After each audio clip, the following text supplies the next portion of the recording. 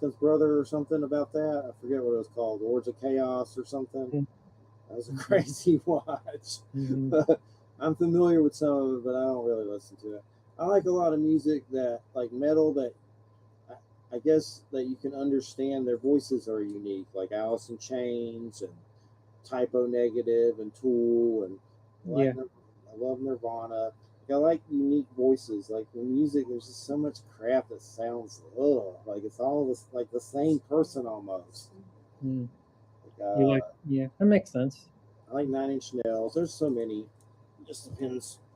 I like Mm. Rob Zombie. I can, it just depends. But lately, I like just a lot of meditation kind of stuff. Mm-hmm. I used to be into Manson. Now that's kind of hard to listen to since he's like a pervert with all this crazy court stuff and stuff. He's always been kind of creepy, regardless. But Mm. not really into that as much. But I used to be. I went to the Antichrist Superstar tour. That was crazy as hell back in '96 in Atlanta. I think I'm still recovering from that one. That was so nuts. But I was listening to New Limp Bizkit not too long ago. That was good. They did a funny one called, I think it's Out of Style, but in it, watch it if you can on YouTube.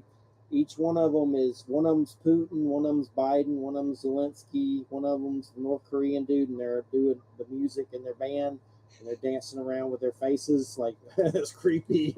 But it's called Out of Style. The video's worth the watch one time at least. My mom was like, I like that, but I'll never watch it again. Yeah. But yeah, but I grew up on a lot of Guns N' Roses and Nine Inch Nails and Beastie Boys and stuff like that. Yeah. Nine Inch Nails was a big one for me too, like in junior high. I think Nine Inch Nails helped me heal a lot of Catholicism, like kind of heal a lot of that Catholicism stuff. Yeah. I Yeah. listened to Pretty Hate Machine during chemo. It's Mm. kind of weird in that album. There's a picture of him and he's got his head shaved and he's like in the sun. That's weird. That's kind of like, I went through the bald stuff too, and I remember listening to that a gazillion times during all that. Pretty Hate Machine, for sure. They haven't put out anything in a while. They put out some stuff. It's mostly like instrumental. I saw them live about, I don't know, 4 years ago, and it was the first time I ever saw them, and they were amazing. And they put on such an amazing show. And I haven't really stayed up to date with their stuff, at all. So a lot of their set I didn't know, but um, so good. Yeah, it's good for sure. They Yeah. It's put out a lot of weird electronic albums that are just no singing or whatever, just weird stuff you can buy at a site or something. He's done some soundtracks. I know he did that weird soundtrack for The Watchmen, that HBO show about the comic book with Alan Moore and all that. They did that whole soundtrack. That was pretty weird. The show was decent; it wasn't bad. But When you say weird, what do you mean? like weird for what? Just weird in general? That in general, or just right now when you said it? Yeah. Yeah, I don't know. Weird for me is just anything out of the ordinary. I guess I associate weird with paranormal more than anything. Uh, I mean, there's been some things that I've seen that I still can't explain. For instance, one of my bigger experiences was me and a friend saw some small hooded beings in the woods standing around a black box. And they were like, kind of like Jawas, but not that fat from Star Wars. They were skinny, you couldn't see their faces, but three cloaked beings, like in hoods, standing. A black box was in front of them, and that's weird. And That is somebody weird. reminds me of Phantasm or something. They're going to take you, the little dwarfs in Phantasm, but Yeah. I didn't even know of that movie then. But a cat jumped towards them and they vanished. Huh. Oh, wow. And we had been partying and stuff, and sure we were experimenting with stuff, drugs and stuff. But we both saw it, and It's just something you don't forget. But one of the big ones I've always seen is the beings of light. It's been a while since I've seen them, but they just seem like us, maybe without our bodies. I guess that's what I guess they are. I mean, I've heard aliens, angels, and I've heard everything that you could think of. But I kind of wonder if that's what we are in these bodies. I've seen that we're a star in these bodies, which is kind of weird to think of. Our stars, deities, or human souls, or just whatever. Yeah, well, there's definitely a lot of connections that I've heard too, and about the Fae, the Fae folk, and angels, and UFOs. That connection that um, they're related. They're like in relationship with each other in some way. Either they're the same being, or they're just like different orders of being or something. There's connections with UFO stuff and fairy lore, being taken, and the Yeah. mark of the fairy mark, and seems like the same phenomenon, just dressed up in different ways in a lot of ways when it comes to it. And just the UFO subject in our world now, how crazy it is. With those balloons, and supposedly they shot down UFOs, but they never really told us what they were. Could have been foreign nation weird stuff, drones or whatever. Who knows? It could have been an alien. I don't know. We don't know. They don't tell us, but we're definitely living in an age where UFOs is a hot topic. And then we even had that released from the Pentagon, all that weird footage and stuff like that. So I just think there's like another civilization that lives here amongst us that may control it on some level, but it's always been here. Uh, I don't know, may be nefarious, may not, maybe a mixture of different, beings here. But it's definitely fascinating. One of my favorite UFO documentaries, if you've never seen it, it's Dan Aykroyd's UFOs Unplugged. The actor, Dan Aykroyd himself, smoking a cigar talking about UFOs. It's on YouTube for free, but it's pretty good. A lot of good footage. You had any UFO stuff? Ever seen anything weird UFO wise?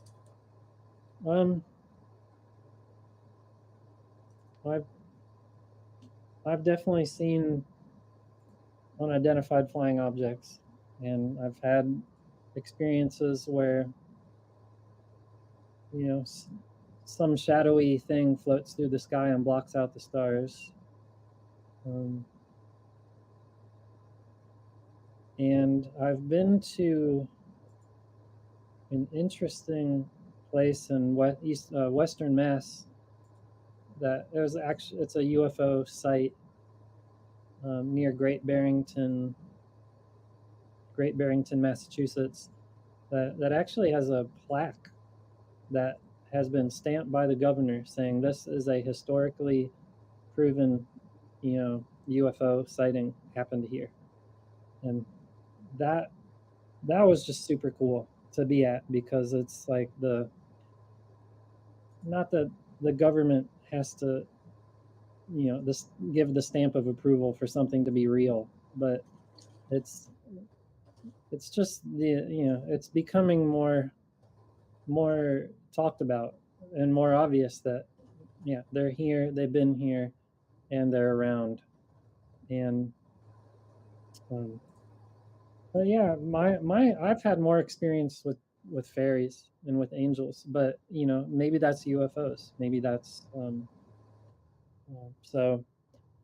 But What are your fairy experiences? I've had some weird ones where I went out into a yard once and saw silver lights in trees, and it was almost like there was Christmas lights, but there was no electrical cord, and it was almost like there was something, fairy-ish in the trees.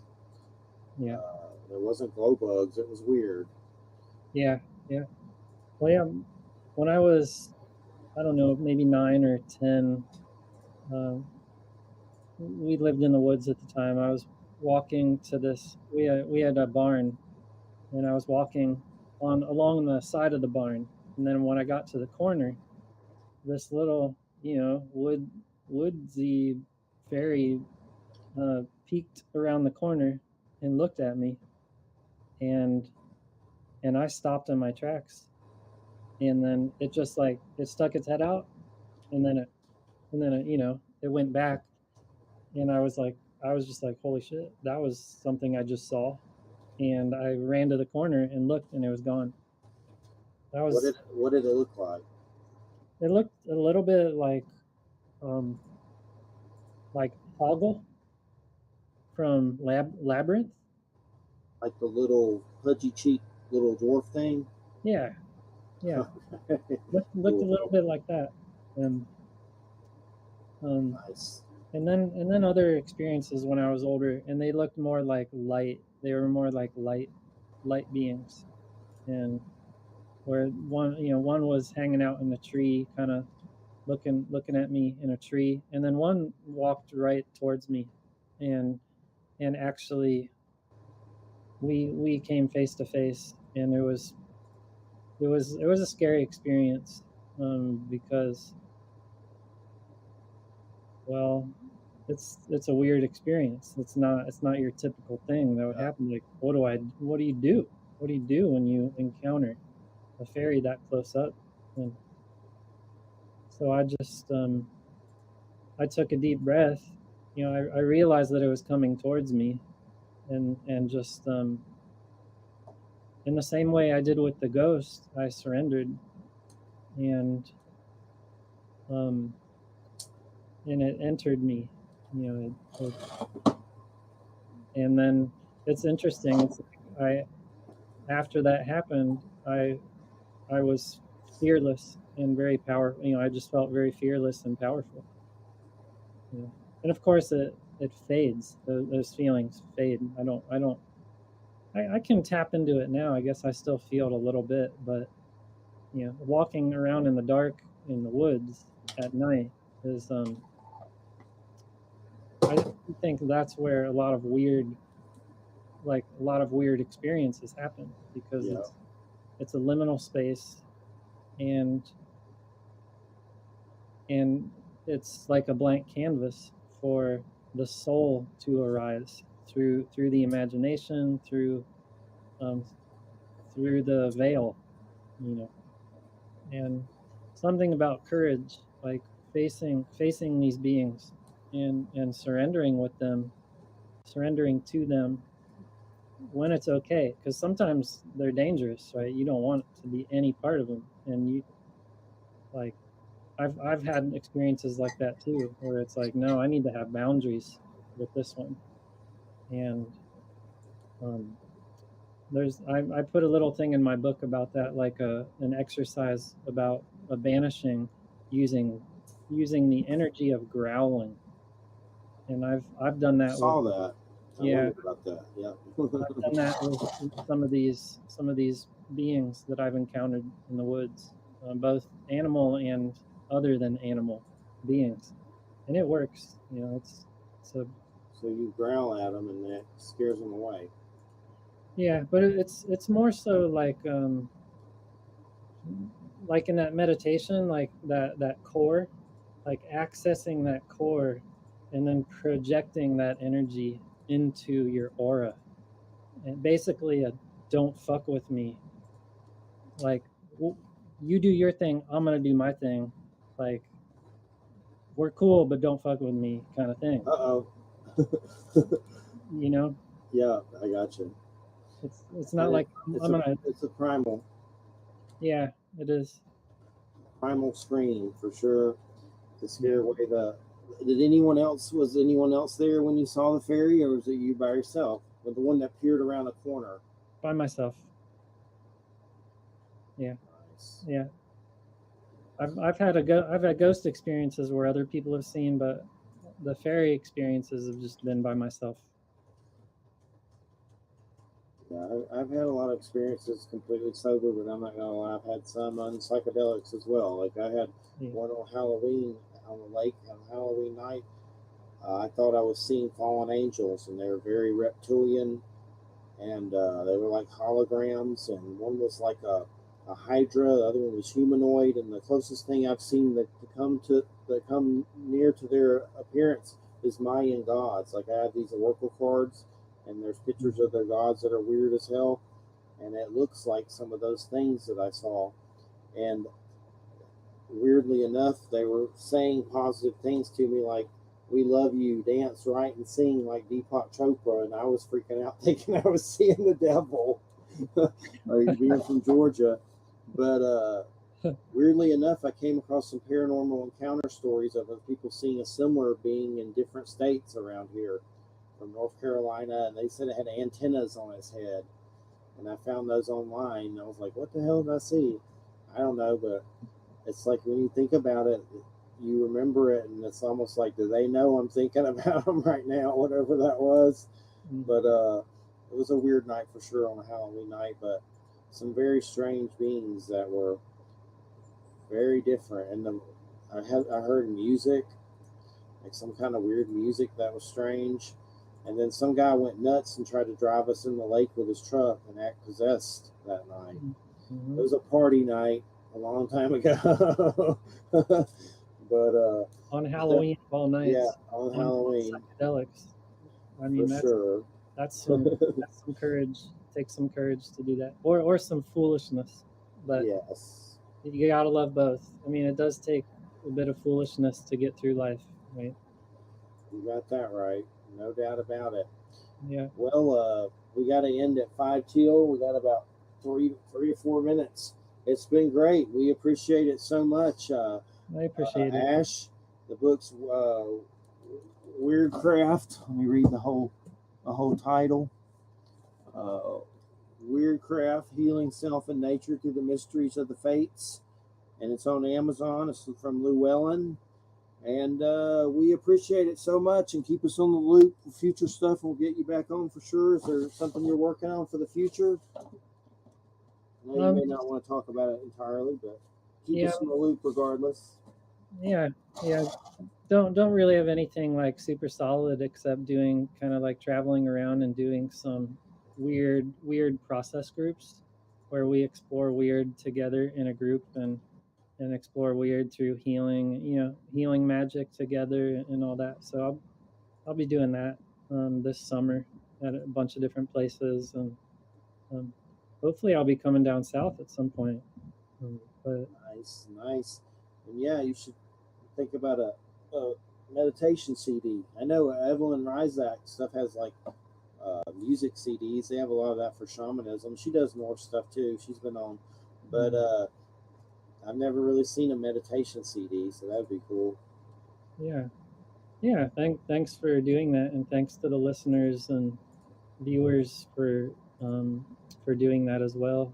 And thanks for having me. It's really fun conversation. And Yeah, I appreciate you help carry me through. I don't even have a co-host tonight, so I've had a few yeah, crap weeks of dogs passing away and all kinds of crap. So I appreciate you carrying me through, and the meditation. I felt some bada bing health Thor baby. yeah, cool. But yeah, but we appreciate it. Thanks so much. What's your website and everything? It's www.weirdwildweb.com, and that's weird with a Y. All right. Well, we appreciate it. Keep us in the loop, and thanks so much. Take Yeah, care. I'll send you the archive when it gets up. sounds good. Thank you. All right. Take care. You too. All right, everybody. You're listening to United Public Radio 107.7 FM New Orleans. Thanks, everybody, for listening. And gosh, who's coming up next? It's not Don Webb. I don't have to look. My memory is just toast. Let's see. I have it right here. I read it out earlier to you, so I have to look at it to remember it, which is bad. But J.D. Walker, that's about Celtic stuff, trees and spirituality and stuff. The 24th Carol Day, that's shamanism. We know you always like to get our native on. And then Rob and Trish McGregor. They haven't been on in a long time. I got a hold of them not too long ago. They got a hold of me. They're coming back. That's from the oldie goldie days. So they do a lot of synchronicity and stuff. Then April 7th, Don Webb. That's going to be a good one. How to be a wizard. But all right, everybody. Well, thanks for listening. And I hope y'all have a good weekend. Finished up Willow. That was a hard watch. I didn't hate it, but something was off with it. Like it wasn't as good as the movie. Try not to hate on it too bad, but it was, I don't know, something about throwing in the modern weird pop music to battle scenes. It wasn't the best. I hope they save it somehow and regenerate it. One of my most anticipated shows, though, before I end, is Brian Fuller, the guy that did Hannibal, which they cancel like freaking morons at NBC. He is doing a Friday the 13th prequel series on Peacock about Jason Voorhees' mother. He's also doing a Christine with Stephen King, so that should be interesting. But that series should be pretty crazy on Peacock with Brian Fuller and some like Jason Voorhees Friday the 13th prequel series. Let's check that out. But everybody have a good weekend. Good night, everybody.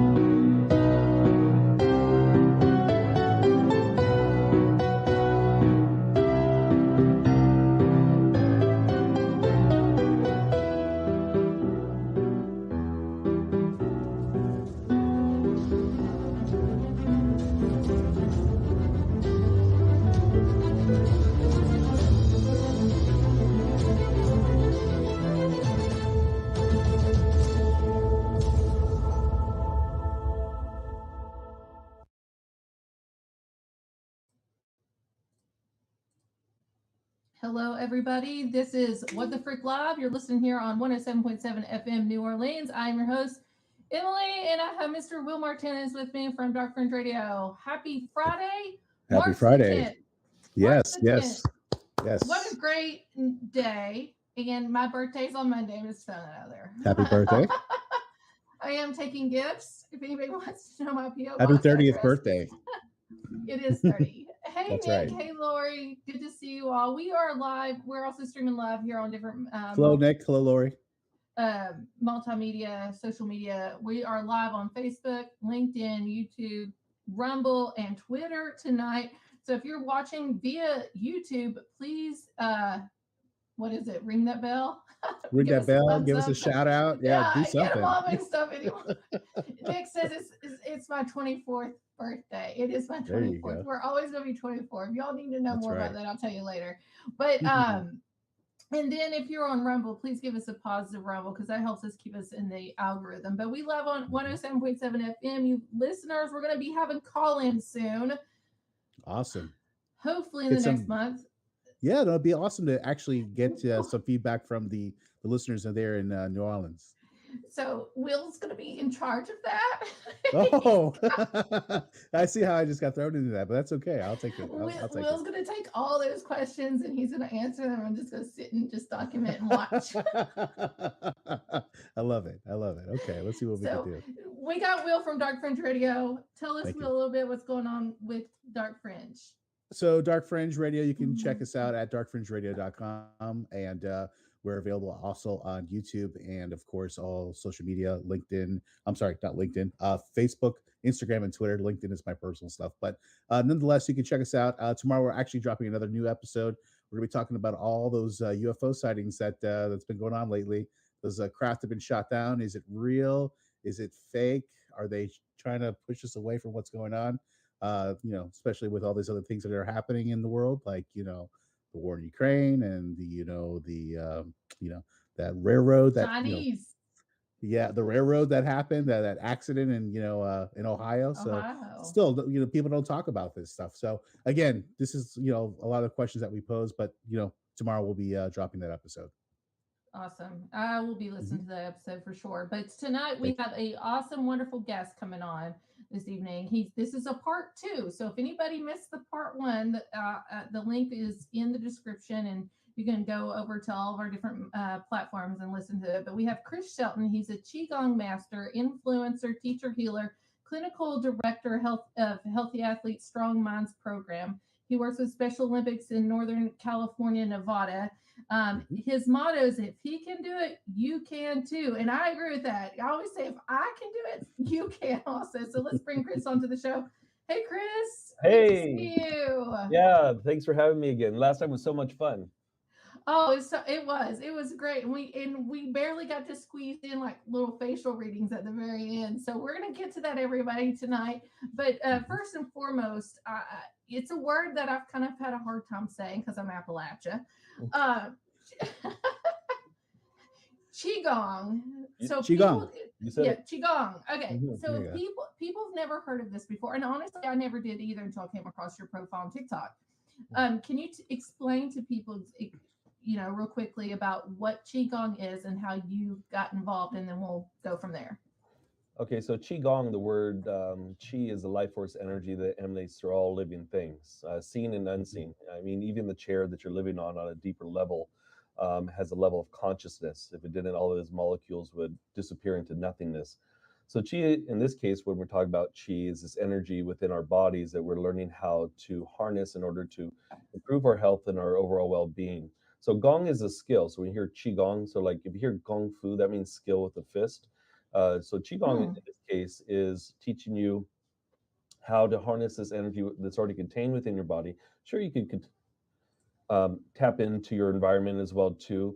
And but most importantly, not only does it help you improve your health and well-being, but it helps you work on emotional trauma. And because most people don't know that different internal organs of the body house or store different emotions, negative emotions, and when those are not processed correctly, then that shows up as inflammation and disease. So my motto is that the superior doctor is one that can prevent disease before disease sets in. So how can I teach you to become your own superior doctor? How do you do that?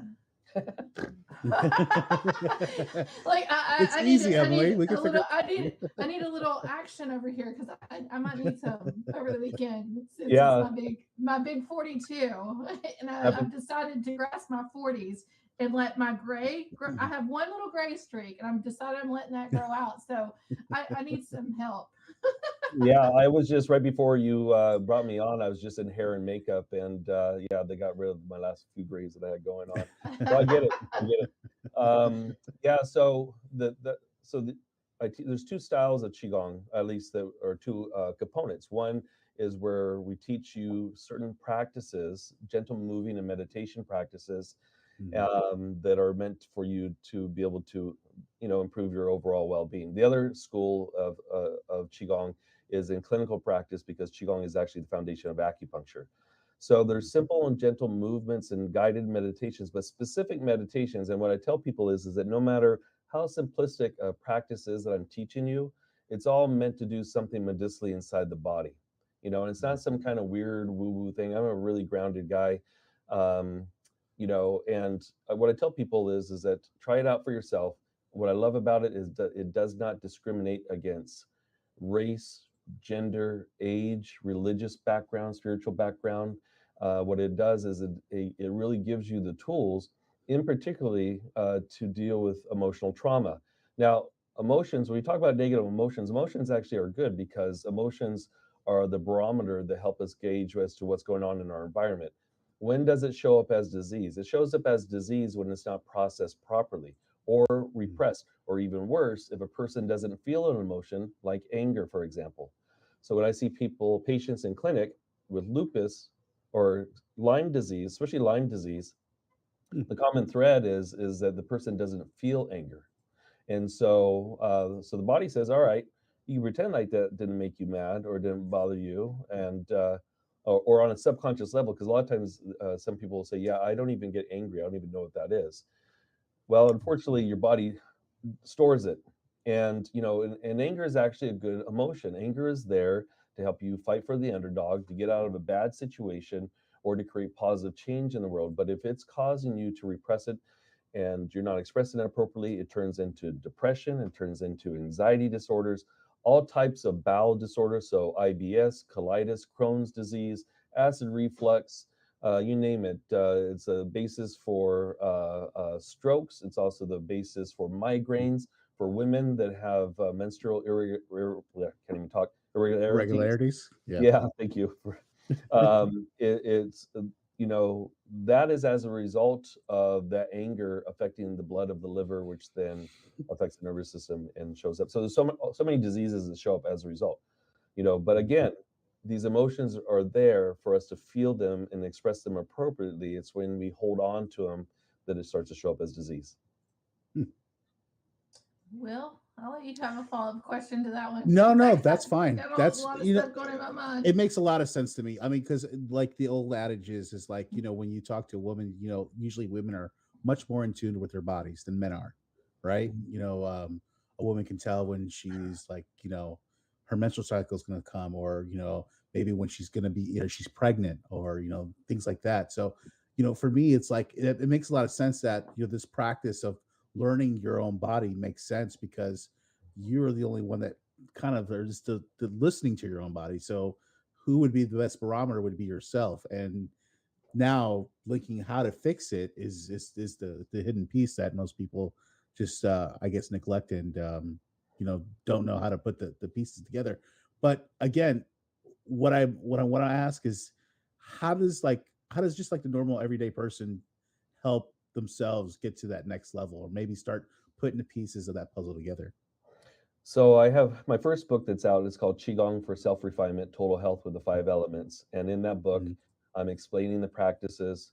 And that book actually corresponds with my YouTube page, Chris Shelton Qigong. And I have the 30 days of Qigong on there. And it's like you're taking 30 weeks with me at my studio, my old studio in San Jose, California. And so each day I talk about the practice, and then why we're doing the practice. So the first 20 minutes is an explanation, and then what is the medicinal aspect that we're going after here. And then from there, what happens is that then I teach the actual practice. So each day builds on top of the next. And so that's one avenue. Another avenue is, and we started this during the pandemic, is the Chi Club, and it's live on Zoom Monday, Tuesday, Wednesday, Thursday from 8 to 8:30 a.m. 8 to 8:30 a.m. Pacific Standard Time. And what's cool is we have people from all around the world and that are members, and it's a half-hour class. And if you can't watch it live, you have the recordings for up to a week. And what's cool about it is that as I'm teaching the class, for example, and I'm saying, okay, let's do this movement for the heart, or let's do this movement for the liver. I'm explaining, well, what are some of the functions of the liver? What are some of the functions of the heart besides the heart pumping blood and governing blood and such? I'm talking about the emotional component. So then what we do is that to make it into a more mindfulness practice, I'll say, for example, because most people don't know that anger, frustration, hatred, resentment, irritation, even somebody being too controlling affects the liver. And then this are all those illnesses or inflammatory diseases I was talking about. That's where it stems from. So I'll say, well, I want you to focus on a situation, past or present, who's involved, what's involved, and then feel that, visualize it. And then I want you to imagine a green cloud filling up into the liver. And the reason why is because the color green associates with the liver and the gallbladder. And then as you do the movement or the healing sound, you allow for that to release like a dark cloud going several feet away from the body and going deep into the ground. So unlike conventional therapy, where sometimes you go in there and they dig up stuff for you, and it's kind of like they pick the scab and you leave there, you're like, oh man, I feel worse than what I did when I first walked in. Oh, I've done that. Yes. Yeah. I've done that in therapy. Guilty. Yeah. So I'm asking you to pick the scab, yes, but I'm giving you a practical tool that you could take with you everywhere or anywhere. And you don't need special clothing, don't need a special yoga mat or nothing like that. And the key difference here is that most people, like I said, don't understand or don't recognize, because they haven't been taught, that different emotions attack different organs. So if you connect with the emotion, connect with the circumstance, connect with the organ, and then also, like I said, you can imagine in color green, let's say if we're talking about the liver, all that's what creates the release in the body. And that's how the body transforms. Because how I transformed my life, how I got introduced into qigong, it was was simply because of, well, by fate. I mean, God definitely guided me, and this is what saved my life, because I was going to end up dead in prison or both. That's the direction of my life.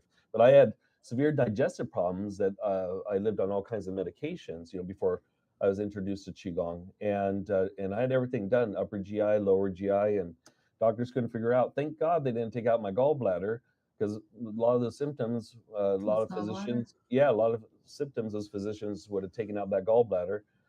And after about 6 months of doing these qigong practices, as my back was healing, the realization one day I woke up like, wow, when did I stop living on the antibiotics? When did I stop, living on the Tums? And I had severe allergies and sinusitis. I lived on antibiotics and medication all the time, and it was just like this realization, like, wow, man, when did that go away? So I couldn't give you an exact pinpoint day, but one thing I can tell you is that it changed. And then from there I realized, man, if a simple gentle movement and specific meditation could do this to me, there must be something to the medicine. So that's when I started studying classical Chinese medicine. So I have a follow-up question, and then I'd like to maybe possibly go into the face, because all these things are linked to facial features, right? So before we went live, we were talking about I went through a very, very hard time, and what helped me, and I have a relationship with Jesus. I'm a Christian too, and I believe in vibration. I do believe in that. And what helped me calm me down the most, especially in the evenings, because it felt like evenings were so bad, is the singing bowls, the vibrations of that. Now, qigong, you're talking about movement, and then you're also talking about vibration. Is that the same? Same. Yep. It's the same as whether you're using tuning forks or the singing bowls. It's giving off a vibration. All of us humans, we give off a vibration too. And yes. Most of us, what will happen is that when we get too attached to worldly things, then what happens, it doesn't mean you can't have nice things and all that kind of stuff. It just means non-attachment. When you get too attached, that actually bogs down your energy. So yes, I'm talking about a vibration. I'm a Christian as well too. And what's interesting is that when I see a patient in clinic, I take something called SOAP notes, and which is taking on the intake and stuff like that. But when I go to take in the treatment strategy, when I go to write the treatment strategy, I believe it's Jesus communicating with me or something, because something will tell me, no, you need to do X, Y, and Z instead. And then what I do is I don't argue with it. And so that's how I ended up in Los Angeles, California, seeing all of my old friends, high profile clients, because of the results. Because yes, everything is a vibration, everything resonates at a certain frequency. And what will happen is that as you undo these layers, so to speak, of past trauma, then your vibration becomes higher and your understanding. So to me, when people say to communicate with God or to communicate with Christ, that comes in more when you silence the noise inside of yourself, so you could hear the communication.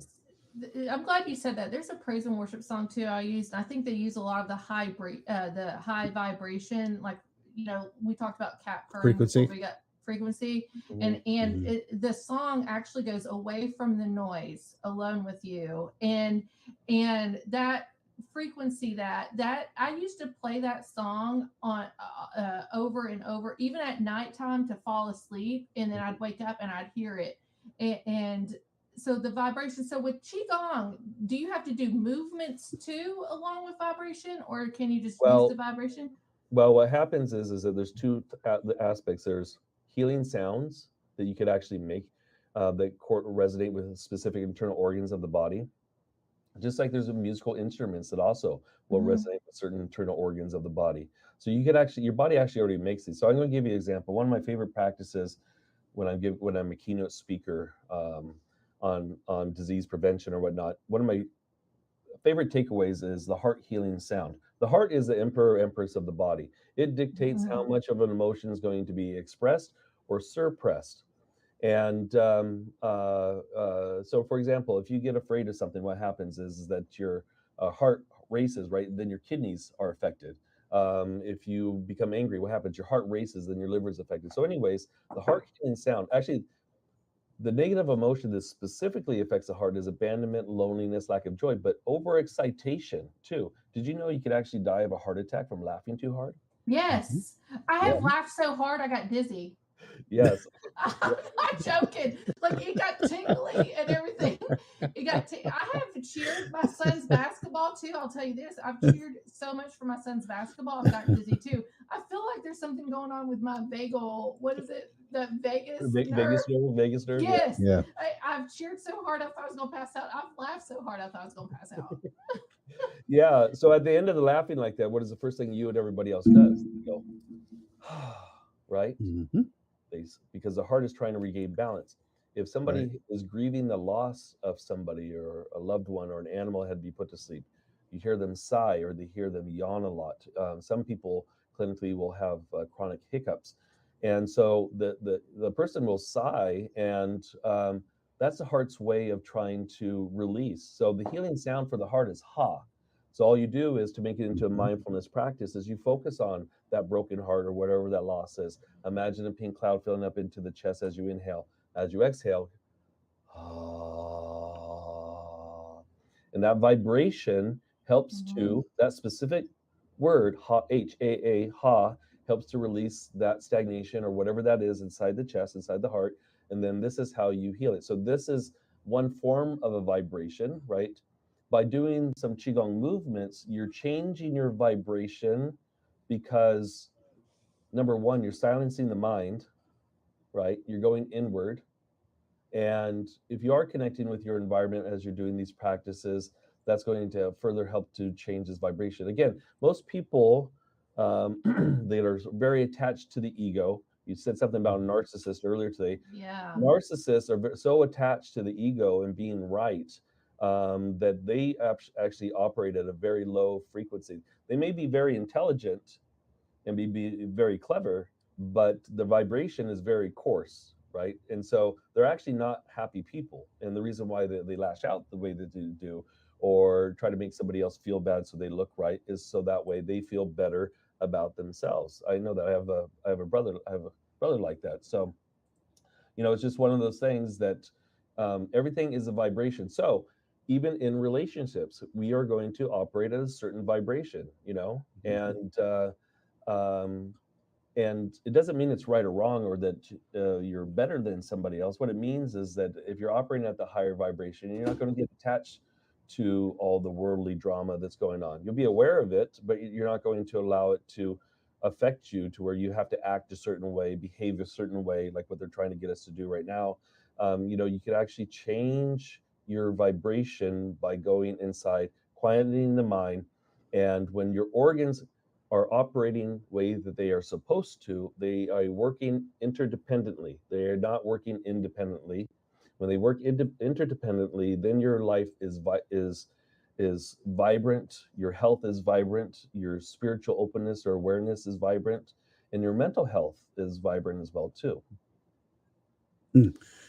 Chris, can I ask you a question? I wanted to know, like, what happens is, if you're a person that is trying to get yourself in the right, vibrational, path and, trying to get yourself, set in that way, you do all the right things, but, maybe you have a partner or people that are around you that you maybe live with you or whatever the case may be that constantly give off that negative energy. What does a person do to kind of like maybe shield themselves from that, or maybe not, empathically take in, that obviously that energy that some people just unfortunately, do. Like, for instance, myself, if I'm around a lot of negative people, I feel it, and I can't deal with it too much. So I have to like separate myself from it. What can a person do?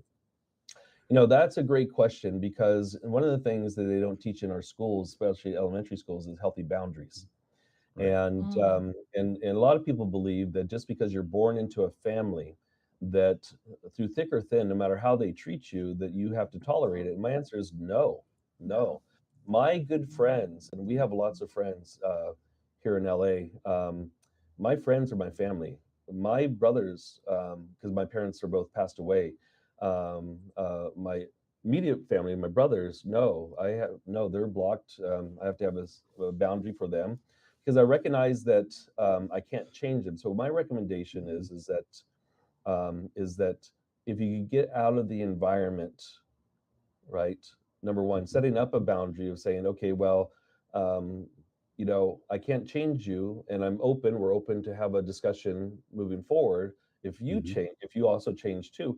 So allowing for that ability to come in, but just setting that boundary, of being able to say, no, this is not okay for me. You're not allowed to treat me this way. And your negativity, I don't, or if they're just very negative people, I don't need to be around you. And so Right. what you, like they say, what you think about, you bring about. The quality of people that Surround yourself you with. is how you become. Jim Rohn, who's one of my favorite speakers on character building and financial independence, he says, in order to um, surround yourself with beautiful people, make yourself beautiful. And what does that mean? That means you go inside you. Oh, So right, you have to change I yourself. like that. And so as you change yourself, what happens Makes is sense. that you're going to attract people. And it doesn't mean exteriorly beautiful. It could mean that, but it really means the people that get it, right? The people that, and we saw that over the last couple of years, the people that are awake and see what's going on, and the ones that unfortunately are still asleep, right? Right.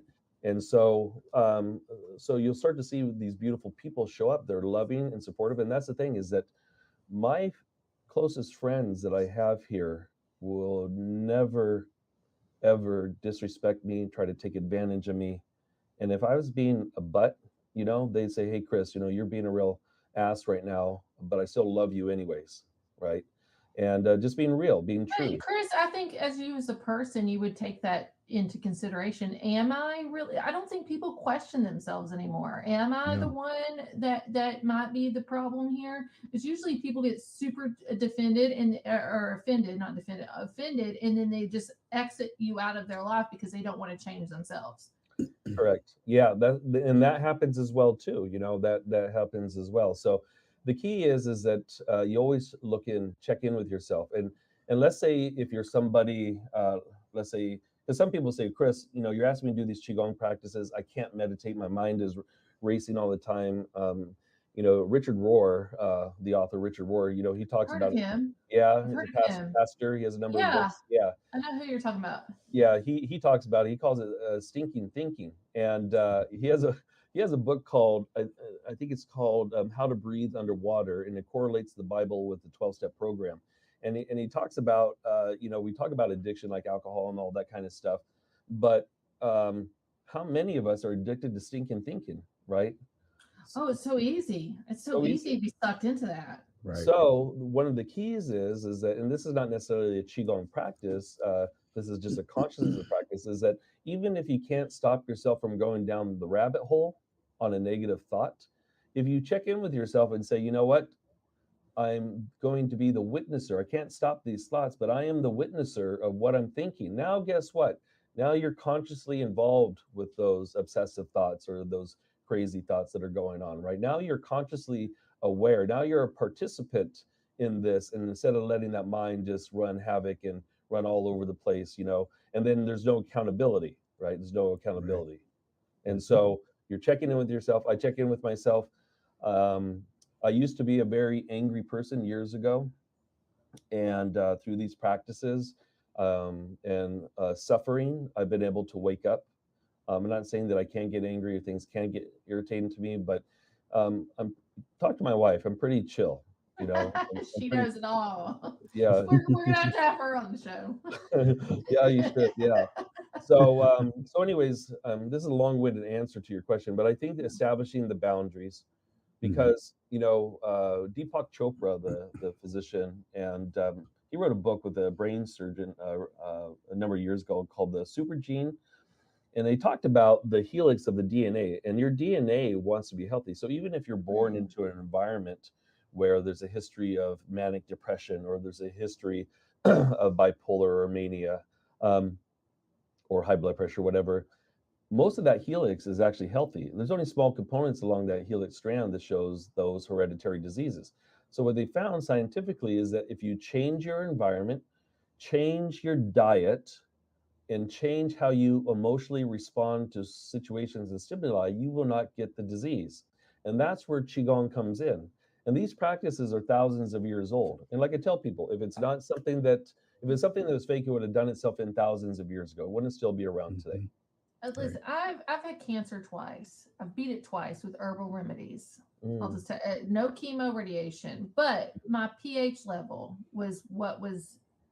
So with Qigong, when you're sitting here thinking about this, is this also, when you say diet, is it for us to be aware about our pH levels, the acid in our bodies to bring down the inflammation and everything too? Does that all mesh it all together? it all meshes together because like in my world of nutrition, according to Chinese nutrition, food is medicine, not just food. And the difference between Western nutrition and Eastern nutrition is that in Eastern nutrition, we understand the value, the mineral values, the supplementation values that it comes with it, but also we recognize that different flavors of foods benefit certain different internal organs of the body. We also understand that cooking styles, believe it or not, changes the energetic properties of food. So I'm going to give you an example. If you take a raw onion, that raw onion is pungent in nature, and it's going to benefit the lungs. So anytime we have any lung abscesses, we have phlegm or pneumonia, we're going to recommend pungent foods, onions, garlic, ginger, mint, and those kinds of things. Now, if you take that same onion and you bake it, now that onion becomes energetically pungent and sweet. So now you're benefiting your lungs and your spleen. So you see the difference? So we're really looking at how different energetic properties of foods enhance the body or create disease or create a condition to get worse. So I'm going to give you another quick example since we brought up food. Let's say somebody's vomiting profusely in a fetal position. They have the classic stomach flu. Right. Well, you're not going to want to give them Gatorade because they're going to vomit more. You're not going to want to give them, what's that, kale pectate? What's that pink stuff? I don't know what that stuff is. Pepto-Bismol. Pepto-Bismol, yeah. I gave my son that just the other night. Sorry. So instead, you're going to ask the patient, well, do you want something hot or cold? And if they say, and if they're in cold. Yeah, so if you're going to say cold, then they want energetically cold. So mint tea will help them. So yeah. When I'm sick, I will go up to Dairy Queen because it's just at the end. And Dairy Queen's probably not the best choice, but when I'm super nauseated and nothing's helping me, a mint milkshake, a small mint milk, something with mint with me when I'm nauseated. So if I'm at the hospital, give me something cold. Yeah, energetically cold. Yeah.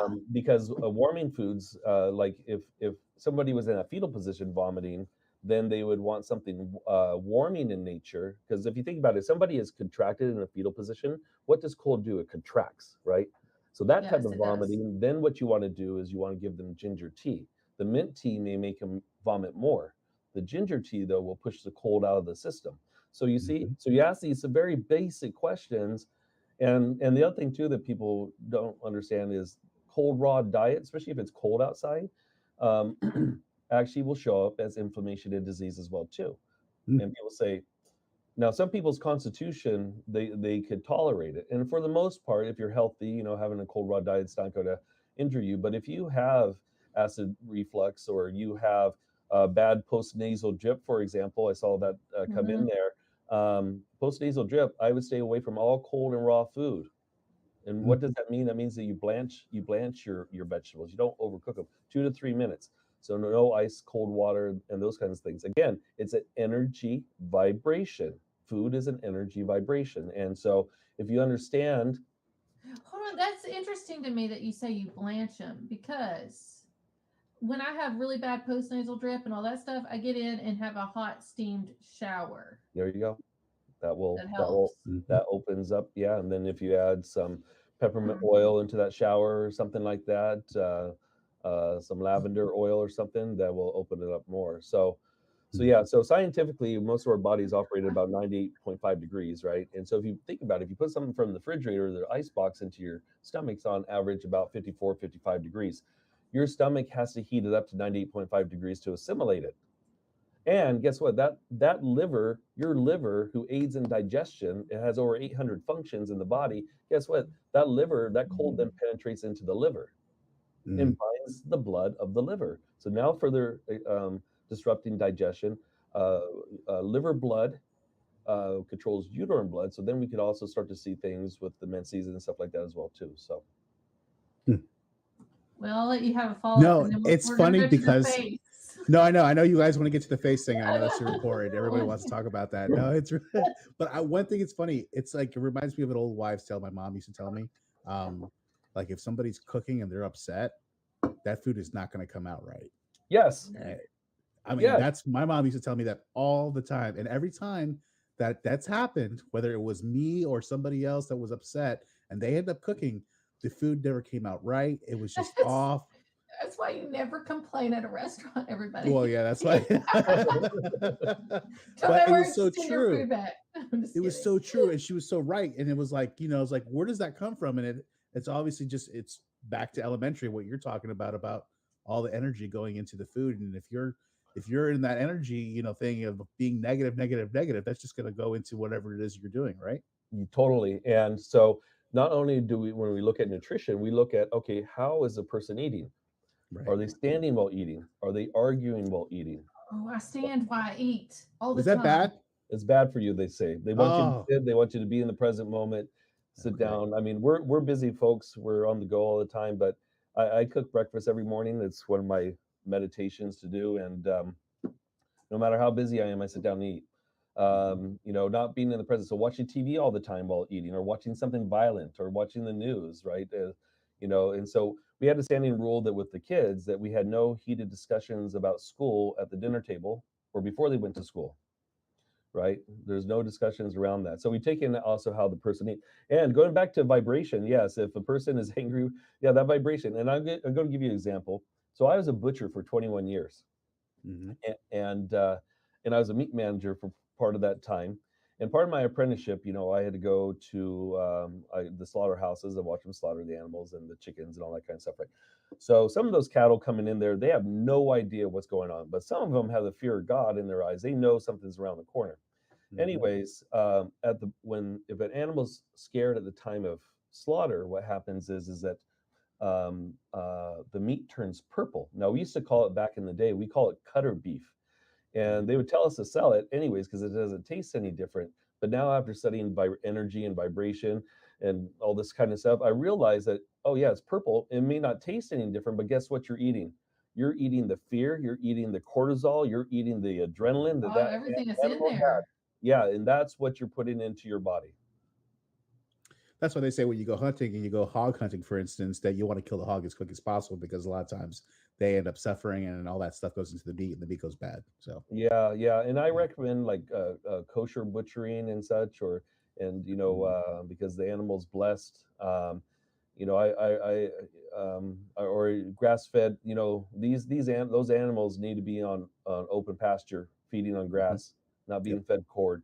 And so how the animal's taken care of is of utmost importance. And yeah, so this is a whole another subject that we because this is making me worry about like the attack on our farmlands and what happened in East Palestine, which is 2 hours from me. Oh man, no. Yeah, well we're seeing what's happening with the food chain, right? We see what is coming around the corner. And you have to be aware. I did my own research last year, called it America on Fire, with all of the burning down. Like it was way more than what anybody else was putting out there. I was on several podcasts with it, but you know, they're burning it down. Our chickens, cows, all that stuff. Yeah, this is crazy. Yeah. So this just means part 3, Chris, is all I'm going to say. Part 3. Yeah, I'd love to be able to get. We can go down that rabbit hole too, you know, and you know, we serve people from all walks of life, and one of the things our biggest thing is self-empowerment, and self-empowerment Yeah. comes through knowledge. I'm not going to force feed you knowledge. I'm going to give you little tidbits of information. Now you can take it or leave it. It's up to you. But I say, try it out. Research more. Research Yes. different podcasts, news organizations, whatever. The information is out there if you want to educate yourself as to what's going on. And and the key is that to be aware because you're a contributing factor to the whole. So even if you're somebody that's not going out there rioting, burning down, breaking in, building windows or whatever, being part of a demonstration or whatever. But if you're sitting inside your house and you're egging this on, like you're like, yeah, yeah, this is a good thing, yeah, because the country's been so divided now, and if whatever side that you're on, and you're egging on that behavior and stuff like that, guess what? Even though you're sitting inside the house, that vibration still connects to the Oh, oh, it's it's a spiritual. connection. It's It's a spiritual connection. warfare. Yeah, it doesn't matter how far away the person is. We're all interconnected. We're all interconnected. I was talking to my boxing coach this morning before heading over here, and one of his good friends had just passed away, and like I told my coach, yeah, when people say that we're all separate, we're not. We're all integrated. We're all integrated, and we all have to face that one moment when we transition, right? So death is something that none of us are escaping. And so we really have to look at how can we be harmonious with ourselves first, love ourselves, change our own internal vibration, and then that's how you change the vibration of the planet. This idea of the war on fentanyl, I saw an article, or the war in So, Ukraine, we're going to create more war. Well, you have that kind of rhetoric, and guess what? That's an energetic vibration that's going to resonate out there. Or I hear people say, oh, I'm going to have a war against the anti-vaxxers. I mean, how many people I heard say that, people that weren't vaccinated should be shot and killed. You have to stop and look at how those words penetrate outwards. But oh, even your those words words have power.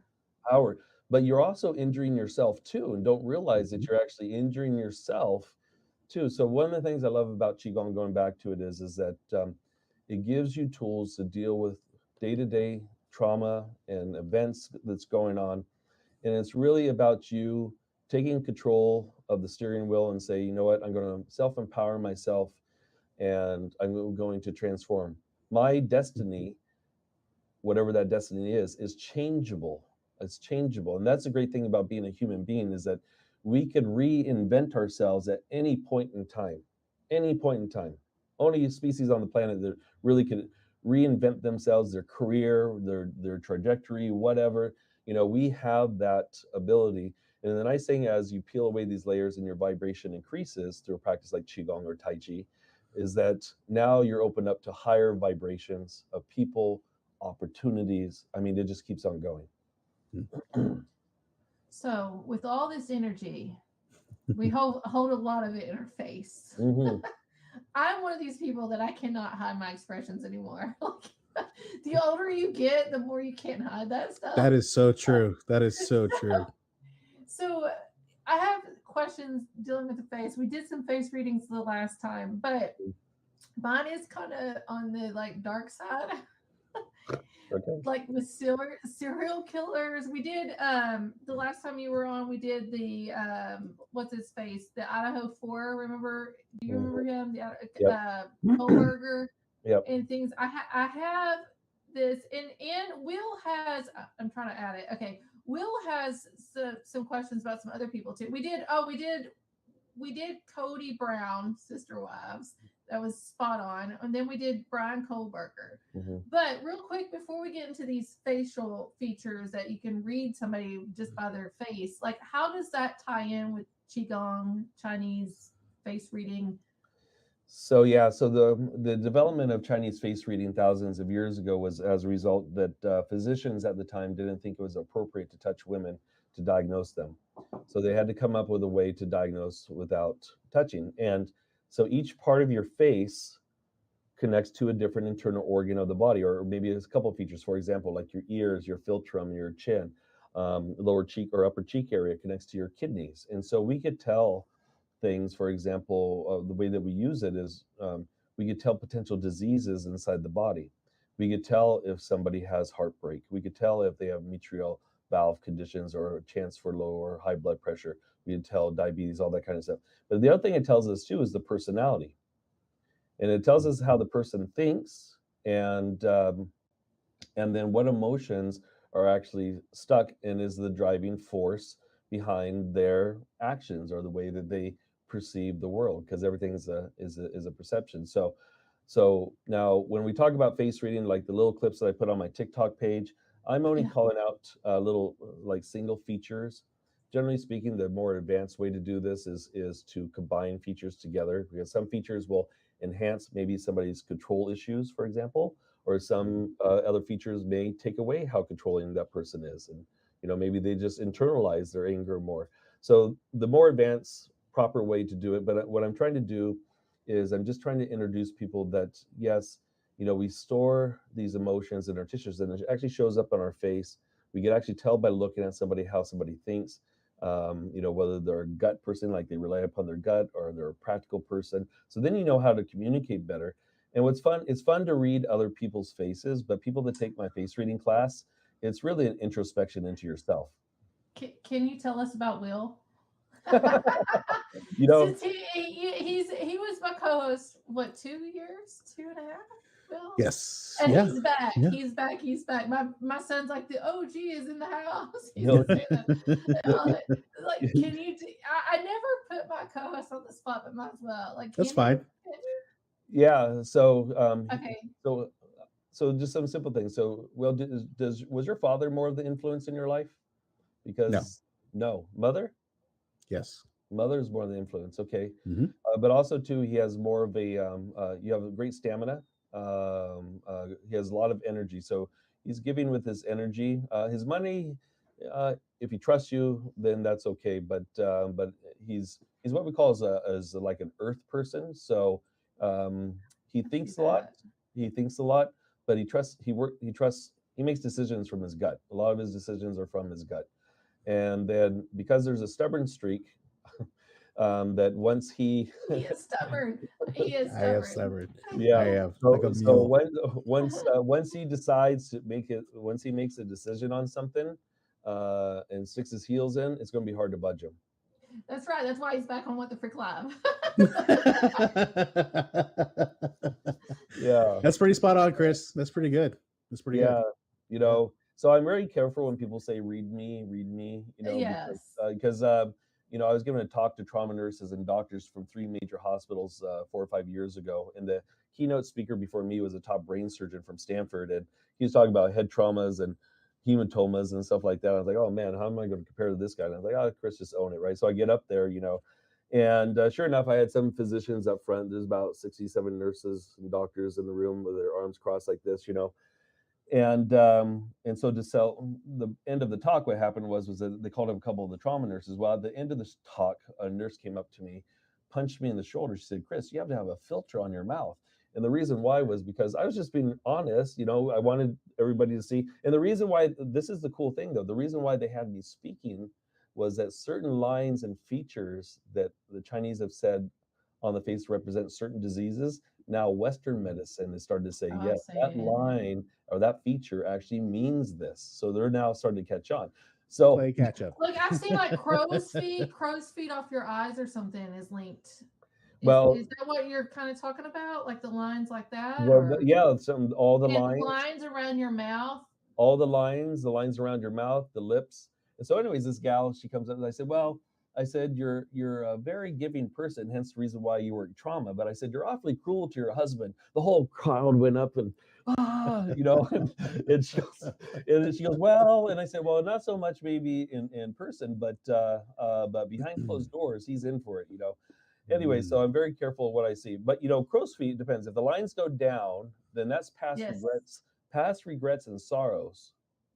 Line goes up, it's been happy, right? You feel like especially if there's like a few lines that go out horizontally and up from the outside of the eyes, those are people that flirt a lot. So you can play around with them. You can play around I with need them. injections. I'm just kidding. I'm kidding. Or that, or you just not flirting as much. That's all. I never leave my house. I'm not flirty. But I do have questions because we did the Brian Kohlberger. Now I have Ted Bundy up here. These serial killers, because I'm all about true crime.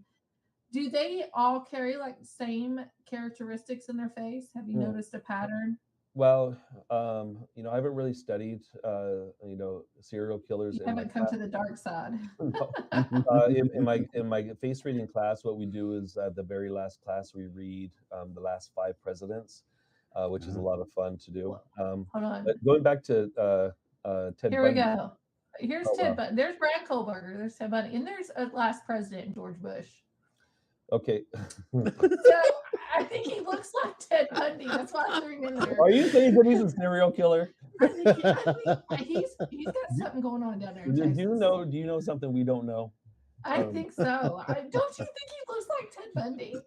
Kind of, yeah. A little bit, yeah, a little bit, yeah. Okay, so what do they have in common here? Okay, so Bush there, he has what we call as a crooked mouth. Now, normally, and same with the guy up on right above him too, has a crooked mouth. You see how when the lips are together, see how that line is a little bit wavy where the lips meet? Mm-hmm. The more wavy that line is, the more that the person tends to lie or bend the truth. Kohlberger though, over there on the he's the Idaho 4 possible murderer. It looks like that's straight, the top. Well, he didn't lie about anything. He got caught and he told everybody, yeah, I did it. So yeah.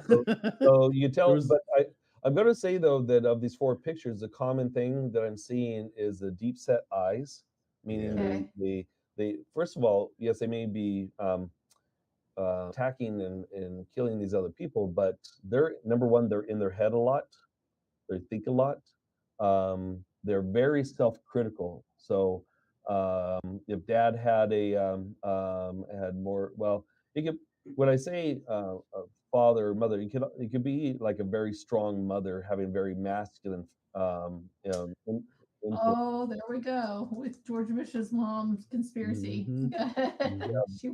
And so it doesn't necessarily mean a man. It just means that whoever was the primary person to raise, they had very masculine traits about them. And so we see the deep set eyes like that. So they brood a lot. So they're very self-critical, but they're critical of others. And the eyes are small like that because they don't trust. They are conniving. And then anybody, especially with thinner lips, when you have the thin lips like that, then they tend to be more cold.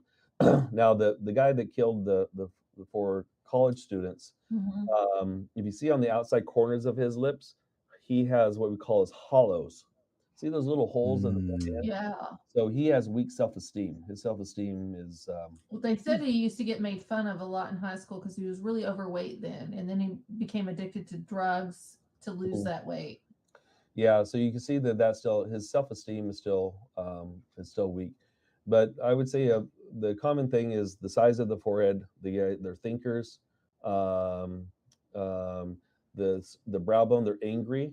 Also internally angry, meaning they brood over their anger, and they probably keeps them up at night and such. And we tell that from the subtle lines in between the eyebrows there, and then testosterone, the amount of testosterone that they have. We can tell that by the bushiness of the eyebrows and the chin, the strength of the chin. Look at everybody has a strong chin here. Yes, they do. So they have a strong will to survive, a strong, never give up. Yeah. Maybe? Yeah. And the one up on top there, is that Ted Bundy up there on the very top? Ted Bundy top right, Ted Bundy lower left. So up on the top right picture, you can see that he's burning at that point in time in his life, he's burning the candles at both ends. You see the 3 whites around his eyes there. That means he's burning his adrenal system. Normally, you'd only see like George Bush there. You'd only see the cellular on the left and the right side. But when people you can see underneath, or they call it 4 white sides of the eye, where you could actually see the around the iris is whites around the eyes. So if you see that, they're really bugging out and burning the candles at both ends. Speaking of oh, go ahead, Chris. I'm sorry. One interesting thing though about serial killers is that they found, at least according to Lillian Bridges, who has a book called The Face Reader.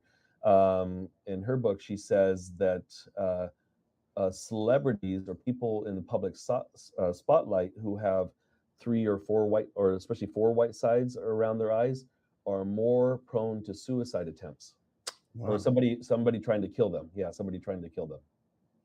There's something in the psyche. Question about the eyes, because I was diagnosed about 2 years ago with thyroid eye disease, and I have lid lag, is what they call it. When my eyes like can go down, especially if I'm under a lot of stress and things like that, like you will see a delay in my eyelid looking down or looking back up. We can call them crazy eyes. Wendy Williams, which she has the Graves' disease part of that. I don't have that. I have lid lag from thyroid eye disease. Can you tell? I mean, the eyes is like a gateway to your soul. I mean, you can tell. So when somebody has that shifting, can you tell like there's something else going on with them other than maybe not like emotional, but health wise? Well, yes, we could tell the health of it, but again, even in Graves' disease and in that condition that you're talking about, is not processing anger properly and resentment. That's what that is. And so when I'm stressed out, I'm angry. And yeah, so that's why it acts out a lot more. Yeah, so one of the things that the liver does is it controls your eyes. And now the luster of the eyes is controlled from your heart, but the eyes itself, it's the liver. Because my doctor told me if I drink more alcohol too, not that I drink a whole lot, but she said if you drink more alcohol, it can flare your lid lag. Totally. Yeah. Yes. Yeah. Yeah, because it's a liver dysfunction, that's for sure. Well, so let's speak. Ed, I have this, and then I have one that we got about 5 minutes left here. Oh wow. Britney Spears, and then I have one that Will sent me today, Dave Chappelle. Oh. But so this is obviously has been airbrushed, but here's her, and then I'm going to put them both together. She's been on lithium for a very long time, supposedly. Yeah. And drugs can change somebody's face shape. Can you tell us, like, what you see between these two?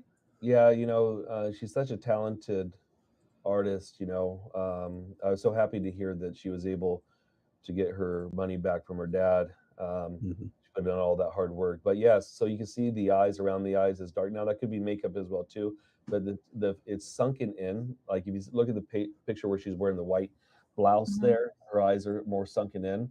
On the cheekbone. I'm not talking about the eyes itself, because she does have what we call deep set eyes, how far back the eyes go. That shows a kidney dehydration. And addiction, we talk about any kind of addiction or over-the-counter drugs or alcohol, whatever, it affects the liver and the kidneys and the pancreas as well too. And so what you're seeing is a kidney dehydration, kidney deficiency. And also too, you barely see it on the outside of her temples there, but you see because it's they're sunk in. That's the sign of addiction. We see people with they're prone, and it could be to porn, it could be not just to chemicals and drugs and such, or alcohol, but and addiction. It seems like though between this younger picture and this picture here, her heart got softer, meaning her heart opened up more, because her eye shape actually changed to kind of down. Yeah, like it looks down. See how it goes down like this a little bit? Now, if they went the other way, then that's somebody that tends to be more mean, or, but when it turns down like this, then they have, like, she probably loves animals and, I'm sure she does. Yeah, creature comforts and stuff like that, but past regrets, yeah. So. We got Steve Chappelle now, or not Dave Chappelle. No, sorry, Dave Chappelle. I'm glad you do, and I'm glad that maybe possibly Will does, but I want to see what you say about his face. Well, if we could zoom in a little bit more. So obviously the guy laughs a lot. Hold on a second, I want to zoom in. And one of the things that we can tell somebody laughs at like I don't know if you ever, there we go. I don't know if like he'll laugh at like goofy things too, like Benny Hill. I don't know if you remember Benny Hill back in the day, and my favorite. Airplane, the movie Airplane, that kind of slapstick comedy type stuff. Like he'll laugh at that kind of stuff as well too. he's going to have a long life. We can tell that because the size of his ears, his philtrum, and his chin. And he's a champion. You know, I don't know his full background at all, but the way that his chin goes means that he's a champion for the underdog. So what's bad about him being slammed by these different groups is that if you really listen to what the man is saying, he's not putting anybody down. He's really a champion for the underdog. I think he's gotten a bad rap. He has a lot of energy, stamina, good stamina as well too. He sees the bigger picture in things. I think his mom has more of the influence in her life, in his life, and he could take care of himself, but he doesn't mind having somebody take care of him. And he's definitely a thinker. That guy is definitely in his head a lot, and we can tell also he has lots Do of you friends. think he could be rude and mean? Sure, he has. No, you can see by the brow bone and Okay. the eyebrows. Yeah, he has a temper. He has a temper that he could be controlling. Well, I worked for a high-end security company, and we had security guards for him. And he called me to talk to me on the phone. It was the most. He cussed me out. He called me all kinds of names. I told him I don't get paid enough to deal with him, and I was going to let the CEO of the company follow up with him. So I let him do that, and the CEO of the company backed me, and we actually let him go as a client. Oh wow. Yeah, but I don't know if he's under the influence of alcohol or anything like that. But I talked to him one other time before that. But that night was absolutely crazy. And I picked up the phone and it was like, I had no clue what was happening, screaming. Like, it was awful. It was him. Yeah, no. So you see that in the strength of his brow bone. You see that in the strength of his eyebrows itself, and but also too. Now that we're calling this out, is that his moods shift. His moods will shift like a manic shift. It can shift, and we can tell. He was definitely manic that night. Yeah, because we can tell this by the pointiness of his ears, kind of like Mr. Spock, Okay. kind of the same type of thing. And so you can tell that. And I wonder, by now I'm looking at his ears more, if he had health issues when he was younger as well too, at different periods in his life. But he could definitely get angry, definitely be controlling. But whatever he'd gone through tends to make him, like I said, at least according to what it looks like on his chin, a champion for the underdog, and whatever that means. So just a note to self on Tinder: I will not swipe right with guys with pointy ears. That's it. Everybody listen to this right now. No guys with pointy ears. That is so funny. But Chris, real quick, we're gonna have to let you go, and then we'll close out the show. Can you tell people? I have your website, your social medias in the description, but people via radio on 107.7 FM here. Can you tell everybody where they can find you? You go to sheltonqigong.com. That's the website. All my social media handles are Chris Shelton Qigong, and it's spelled QYGONG. Same thing with YouTube. TikTok is Chris_Shelton_Qigong, and we show up little videos on there. And we have a teacher training program. We have, like I said, the Chi Club that's live. So if you want to deal with stress, and that Chi Club, by the way, was very powerful during the lockdown because people were stuck in fear. I could imagine. Yeah. And so we have that. We also have a mastermind program, and then later on this year, my new book on how to fix back pain is coming out yourself. How to Fix Back Pain Yourself is coming out later on this year, and also my new film documentary called A Healer's Journey is coming out. Love documentaries. I'm gonna have to watch that. Yeah, so it's hitting the film festival later this year. So a lot of exciting things. Yeah. Well, thank you so much for coming on What the Frick Live. We're gonna have to have you come back if you'll there's so many topics that we could definitely talk about. I know. Definitely. My wife says that she goes, we need to just put you in the box, but every time she tries to put me in the box, my arm falls out, my leg falls out. Well, we appreciate you so much. So thank you so much, Chris, and we'll let you go. You, Chris. And we'll talk to you next time. Be blessed. All right. Thank you. There we go. We have Chris Shelton. Qigong. Yes. Qigong. Look.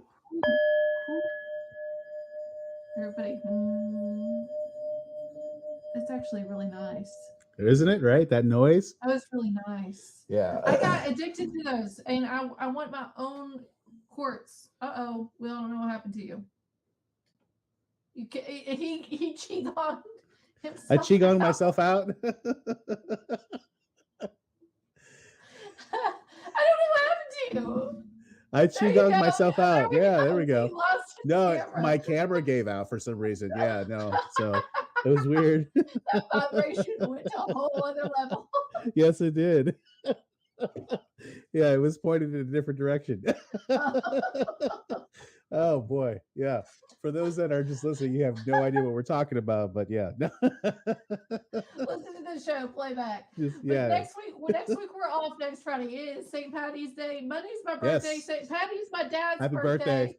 Yeah, so we're off next week, but we're going to be back the following week with Dean Bertram, Midwest Nice. Weird Fest. I love Dean. Very He's nice. awesome. So he has a lot of talk shows and stuff. He's super weird fest weirdo. So Awesome. Looking forward to it. He's in good crowd. So thank you everybody for tuning on, and we'll see you again not next Friday, Friday after that at 7 p.m. Eastern Standard Time here on 107.7 FM New Orleans and on all of our social medias. Love you all. Have a great night.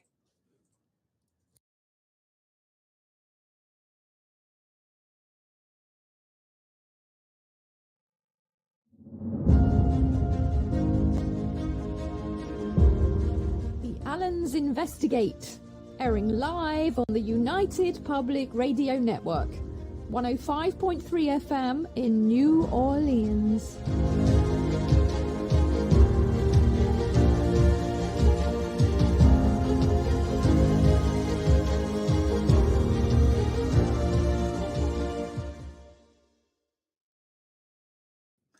Yay! And welcome to the Allens Investigate with me, Shona Allen. And I'm Gary Allen, the Cockney Bard. We're broadcasting live on the United Public Radio Network, 105.3 and 107.7 FM from beautiful New Orleans. Now, this week, we're going to be doing something a little different as we're going to be telling you a bit about ourselves. We've had a few people ask us about what we're about, who we are. So we'll be discovering and discussing our life and extraordinary spiritual journey, including how Gary discovered he had abilities that would be considered paranormal by many, and how a remarkable sequence of events was destined to a remarkable wedding tale, how it brought us together, and also some wonderful, inspiring stories, experiences, writings, and philosophy. So over to you, Gary. You get started then about you and where you were born. Well, I was born in the East End of London and in a place called Plaistow. It's a tough area and you have to learn to fight, believe me. Yeah, it's a tough area. Well, it's the East End, isn't it? No, of it's course. the East End, yeah, for sure. Definitely. Yeah. And so when did you actually start getting paranormal experiences? Let's talk a bit about that. Yeah, I was, basically about 6 years of age, and I got awoken one night in my dad and mum's prefab. They had a prefabricated home, and basically, what happened? We could hear some sort of jangling, like chains in the hallway, and the next thing, we rushed up.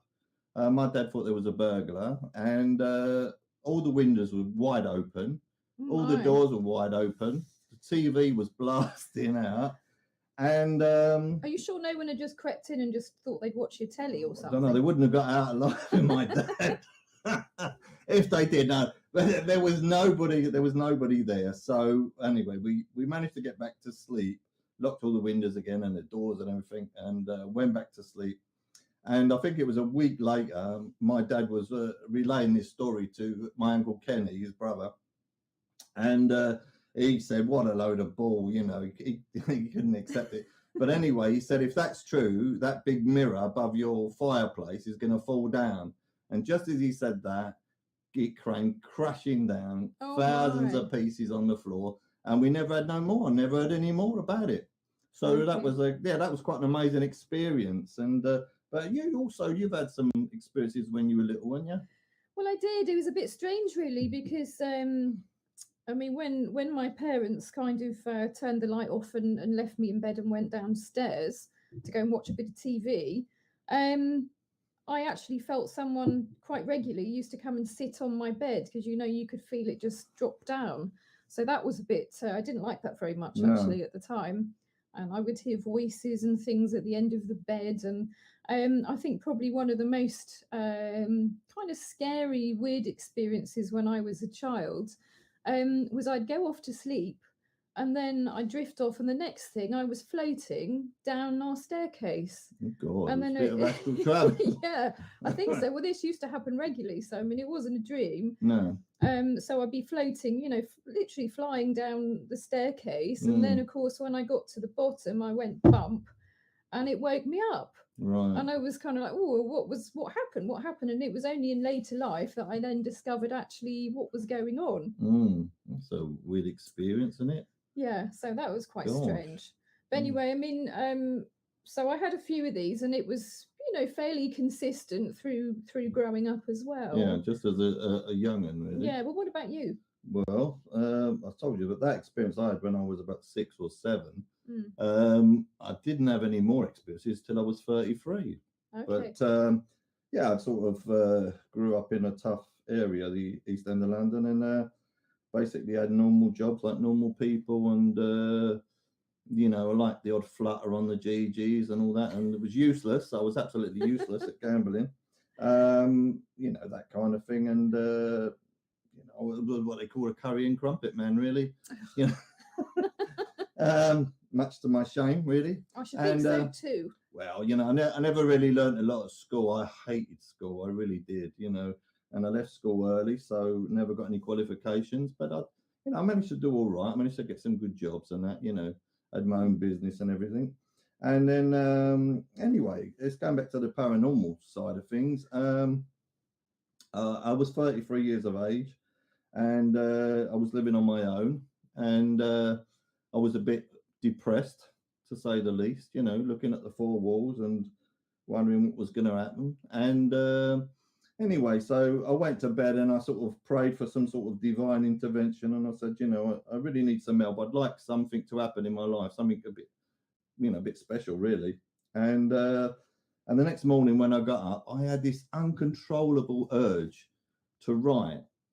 I really did, and I didn't write anything out apart from betting slips. So this was a bit strange. It was out of the normal for you then, wasn't it? It's not usual for you to do that. Oh no, definitely not.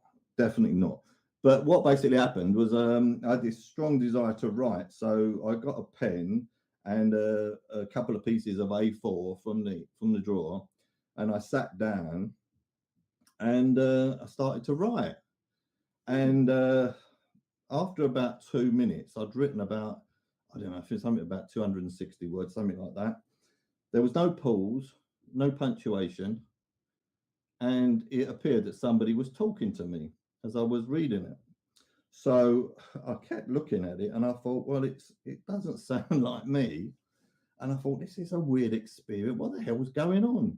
So anyway, I thought what I'll do is I'll phone my mate Dean up. So I got on the phone to Dean. And I was telling him, and I told him what, basically happened. And anyway, he was taking a mickey out of me. And I said, well, why don't you just come round and have a look, So he said, all right, then I'll be round in, I think it was about 10 minutes, 20 minutes, he said. And anyway, he came round, and I was living in Essex at the time. And anyway, he knocked on the door. And as soon as I opened the door, he had a big wide smile on his face. I thought he's taking the piss. And anyway, so... It does sound a bit strange, though, doesn't it? In fairness. Well, yeah, it was a bit strange. But anyway, so what happened was he walked through the door, and for some unexplainable reason, I grabbed his left shoulder, right, and I sort of squeezed it, and then I stepped back from him, and he started to rotate his arm in 180 degrees, and I thought, what's he doing? Pretending to be a windmill. I thought, what's he doing? He said, I can't believe it. And I said, what? And he said, what did you just do? And I said, I don't know. What do you mean? I said, I squeezed your shoulder, which I don't know why I did it. And he said, you know what, Gary? He said, I busted it in karate. And he said, I couldn't move it above shoulder height. I went, what? He said, no, it's true. He said, I busted it in karate. So anyway, with that shock, we both sat down, and then he said, let's have a look at that writing you've done. So anyway, so I showed him it, and he said, read what it says, you know. So I read it out, and he said, you know what? He said, that don't sound like you at all.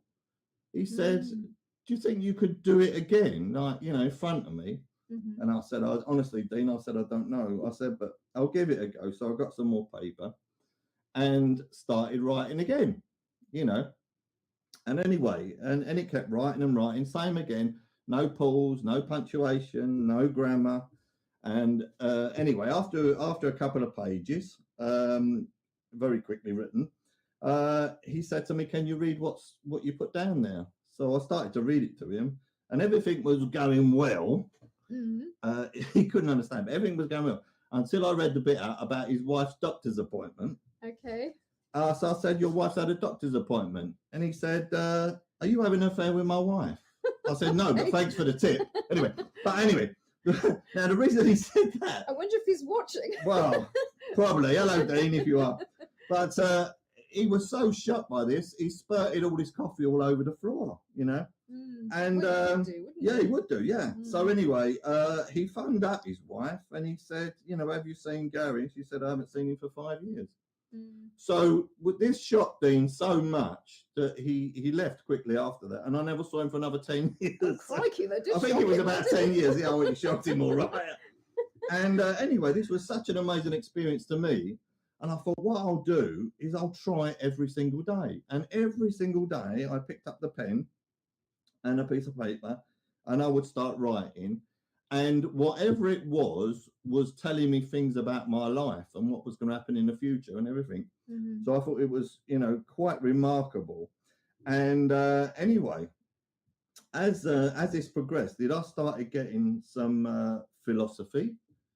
And, you know, it's like really deep, profound philosophy. And I'm thinking, what the hell's going on? And like the next minute, I'm getting the Sun newspaper looking at the horses. So it was like, and it's like still the same old Cockney EastEnder, but something was happening with me. Something was changing with me, and I could feel that. What do you think it was then?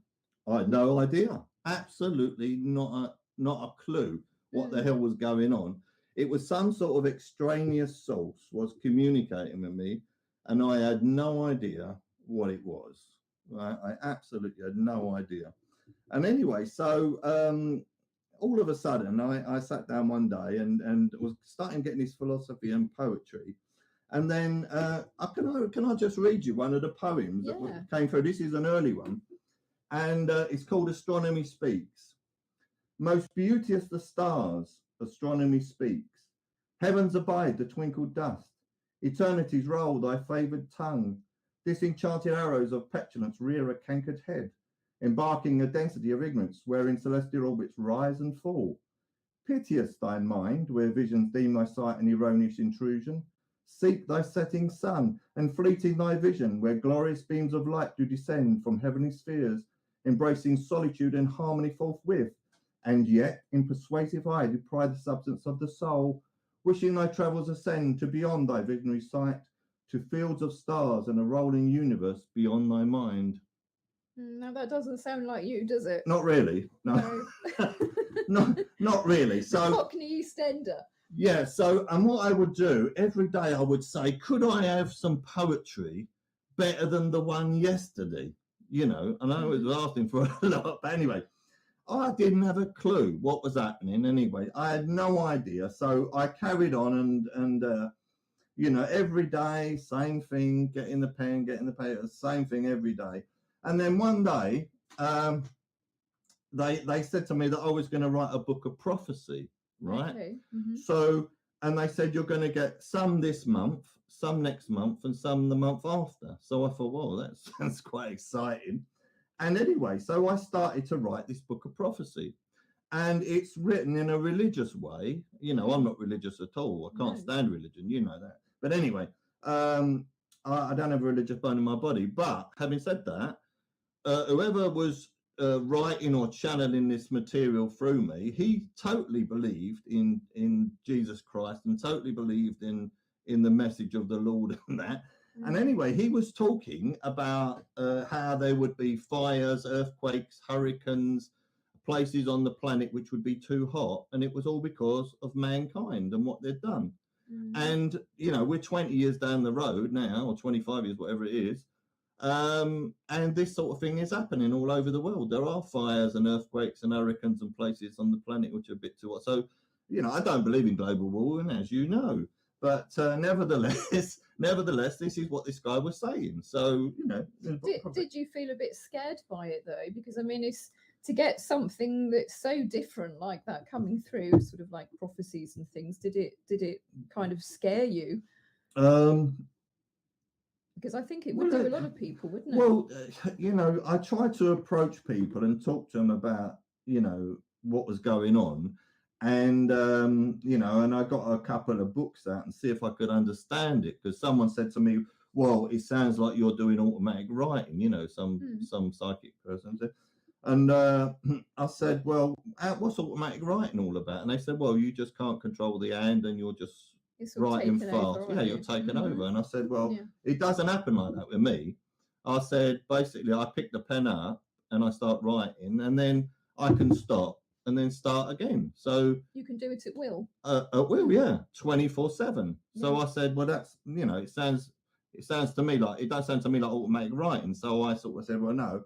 And then basically, someone was saying to me, why don't you go to spiritual awareness classes? And I wasn't interested in that. It was a bit way out there for me. So I just carried on doing what I was doing. And and then one day, I got a message and it said to me that I had to go to Southend, Okay. So I finished this writing and it said, you got to go to Southend, but you got to go there within the next half hour. And I thought, well, I ain't even ready. So I quickly got ready. Now, Southend for me at the time was about 15 minutes drive. And I thought, well, what happens if I go there and, there's nothing there? Anyway, they told me that there was going to be someone called Maureen and there was going to be a pub called The Ship. They said there's a ship, actually, a ship outside of this pub I've got to find, you see. Okay. So I thought, right, if they're talking about a ship, where's the logical place you'll go? On the seafront. On a seafront. Well, Southend is a seafront, seaside place. So I thought, right, I'm going to go down there, go along the seafront and see if I can find a ship that's outside a pub, basically. So anyway, and they also said to me that there'll be items of a ship on the inside of this pub. So they gave me a clue and they said it'll be a quaint little pub, right? Right. So as I go walking down the seafront at Southend, and I come across this massive pub called The Ship. And I thought, surely that's not it. They said it was a quaint little pub. So anyway, but I thought, I'll go in there. So I popped into the pub and there was the barman was there cleaning the glass. He was the only person in there. And I thought, so how am I going to approach him with this anyway? So I gave him the piece of paper that was written and I said, can you tell me if you know where this pub is? Right. So he read it and he said, quaint items of a ship around the inside, little pub, Maureen. He said, yes, I can tell you where that is. He said, that's my dad's pub. And he said, Maureen is the barmaid. And he said, it's 200 yards down there on the left-hand side. Right. So anyway, I didn't tell him how I got this writing. So I took the writing and I said, thanks very much. So I went down there and I walked into this place. It was called Smithy's Bar. And it was quaint little pub. And in the inside, it had items of a ship and everything, like diver's helmet and that kind of stuff. And as I walked in, there were two birds. Well, two birds. There were two women. That's a Cockneyism. It's a Cockneyism for women. Anyway, there were two women at the bar, right? And as I walked up to the bar, I said to the barman there, is Maureen here? So he said, no, Maureen's on vacation or on holiday. So he said, what can I do for you? And I thought, what the hell am I going to say now? I ain't got a clue what I'm going to tell him. Anyway, as I did that, one of the two women standing next to me, she said, you're a medium, aren't you? You're a psychic. I said, what? She said, yeah. She said, you are. She said, I have to tell you, you have to read Ecclesiastes in the Bible, or Ecclesiastes, whatever they call it. And she said, you've got a wonderful life. You're a Jesus-like figure. You've got a wonderful life. I thought, what the hell is she talking about? I don't even like the Bible. What the hell is she on about? Anyway, Anyway, she gave me her card and her name was Frankie. And I walked out the pub and I thought, what the hell was that all about, honestly? And I went home and this kind of thing was starting to happen to be regular. And it's interesting, isn't it? Because I've heard a lot of people say as well that all spirit, they don't know time, they don't understand time, but clearly this particular experience demonstrates that actually they must have had some kind of comprehension of time to get you to the right place at the right time. Well, she said that she never goes in there on a Wednesday. So, and she turned up. And anyway, I was thinking to myself, you know, I don't know what this thing about Jesus like figures all about, you know. But later on, after many, many years, you begin to understand it's just about light, basically. It's nothing to do with Jesus at all. It's just you know, it's the ability to heal, the ability to foresee the future, and that. It's nothing to do with being a prophet going all over the world, really. It's just, you know, just you may, if it's a teacher, then, you know, fine. But anyway, so that was on that occasion. And then shortly after that, I done some more writing, and I was by this time I was still doing the poetry and philosophy. In actual fact, I'll just have a look, see if I can read you a little bit of philosophy, you know. So this was the sort of stuff that was coming through me. When people showed me envy, I showed them beauty. When people ridiculed me, I showed them truth. When I showed them truth, they showed me anger. When they showed me anger, I saw a great weakness in them. So that was a sort of, you know, and I love that sort of stuff. I really did. So I was thrilled when that was started coming through, you know. And then anyway, all of a sudden, I'd done another lengthy piece of writing, and this time they were telling me to go to Belgrave Square in London. Yeah, in London. And this time they gave me the number. It was 33 Belgrave Square. Okay. Now, they were telling me that I had to go there within the next hour. And, you know, I lived basically, I didn't know where Belgrave Square was. So I had to find out. But I knew it was in London anyway. I managed to track it down. And I think it was somewhere about an hour and 3/4. And I managed to make it to Belgrave Square anyway. So 33 Belgrave Square.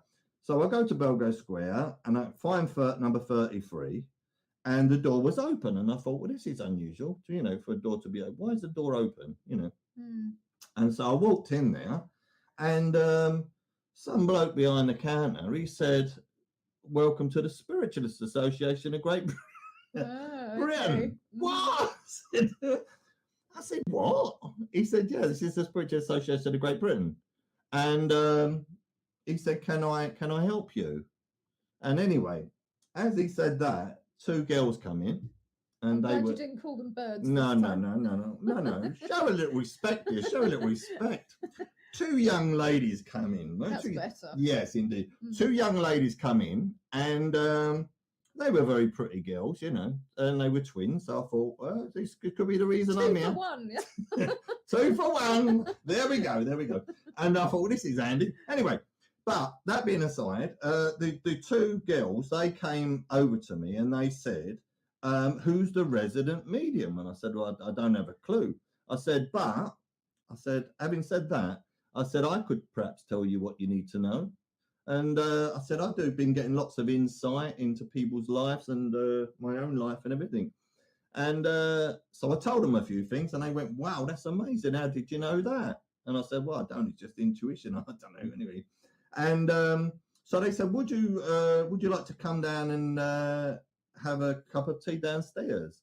So I had my writings with me at this point, and I was telling them about the ability and how it came to me and everything. And we went downstairs into this tea room, and what happened when I'd done the writing, they told me I was going to meet a man there, right? So I thought, well, so it wasn't the twins then? No, that was the disappointing thing about it, because I remembered that it was a bloke I was supposed to meet, and I thought, damn, you know, yeah. So that was a bit of a blow. But anyway, when I walked in to the tea room with these two girls, I looked over and there was one person sitting on his own, right? And it was an elderly gentleman, grey hair and everything. So as we walked in, the girls were saying, "Go over and show him your writings." And I thought, "What? You know, As you do. yeah, well, Mm. go and show me." And so they were prompting me anyway. So I said to the elderly gentleman, I said, "Would you mind if I sat down?"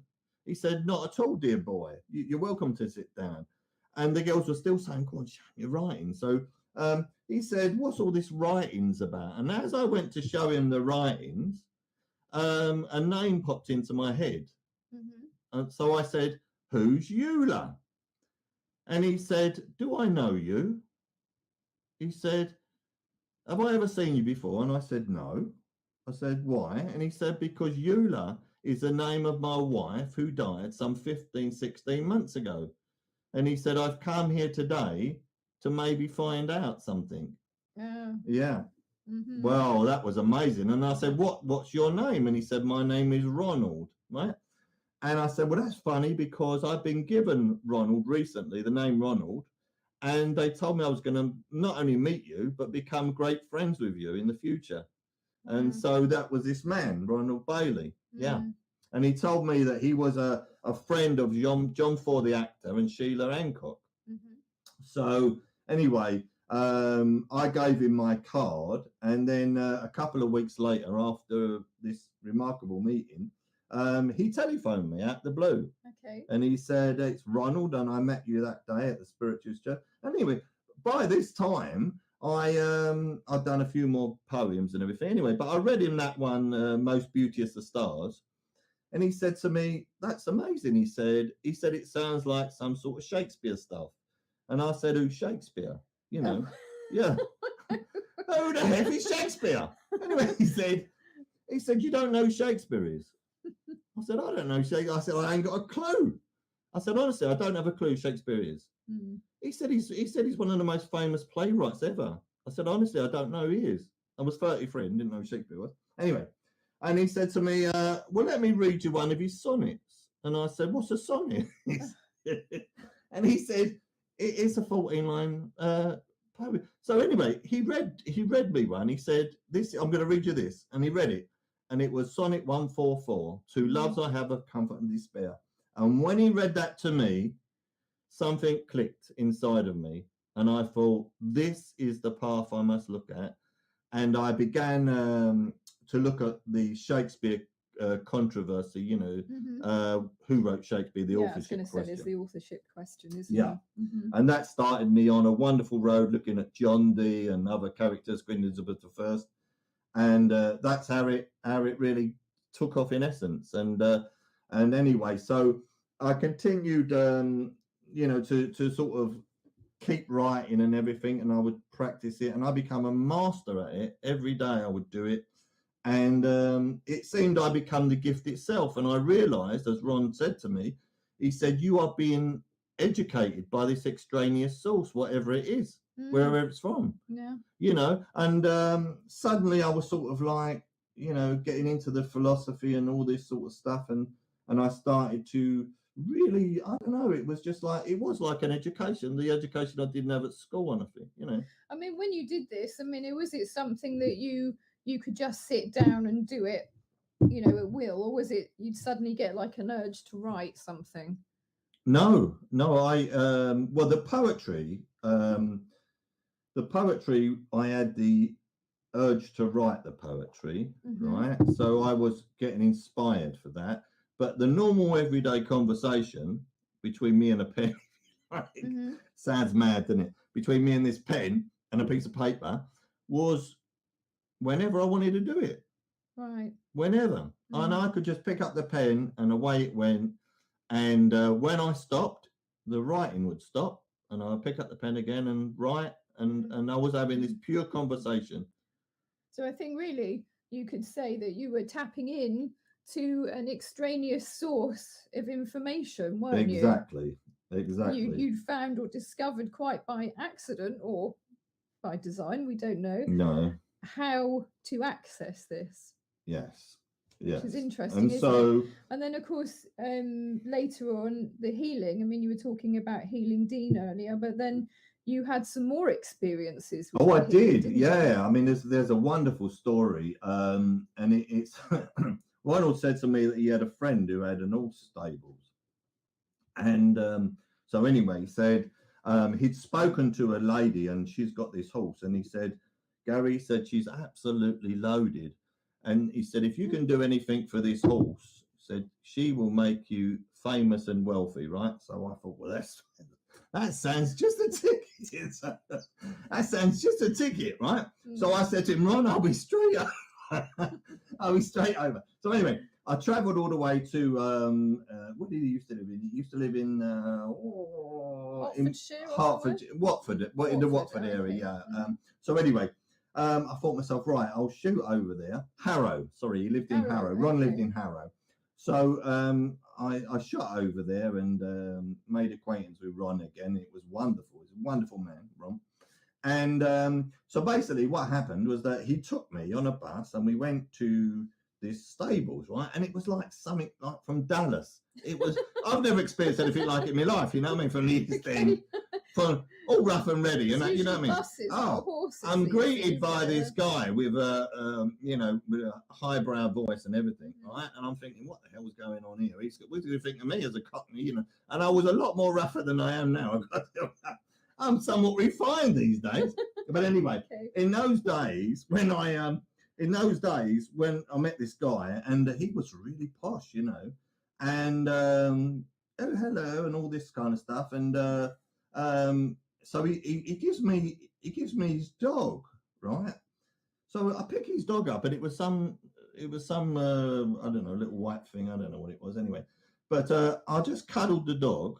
I'm not kidding you. This is the God's honest truth. I cuddled the dog, and I put the dog down, and then the dog started running all over the field, right? It was going like a lunatic, right? So Ronald said to me, I can't believe it. And I said, what? He said, I can't believe it.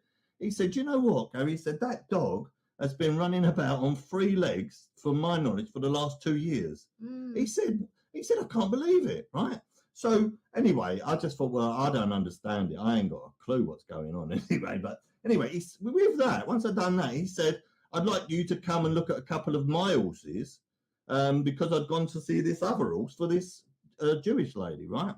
So anyway, so he said, I've got one horse here. He said, the vets told me it could never be ridden again, right?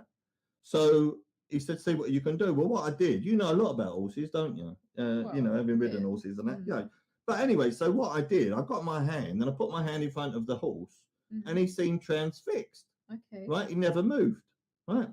So then I don't know this horse from Adam, and then I put my hand on the horse's back, and anyway, it's fantastic. So and then I looked at this other horse, this Jewish lady's horse. It was named Orja, and he was really beautiful horse, I tell you.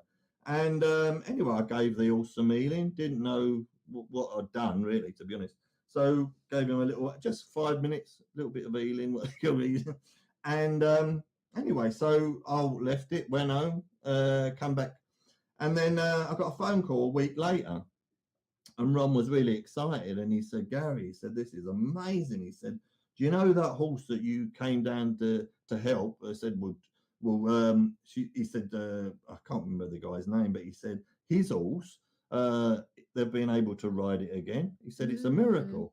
He said, and the other horse, he said, had something wrong with its eyes. And he said, and she tells me that he's done great since you've done the healing. So I thought, fantastic, I'm going to be loaded now. I'm going to be famous. And you know, this was the sort of thing. I thought, yes, I've cracked it. You know, I'm going to make it big now. Anyway, so anyway, I get a phone call from Ron a few days later, and he said, and his voice was really low. And I said, what's the matter, Ron? And he said, well, you know that horse that you healed? I said, yeah. I said, what, the Orja? He said, yeah. He said, the owner has said now it was the grass that he ate. It was nothing to do with your healing, right? Yeah. So anyway, I was really mad. I was mad. And so I picked up the pen and I started writing. So then this extraneous source said to me, Gary, did you do the healing for yourself to become rich and famous, or did you do it for the horse? Right? Yeah. Lesson. Oh dear. At which I ate a large slice of humble pie and realised that perhaps, you know, it wasn't about fame and fortune, and you know, it's about intent. it was about the intent. Exactly. Having the right intent. Exactly. Yeah. You know, I find that myself, you know, through life, that I mean, I call it spirit, but whatever you want to call it, the extraneous source or the muses or whatever.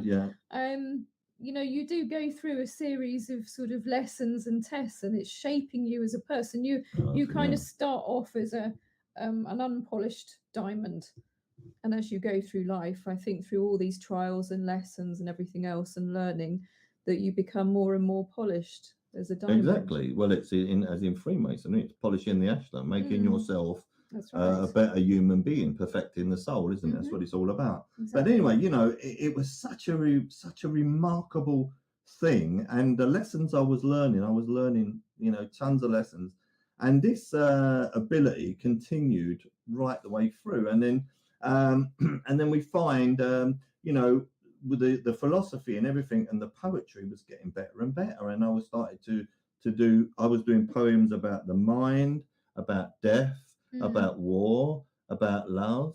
You know, perhaps I should read a war poem. You'd like to hear a war poem? Yeah, I would. You've written quite a few war poems in particular, I have indeed. You? Yes, so I have indeed. Whoever the people are inspiring you. Well, yeah, I've got one here, and it's called "Etched in Some Memory." And praying for this day to end as death surrounds me, as scared as any man, yet I know no more than a child, suffering each friend's demise as in a horror I reel, sacrificing my sanity and all I once knew, little as that was. Cold bodies, charred bodies, faceless bodies abound, hearing the screams of fallen mates and those I know not. Every sound I hear, magnified in hell's tortured mind, nearing death oneself as shells descend. Good God. Dreams, optimism, youth-filled hope, banished to nothing. As pity rolls down my face in misshaped tears, pray for me, won't you? Every soldier dreams a victorious end, if only. Laid in mud, sacrificial lambs, butchered and slain, etched in some memory in years to come, me and my fallen chums. It's an extremely poignant poem, you know. And of course, with this gift, if you like, I mean, it's something I personally, and I know you do as well, we believe that every single human being has this ability within them, that we all have access to this. Well, you certainly have access to. It's more pronounced in some than others, of course. Sure. But I believe everybody has this.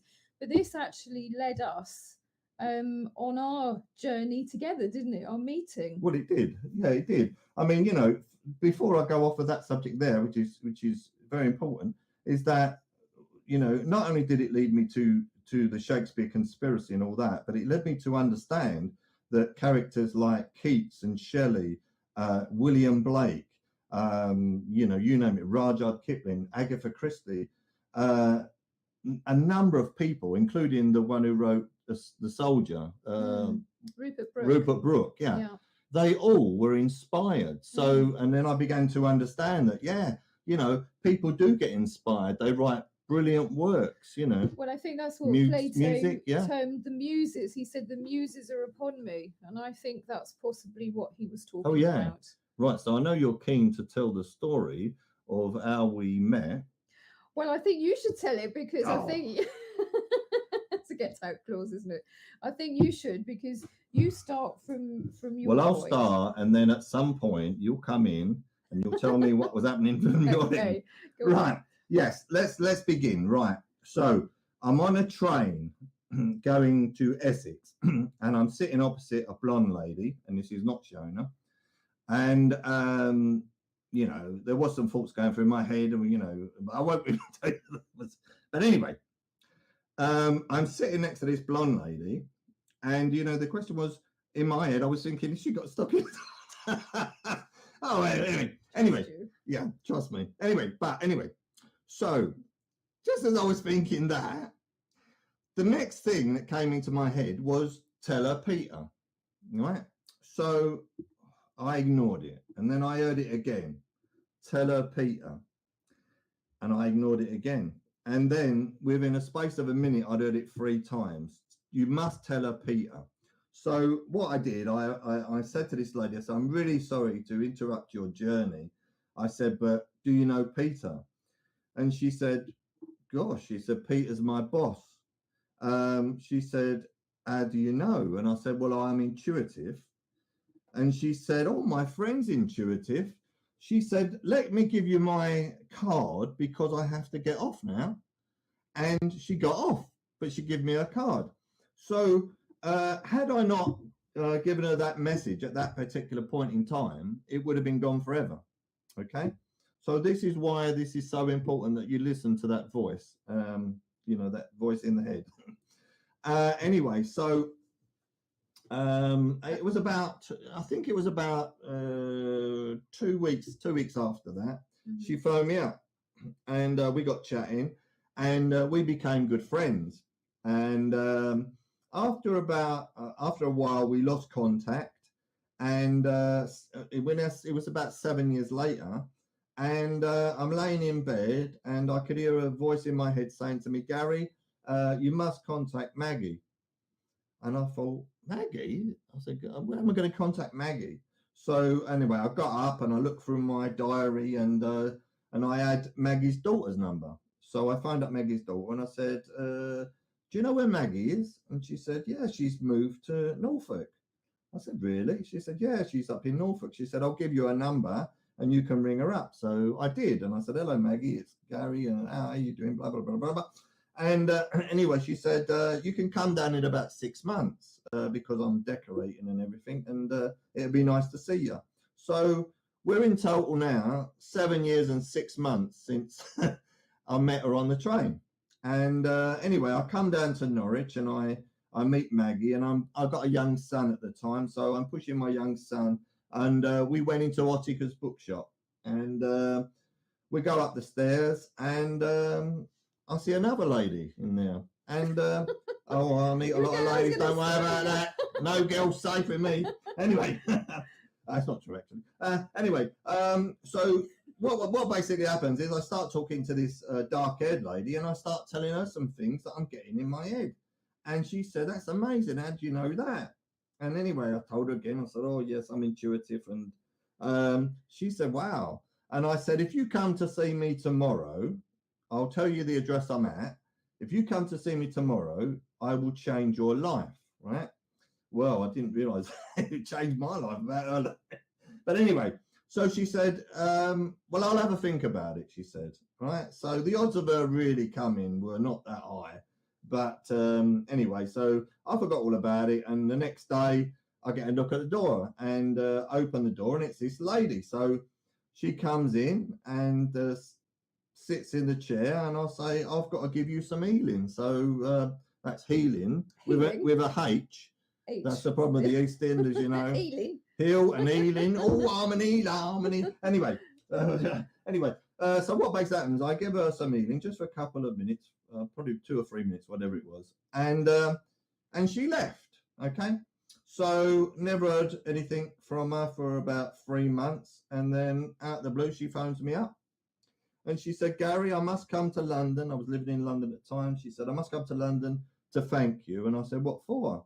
And she said, well, what you didn't know, when you gave me that healing, she said, I had multiple sclerosis. And she said, and your healing helped me considerably.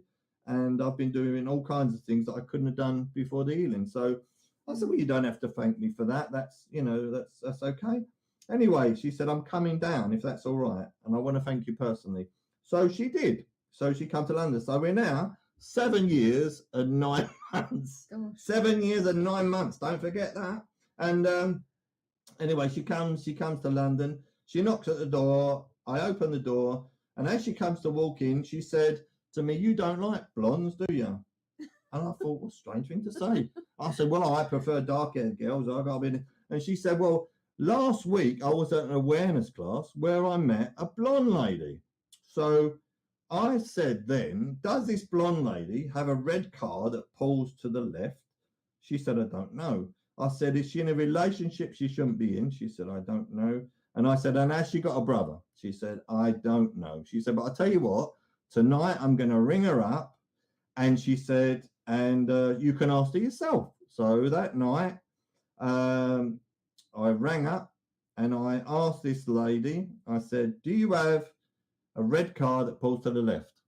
It was true. I did. I had a tracking problem on my tyres. Yeah. And was you with a boyfriend you shouldn't have been with? I was indeed. Yeah. And did you have a brother? Yes. Yes. Okay. So this was quite exciting. So I thought, wow, that's good. And anyway, so I gave Shona my email address and I said, if you ever need any advice or anything, please write to me. And, and left it at that. Keep in touch. Yeah. Keep in touch. Mm-hmm. Well, it was that night. Was it that night? Yeah. That night, Shona sent an email through. And there was an attachment on the email. So I clicked on it and I'm sitting next to Jan, the lady she met at the awareness class. And as I open the attachment, I see a photo of Shona. And I said, that's the girl I'm going to marry, to Jan. I said, I'm going to marry her on the 23rd of April, 2004. I said, we're going to get engaged on the 14th of February, 2003. And I said, and the date at that time was November 2002. So that meant if I was going to get engaged to this lady I've never met, it would have to be within 3 months. And a year and a half later, we're supposed to be getting married. And I said, we're going to have a medieval wedding. So, I mean, it sounded absolutely ridiculous. But anyway, so I came back down to Norwich. And when I came back down, I met Shona for a drink. And Shona was interested in the psychic side of things or the intuitive side of things. Mm-hmm. So we met and we had a drink. And there was absolutely no chance of any relationship. From Shona's point of view, it was just a drink. And me, I'm sitting there thinking, I'm going to marry you. And they told me it's going to happen, isn't it?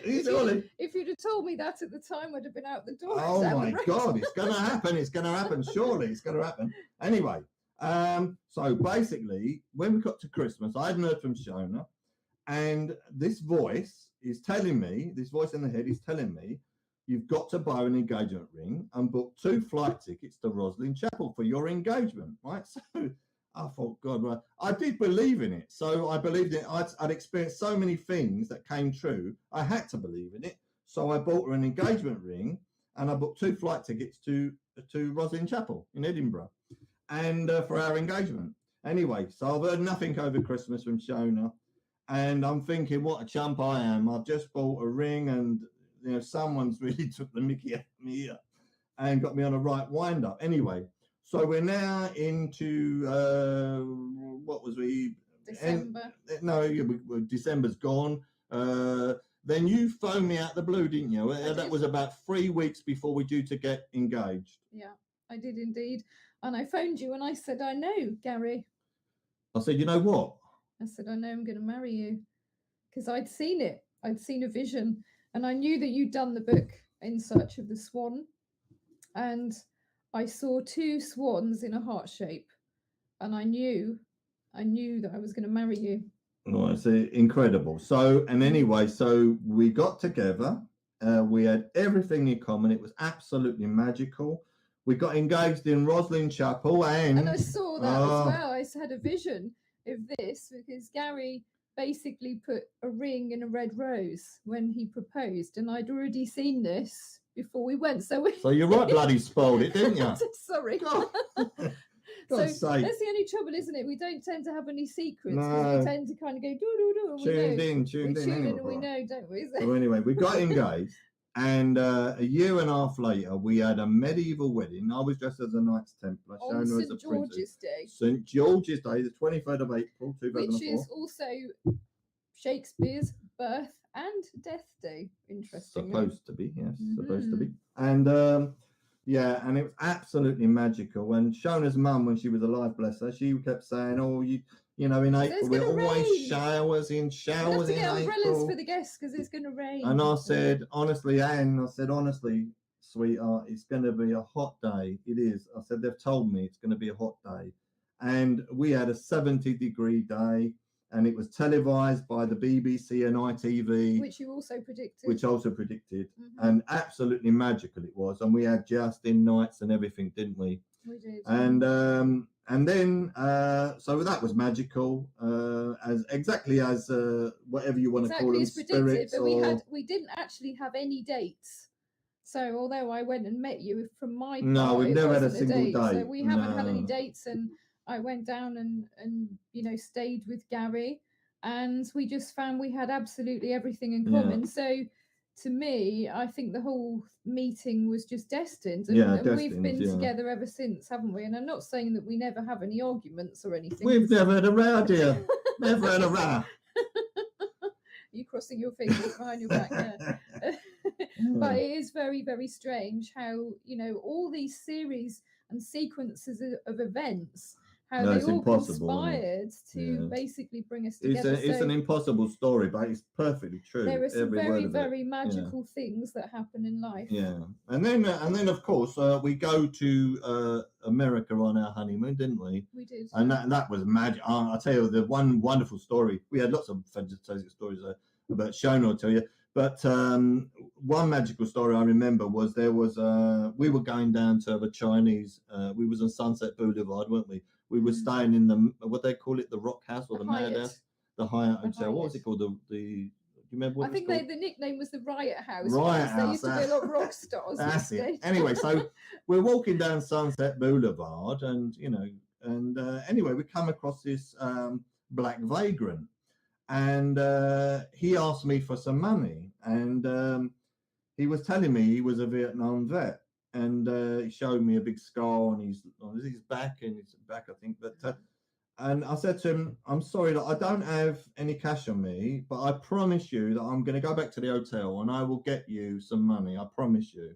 So anyway, I'm as good as my word. When I say something, I do it. And we came back, and I gave him $10. And he said, "I must do something for you." And what did he do? He sang that lovely song, "How Wonderful Life Is When You're in the World." Your song, Elton John, wasn't it? Yeah, which was magic, wasn't it? And it brought me to tears. It was such an amazing, magical moment. And we invited him for breakfast the next day, and he never came, did he? He didn't come. And and the thing is, I often think of that man, and I think about what life he had and whatever happened to him. He was telling us the story of how Johnny Depp had given him a suit for a £1,000 suit, wasn't it? Apparently, he took him shopping on Rodeo Drive and bought him this $10,000 suit. And he said, it was a really beautiful thing for him to do, man. He said, "But where am I going to wear it?" Where am I going to wear it, man? Yeah. So, and he said Bette Midler, she was very generous to him as well, wasn't she? But we have no idea where he is, and it's very sad. He's probably dead now. But what a sad story there are some really beautiful things. I mean, we've been led on very wonderful journeys, but also I think with the prediction side of things, it can have quite an unsettling kind of side to it as well. I mean, with your story with Sheila. Oh yes, I had a wonderful friend, Sheila. She was a very, very spiritual soul, and we used to travel all over the place together, looking at Templar sites. I mean, we went to Temple Combe, we went to the Templar Church, we went to Roslin Chapel. We went all over the place looking at things. We even went to France, and there's a Jean Cocteau mural in Leicester Square, which was fascinating, and we went to see that and everything. And anyway, we went to France. I went to France with Sheila, and then the relationship suddenly went. It was incredibly close. I mean, she was an elderly lady. It went incredibly close, and then it just dissipated into thin air. So I lost contact, and anyway, I've been thinking of her an awful lot in this week, and I phoned my son up here who lives in France, and I said to him, "Have you heard from Sheila?" And he said, "Not recently, Dad." I said, "Well, I've been thinking of her so much this week in particular."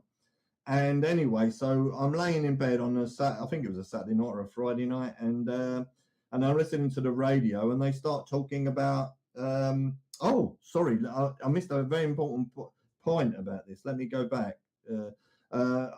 About 17 years earlier, I'm with a friend, John, and Sheila. And I'm saying to John, you know, I've started talking about reincarnation. Now, I wasn't really into that, but anyway, for some reason I started talking about it. And I said, you've lived many lives before, John. I said, and died many violent deaths, but I said, you won't in this one, but I can't say the same for Sheila. And Sheila went to bed and I kept getting fire. So anyway, 17 and a half years later, I'm talking to my son and I'm saying, what's happened to Sheila? You know where she is? I don't know, Dad. Anyway. So basically, I'm listening to the radio, and it was either Friday or Saturday night. I can't remember. But they were on about this fire in West London, this tower block, and I thought, oh, what's happening there? And they mentioned it was Latimer Road, and I thought, blimey, Holland Park, and I thought, well, that's where me and Sheila used to go to have a coffee. So I run downstairs and I went on the computer and I traced where we used to have the coffee to where this block of flats was on fire. And I thought, bloody hell, it's Sheila's block. And anyway, so I didn't know Sheila's second name. I only knew her as Sheila, but I went on Twitter and a Twitter message from her son came up there, popped up, and it said Sheila's missing. And I thought, oh my God, you know, she was in the fire at Grenfell Tower, and she lost her life on the 16th floor.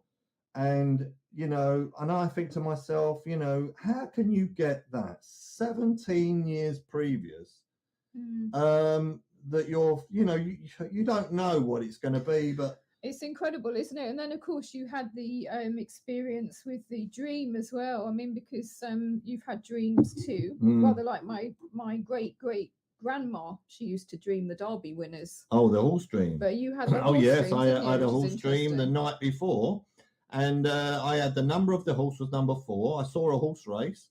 The horse came from last to first. Its name was Tedborough. I got his name. I had a betting slip that said 11-1, and it was a winning ticket. So the next day when I got up, I looked at the Sun newspaper, the 210 at Newcastle, 8 runners. Number 4 was Tedborough, and it won the race at 11-1. I told everyone to back it. No one listened to me. No one listened to me. I had 20 quid on it and won a couple of 100 quid, which was rather nice.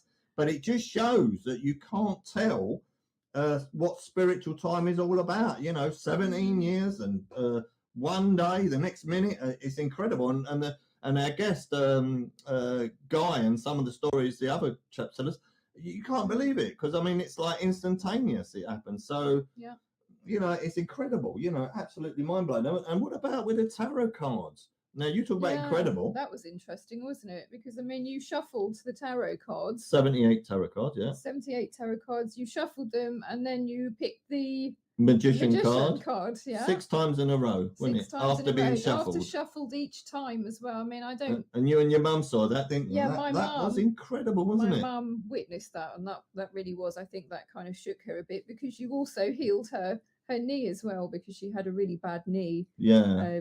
That was arthritis, and it wasn't getting better with treatment from the doctor. So I asked her to give her some healing. Yeah. Well, probably about 2 or 3 days later, I remember my mum saying that it felt like some fingers and things were in her knee, like it was being knitted together. And she kind of forgot all about it. And then normally every morning when she, you know, flipped out of bed to get up, you know, normally she was in tremendous pain. Anyway, she just got out of bed one morning and no pain. It's amazing, yeah. So I think, you know, all of these abilities, whether it be healing or channeling, intuition, prediction, all of these things, I think they are basically soul powers, and if you've got a soul, you've got it. You've got the power in some way, in some form. Well, I've written 3 books now, haven't I? A Thinking Man, which is the book of philosophy, In Search of the Swan, which is about my life, and Dead Poet's Pen, which contains the poetry that was given to me. So, you know, and what you do learn, it's about bringing truth to people. I mean, communing with spirits, if you want to call them spirits, or the afterlife, whatever it is. My ability shows that it's not demonic. I've got wonderful, unless they're all obviously poets and philosophers and poets, yeah. But there's nothing demonic in that. Having said that, you know, there is a dark side as well. So, you know, you just got to be a bit careful. But for me, It's been a wonderful experience for me, and all I want to do is bring truth to people. I want to show them the truth, and I can guarantee that no one will ever find a flaw in that ability, will they? No one, not anybody. You're welcome to try to find it if you can, but there isn't a flaw in it. Well, unfortunately, we're running out of time now. So I hope you've enjoyed the show. I hope so, and I hope that you've learned a little bit about us anyway. It's not everything. We've got loads more, but there's just not sufficient time to tell you, sadly. But thank you for joining us on The Allens Investigate. You can check us out at www.theallensinvestigate.com. We're broadcasting live on the United Public Radio Network on 105.3 and 107.7 FM from the beautiful, wonderful city of New Orleans, which I hope to visit one day. Yeah, me too. And I hope very much that, from well, some of the stories that yeah. we've been sharing that have actually happened to us. I mean, as I say, just a very, very small bit. It's giving you some idea. I'm also being reminded that we're on Roku. Yes, so don't forget Roku, please. If you would like to find us on Roku, please dive in and go and have a look, because we've had quite a few shows now, and it would be great if you could. We really enjoy seeing you. Yeah, contact for the show, www.theallensinvestigate.com. If you'd like to be on the show, please let us know. Yeah, that would be wonderful. Anyway, thank you so much, everybody. Mwah, mwah. Blowing kisses. Take care. Bye.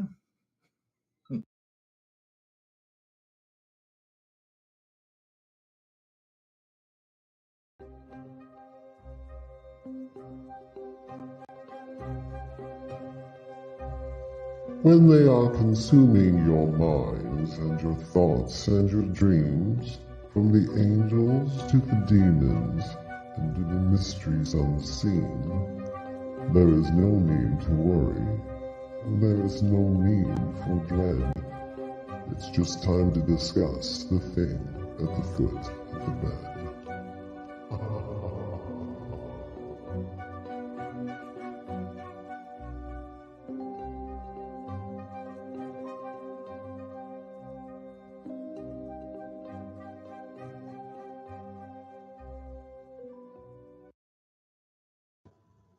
Good evening, and if you're just tuning in, you are listening live to 105.3 on New Orleans, Louisiana, United Public Radio Network, otherwise known as UFO Paranormal Radio Network, or just simply UPRN. And you are listening to The Thing at the Foot of the Bed. I'm one of your co-hosts, Laura Lee Potvin. I'm going to let you know we were a little bit late starting. We've been having a few technical difficulties, so mostly on my end. So if anything goes on with the show, we disappear, whatever happens, we'll be right back. I want you to hang in there. Now, I may have to disappear off and on. Hello, Sandra. And Dave's going to hold down the fort. Good, Dave. That's my co-host. I'm going to introduce him. So I want to tell you another big announcement. We are moving to a new time, and we're not moving again after this, I promise. It's going to help even more with more friends joining us live tonight, or like tonight. It's going to be from 7 p.m. to 9 p.m. Eastern Standard Time, and we'll have the amazing Thursday night show, one of our biggest hosts on the network, the show The Outer Realm with Michelle DeRoche and Amelia Pisano. They also have their Wednesday night show, same name, same time. So we're very lucky to be in that spot. I want to give it a huge thank you. So I am a Canadian clairvoyant medium, crystal Reiki energy healer, Akashic Records practitioner, spiritual teacher and mentor, and a registered nurse. And I'm going to turn it over to my amazing co-host and good friend, David Hansel. Dave, take it away. Hi, everybody. My name is David Hansel. I'm a spiritual medium and pretty much almost the same things that Laura Lee is, except for the fact I am not a nurse at all, not even close. I couldn't tell you anything. I couldn't tell you how to fix a hangnail. That's just the way that goes. But today, me and Laura Lee always kind of have little discussions here and there. And we couldn't remember what we talked about last week because we talked about so many things. But I had a strange day, Laura Lee. I was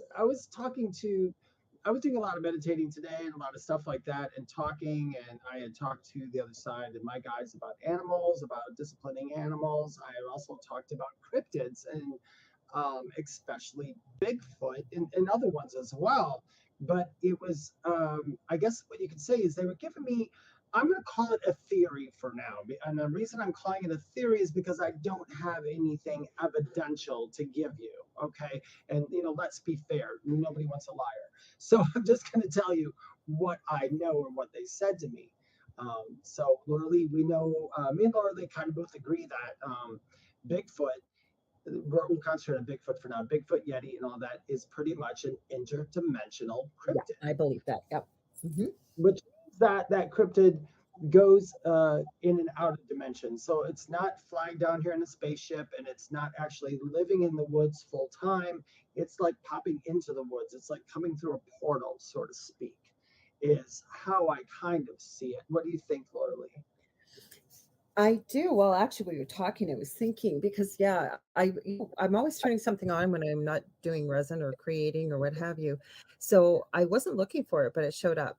And I was telling Dave about some of the cool stuff I was watching and listening to as well. But this has to do with cryptids and the paranormal, and it's a channel called Donovan Dread.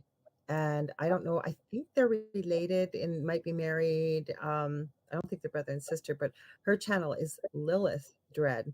And what they do is they read people's stories of the strange, unusual things they encounter, like Bigfoot, like aliens, like Dogman, like Mothman, like all of these things. Now, usually what it is, it's a 2 hour because it seems like they do, especially Donovan does like about an 18-minute clip, like, and it's a voiceover with a lot of B-roll. For those of you that don't know what B-roll is, it is just filler in the background, so you're not looking at a black screen. So they put them all together. But I notice in some of the shorter clips he actually features some of the pictures. But with Bigfoot, yes, it seems like Bigfoot just appears and then it doesn't appear. And it always seems, I've almost come to expect this. I'll say I'm stealing this saying from one of my favorite YouTubers, Nuke's Top 5. And they end up, the videos are always kind of blurry or potato quality, as he calls them. And, it's kind of hard to see. And I think it's because they're interdimensional. I think they choose to be around let people see them, and then they're gone. And it seems like that, doesn't it? Right? Like they just blink and then it seems like they're gone. Mm-hmm. It does. It seems like that actually, not just with the Bigfoots and other cryptids, but I hello, know. Jane.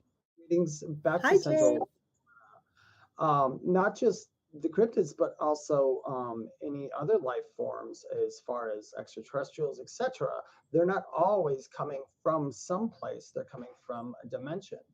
Now, I was talking to my guides, and you can let me know how you feel about this and add to it. So I was asking them about Bigfoot and concentrating and listening. And so this is something I know. So as we are going through our lives, we're literally always switching dimensions. So let's say I say, I want to have this certain job all the time, and that's always in my mind, and I'm going to have that job, and I'm always thinking about that job. And as I'm going, I'm actually switching dimensions to get closer to the dimension, or the earth dimension, where I'm actually in that job, because everything we want and we think about is actually happening. We just have to slide over dimensions to get to it. Well, I think that they were telling me that Bigfoot, let's say, or most of the Yetis and all that, actually did originate on Earth at some point. Maybe didn't originate here, but they lived here and were a species here, and they're the higher species here. So most of the Bigfoot now have always are very intelligent. They're actually more intelligent than we are in a different way. We might have some technology things, but they have other things. Now, there is a dimension where it is all Bigfoot, where Bigfoot would be the ruler or have dominion like humans do on this planet. So they've learned how to travel dimensions, so they can come visit this dimension where we're the rulers and observe us back and forth. So I think that's what Bigfoot is literally doing, is observing herself. I haven't done enough research to find out, but I mean, how many deer carcasses or animal carcasses have they found where they know that a Bigfoot ate it? Because if they knew that, they could take something DNA from that carcass or that animal and get a little bit more proof, but nobody's doing that. And that maybe that's because they're not eating that. They're not eating animals. They don't come here to eat an animal. They come here strictly to observe. And I think they're quite curious. That might be why the rock's throwing. It might just be too a way they're communicating. It might their hello might be throwing a rock at you. For all we know, hi Laura Lee, whoa, throw a rock No, too. okay, so I got a question for you though, because you hear other people's stories, and I have to admit, when you start thinking logically and critically, like you, I have heard certain people, depending on the color of the fur, the supposed Sasquatch or Bigfoot, that there's a family of them. There's been people complaining. I've seen stories of their Bigfoot terrorizing them, living out in the country. Now the cameras always seem to be strategically placed, but there have been people claiming of this, and you can see their doorbell camera or security camera footage. Now again, potato quality, kind of blurry, kind of not too clear to see. But where I have so I was looking up the channel, and then I was looking up this thing that went viral. It's off of TikTok with this alien that appeared on a porch in Port Huron, which is in southern Ontario, on a Ring doorbell cam. That's what I was looking. You guys see me looking down, and I was looking for the YouTube channel. I think it's called How to Hunt, if my memory serves. I was typing away here, but I think it's called How to Hunt. He is Canadian. Now, I'm going to just throw this out here. I don't know if I believe him or not, but he claims that people, again, send in their stories of the strange, the unusual, mainly cryptids, mainly with Bigfoot. And he has had people write and say, because that's been my big thing, why we've never found a body of Bigfoot. Like, why have we never found anything like that? But, they've got their young here, it looks like. And we've never found a dwelling, but we see these trees and, bent a certain way, and the calls and the whoops, or like you said, throwing of rocks and what have you. Yes, it could very well be an attempt at communication. But where I was going with this was, he has people that have sent in pictures. Now, he doesn't show them, he just does a voiceover. But he says they've accidentally shot Bigfoots.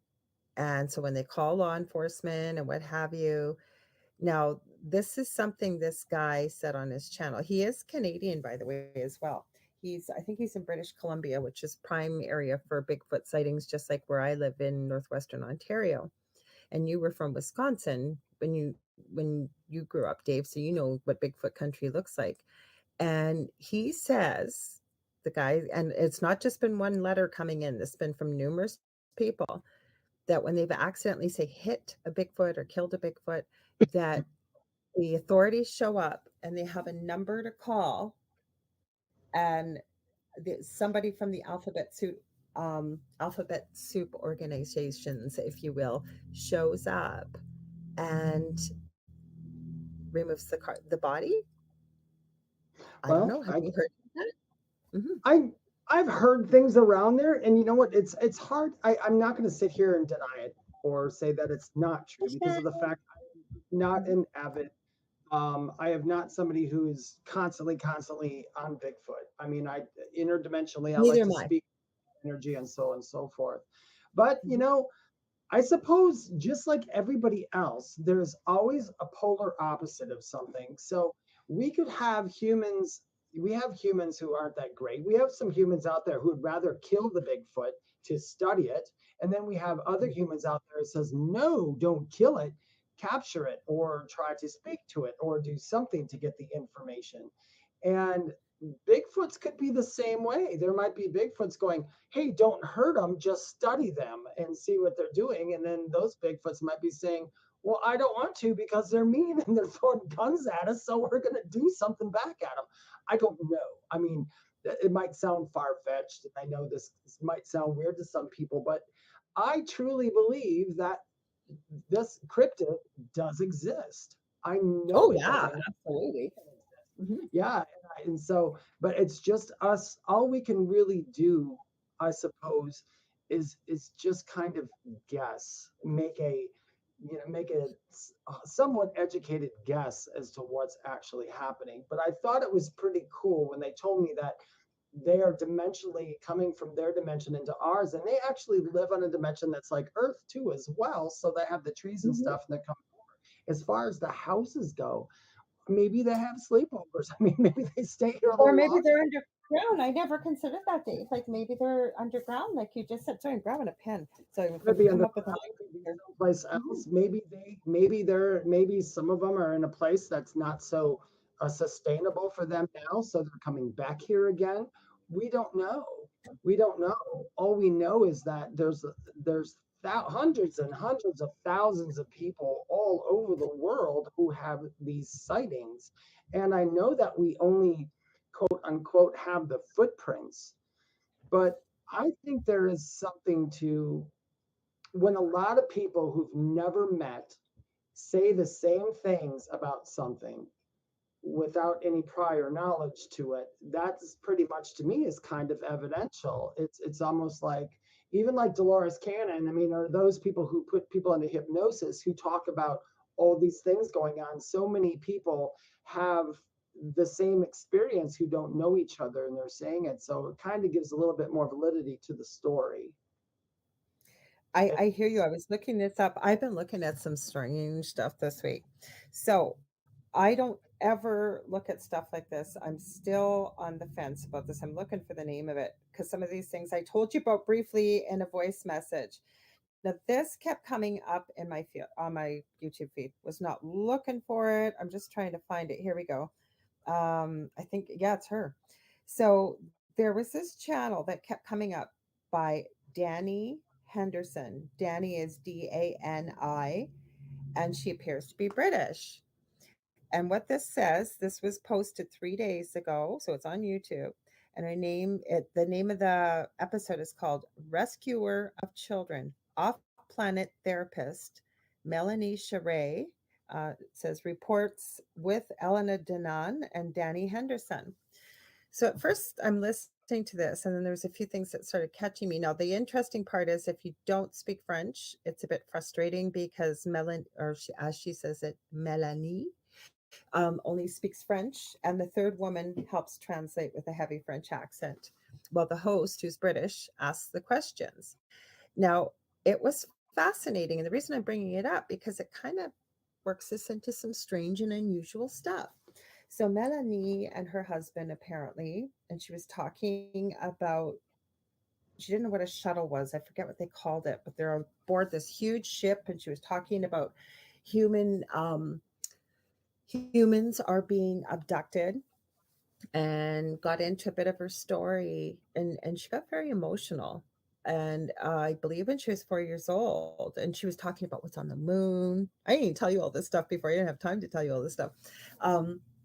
And she apparently was abducted, Melanie, as a little girl, and she, I guess, was put on the moon as a slave to work, she said. I know it's going to sound strange, guys, but that's why it's called the thing at the foot of the bed. We talk about the strange, unusual.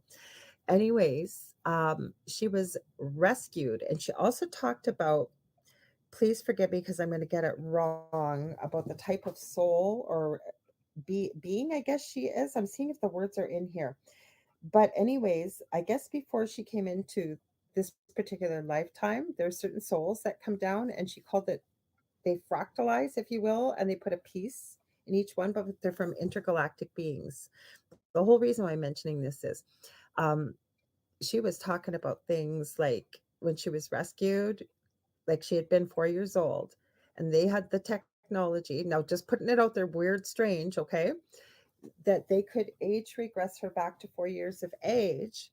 But when she woke up in the morning, it was like she had been gone overnight. She just went to bed. Her parents had no idea what happened to her.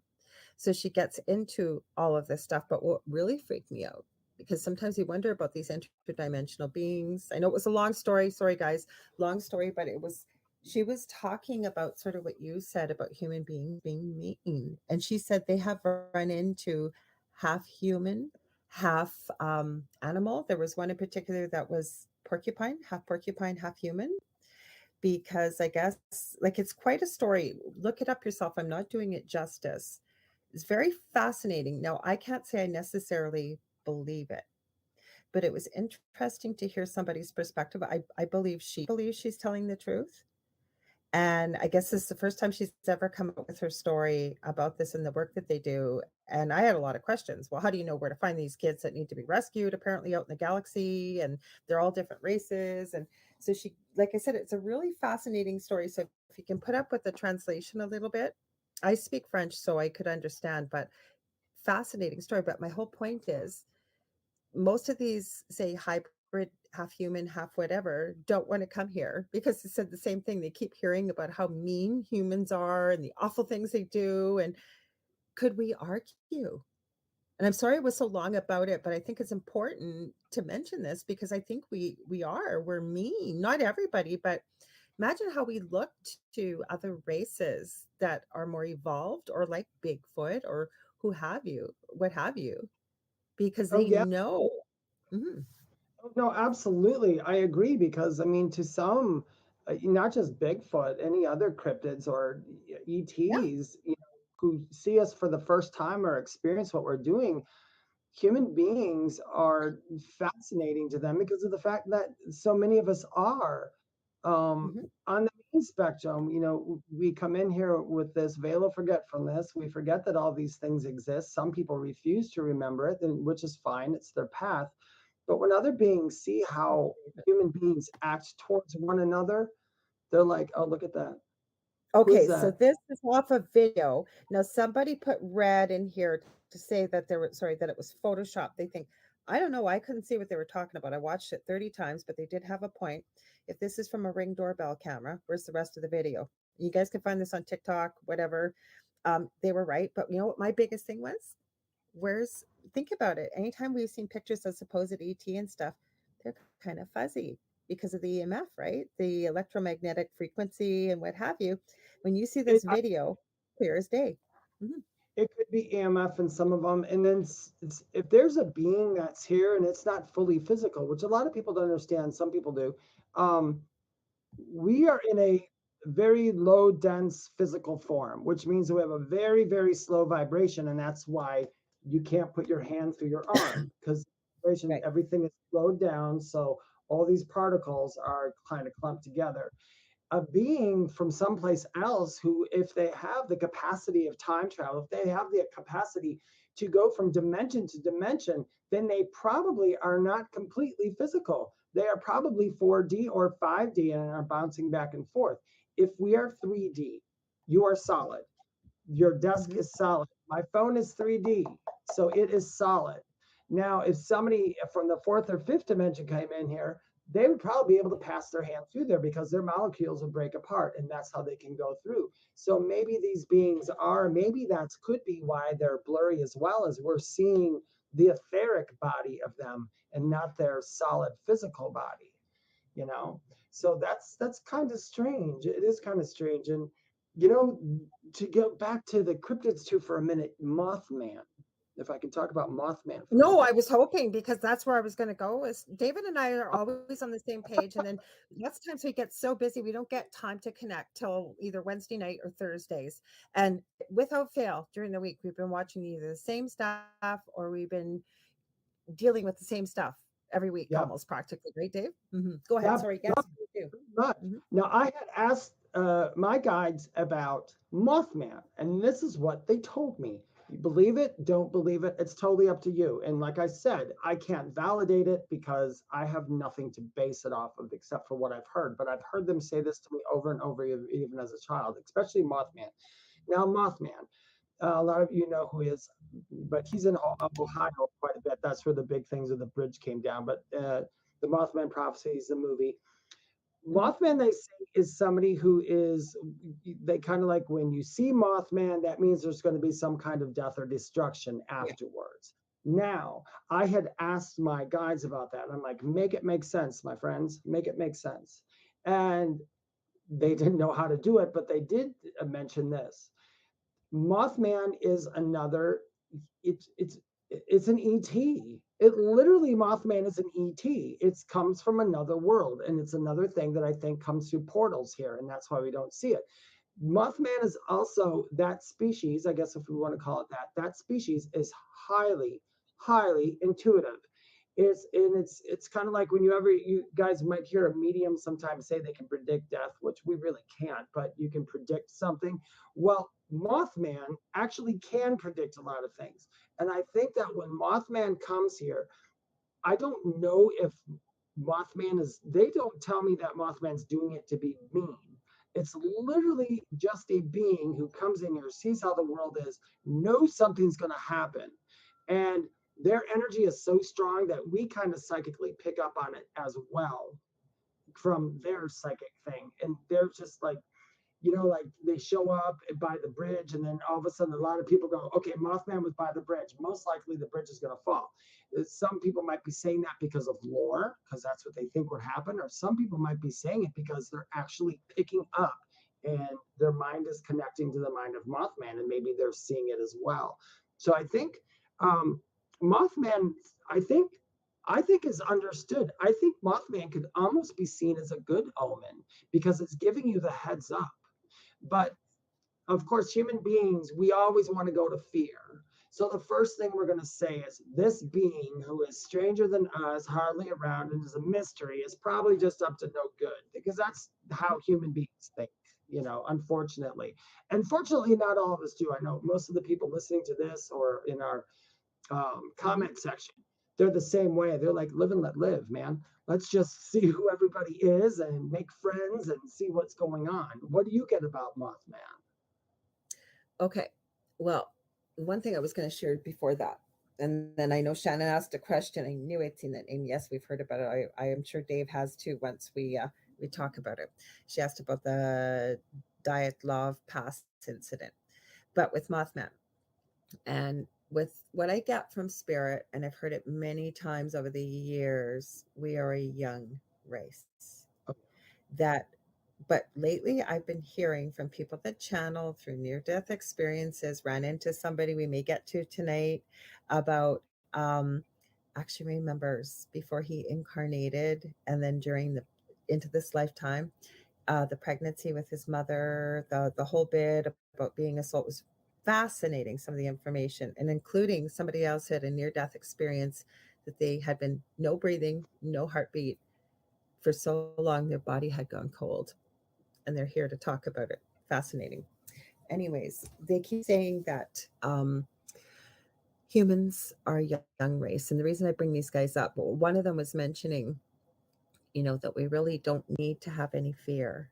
We really, really don't. Because as many of us have said on this network, also probably on our show, I know we have probably at some time, is we're basically an everlasting soul, right? And we're just having a human experience at this time. Now with Mothman, before I go to Mothman, the other thing that they added that I think is important to hear was, I've heard so much recently from different people and different things I've been watching, how other beings, because we're not alone, look upon people that choose to come to Earth.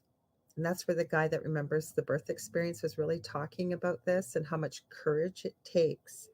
So everybody listening to this, or anybody you share it with, or anybody in the replay, each one of you had so much courage to make the choice to come here in this heavy, dense, fragile body, and you come in with complete amnesia of who you are and why you're here.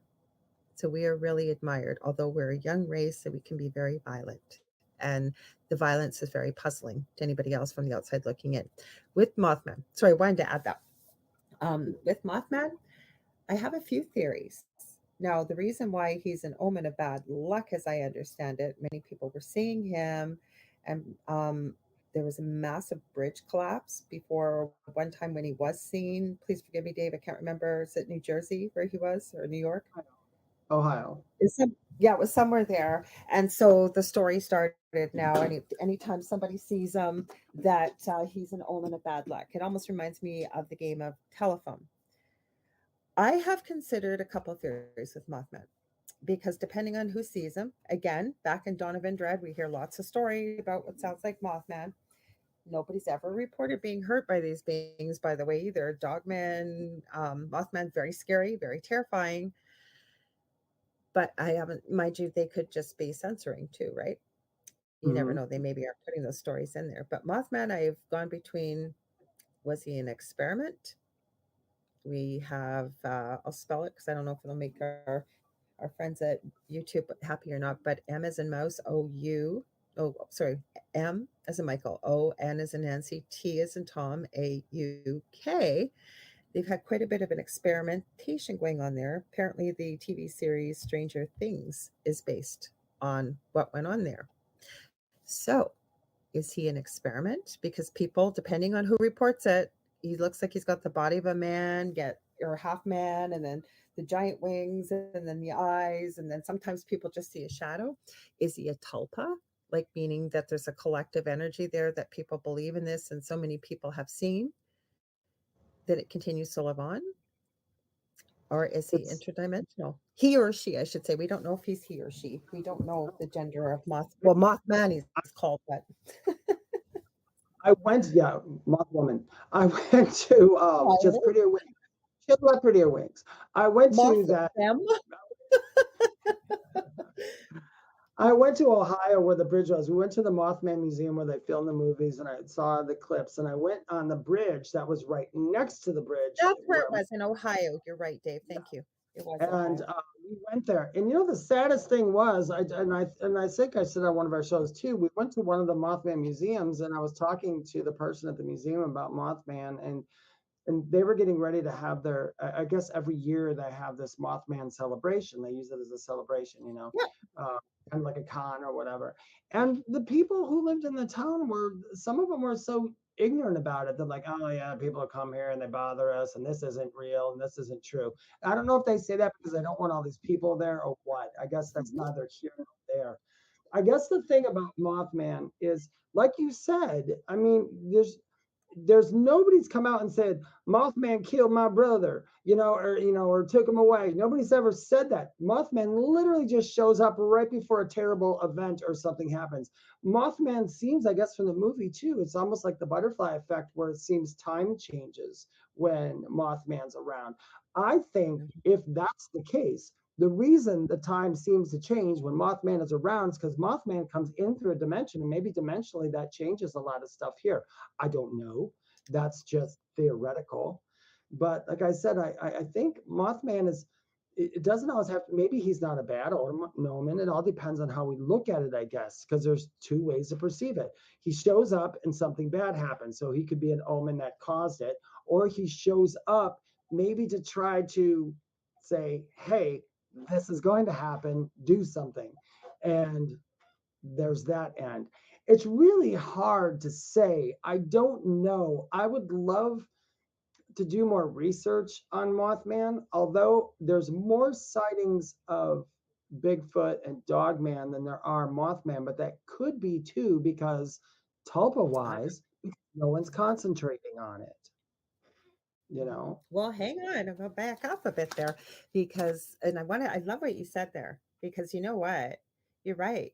It's the way, I think it's the way we perceive things, because people could be saying it's an omen, but what if it's a good thing? Like Mothman shows up to give you future warning of something impending. Take care, take heed, be careful, right? Instead of looking at it like, oh my God, it's an omen, right? I think it's all about perception.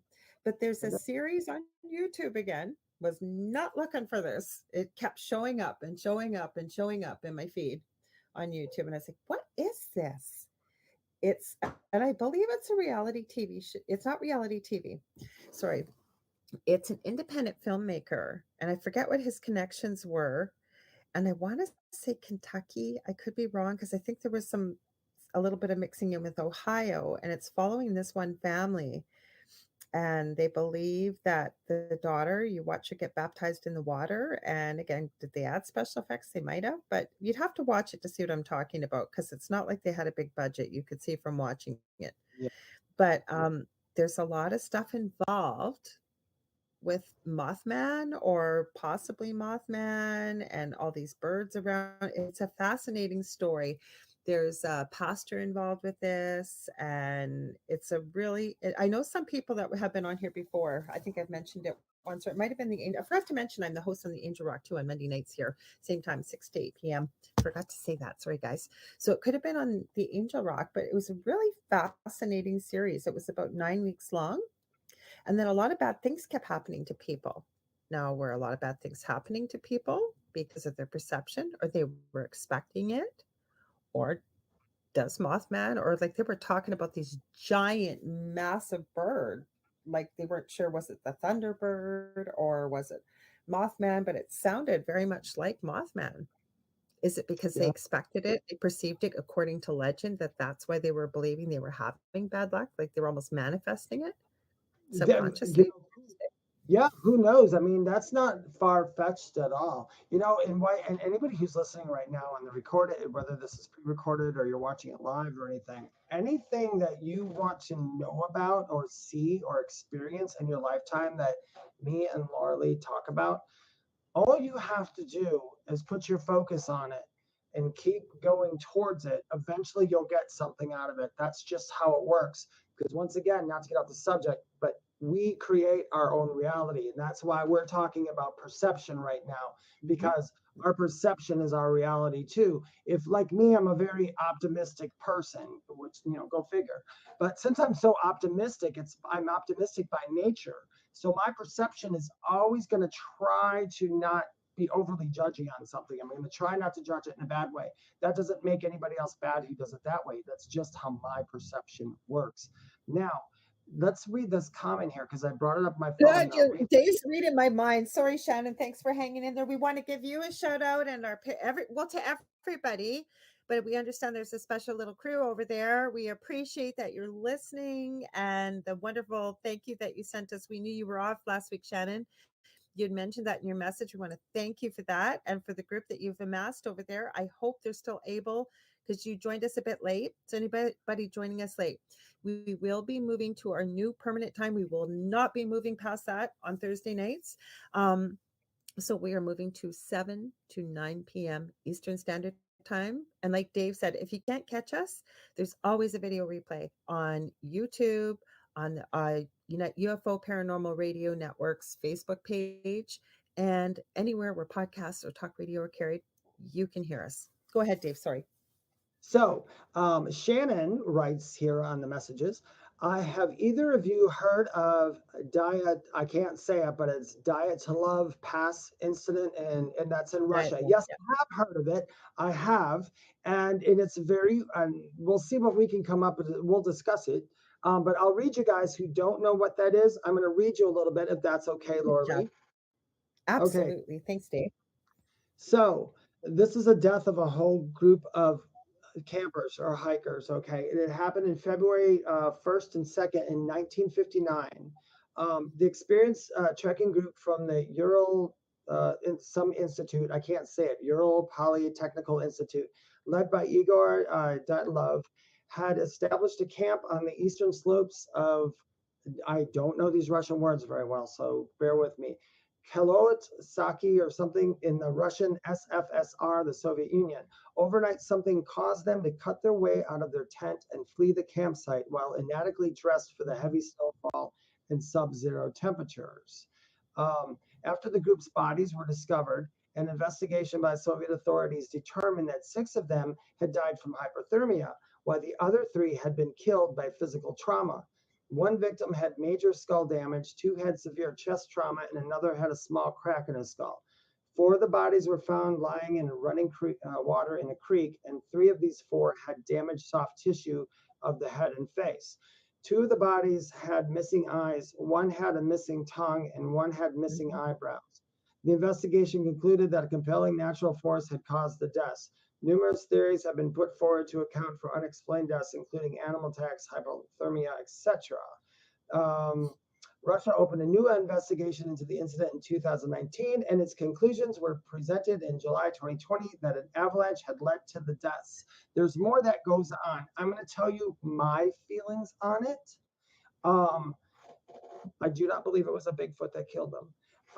And I know that's what a lot of people are speculating, that it was some kind of animal or something. I think the animals got to them afterwards.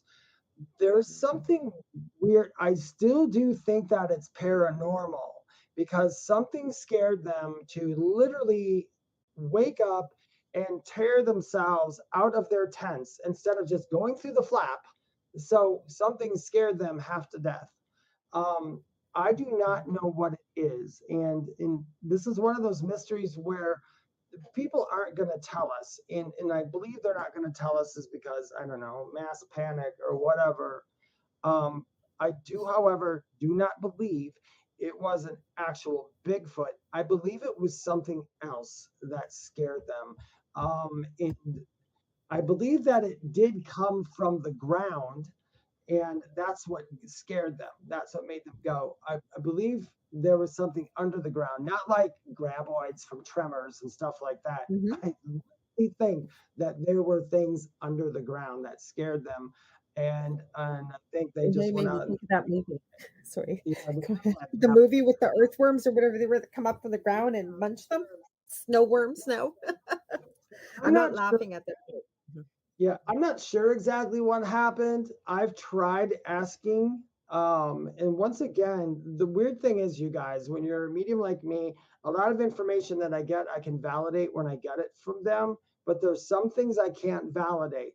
So I don't put it out as not true. I put it out in the back burner as like, I need to know more about this situation. That's how my mind works. I need to know a lot about it before I make that final call.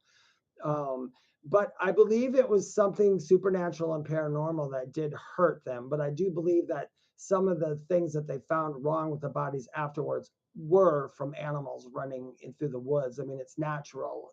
Animals are going to go, oh, that's dead. It looks delicious. Let's have at it. The weird thing is that there's tongues leaving and everything. Thank you. Something, I'm sorry, I just heard something. Um, Besides being supernatural, there is something to do with humans that did do this as well. And they're a kind of supernatural humans. So I don't want to chalk them up as monsters as much as I want to chalk them up as supernatural human, which I hate to say this live, and it's about Russia, and they hope they don't come after me. But Russia is way ahead in things like seeing telepathically, Absolutely. stuff. There are, a lot of other countries have laid that groundwork for remote viewing and everything else. So there are other countries that are using supernatural things to do things. So that might be what happened. Maybe they knew something. I don't know. What's your thoughts, Laura Lee? Yeah. You know what I kept thinking? Almost I hadn't considered when you were saying supernatural, almost human beings. And then I was thinking, kind of listening to spirit going through my head, super soldier type program. Was it like DEW, I think direct you just energy hit it. weapon? I, What? you just hit it. That's, yeah.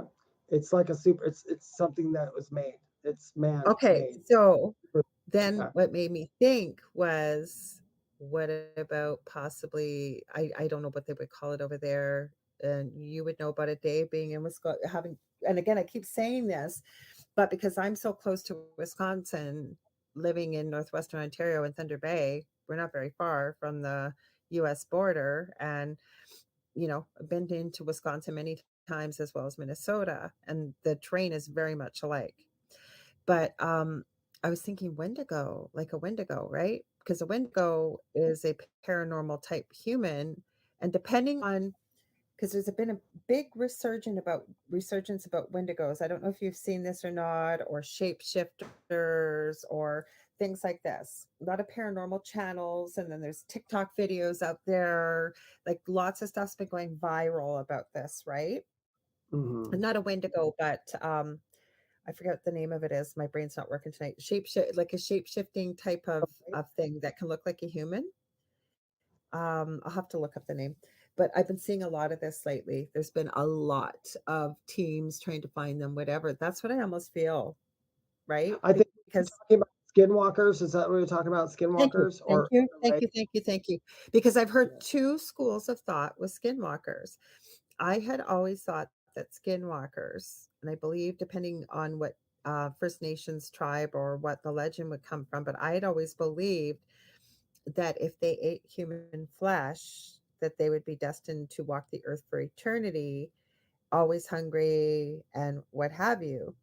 And then I've been hearing other legends about this. So maybe it is like a super soldier type thing, because these kids that were out there, and they were kids, Like they weren't teenagers, but they were young.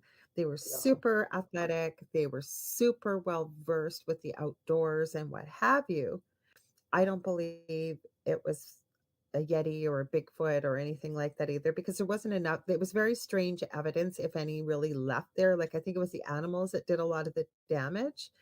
But I want to do a huge shout out because Shannon just said, and Sandra, you said, I remember hearing of this elsewhere, talking about the diet, I think it's Dyatlov Pass in Russia. She said the region is reputed to be like a gateway to hell or some other dangerous energy. Now, it could be maybe a Russian Bermuda Lake Triangle. But Shannon, you said, yes, the paranormal group is listening. They gave a collective hello. So, Dave, we give them a collective hello back. Hey guys, Please, thanks for listening. if I hope they this have any isn't freaking you questions, out.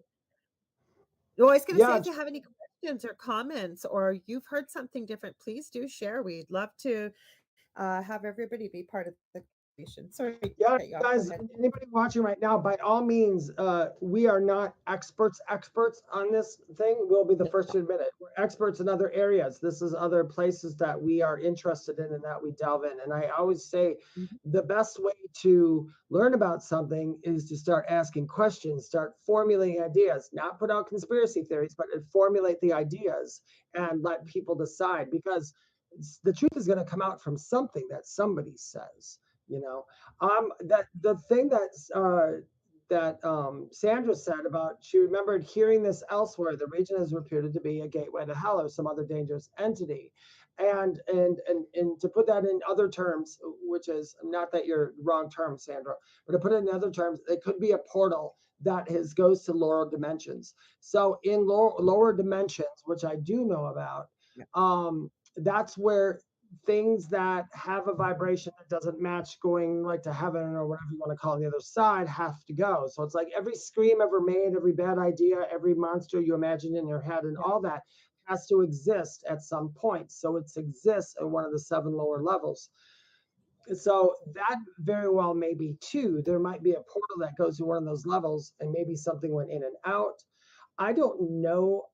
I mean, I don't know if we'll ever know who, except for asking them personally, what happened.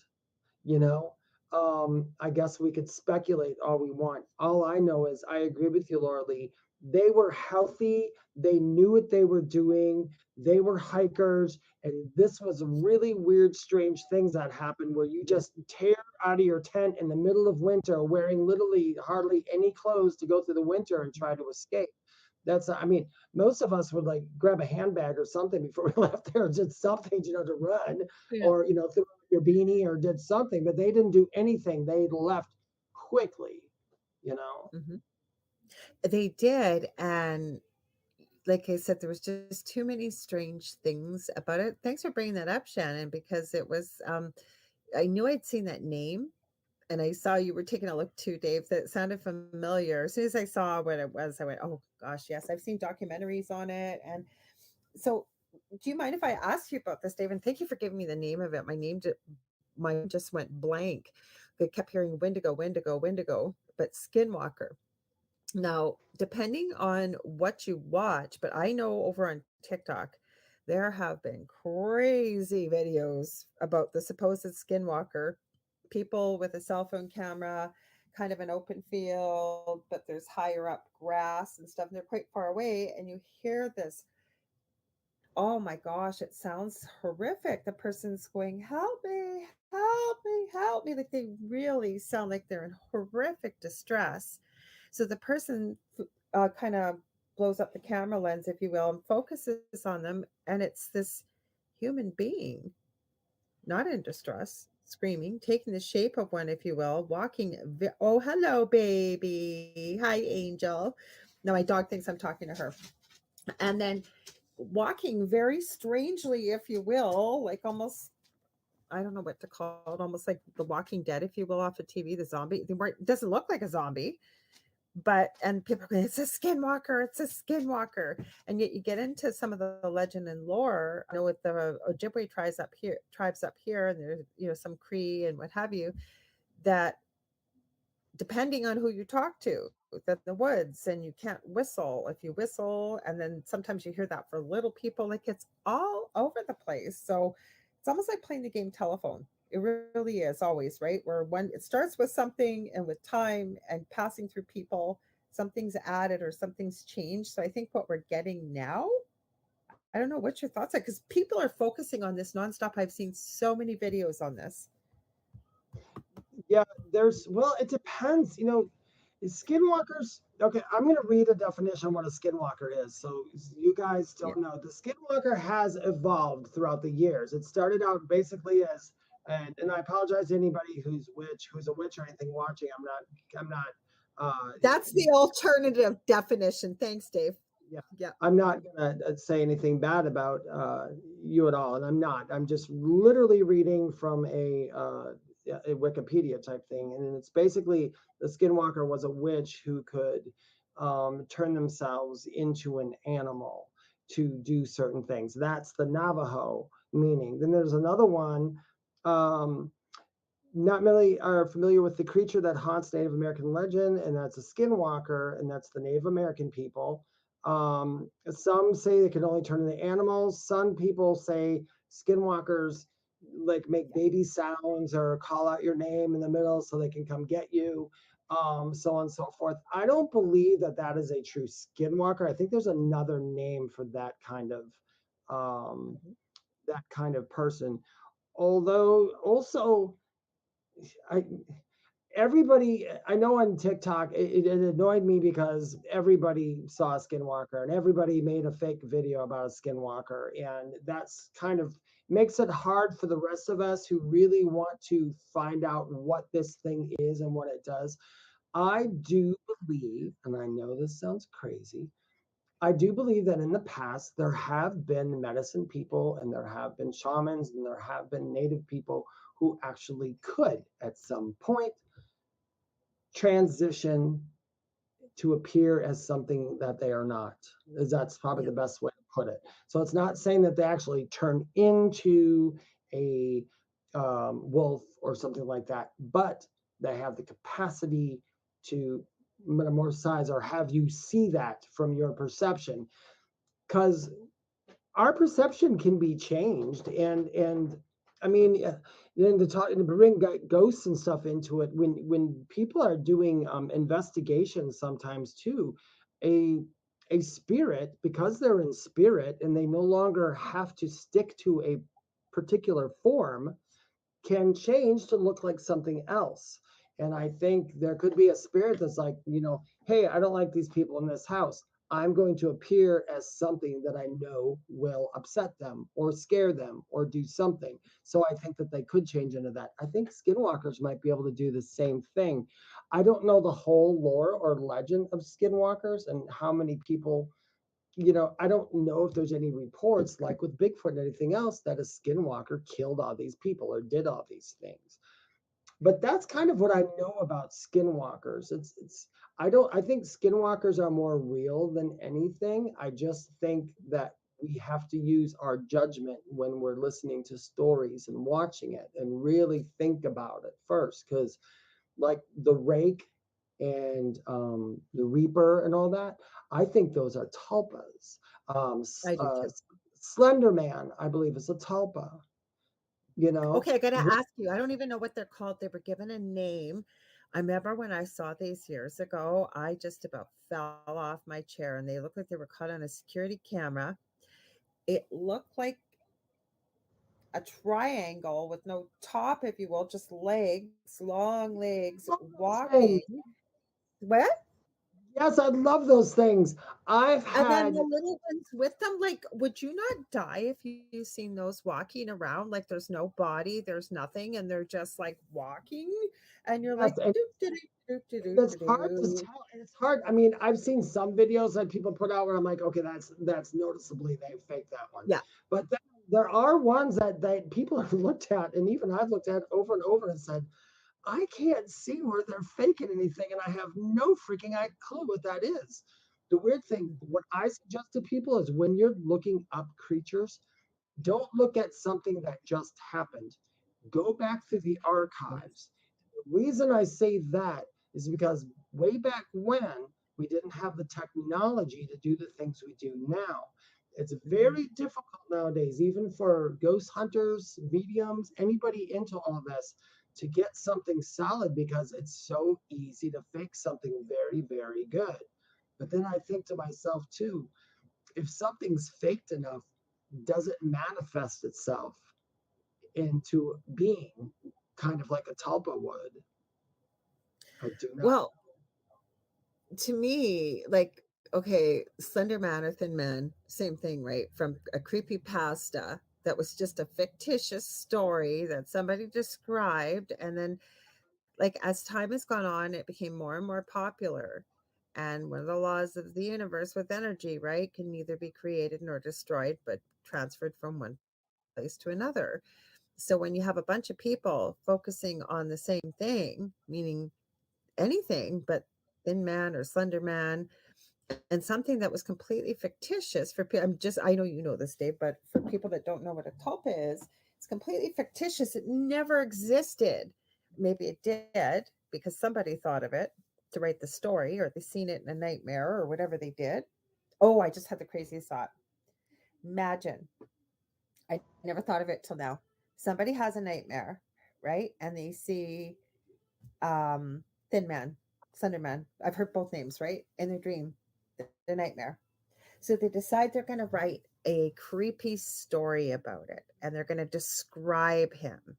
And heck, they might even, with the description, get their friend to draw it, for example. What if this entity was waiting in the lower astral realms, always did exist, and was waiting for this to happen, and then got a bunch of people as it became more and more popular to manifest it, right? A collection of belief of energy of Thin Man, Slender Man, and that's how he came to be. Would we still call that a tulpa? I guess so, Well, eh? well, that's hard to say. I understand what you mean. I guess if there's a energy that's in the lower levels, let's say it's an energy, it has no form. It's just some kind Yeah. of negative energy, which means if it's a negative energy, basically all it means is it's devoid of love. And if something's devoid of love, the opposite of love is fear. So that energy is filled with that fear.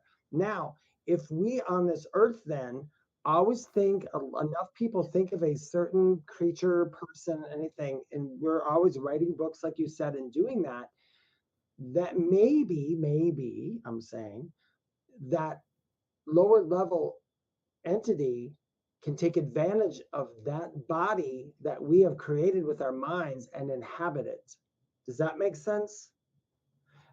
That's That not could, quite a yeah. tulpa, but it could. It's almost like Frankenstein's monster. Like we're putting together a monster in our head, but there is a soul that matches the energy of the monster that we're creating in our head, and it says, "Oh, perfect match. Boop boop boop. Here I am. I'm on Yeah. Earth. I'm real."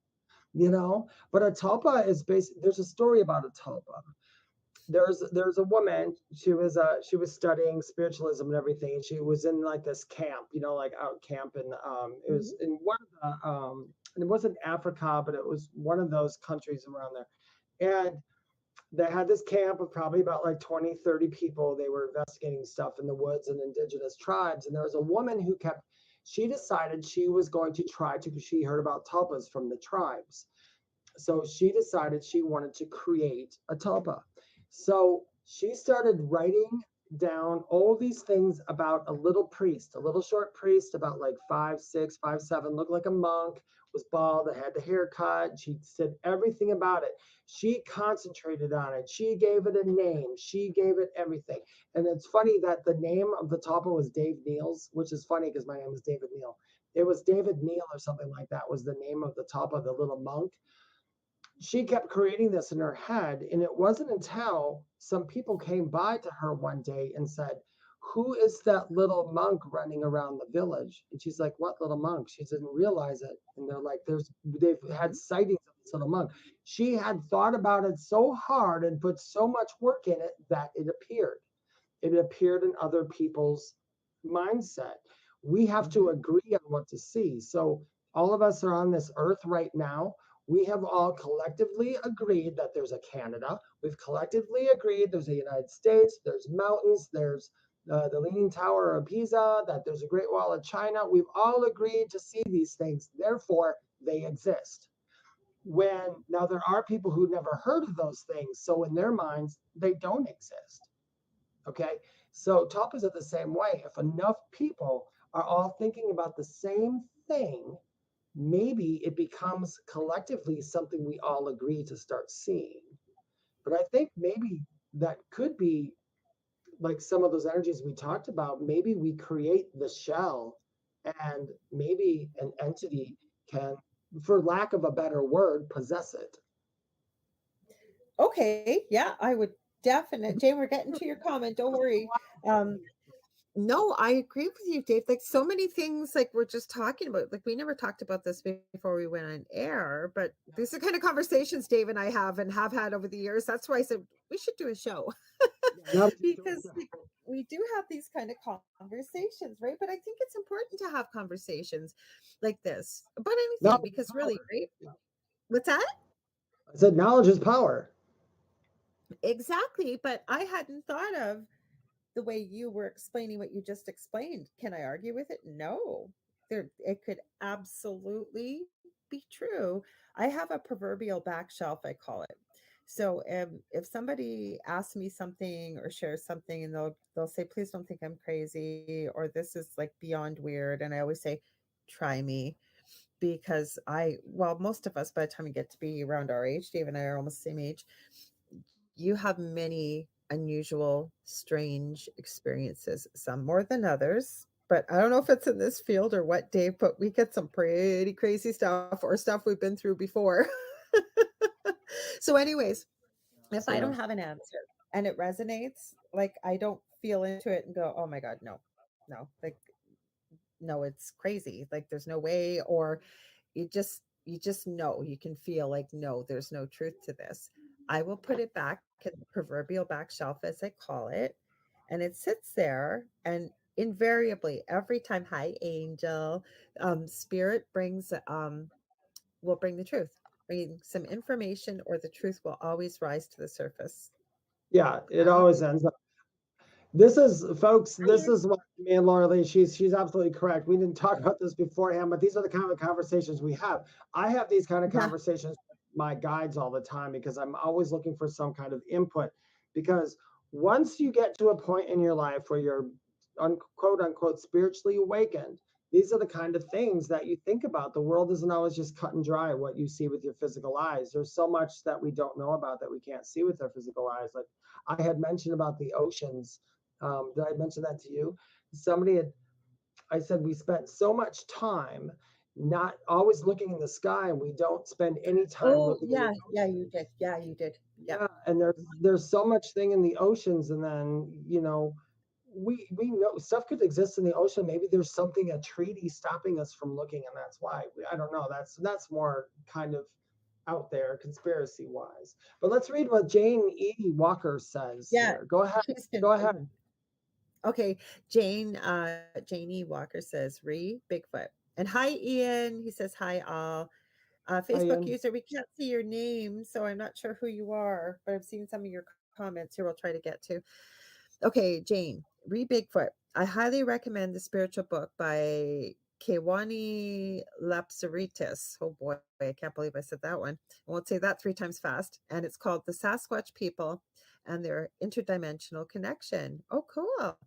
There's an animal communicator mentioned in this book, Kathleen Jones, who lives in Oregon and has been in communication with Bigfoot for years. Lots of dots connected. Now, before Dave comments on that, I'm going to add very quickly, Lori, I believe it's Wilson. I've mentioned it before. She does remote viewing. She had no interest in Bigfoot in any way, shape, or form. And there's somebody by the name of Connie Willis that does podcasts, I believe. I think she might go on Coast to Coast AM now. Anyways, years ago, she got Lori, who has an 87% accuracy rate, and Lori had no interest in Bigfoot. It was Connie who had asked her to do this. She remote viewed, I believe she referred to him as like a grandfather type Bigfoot, and she was astounded. Like she drew pictures and stuff of it. Lori did, and like she said, I commented on the smell because she'd written down everything, obviously, kind of like a story from her experience.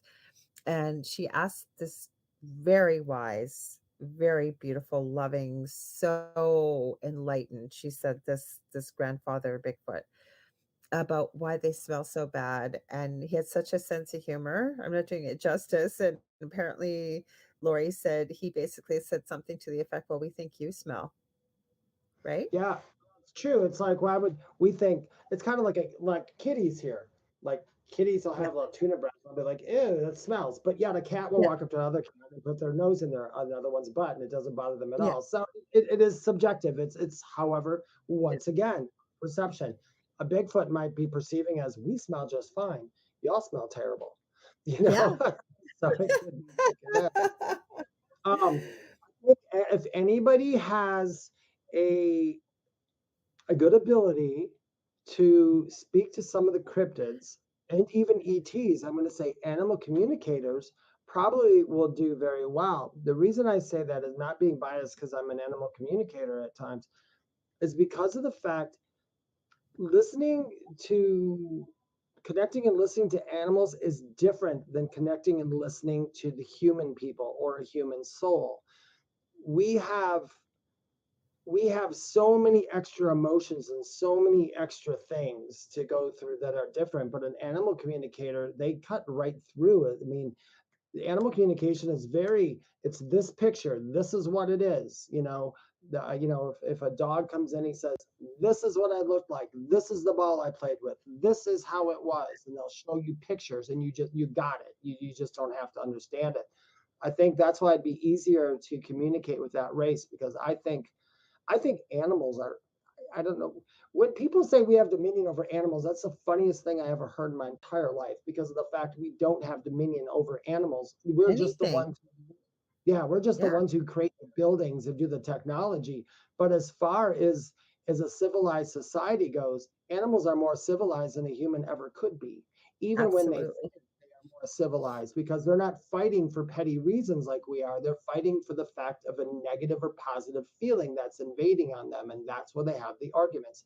Where people, it's like, you hurt my feelings, let's start a war. It doesn't work that way.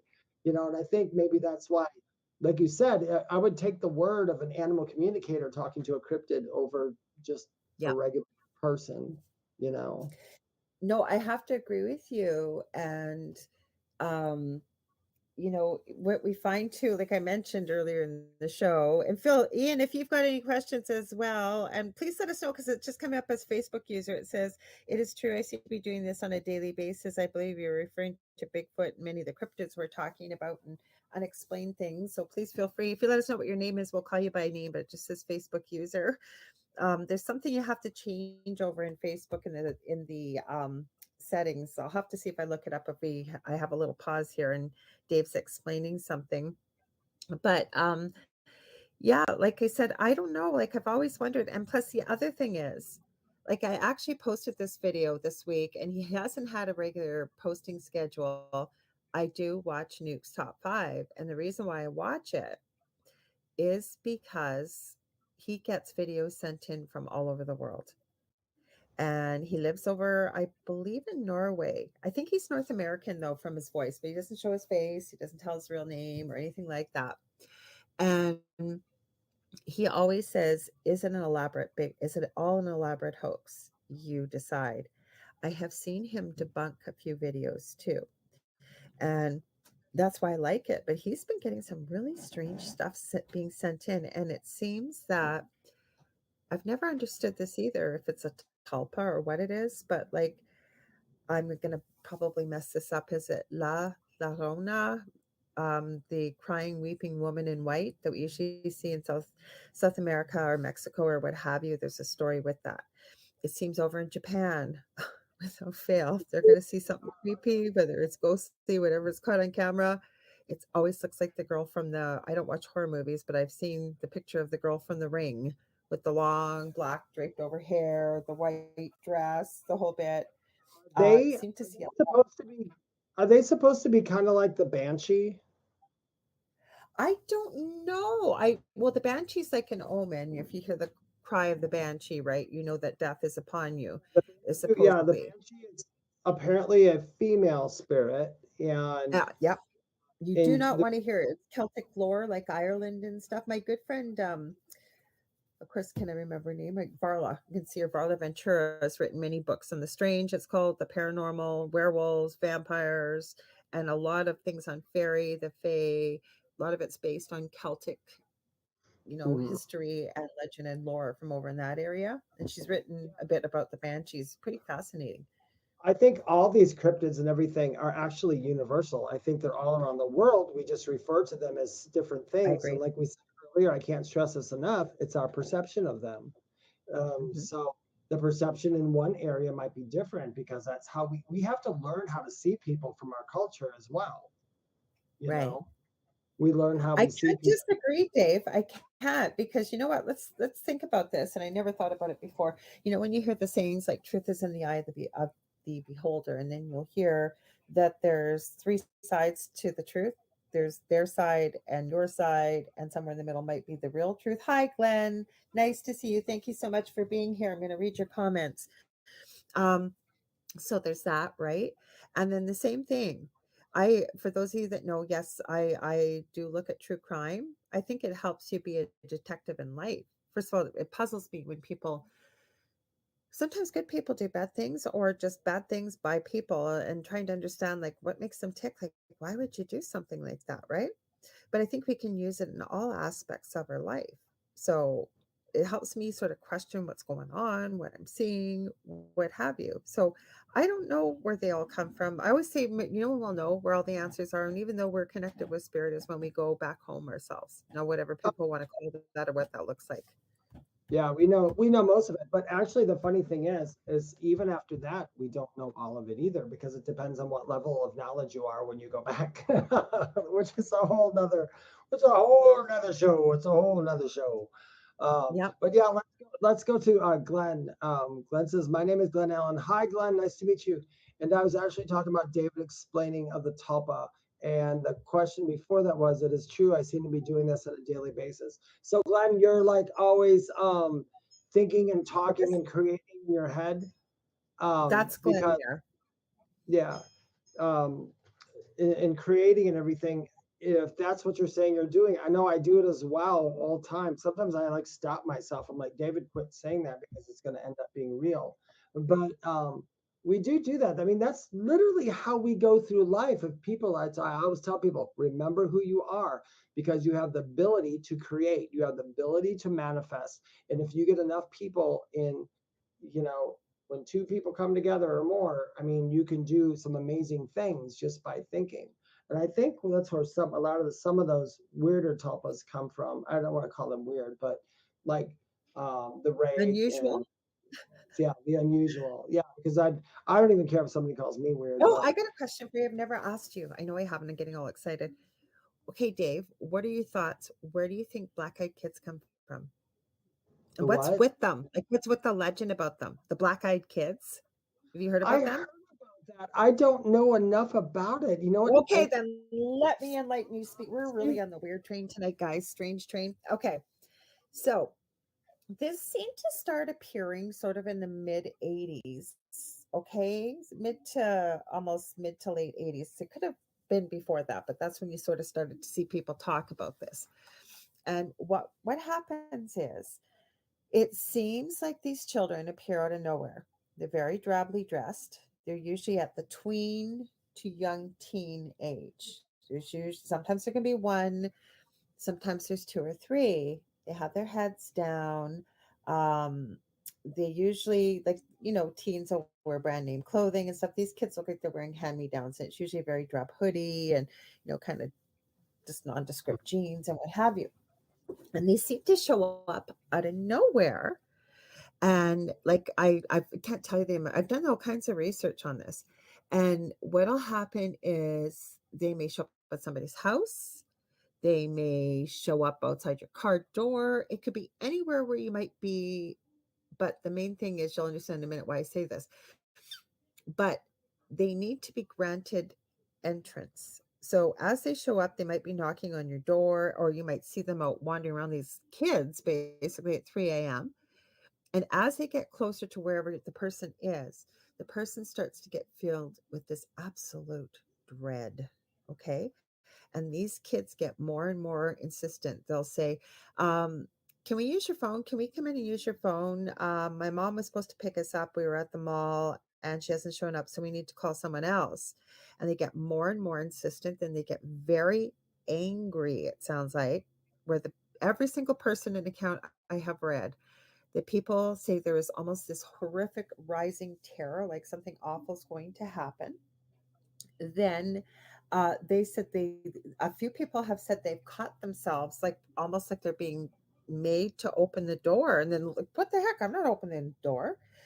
Every time they call the police, sorry, allergies got stuffed up nose. Every time they call the police, by the time the police get there, these kids have gone. But the creepiest thing is, what freaks people out, never mind the feelings I described, the kids have always had their heads down, but as they start to get more insistent and angry, and they have to be invited in, this is a crazy thing, and they look up, their eyes are completely black.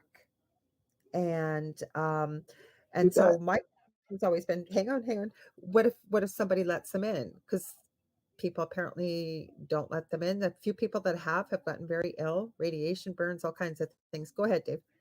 Well, I was going to say, it could be two things. I kind of heard a little about that. I haven't looked into it, but it could be two things. One, maybe they're hybrids. That's what I'm one. thinking. The other one Well, is why do they need to be invited in? Sorry, go ahead. because that comes from the vampire lore. Because that's what I've been saying. Yeah. Because a vampire supposedly can't enter your house without being invited. But that depends on the lore, what you believe, so on and so forth. I haven't came across any of the dark-eyed kids. I do know of another thing that I heard about dark-eyed kids. I haven't heard the one as much where they knock on the door and they get angry, but you see these kids and they look different. It's a hybrid. People, I've been called, oh my gosh, I had on TikTok one time, I was called a hybrid from all these people one time, because you can see sometimes when I talk, and this happens, you guys, if I talk to spirit or if it gets really exciting, yeah, you can see the whites above and below my eyeball, and they call that something. That's some kind of I don't know, alien thing or something. Somebody literally said that he's a reptilian. I'm like, no. no. I know they are, but that's just funny.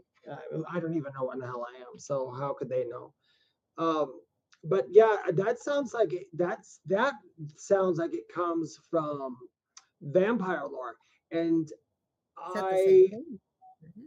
yeah, but it's not quite the same. Maybe there's hybrid vampires. I don't know. Well, the other thing I was going to add was some people have reported that when they're not let in, they say, fine, I'll just wait for my dad to come get me. And they claim that Men in Black have shown up, or there'll be a Men in Black type catalog. And again, this sounds really like conspiracy theory, but look this up, folks, as well as there is not quite as frequent. When I was on my previous network, we've done quite a few shows on this and looked into it. There's also reports of white-eyed kids, not nearly with the frequency of black-eyed. Like, why does it always induce that feeling of fear and dread and what have you? Because I always ask, okay, so what happens if you let them in? And then I mean, to be all and fair to those beings, if they perchance would be real, to be fair to those beings, we got to remember this, Laura Lee. A lot of people aren't like us, and they haven't gone through the experiences we have, and they just pretty much, they're consist of waking up, going to work, and the weirdest thing that happened is the hot dog vendor ran out of ketchup. That's the kind. That's true. That's true. I'm not knocking those people at all. I'm just saying, if someone like that had somebody with black eyes come up to their door with their head down and ask to come in, they might automatically feel dread or something, because of the fact that that's where their mind's going to take them. Where me or you might go, so what's your story first? We might, I probably maybe ask through the peephole. Or something. Animals are affected though too. Like, animals are not even barking, just whining and purring. So I don't know, but I'd want to know. like, dude, what's your story? Why do you have to be invited in? I heard about you guys. What's this all about? Like, why do you need to come in? No, you're not coming in, but I have some questions for you. I would have to ask. And, honestly, if a human being would come up to my door that I did not know and ask to come in, I would feel Never. fear and dread. I would know you're not going to. But if a weird creature or something walked up to my door and knocked and said, "Dave," I'd be like, "What's up? Let's talk. Tell me." I would not care, because at this point, I don't even care about my own mortality. I just want the info. So I don't care what you do to me. I You just got to want to know. live long enough to share it. You got to remember Yeah. that. Now, if you're going to get the info, you got to be able to share it. While you tell me why you're killing me, I'm going to put my phone on. So let's record this. Yeah. But Yeah. that's just kind of how I am. I think that's, eh, I like I said, I'm one of those people. I can't say, because it's not something I know from a near death experience. There's nothing in my near death experience that gave me that information. So I can't Right. make the call. That's not fair of me to make the call. So I don't know. I think it's quite interesting though. I do know, and if you want to talk more about hybrids, I do know this in my heart that they are walking the earth here. And I know that I've seen, you guys, what my regular day job is, seeing a lot of people in the public eye all the time, walking by me and all that. I tell you, I look at face shapes and I look at people, and I will turn on my little psychic stuff just for my own fun as I walk by, and I'll be like, okay, troll reincarnation. Okay, elf reincarnation. Okay, that is an alien. I know that's an alien. But we just kind of, I don't know if it's true, but you get certain you get certain vibes from certain people. You just kind of know. Yeah. I've saw people that looked like what people draw about aliens, and I thought, either that's just a face shape where we've decided in our heads that looks like an alien, or that is someone who's here who does actually resemble that. I see all kinds of weird beings, but I always try to look at everybody I see and give, because of how I work, give everybody the benefit of the doubt, unless they're coming after me. That's different. I know why Jane says this comment. She was on my show Monday night, and I had my good friend Augie Nost on, and she's going, haha, Laura Lee with the middle name. I have some questions for you, pot friend, because it's true, because I have that kind of mind. And I guess maybe that's why I became a nurse and wanted to be a doctor. Like, I've got that kind of mind. Shannon, you're a nurse. You probably could explain all this. And I'm going to get to your comment. I think it's Glenn. Yeah, Glenn, I will, about NDEs. Because you question, right? And I think that, not that people don't question, don't get me wrong, but my mind, like, if I feel like I've forgot my train of thought, it's because my mind's already 100 million miles ahead of what my mouth could possibly say, and I'm constantly thinking, like, from all avenues. So what do you mean? Well, how does that work? Like, and I'm not putting someone on the spot. I'm so interested and curious, and I want to hear. I'm not nosy, but I want to try and figure it out. Like I told you, I'm kind of I guess I have to admit, I'm kind of a true crime person. Like, I want to understand, like, what makes you tick? Like, why do you do this kind of evil that most, I believe, human beings wouldn't even fathom of ever doing, and especially, say, against those you love or complete strangers, or I don't know. So I want to know these things. So I guess that's my new middle name. My regular middle name is Anne. I guess we'll kick that one out. This one's more exciting. Yeah. So, Dave, you want to read Glenn's? I have actually visited the other side. I'll be right back. Okay, there. All right. Can you hear me yet? Your microphone went out. There we go. So Glenn has put here, I have actually visited the other side twice, had close to a half a dozen NDEs throughout my life. I have too, Glenn. I had a lot of close calls throughout my lifetime, but I have been on the other side too. And I was in a coma for 2 months after my near death. So I got to see a whole lot of stuff. Like I said, even though I was over there, there's some stuff I don't know about from over there. I can't comment on it. I mean, people think that when we have an NDE, we automatically know every bit of information that there is to know about life and everything, and there's not. I mean, we don't even know all that stuff during our NDE. We only know what we're given. A lot of the stuff I've been given over the years, over and over, as I said, I've been talking clearly with my guide since I was a child. That doesn't make me a better person than anybody else. It just means when I had questions, I was always able to ask and get some kind of formulated answer.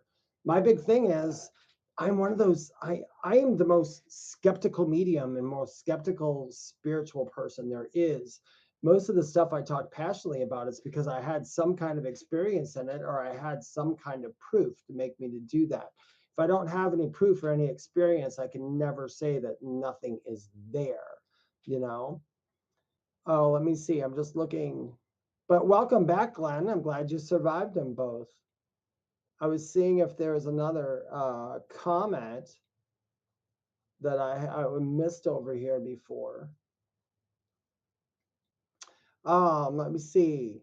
Shannon K says, I totally agree, Laura Lee. My husband always says you meet someone and in 5 minutes you know what they are allergic to, whether they're from. Yeah, Laura Lee does that. I don't do that much. I just kind of, but I always want to know. The more inquisitive we are, the better. My kitty's going crazy.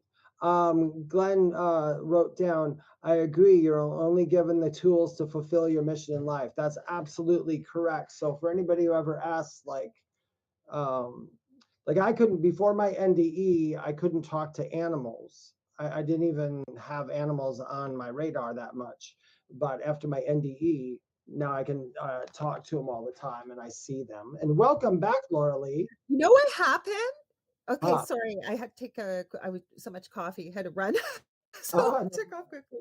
But you know what happened? I've never had this happen before. I don't know what I clicked and it wouldn't let me add myself. And I'm going, oh God, please don't let it stop for Dave. And I'm going, no, it's not going to stop. He'll still be there. So I just hopped right back in. So sorry about that, guys. I heard you talking. We just kept talking. Shannon. Oh, go ahead. We just kept talking while you were here. While you're, go ahead and read Shannon's comment because that was about you. And I'm just moving over here for a second to move my kitty. Okay, I totally agree, Laura. My husband, I did hear you read this comment. So you said, my husband always says you meet someone and in 5 minutes you know what they are allergic to, where they're from, and what size underwear they wear. Sad, but it's true. And then Glenn says, I agree. Sorry, I gotta highlight it. You are only given the tools to fulfill your mission in life. Well, I don't know about that. We're talking about from the NDE. Oh, from the NDE. Yes, then I agree. Because I didn't get a chance to say, but the more and more, and you cannot believe the amount of people I have connected with over the last few weeks, females mostly, that have had NDEs around the same age, which I believe I had, which is around anywhere from 18 months to some of the women I've met. It's been women. I was probably about 2.5, between 2.5 and 3. And I believe I had one and almost identical to what happened to me, Dave. And I'm going to share it with our listeners. We all had extremely high fevers. So one person got into rat poison and there was no antidote back in that time. And they should have died and they didn't. They're here alive and well and able to talk about it. But I met a few, and like I said, it seems to be women that have had these very high fevers. Apparently mine was up to 106 and then kept seizuring. And that's what happened to me. By the time there was no 911 back then. So by the time my parents would get me to the emergency, I wasn't seizuring. Well, I guess the last time I did seizure and they couldn't stop it. They wouldn't let my parents in the back. And then I was in the hospital for a very long time. And my mom said they were given very little information about what happened. And again, it was very unusual. Same thing. Okay, so this is it with these tools with the NDEs. I'm going to share something else that happened cool. I was practicing lucid dreaming and so was Dave, because I asked Dave, right? Dave, you were working on it? Okay, so Dave knows this, and I may have shared it if you guys were on the Angel Rock. We had Lana Sackwild on a couple weeks ago, and she was talking about the absolute amazingness and incredibleness of lucid dreaming and what you can do with yourself, anything while you're sleeping. I thought, I could give this a try.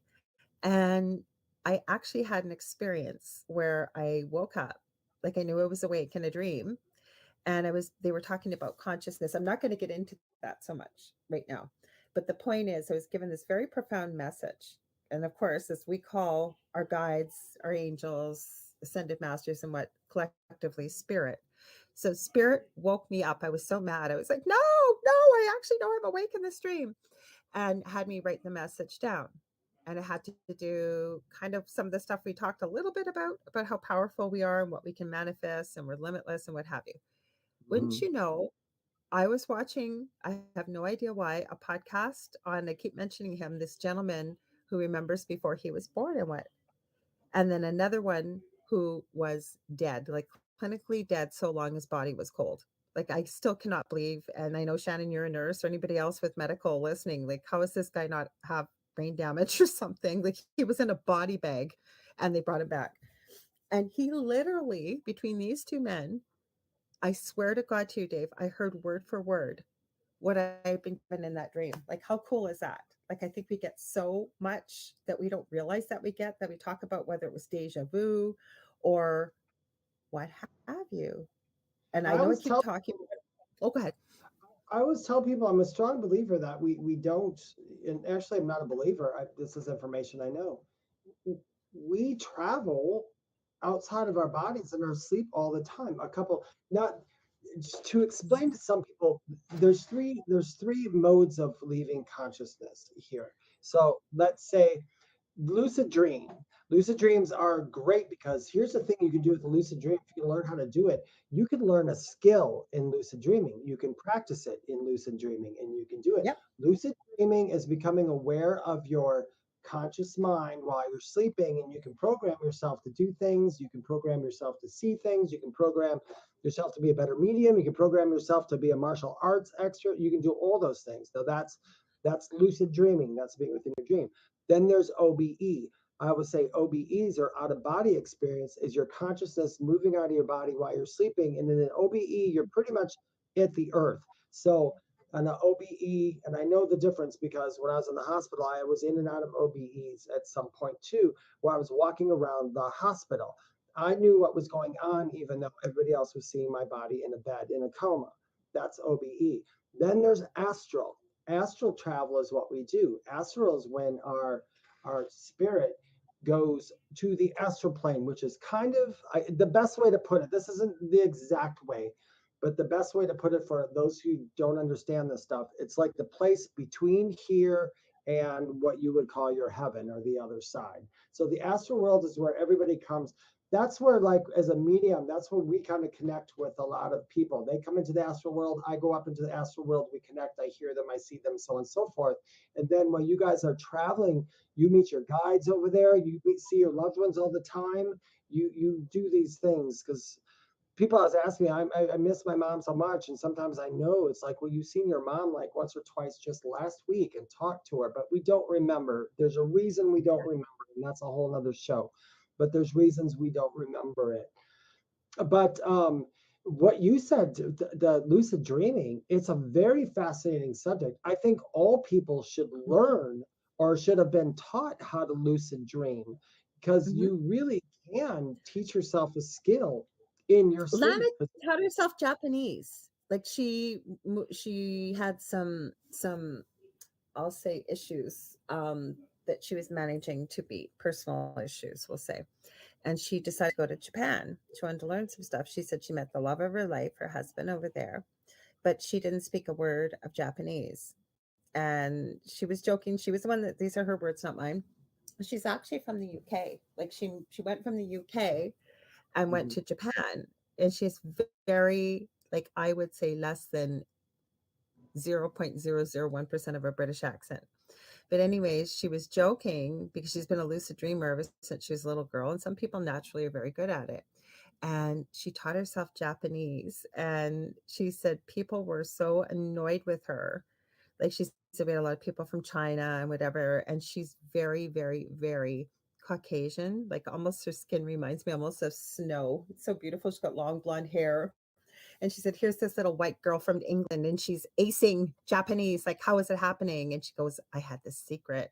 She goes, I was practicing it. I was doing all kinds of stuff in lucid dreams. So she said she that's how she's built the business she has and everything else. And it makes sense because we're so open while we're sleeping, right? And our subconscious and everything else. Oh, Shannon says, can I lucid dream myself to exercise? Kidding. Just adding humor. We love humor. Let me, after you're done, Shannon, that might sound funny, but I'm going to tell you what you can do to help with that in a lucid dream. Go ahead, Laura Lee. I'm sorry. Oh, no, there was nothing. I was just going to say, Dave and I love humor. So, Yeah.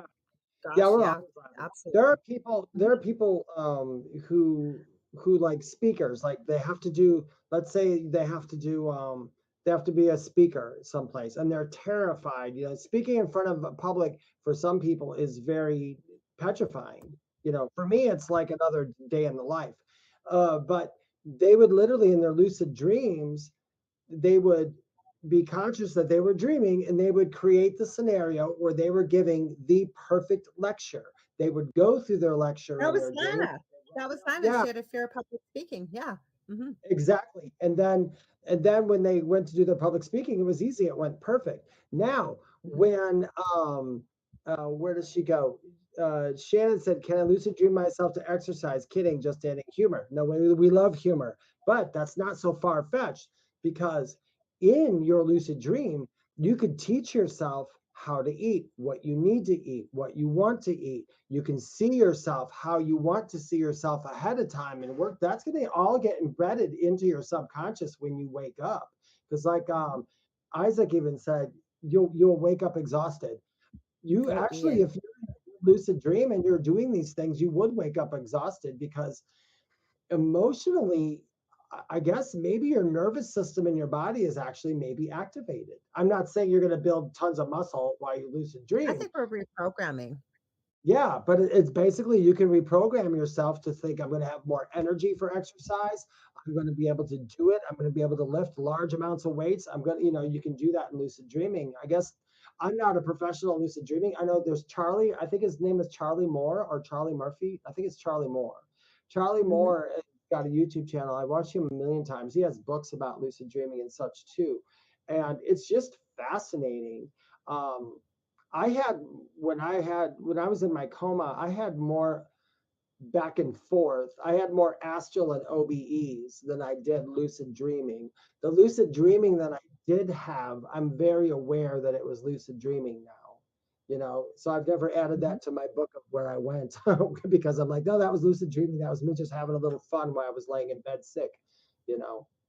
Well, we Okay. got to do something with that time because I want to add this that went with what we're talking about in a way, backing up a bit to Glenn's comment about he said, my NDEs showed me how to be able to basically have to utilize the neuroplasticity that we all possess within our brain because we do. And you had said that you had a very bad head injury, and that's the beauty of the brain and children are much better at it than we are.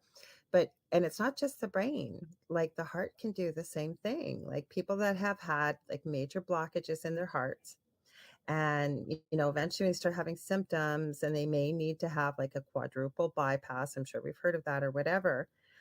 But there are some people that can't have that done. There's things that can be done, but the body will be able to create new pathways like blood pathways and to be able to keep somebody alive. Or with the brain, like I said, the younger somebody is, sometimes you have a lot more success. Like children seem to have a lot more pliable brains, but I know even with working with many massive stroke victims, and I'm sure Shannon can add to this, that people are able to develop new brain pathways, meaning neural pathways, to be able to still utilize and regain back some of the function they lost, say, from a stroke. Now, it doesn't happen all the time, but with changes in medicine and what have you, it's possible, really possible.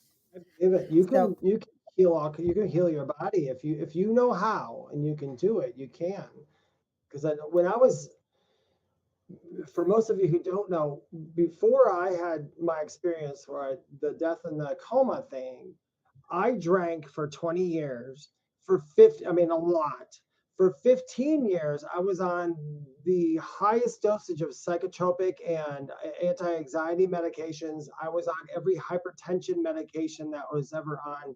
And then when I came back, I'm not on any of those medications anymore. Nor do I drink, nor do I smoke, nor do I do all those things that I don't remember. I don't have high blood pressure anymore. I don't have anxiety anymore. I'm very blessed and I'm very lucky that that happened.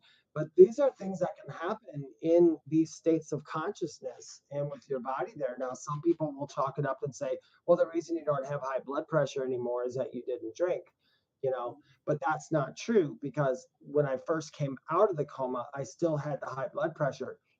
As I went on through my healing, my body healed it. So within that first year being out of there, no more any drugs. They all went away. I went from being on 10 to going away. So that stuff can happen to you. And I think, like Laura Lee said earlier, which I'm going to beat it to hell, and that is, if you can learn how to lucid dream, you can. There's a lot of stuff you can do. I mean, why we sleep so much of our lifetime? We weren't meant to just sleep and not know anything. So for anybody listening, don't think for a minute while you are sleeping you are wasting your time, because your body is doing things and your spirit is doing things and your soul is doing things. I mean, maybe we should all try to lucid dream and imagine ourselves meeting up with some of these cryptids we talked about and see what kind of conversation we have, because a lucid dream, which is oddly enough, a lucid dream, you can have other characters sneak into that dream. Just like when we dream about our loved ones who pass, that's not a lucid dream, that's almost astral, but you can lucid and mix those two together. So let's just say, here's your lucid dreaming, you start, here's the astral, and you can kind of put those together a little bit and maybe have that contact and maybe give you, how to do something, maybe where to look when, like I want to learn about Bigfoot. So you lucid dream a lot about Bigfoots, and maybe somebody in a lucid dream one day might give you a heads up on where to go to look for something. Well, or the answers. I'm going to get to your question, Glenn. There was something somebody had said here, what you had said. Now I'm losing my train of thought here, but it had to do with, you were talking about lucid dreaming, and before that you said something about cryptids, and I should have wrote it down. It was important. I wasn't ready to change the subject. Let me go through here. We had Sandra Sharp said there's work being done with hypnosis to help stroke victims recover full functionality. There's all kinds of things that are being discovered and learned, and you'll hear people say things like, well, they're just words. Words can't hurt you. Well, yeah, they can. So can thoughts, and so can emotions. And that's, I have a book that I use. Wasn't planning on getting into all this tonight, but we'll mention it quickly because I do want to get back to a little bit of cryptidy kind of stuff. I call it my Bible, and I don't say that with any disrespect to the Bible of, whatever it may be. But the reason I call it that is I truly believe the human body, we've been given that gift to be able to heal ourselves of anything. Just we can do any of these things that we're talking about. But the book that I use, it's called The Secret Language of Your Body by Ina Segal. It goes by every body system. It goes by disease process. And for everything that we're experiencing, she goes through and explains the emotions that are involved with this, no judgment, and then gives you various colors and types of things within the book to work with to help clear this. And I got to say, I've used this with quite a few people, and I've yet to have somebody say, and I'm sure not everybody was just being nice. And I almost feel bad, and they got to realize, especially as a psychic or medium, that even though something doesn't mean anything to ourselves, I have to remember that I'm just the mailman, if you will, mail woman, that it's not supposed to mean anything to me. It's supposed to mean something to the person I'm delivering the message to. And without fail, every single person has said, oh my God, that is so me. That is so me. So kind of cool. Oh, by the way, I forgot to wish everybody, we're going to go a little bit longer tonight, not too long, because we're going to be, maybe we're kind of scooching you into our new time zone for next weekend, final time zone. Yeah, but I wanted to answer Ian's question real quick. Well, let me give you 1 sec. I wanted to wish everybody, I know we're day late, or maybe day and a half, depending on where you are, happy International Women's Day. Oh, yeah. What up, girls? Happy Girl Day. Woo. So we got Um, Glenn's question, but Ian wanted to ask a question. Should we ask? And then we can get to, because I I can think, answer what about, yeah, yeah, I I can think answer this is, Ian's question. then we'll get to Glenn's question too. Ian says, what about characters you don't want? Can they force their way in and affect you? In a lucid dream, the lucid dream is all you. So you would have to give that permission. In an astral travel is different. If you are going astral travel and you're not in your consciousness in lucid dreaming, your soul body is actually kind of leaving your physical body. You're still connected by the silver cord, but you're going into astral. Yes, astral is where something like that could happen. It's unlikely, I will say. It has happened to people. It depends on their state of mind. It depends on their emotional stability and everything else. It really does. But in a lucid dream, I mean, because in a lucid dream, you're in control. You're literally in You change control. it. Yeah, you Yeah. change it. You could go in and use a baseball bat and remove them. You could do whatever you wanted because you realize you are fully cognizant and awake in the dream. You change it. A lucid dream would be more closer to how you are after you leave your body permanently, the other side. It's Or basically like you had an easy button or remote control, whatever you wanted. Like you could change it. You know what I'm going to use as a quick example, and I've used it before. Lucid dreaming. If you are a Harry Potter fan or have ever seen the Harry Potter movies, I believe it's the third one, Prisoner of Azkaban, and it's with Remus Lupin, the werewolf in the story, who is a teacher or professor, as they call him, and they have something called the boggart.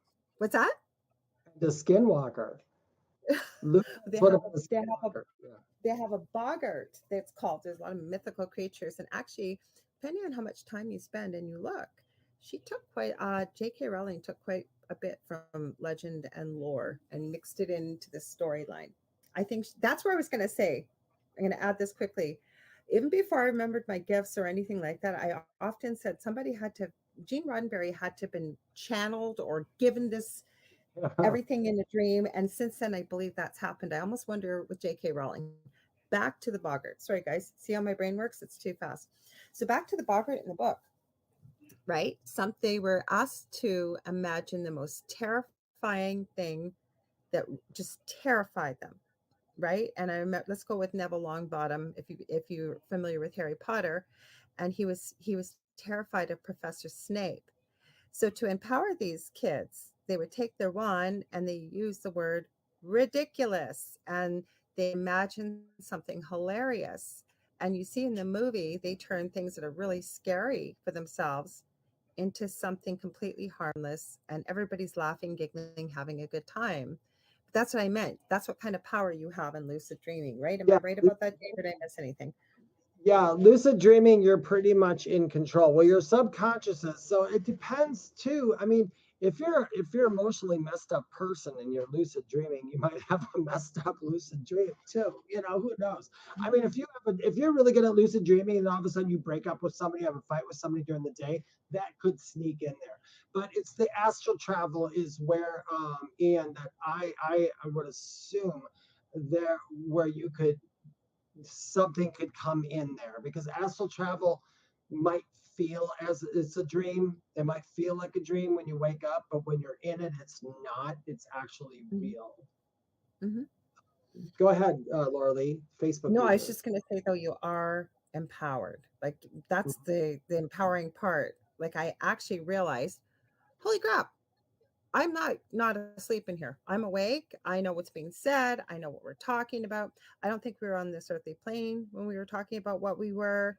And then, like I said, I was annoyed. And I don't usually remember my dreams unless it's something super powerful or spirit wakes me up and asks me. I have like a library of paper here, and they'll ask me to write something down. I'm left-handed. It's like chicken scratch.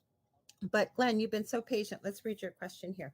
What are your ideas on reigniting with your inner child when opening your chakras or chakras? I don't know. You want to answer that? You want me to? Well, we can both answer. We can both answer this because me and Laura Lee both have different. We have different ways that we go about doing things in our practices. So, For me, to explain this real quickly for other people, chakras are the energy centers in your body that go all the way down. Invisible. Yeah, Invisible to invisible. most people. There's actually, they say there's 7, but there's way more than 7, because you probably have about 6 or 7 Oh, you're reading my mind, Dave, because I was just about to go like this. And and they're in everywhere. There's actually an 8th chakra that's right above your head. That's the one I connect to when I talk to. The 8th chakra is where I go to really talk to my guides up here.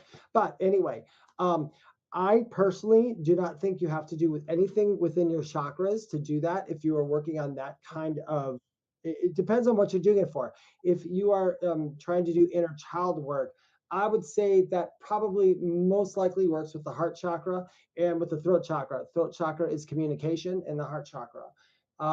So I guess if you open those two up while you're working with that, I don't think it's necessary. I think it's shadow work. It all depends on who you are and how you play the game, really.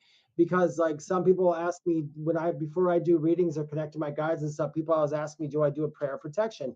No, I do not. The reason I do not do a prayer of protection is that after all these years, it's implied now. I always know it's there. Now, if I were to do an investigation at some place where I know a lot of negative people were in there and a lot of people had visited that, I might say something like, I only want to hear from the most positive for the good of me and for all people involved, something like that. Inner child work, I'm not an inner child work kind of guy. I don't call it that. I call it something a little different, but I know where you're getting at. I don't think you have to open up energy centers in your chakras. I think that is almost implied when you do the work. But once again, it depends on who you're working with. Are you working with yourself? Are you working with another healer? It really, spiritualism is kind of like, spiritualism is very cool. I like it way better than religion, because of the fact of religion, they're forced on one thing written in a book and they go throughout history. In spiritualism, we understand that things evolve and things change. So we know there's always a new way of doing stuff that might come up, or there's this and that. So my way of doing stuff with inner child now might be stupid 10 years from now. It might not be workable at all. You got to be open. You know what happens to animals when they don't change? They end up becoming extinct. That's why spiritual people are still here. We go with the change. We evolve with the spirit. We evolve with everything. So I'm going to say my answer, unfortunately, after all that long-windedness, would be it depends on what's comfortable for you and what you're going for and who the healer is you're working with. I'm laughing because even though Dave and I might not call it the same things, I was literally going to say that. So I do something called crystal Reiki. I keep saying one of these days I need to film a video so people can see what I do. And I do kind of like a little bit of a history, what are we going to work on today, or why are you coming? And usually then I check your chakras, and you don't need to be in front of me. I can do this distance wise, since there's no space and distance on the other side. Then and I can pretty well tell by what somebody's telling me why they're there or what they want to work on, what I'm going to see in the chakras, whether it's overbalanced or underbalanced, right? Using crystals and what have you. That's not the reason why I'm mentioning this. Okay. So that your energy centers, because you'll hear people say, is it blocked, or is it stopped spinning or whatever? And Dave, I think you and I have both said if it stopped spinning, you'd be dead. So no, but it can be overbalanced or underbalanced. So we try to do that, right? And then I will go through your whole aura or energy field looking for cracks or whatever may be in there, and to help, right? But the point I'm saying is, so I've never really, how do I want to put this? I've never really equated inner child work to chakras, but you could, if that works for you, Glenn, and you've got a process that works, keep doing what you're doing if it's working. And if you feel called to do so, share it with others. Now, with inner child work, I tend to call it shadow work as well, right? We have the potentiality to be everything. And usually, if you're not sure what that means, have we ever heard ourselves saying, well, we don't want to be one of those people? We're not one of them. That's usually part of our shadow that we've tucked away. Usually happens while we're children, I believe, and we tuck it away, and it's like we've been led to believe. I believe in total innocence, but trying to understand the adult world and what we see and what we perceive, that nope, that's not a good thing. So that's where, you can do some shadow work. integrating the entire shadow, but also for me with inner child work. And I have found it helpful. And if it works for you listening to this, great. And if it doesn't, that's okay. But going back and visiting some things that have been maybe traumatic for myself in childhood, or helping another person if I'm doing healing work, and then sort of talking about it, like, what do you think that they might have needed? And I think that we're very powerful with our brains, like going back and doing some healing. But there's many other ways to do this. Like, just because, like Dave mentioned earlier, we're not experts. We're sharing with you either what we get from spirit or what we use in our own practice or what we've experienced. So, oh, David, you can't believe Glenn just asked this.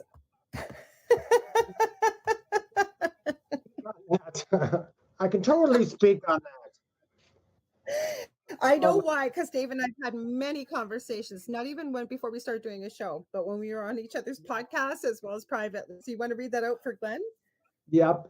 So Glenn asks, can either of you talk on the issue of walk-ins? Yes. We both can. For those of you who don't know what a walk-in is, it's basically if a soul here is ready to go, something happens, they're ready to go, but the body's still good.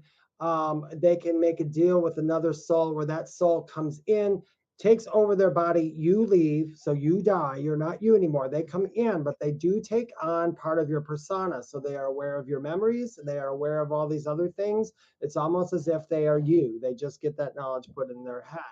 And then they just, instead of wasting a perfectly good body, I guess. Now, I've been accused of being a walk, well, not accused. A lot of people have said I have a walk-in because of the fact when I did come out, my life is it's totally different than what I was, and I have a lot of memories that aren't mine and everything. I am not gonna ever self-profess that I am a walk-in. I do not know. I know something strange happened. We are not two souls though, because only one soul can occupy a body. Although I think besides a walk-in, which a soul completely switching, okay, you can go over during an NDE and take back more of the energy that is you over there and bring it back here with you. So it almost ends up like, why are you so different? You have all this extra knowledge. Well, that's because you have a little bit more memory of who you actually are over there. But that's pretty much about walk-ins. I have a lot of stuff on walk-ins. I will say something weird that some people know about, and I wrote this in my book. When over the past couple years, when I had went over, the first thing that happened, there was two beings on my right, and there was one on my left. Now, the one on my left has always seemed very, very, very, very familiar to me for some reason. I had QHHT done a while back, and during the QHHT, the person who was talking through me had said I was grieving for myself because I died. So I'm not quite sure what that means, nor am I going to speculate. I know a lot of people had said that, and they kept giving me books on walk-ins saying you're grieving because you stayed there and somebody else came back. So I'm somebody else. But I really don't think that. But I do know that I came back with extra something. That I do know. And I do have, so whatever that was, I do have memories of things I've never been to. I often have to check with my parents on stuff when I think about something. I'm like, did this just happen, or did this happen, or do you remember this or something? I always have to ask. For some reason, before my NDE, I didn't remember much about my childhood. I mean, I knew my childhood, but being my age, of course, some of it went away. Now I can recount things when I was 2, 3, 4, and 5 with perfect memory. I don't know why. So that's up to other people. I seriously, in my eyes, I really don't care if I was a walk-in or not, or what happened. All I know is that I'm here. I'm just doing what I'm supposed to do. But anyway, Laura Lee, you go ahead. Okay, so I agree with Dave and with pretty well what he said. When we first had this conversation, it was kind of closer to what it is now after you'd had your NDE. So we were leaning sort of more towards possibly, but I really like what you've said. And the same thing, Glenn, you'd asked, can you experience more than one walk-in? And I'm going to tell you right now, I can't tell you no, because you know what? Honestly, I am still astounded and floored about this near death experience I read about yesterday. Because being a nurse, and there's the law of threes, right? 3 minutes without oxygen, um, 3 days without water, and I think it's 3 weeks without food. Now, give or take, okay? But when you have not had a beating heart for so long, not breathing, completely considered dead, that your body has gone cold. Do you know how long that is? Like that's got to be at least an hour, if not longer. Like I'm saying an hour, but it could have been longer. Like that is physically not possible. I don't even know how you could get a heartbeat, never mind the fact that your brain has been without oxygen all that time. And here's somebody that's living, breathing proof that I was been telling you guys about that is now completely changed his life because of that experience as well. Not afraid to die. Also, some of these things I was looking at, not to be afraid, and recognizing in our humanness that, yeah, that's easy to say, but it seems that most people, when they go back and have a near death experience, remember why they're here and maybe what they were hoping to accomplish, maybe some of the contracts they've made and what have you. Anyways, what am I doing saying all this stuff? So can you experience more than one walk-in? I will say absolutely, most likely, absolutely. I think anything is possible. If we could I think think of it, if we can dream of it. Mhm. I think it's possible. I will say this from what I know, talking to my spirit, because I've talked to them many, many times about me Mhm. and who I am and what happened to me and everything. The one thing I do know with absolute fact is that walk-ins are extremely rare. It's an extremely Yes, yes. rare occurrence. So the fact that if it's that rare, would it happen more than one time? I don't know. Maybe there's some, I who didn't say it does. I said it's possible. yeah, And you're right. We forgot to yeah, say how rare exactly. it is. Mhm. Exactly. Who are we to say what's possible and not possible? That's kind of But where I was going with it. But yeah, we forgot to add, as far as they've been able to tell, it's extremely rare. Like it's Glenn, you're saying, extremely as rare. Yeah. as I've realized, um, I have the knowledge of 2 walk-ins as of now. That's your experience and your perception. And I would never say to you that can't happen or it's not true, because I didn't But I walk a would, mile in your shoes. and I I'm didn't not trying to experience. change your mind. Yeah, I'm not trying to change my mind, but if you had two death experience, it doesn't mean that two people shared your body. One, Mhm. there's only so much energy that's around our body. Two, if you had two like that, it my personal opinion is that you just brought back more of yourself over there. You haven't traded souls off. Because if you were, okay, put it this way, this is what makes me want to think about stuff. If I was a walk-in and David left, David couldn't hack it, but they needed David to stay here because of all the people around us that maybe it would affect their lives too much if I was gone forever. They had to put another soul back in here. That could be one reason. Now, if I'm over there and I had such a bad life, I'm probably going through a lot of stuff over there trying to figure it out. So I don't know how long that's going to take. We can't keep switching people into bodies. People would notice after a while. Plus, it would affect other people too much because even a walk in cannot affect the people around them.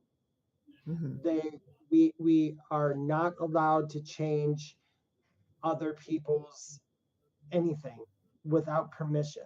Now, if you did have two walk-ins, which I think could be possible, I kind of feel more is that you kept bringing back more of your higher self than what you had Mhm. before. That's what it feels like. I'm also in a shamanic practice as well. I practice and I study shamanism, and my next step is to be a shaman if ever granted to me. But even in that, from that practice, the same thing, they would most likely tell you it's not going to happen over and over. It's rare. It's very rare. But once again, who am I to say? You could be a walk-in 6 times over, and I could not say anything about it Mhm. because we don't know everything while we are here. We really don't. We really don't know everything while we're over there either. We got to always level up and learn these things as well. But I will say, kudos to you. But if you're anything like me, instead of us sitting here wondering about it our entire lives and wasting our lives trying to remember how we got to this place, just be in the moment of this place and do what we were sent back here to do. And that's pretty much where I am in my life. I came back here for that. So I don't really worry too much about anything anymore. I used to the first year or two, I worried all the time about what I was and who I was. But then I decided I didn't want anybody else to tell me who I was. I just wanted to discover it for myself. So that's where I'm at. And Sandra said you brought your toolbox back with you from storage on the other side. So, guys, while we're still talking, and ladies, I meant to put this in here. If you've got a question for Spirit, because we still got time to do our predictable reading as we always do on this show. So if you've got a question for Spirit, and then what we'll do is if something lights up for us, David and I will each give you what we get from Spirit and a message as well. Yeah, So, Shannon, okay. If you're still here, if the folks at your work would like a collective message, we are more than happy to pull something for that as well. Oh, yeah. I forgot about that. So while we're waiting, you can let us know, guys. You sounded so Minnesota. Yeah. Yeah. Shannon says I'm here.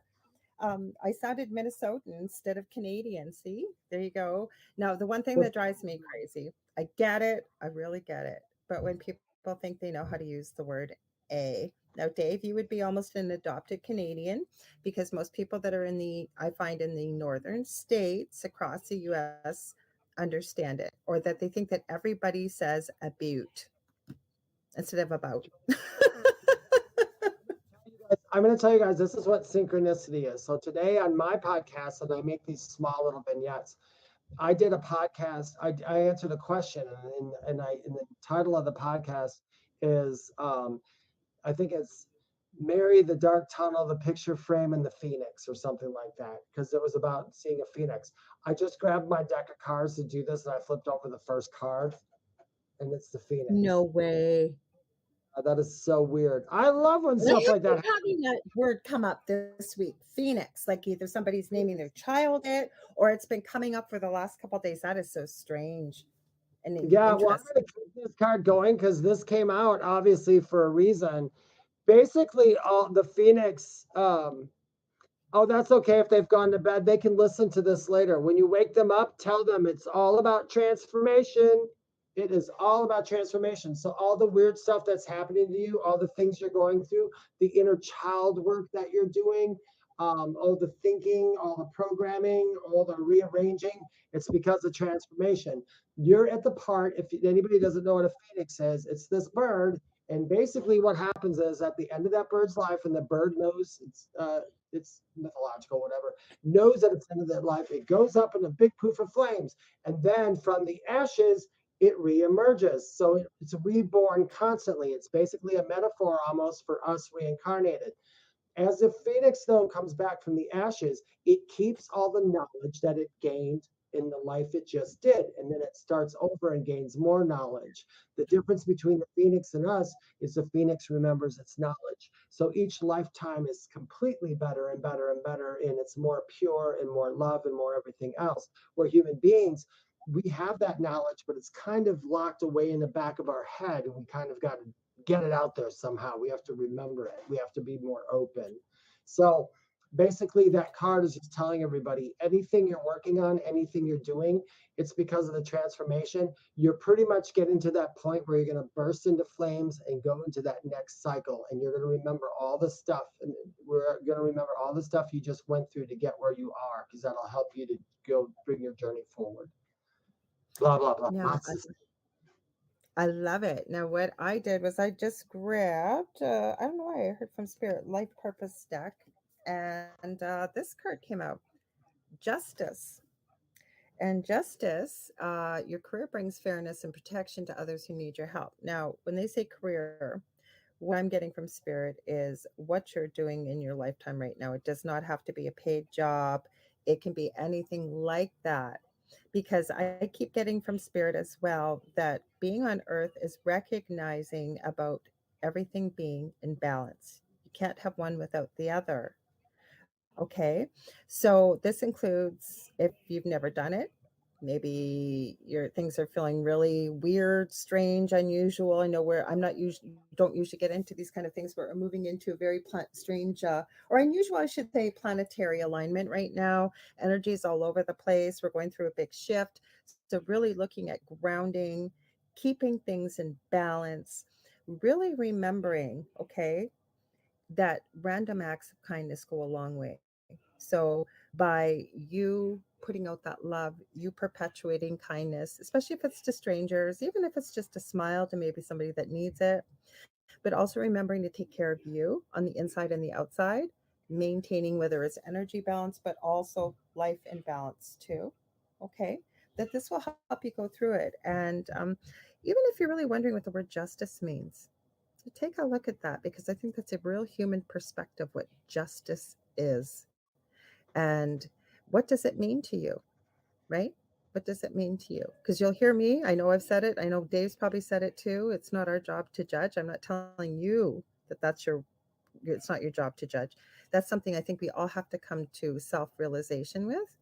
But yeah, this is for anybody. I believe Dave, same thing, or you did that for the PR fans that are in bed right now back home at the nursing home, right? But for anybody that hears these messages and feel that they resonate with yourself, they were Take meant 'em. for you.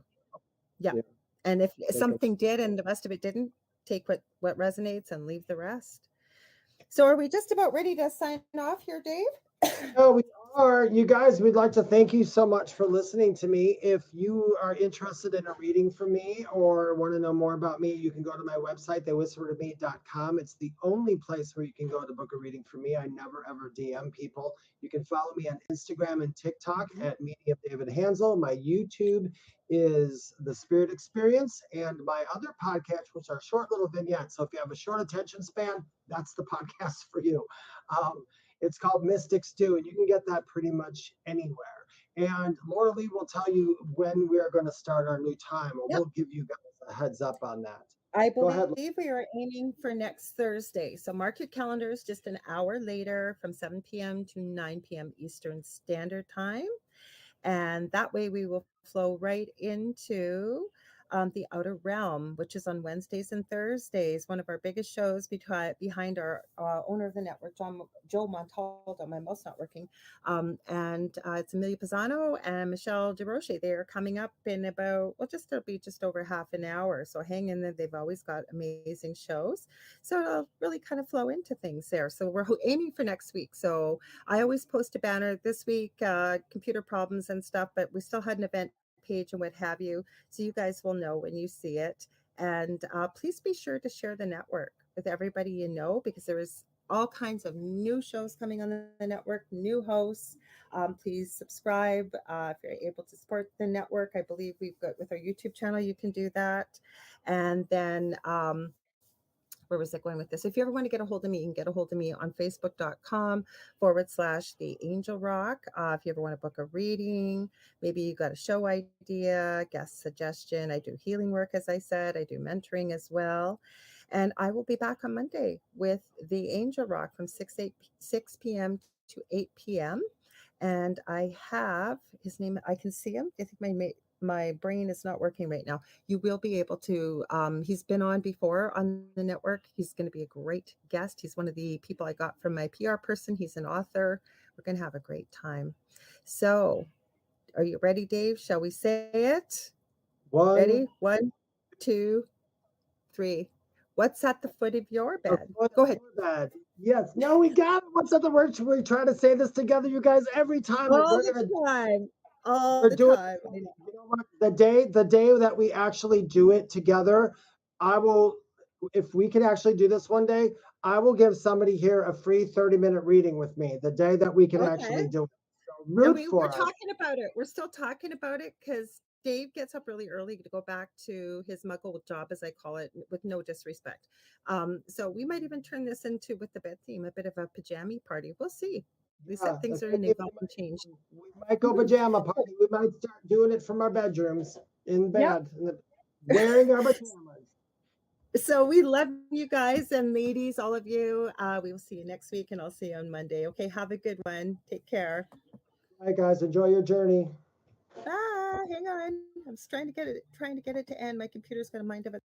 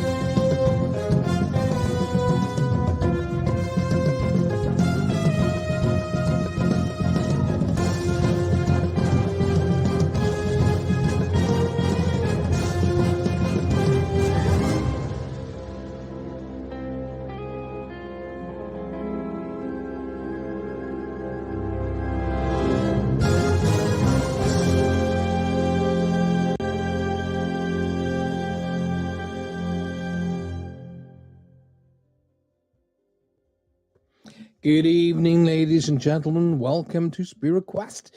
Here live on this Thursday night at 9 p.m. UK time, probably 4 p.m. Eastern. And we're coming to you live on 105.3, right up to 107.7 FM, coming to you live from beautiful New Orleans this very evening. Big, huge thanks to go out to Michelle, Amelia, and Joe with uprntalkradio.com, actually making this happen. Literally happens because of those wonderful people, and a huge, magnificent thank you to all of those. Julie Evans and Angela Barson, good evening. I would love to say who this is. Oh my goodness, I don't know who that is. Thank you. Good evening, Paul. Love the introduction. Oh my goodness. Thank you. Thank you for being here. But I don't know who you are. So, best way to get around that. Here's quite simple. Come out of Facebook, go right across over to YouTube. In the top of YouTube, just type in Paul Francis Medium. And guess what? It'll go boom, straight back here. You'll be right back here like that.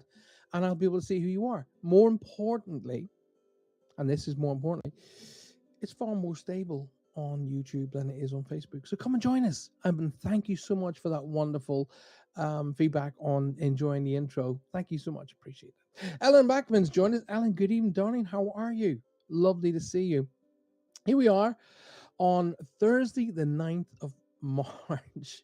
I say that out loud. I hear myself saying it, but my brain is having trouble to believe we are already into the 9th of March. What happened to January and February? Whoosh, whoosh. Oh, yeah, it was January and February.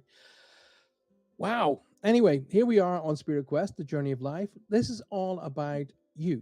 It's not about me. It's about you, and I want to hear your feedback. Okay. So tonight's show, I'm kind of dedicating the show into two concepts.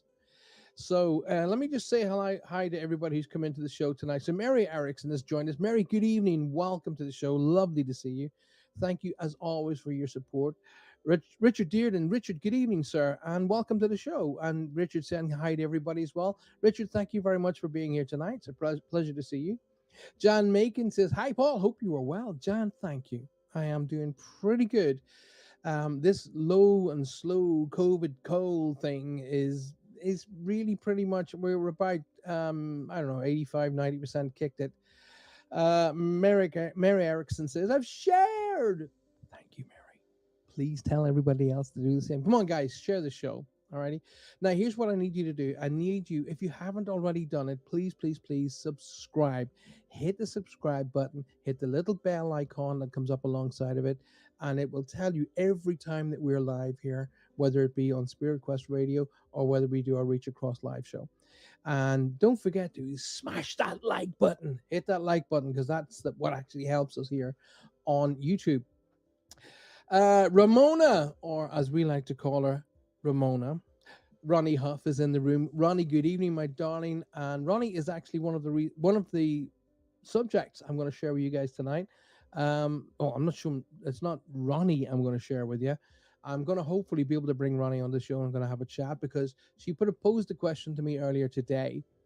And I was having a bit of a lunch break, and up came the message from Ronnie, and I went, actually, that's a really good idea to talk about on the show tonight. So I said, listen, I'm going to talk about it on the show tonight. So Ronnie's little thing we'll talk about in a bit.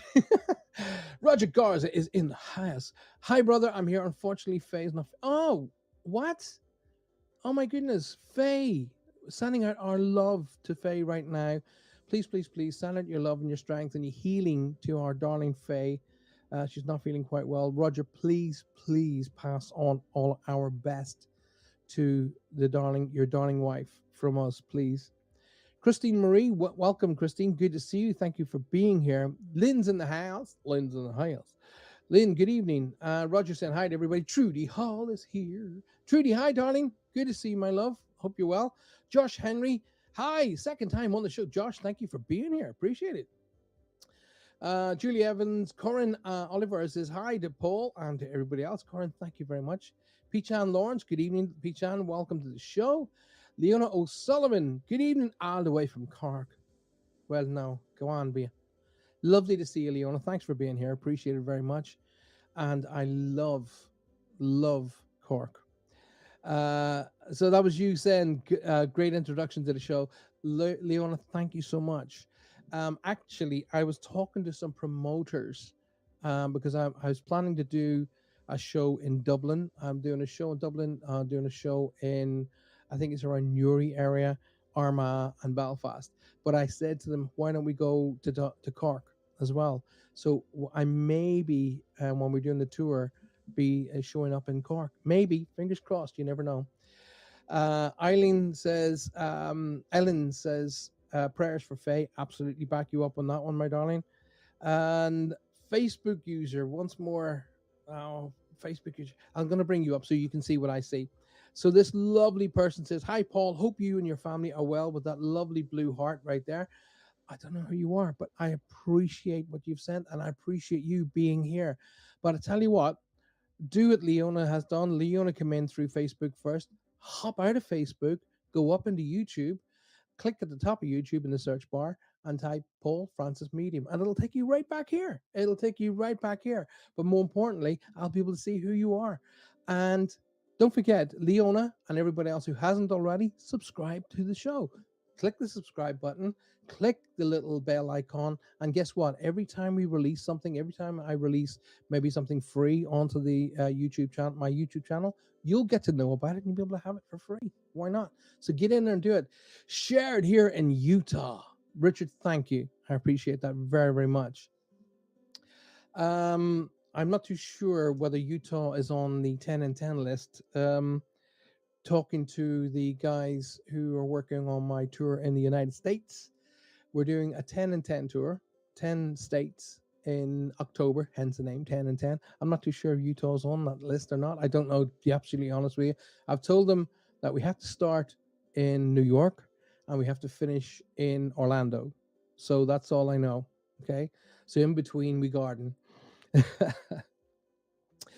So please, if you'd be so kind, share the show, tell all your friends and family we are live.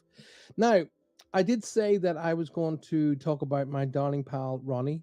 Ronnie contacted me earlier today and she asked me about how to smudge and how to clear and how to set up a house energy wise.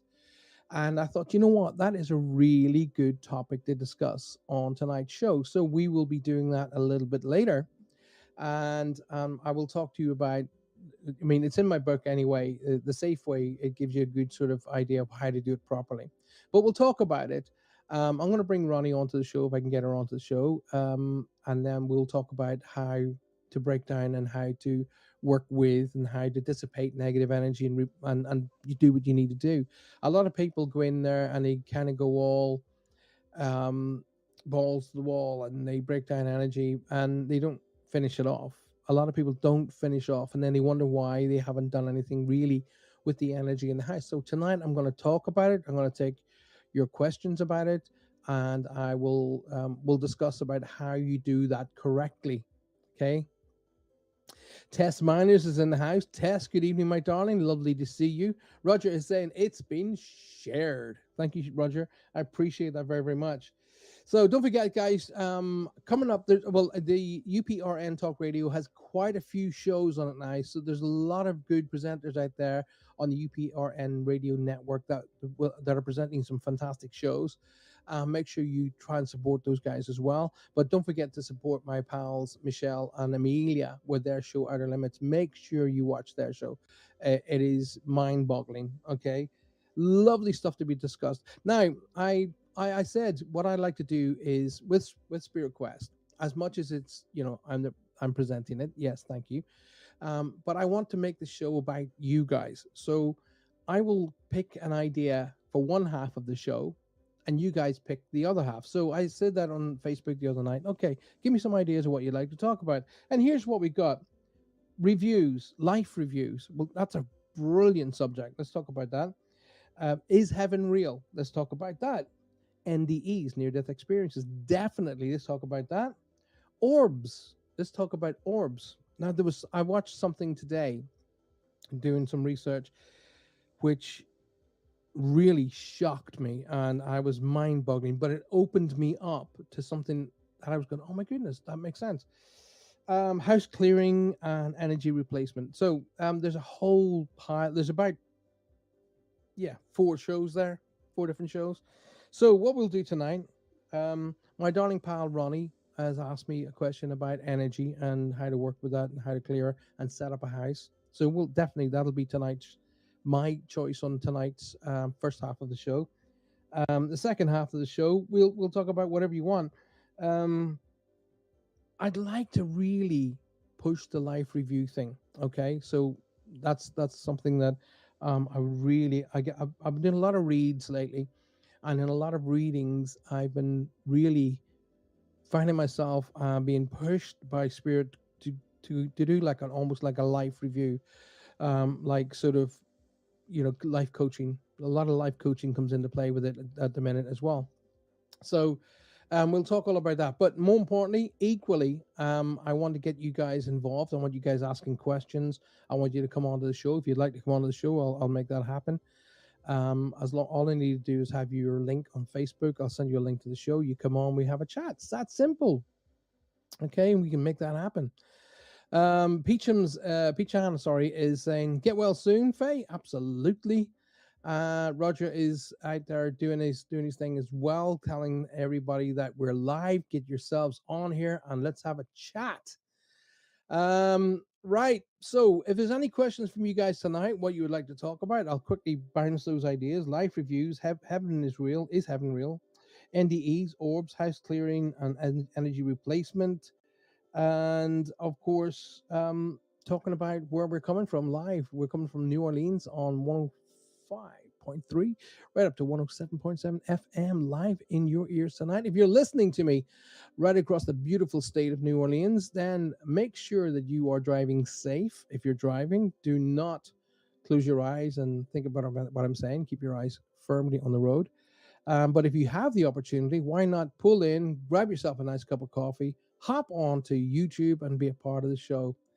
Don't forget to get it out there, get this show out there and share it with your friends and family. So, a lot of emails came in this week about saying how much you enjoyed Monday night's Reach Across. I promise you, I really, really love doing that show. And it's clear that you guys are enjoying it. So that show will be here forevermore. Okay. Spirit Quest, it's building and I'm enjoying it. So the whole idea that I got for Spirit Quest was we did a show about a year ago. I think it was about a year ago, called Take a Break. Okay. And Take a Break became quite successful, but that was middle of the day for us. Okay. So middle of the afternoon for us. But a lot of people in the United States and stuff, it was first thing in the morning. So it kind of fitted nicely. So Spirit Quest is kind of the progression from Take a Break. Now it's all about you guys. It's not about me whatsoever. It's about you guys I'm trying to give you guys all of the tools so you set yourselves up the best way you possibly can. And if I don't, because we discuss and we share, I'm learning too. So I might, you guys might say something, and I'll go, wow, I wasn't aware of that. I'll go, wow, thank you. I'll integrate that. So it's a good teacher never stops learning, okay, and a good student becomes a teacher. So I believe in that wholeheartedly. So that's why I decided Spirit Quest should start and get a voice, and that's why we put the show together.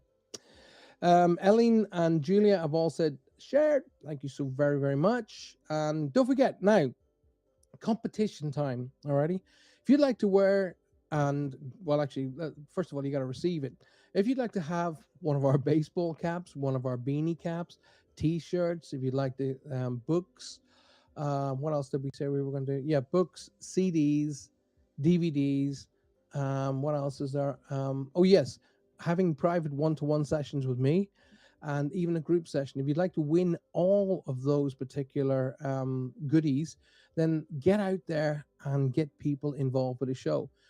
The more people that you bring onto the show and subscribe, the bigger opportunity you have of winning any of those particular prizes. So there's no saying you got to be in it to win it. Get out there, get people on board, because when they come on board, well, I don't know how the technical systems work, but apparently it's able to say who it was that brought these people on board, and then you're then selected for a prize. So get out there, get people onto the show, get them to subscribe and hit the bell icon, get them to say they've come in via you.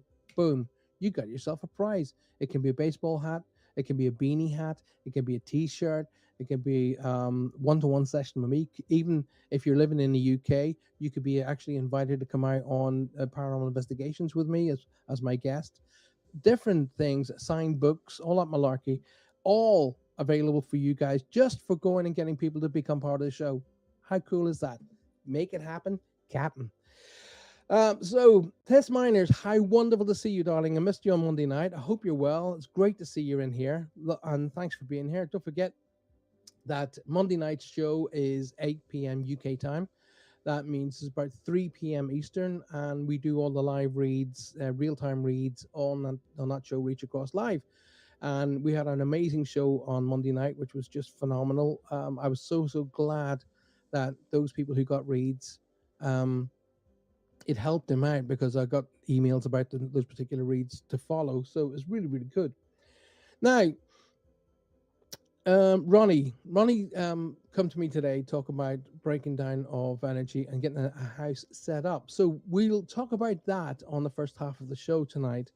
The whole concept of energy is around us 24/7. So, whether you know it or not, you actually not only implement energy, but you are actually affected by it on a literally 24-hour basis, 7 days a week. Okay. Now, what is energy? Well, energy is the only part of our lives that can't be destroyed. Energy can change form, but it can't be destroyed. So, energy is literally our genetic makeup as well as our post genetic makeup. So, basically, what's around us affects us, and who we are affects our surroundings.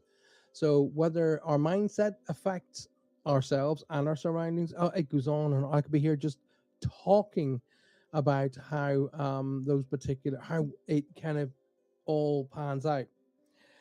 Alison Lauracy. Alison, forgive me if I got your name wrong. My sincerest apologies.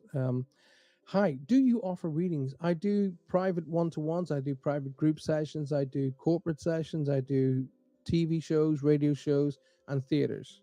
So the answer is yes. I do those, my darling. The best way to get a private session with me is go onto my website, www.paulfrancis111.com, and in there you'll be able to see a little link where you type that in, and you can then actually do you know what? There's a banner comes up. Look at that. There is how you can get a one-to-one. Alison, if you just look at the bottom of the screen, it'll tell you all how to do it. How cool is that? Tina Allen, blessings to everyone. Tina, you're blessing us by being here. I appreciate it very much. Thank you so much for being here.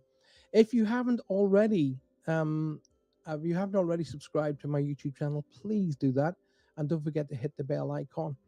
Now, as we were talking about the energy concept, so if you're out working every day and you're working in a kind of stressed job, alrighty, you are actually soaking up the energy of that particular job. Now, if the jobs are going, you're not having a great day and the energy doesn't flow the way you want it to go, weirdly enough, you're soaking that up. Now, here's what's happened is you go into your mode of transport for the sake of ease, let's call it your car. You climb into your car, you're thinking, you put your hands on the steering wheel, put your head on your hands and go, what a day. And you drive home and you're still thinking about the day, you're annoyed, you're walking through the front door, you bark at the wife or husband and the kids, and you sit down and you just go, do you know what, I want to forget about today. Well, what you're actually doing is you're actually depositing all that negative energy you've just carried all the way from your office into your house. Okay, you're actually depositing that. Now, imagine if you're literally taking a wheelbarrow full of negative energy home every day and you just dump it in the living room. Alrighty. You're doing it every day in, day out, day in, day out, blah, blah, blah, blah, blah, blah, blah, weeks and weeks out, months and months out, blah, blah, blah, blah, blah. Then there'd be sometimes you're having a great day and you come home and you sit down in the living room, and after about a half an hour, your energy changes. You become tired, maybe slightly irritable, and you're thinking, I've had a great day. I don't know why I feel like this. Think about what we've just discussed. You've literally been depositing negative energy for however many days, weeks, and months. And you're sitting in this kind of primordial soup of energy, and it's starting to affect you. So, I highly recommend that you do an energy cleanse in your house at least 4 times a year. So, once a quarter, at least 4 times a year. And what you need to do is, well, I'll go through that momentarily about what you need to do it properly. Alrighty. So I would say get in about sort of 10 minutes time, get yourself between now and 10 minutes time, get yourself a pen and some paper. If you haven't already got my book, The Safe Way, by the way, get yourself a pen and paper, and I will give you a list of things of what to have, and I'm going to teach you how to do it. Alrighty. So Alison says, hi, I'm looking for grief guidance. Is that something you can do? Thank you for answering my question. Alison, I will happily discuss with you that, no problem whatsoever. If you are, obviously you're coming in via Facebook. So the best thing to do, Alison, my darling, is to message me. Okay, so PM me through Messenger, and I will talk to you privately about that and give you some ideas and hints and tips of what to do. Okay, my love? Grief counseling is just, it's one of the harder parts of my job, but it can be rewarding when I can bring people through that sort of dark tunnel of grief. I always say love is the other side of grief. We have love, and then we lose a member of our family. We enter into grief. I always say people should experience grief. And people look at me really weirdly when I say that, and I say, well, okay, how would you know what hot is if you've never experienced cold? How would you know what up is if you've never experienced down? So we have life. Life is a never-ending movie. Okay, we happen to be the director of that particular movie. Sometimes the movie gets away from us. Most of the time, we happen to be able to say what happens in this particular movie. However, there are aspects of the movie that are going to happen that are beyond our control when we lose people. I always say that you should go into grief, you should enter grief because it shows respect for those you've lost. But where we go wrong is we have a habit of staying in grief, and that's not ever the right thing to do. Now, first of all, Alison, my darling, I want to say thank you. Thank you very much for being here. I appreciate you being here. Now, the very fact that you've asked about this, you have no idea how many people you're helping. It's not only with the results of our conversation, not only maybe I'm hoping that I'll be able to help you, but loads and loads of other people who will listen, watch, and think about this later, and then maybe be in a position where they can help somebody else. So this is exponential. This conversation, this discussion, and the Q&A that goes with it is going to help more people than you can imagine.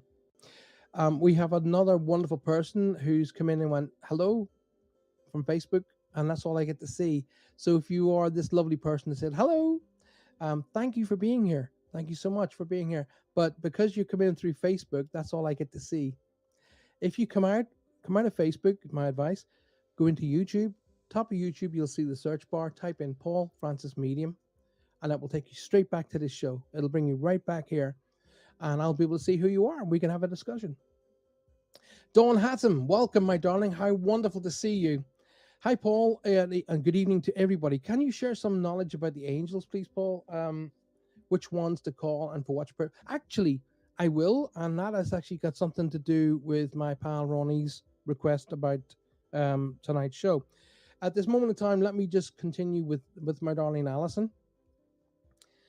Now, Alison and everybody else listening to the show tonight, let me just say something to you.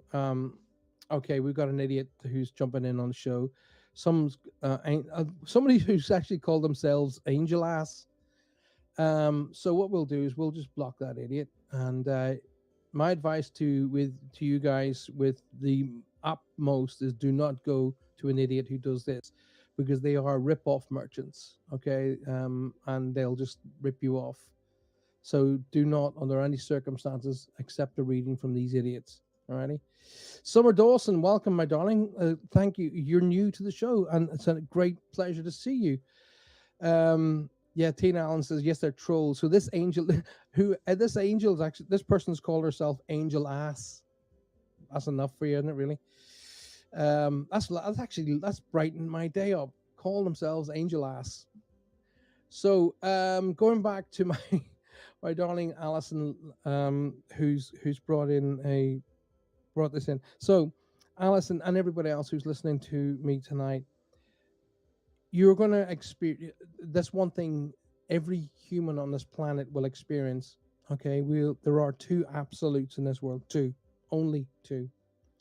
One, we're born. Two, we cross over. They're the two absolutes. All right. So in that absolute, we're going to experience loss. Now, I'm cutting this right down short. However, let me just share with you guys. Imagine I have the ability to flip you over. Okay? Imagine I flip you up into the spirit world, up into heaven, and you're looking back at your friends and family here on the earth plane. And they have entered into that area called grief. All right? So they're grieving your loss. You've crossed over and they're grieving. Here's a monster question. How long, now I really, really want your answer, all of you, please. How long do you want to see your friends and family in grief, in darkness, in tears, and in loss? How long do you want to see that to happen? Now, there's a real question. How long? So I'm going to give you a second to answer that. Renee says to me, "Hi, Paul, are you doing readings today?" No, Renee, the readings are Monday nights, my darling, which is Reach Across. This show is all about this is more about discussion about people and ourselves and life. And actually, the show is called Spirit Quest, The Journey of Life. So it's about that. Mary Erickson says, it's a true oxymoron. It really, really is. Kathy Little's joined the show tonight. Kathy, good evening, my darling. Wonderful to see you.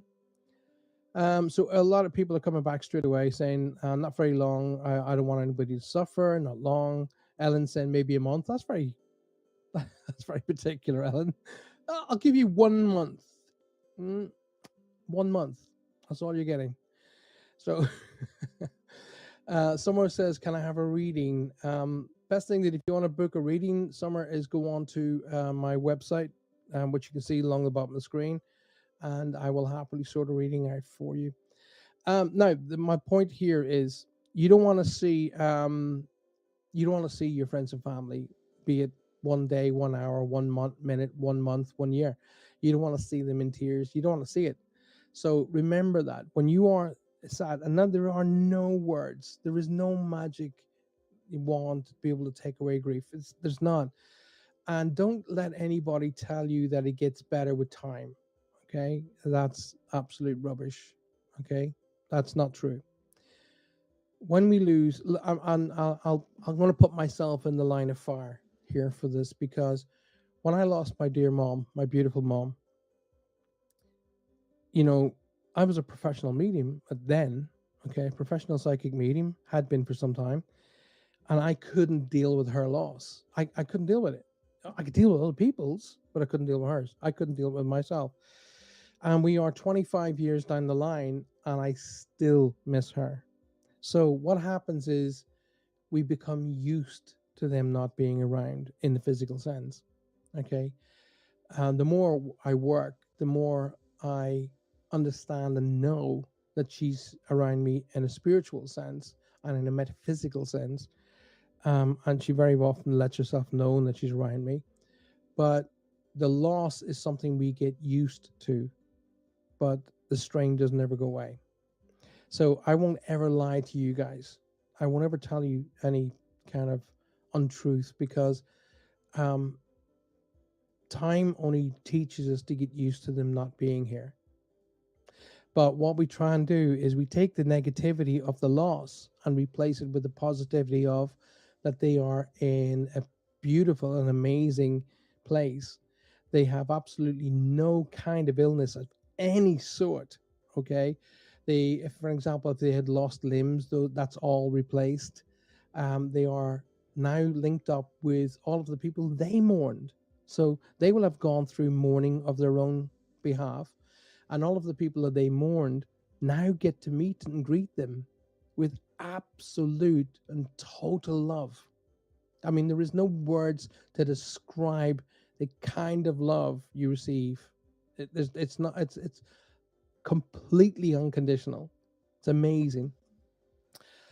Renee says to me, "No worries, I might have to book a reading because I've got a burning question." Absolutely, Renee, no problem at all. You give me a call and I will happily sort that out.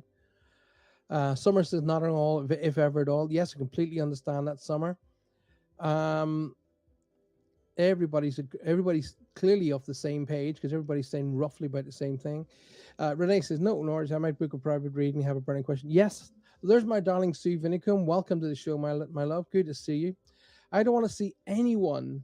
I'm going to bring Summer's message up on the screen because I can see it better from here. I don't want to see anyone I love ever hurting. I personally don't think that they can see us when we are hurting because there are no tears in heaven. You're right. You're right in the fact that they don't experience tears and pain, but they are able to see what we're going through. And I hear it constantly when I'm doing reads. Tell him, tell her that we were with her while they were, experiencing tears in a particular place. The amount of times that I've said that, and basically they understand why we're having tears and why we're sad, but they don't want to see that. So, as much as you are right, Summer, they don't have pain and anguish and sadness, but they're able to see what we're going through. So you are right. I'm going to just use the concept that you are right. Okay. Just learn to live with the good memories, says Alan, and that's a fantastic response. And try to move around and make them proud. Absolutely. I've said that all the way through my career. If you want to honor those who have crossed, if you want to honor those who have crossed over, then be the best you can be here. Okay. If you want to really, if you want to make them proud of you, make your life worth as big as it can be. Okay, what is your life worth? Now, you heard me say life review earlier on. That's what this is all about. We'll dedicate a show to that maybe next week. And in fact, we'll talk about life reviews and how that works and how a life review works in heaven. Excuse me. Beg your pardon. And that could be another show because that could be a 2-hour show just in itself. So if you want to honor them, my mom and dad, I want them to be totally and utterly proud. Okay, I want to be proud of myself. But there's another aspect that I'm going to share with you on that particular front. Is this? I want you to imagine for a moment that you're at your own funeral. Imagine you are able to visit your own funeral. Okay, so when you have the people who get up and talk about you. Okay, so you have people get up and they want to talk about you and their experiences with you. Imagine for a minute what you want them to say. Okay? What do you want to hear coming from all of the people who want to talk about you? What is it you want them to say? Then live your life by those principles. Okay? Because they're your principles. What do they want to say about me? I want them to say things like, he was an amazing dad. He loved his children. Absolutely put his family first. I want them to say he was very charitable. He helped people where he could, every opportunity he could. He tried to make the world a better place. If they could say either of those three with absolute conviction, I'll be happy. I'll be a happy person. I want them all to say they're going to miss me, of course. And then I want my wife to go to the nunnery. Now, I just hate having to accept that she's gone. I can completely concur with that, my darling. 100%. and I want her back. I said the same thing. Do you know what, Alison? It took my mom 3. Now, let me preempt. I'm a professional psychic medium. Okay, have been for a long, long time. I've done multiples of thousands of reads. Yet it took my mom 3 years to get through to me. 3 years. And even then, for the first 2 experiences that she came through to me, I couldn't deal with it. Well, I remember sitting at the end of the bed and crying my eyes out because I knew she'd come through to me in what's referred to as a visitation, and I couldn't deal with it. Could not deal with it. Okay, for the first 2 times, and the third time, she came through from a different perspective, and I got the message. But do I want her back? Every day I want her back. My mom passed with very, very, very bad cancer. Cancer affected her lower spine, her kidneys, her lungs, and eventually her brain. So the amount of pain that she was going through was ridiculously immense. The pain, the stuff that the medicines they were giving my mom had to be pumped straight into her stomach. It couldn't go in via her veins. It couldn't go in via her mouth. It was so intense and so strong that it had to be pumped straight into her stomach. And the doctors said to me, "Let me give you an idea of what kind of pain medication your mom's on. If I take a teaspoonful of what your mom's receiving and I give it to you here now, it'll kill you. It is that intense." And I was like, okay. So, weirdly enough, that conversation, albeit scientific, is one of the sticking plasters that has helped me. Because as much as I want my beautiful mom back by my side every single day, I never want her to go through that again. I never want her to experience any kind of pain or any kind of suffering in any kind of way again, because she's had enough. She deserves a seat in heaven. So I kind of try my best to come to terms with she's in heaven with my dad right now. So it's perfection. Do I want her to come back to this world with all the stupidities going on with it at this moment in time? God, no. God, no. I want her to be with my dad, with her friends and family. 3 of her sisters just joined her in the last 2 years. I've lost 3 of my aunts. And they're up there having a party. Do I want to wreck that party? No, not at all. So when you say I want her back, I've heard those exact words rattle out of my mouth and around my brain and in my heart for many, many, many years. But one of the best and only ways that I find to be able to try and combat that pain is to sit with family and talk about it. Talk about what you're feeling. Talk about all of the fantastic experiences that she left for you guys. All of those amazing lessons, all of those amazing days, and sit and focus on the happiness that she was able to provide to you guys. That is a good medicine. That's an honest and true medicine. Island says you can always feel them around. You can. At the beginning, it's tough because your mind is so wrapped up in the loss, but they are definitely around you. That much I will definitely say. There's one thing that gives me comfort, and there I was just discussing that.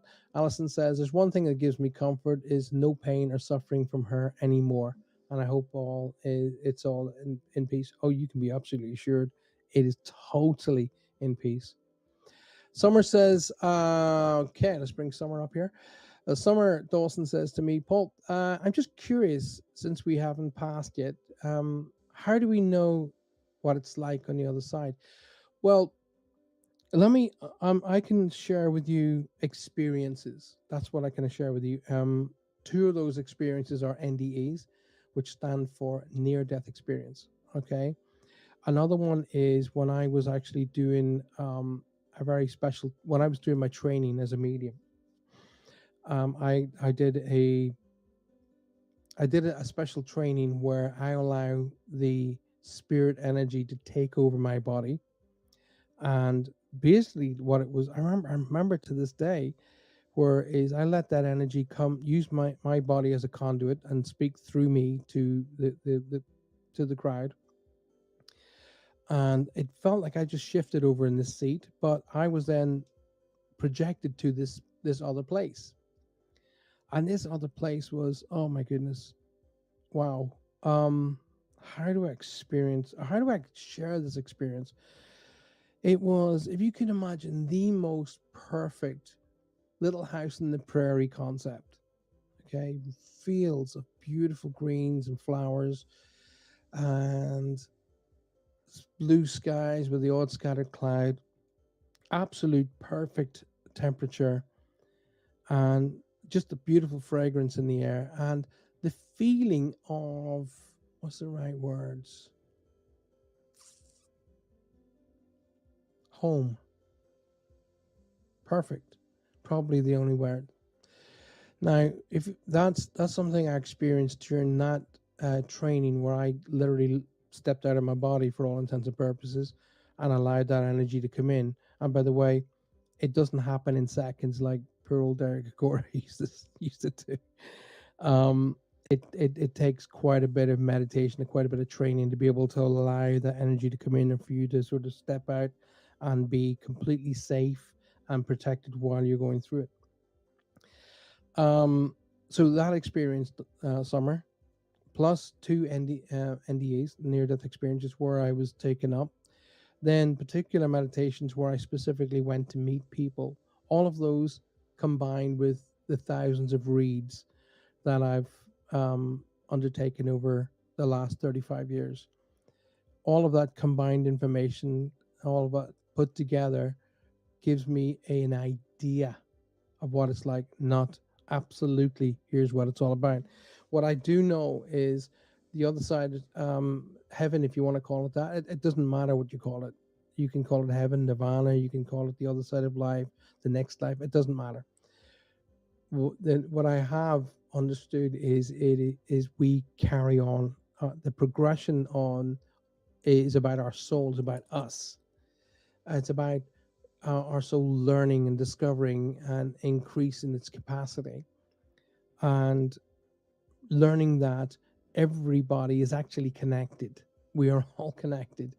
And this is why I can't deal with this rubbish about, oh, they're from that country, they're from this country, he's that race, there's this. I don't believe that there's multiples of races. I believe in one race, and that's called the human race.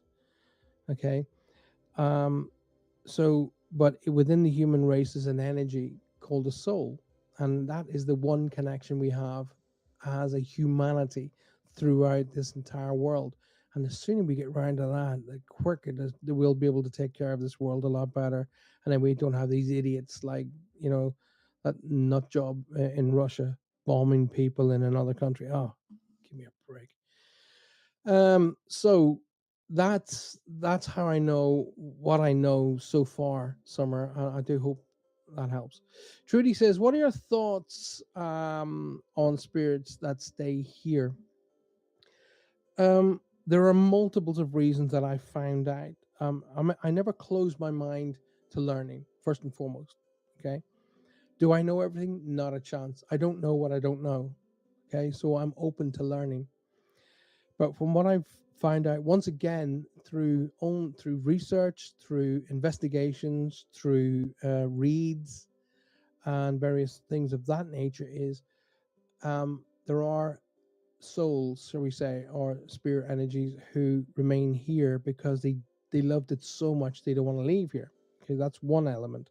Another element is surprise. In other words, they're not aware they're crossed. They've crossed. And I've heard that so many times as well, where spirit energies were not aware they'd actually crossed. Fear is a big factor, from what I understand. From, if you remember, when we did an investigation where I was asked to come out to a house where an entity had been throwing around DVD players. If you remember that, he wasn't aware of how he should cross or how he could cross, And once I explained to him how he could cross and that he could come back and visit anytime he wanted, all the activity stopped. So there are multiple reasons why they're here. Okay. But the biggest reason is they want to come back and visit. That's the biggest reason. They want to have that connection. The one true connection that we have here and there, the one true connection we have between the both worlds is love. The bonds of love we have here still connect to us, and to our spirit family in spirit. Julia says, yes, they are with their loved ones. Pamela Gray says, I've heard, let's just bring Pamela up here so I can, it's easier to bring you up on the screen, my darling. We've got another idiot coming in here. Let's just, it's Amy Brooke. Okay, just block her.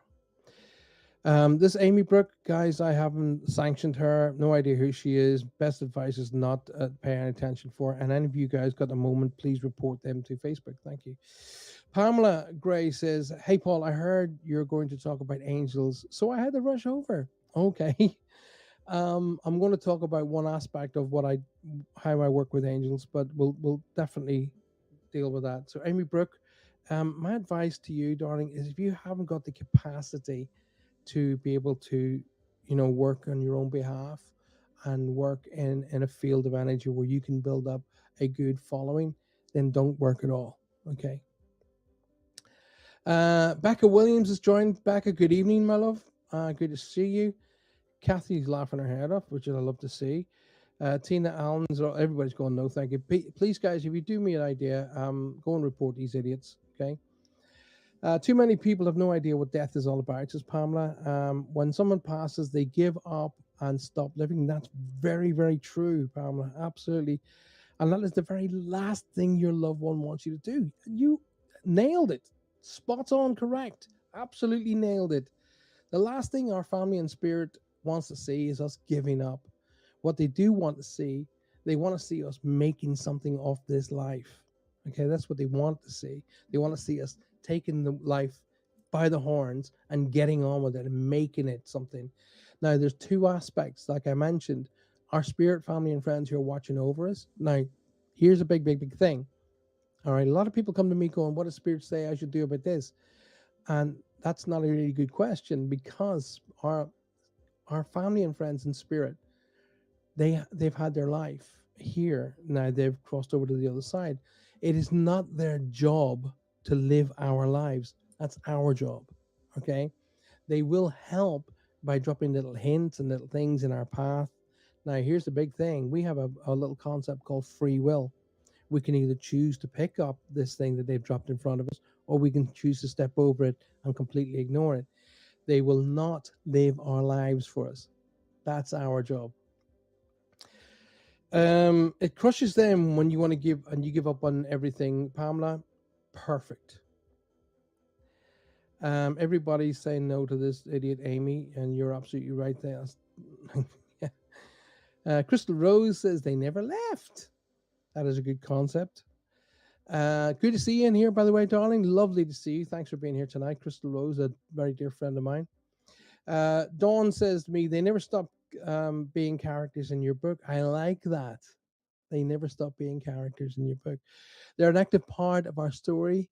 They might be over there, but the pages are forever filled with the memories. What? You should be a poet. That is amazing. I'm going to read that for all of the people listening to us around the world. They never stop being characters in our book. What an amazing concept.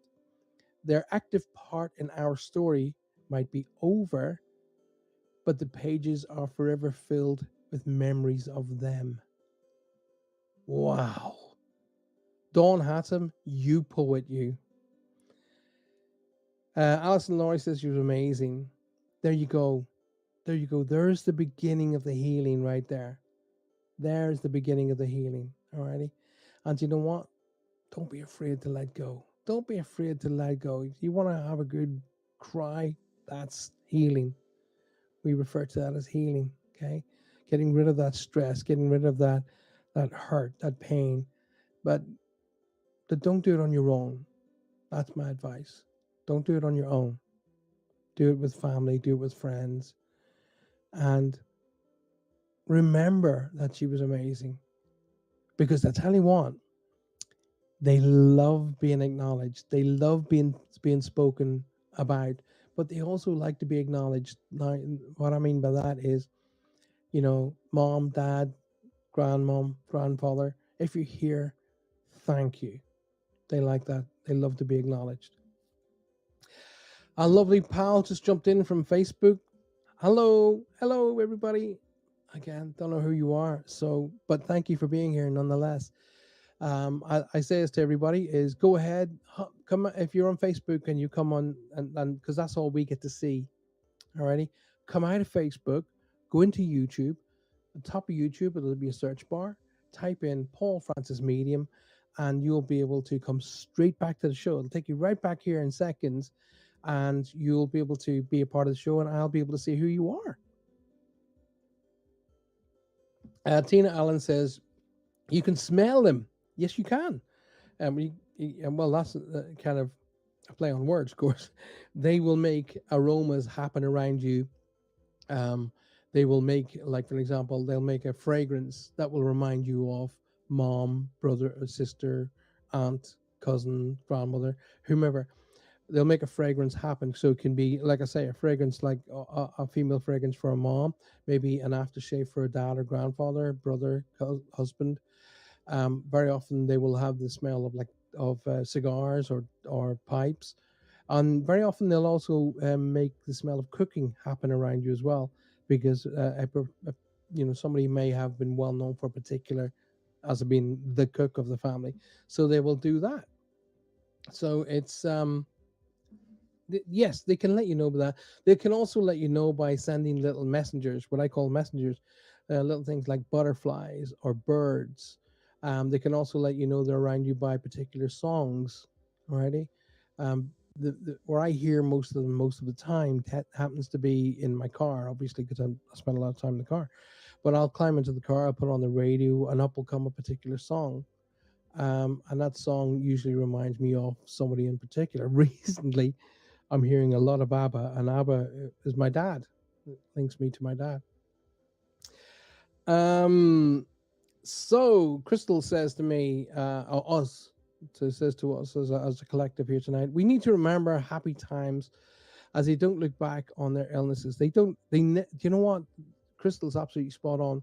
Very often, they will overlay a symptom on me. For example, for example, they'll put a strain across my chest to represent either lung or heart related issues, or lower back or leg or foot, whatever. They'll affect, or they make me dizzy for some reason. They'll affect me in a physical sense, but they don't care. They are not remotely caring about how they crossed. They're just aware of the fact that they have crossed, and they're now aware of the fact that they're linked up to all the people they lost. So how they crossed doesn't bother them. Another thing that they're not bothered about is what we refer to as politics. Okay, they don't care. They really don't care about family politics. Okay, it's not important.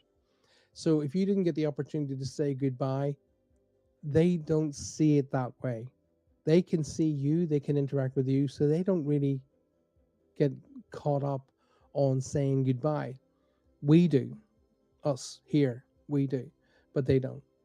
Okay, so I always sort of explain it like this. When we cross over, we kind of hang up our code of inhibitions. So what we thought was important here really isn't. It's not that important.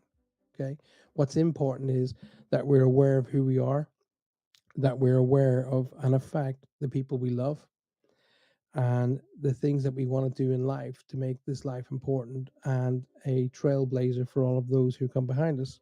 Be a beacon is what I say. Be a beacon. And they want to see that when your time is up here and you do crossover, that you're able to look back on your life review and be happy. Okay. Now, Alison says, is it possible that she came to me in a dream, or was I just dreaming with her in it? How do I know she has come to visit? Right, two things. We discussed this oddly enough in last week's show. There are two things. One is a dream, and one is a visitation. They are two separate entities. A dream is just your conscious and your subconscious just kind of putting things together. Now, if you've been dealing with her loss, that'll be constantly on your mind, so that will be part of your dreaming. However, they can contact us through the dream state. Now, we refer to that as a visitation. Now, let me quickly explain the differences. Number one, the dream. Their dreams very often don't make sense. Okay, so they're odds and bits and bags. And imagine throwing a whole pile of little bits of a movie and you just pull them out and stick them in a straight line. Some of the bits might make sense and other bits don't. That's kind of like what a dream is. And usually you'll forget about the dream within 24, 48 hours. A visitation is something completely different. A visitation is where they come in and they do interact with you, you interact with them. The difference is you'll remember every single aspect of it. You'll remember where you were, what you spoke about, what you were wearing, what they were wearing, what the message was, and you'll remember it literally. I remember the 3 times my mom came through to me, and that's 20 odd years ago. Okay.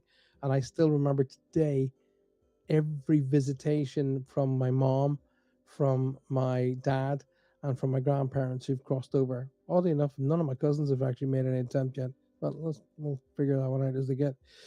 So she will be making visitations to you, Alison, because you'll probably be more open to that, and she'll make it gentle. It'll be little kind of baby steps. She's not going to come in with a full on, hey, listen, you need to pay attention, I'm here, because you're not ready to deal with that yet. And just as much as they wouldn't appear to you in the middle of your living room, okay, you're not ready for it. None of us are. If my mom appeared in my living room right now, probably pass out. I would. And don't be trying to sit there and go, oh, I wouldn't. Yes, you would. If your dead parent, I don't like to use that word, they're not dead, okay? If your parent appeared to you right in the middle of the living room, you'd likely pass out. You'd be mad at yourself for passing out, but you likely would, because the shock would be just too much. Kate Hartshorn has joined the show. Kate, good evening and welcome to the show. Lovely to see you.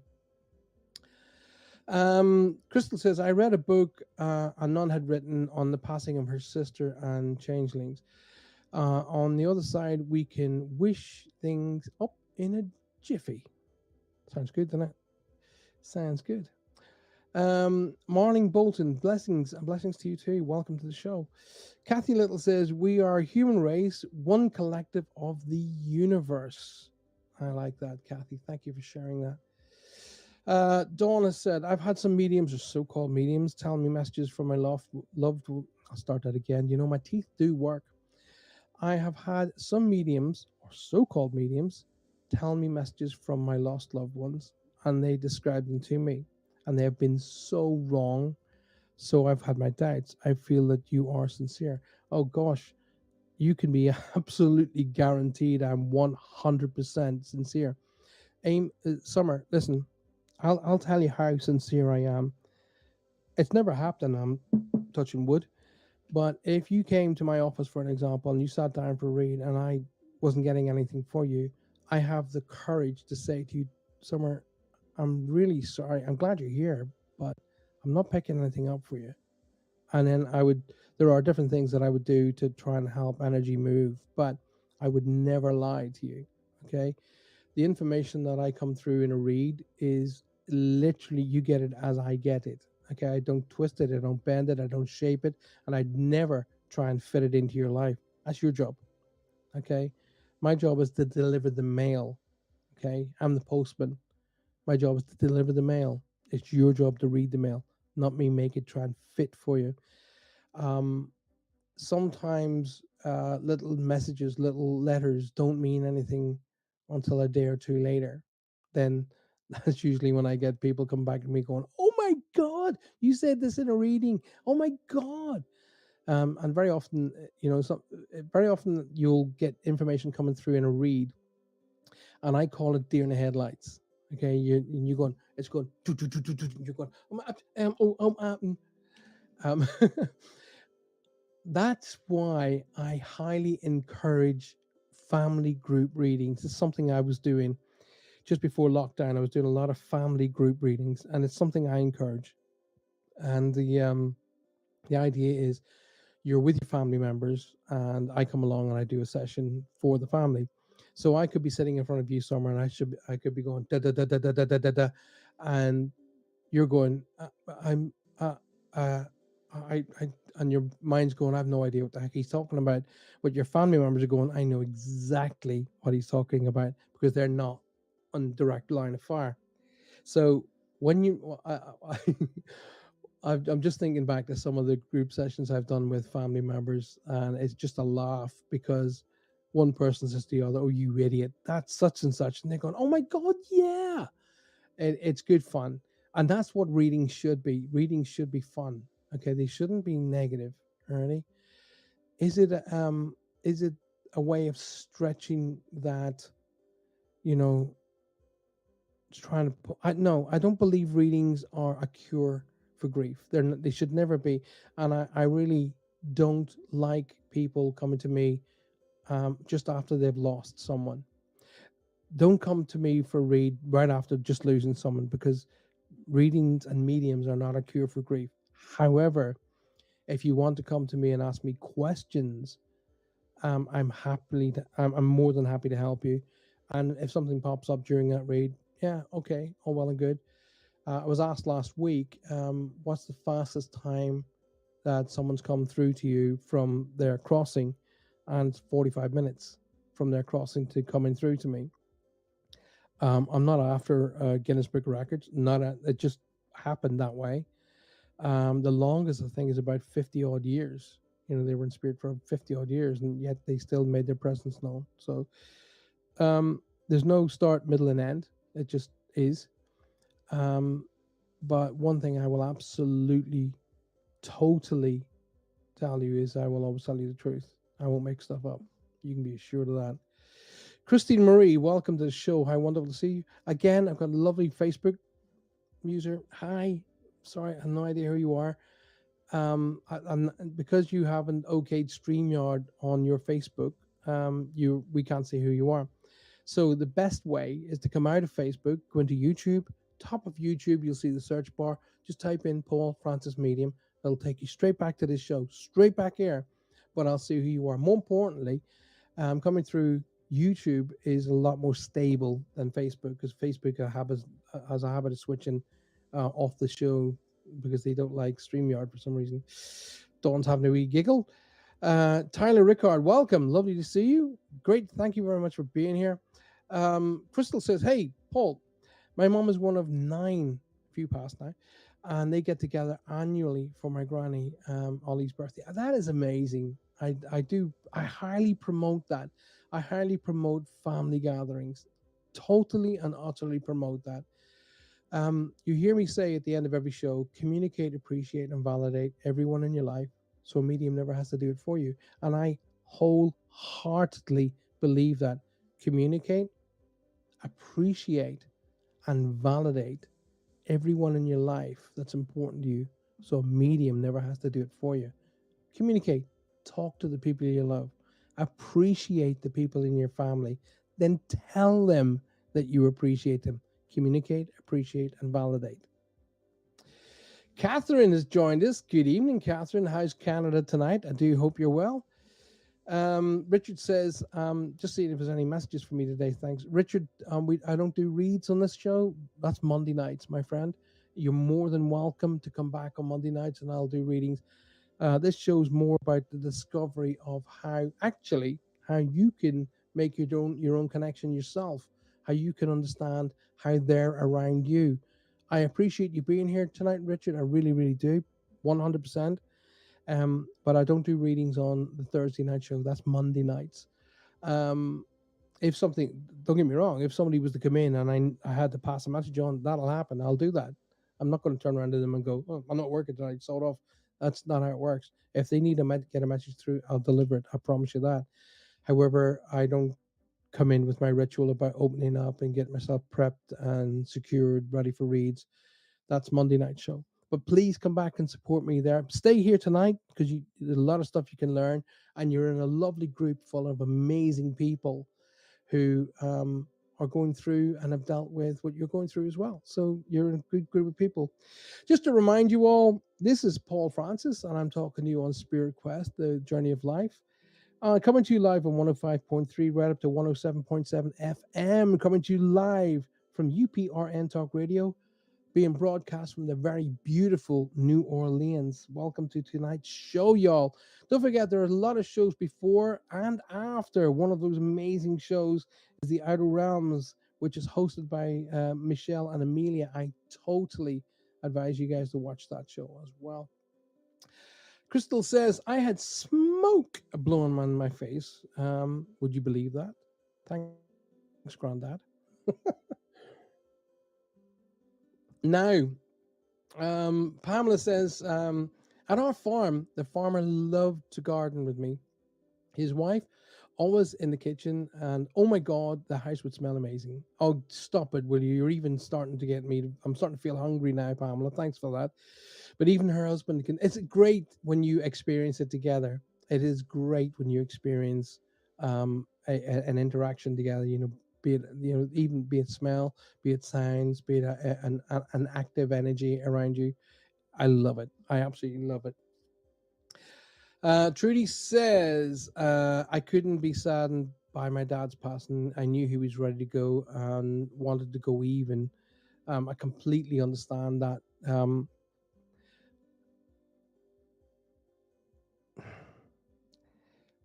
If I don't share with you my losses, then you don't get the opportunity to learn. And it's my fault. I always thought that my dad and I were so different, basically water and oil. And so we didn't have the same ideals. We didn't have the same thought processes. We didn't really, we didn't even like the same kind of sports together. And I always thought, and that was what pushing us apart. But what I realized was it wasn't any of that stuff at all. It was, in fact, that we were very alike. That was my dad. My dad was amazing. He was an amazingly highly motivated man. He was an athlete. I wasn't, but that didn't make any difference. Didn't mean he loved me any less. I enjoyed martial arts and motorsport. He enjoyed athletics, all track and field, and he loved all that. But I realized coming towards the end of his life that it was, in fact, we were so alike. We should have celebrated that, and we didn't. But I didn't like seeing my father in his last days. I really didn't like seeing him because my dad was a phenomenal athlete. My dad could run the marathon in the same speeds as Linford Christie. Okay, that's how good my dad was. And the man who went over to visit my mom, who went to live with my mom at the end of it. I'm just trying to find an easy way of saying when my dad passed, it wasn't the man I knew. So part of me was saying, I want you to be with mom. But when he did, it still ripped my heart in half. So as much as I didn't want to see him in pain and then going through somebody who was very, very proud and very, very powerful, who literally had trouble holding a cup of tea towards the end of his life, when he did cross over, it did still hurt a lot. So I hope you guys are enjoying the show. Are you enjoying the show? I don't want to make it too sad, by the way. Richard says, Paul, how do you not freak out when spirits come to visit? I still get it that way. I don't freak out when spirits come to visit me because that's something I want to happen. 1 second, please. Now, and let me share with you. First of all, Richard, great question. Thank you for asking. Here's why I don't freak out. And weirdly enough, when I'm doing paranormal investigations, I don't like to use the word, but when I'm out doing ghost hunts, I don't understand when you watch these TV shows, when you see people who go on paranormal investigations then lose their mind when something makes it known that they're there. They scream and shout and run out the door. Weren't you on a ghost hunt? So you go ghost hunting and a ghost or a spirit makes itself known, then you run out the door screaming.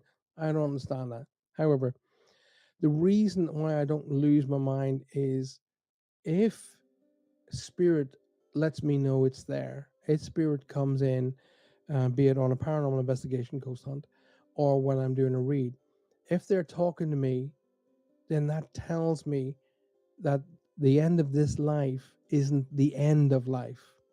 Okay, so when our machine, when this body shuts down, it's not the end, and that is my whole focus on what I do.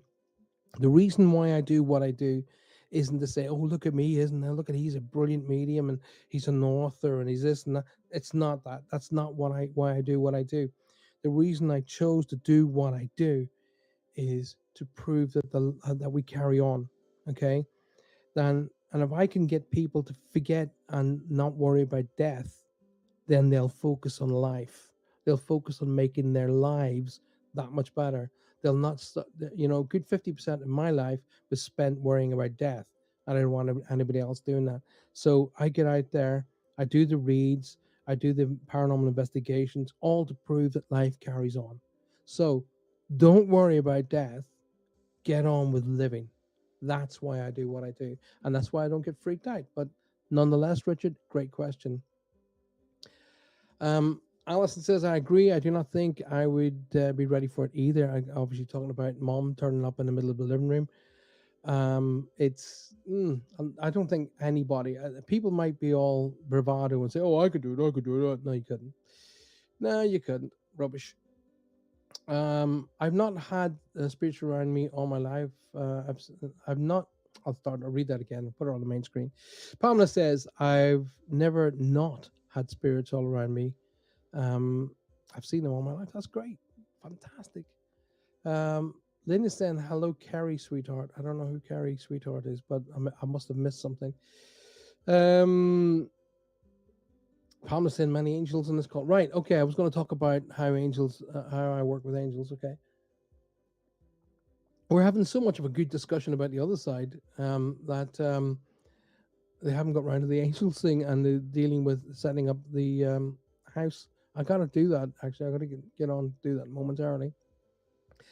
I had a mini reading, says Allison, and I was overexcited that it blanked. Yeah. I call it deer in the headlights. It's very often the case.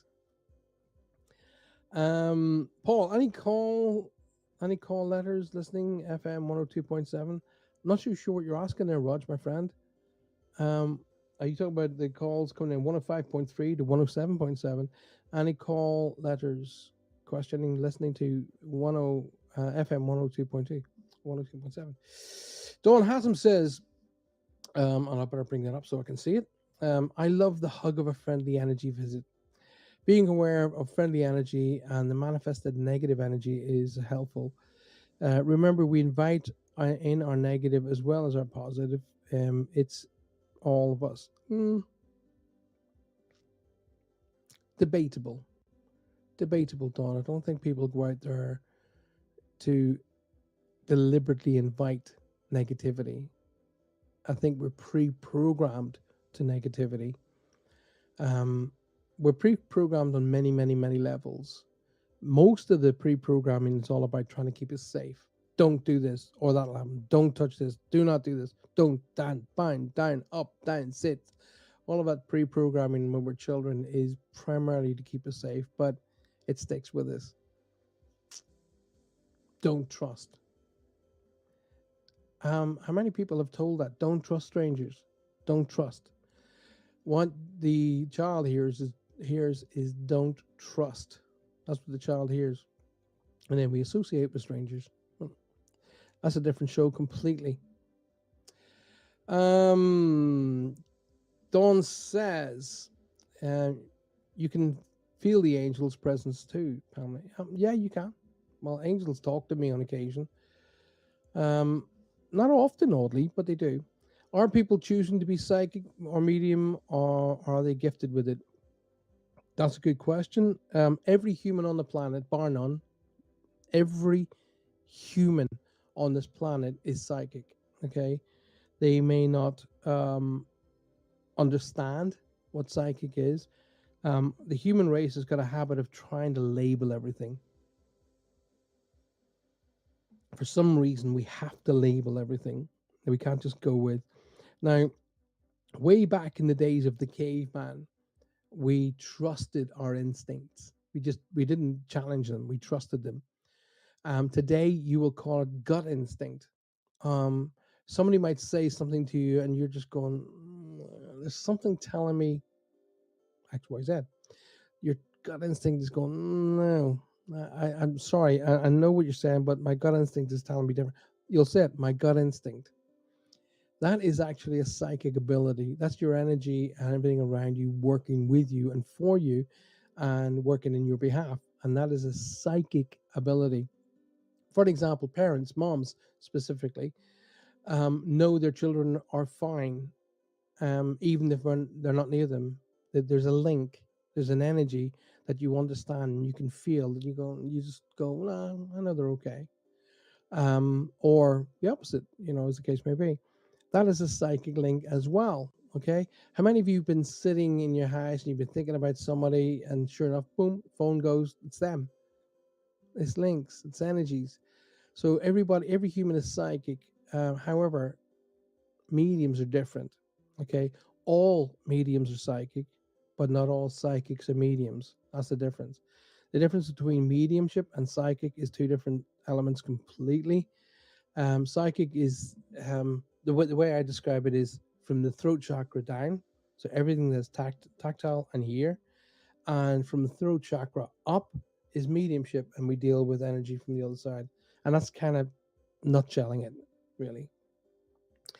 Catherine says, "Does knowing the name of a sitter help connect the sitter to a loved one in spirit? You invite those on Facebook to join you here so you can see who they are. Does it help you connect for them?" Um, yeah, yeah. I'm oddly enough, not necessarily the name per se, Catherine, but the reason why I invite them to come here and talk to me is otherwise they get called Facebook, and that the reason why I want to see them here as a person is because I like to talk to people as people. Otherwise, they just get called Facebook user. That's it. And that's not really.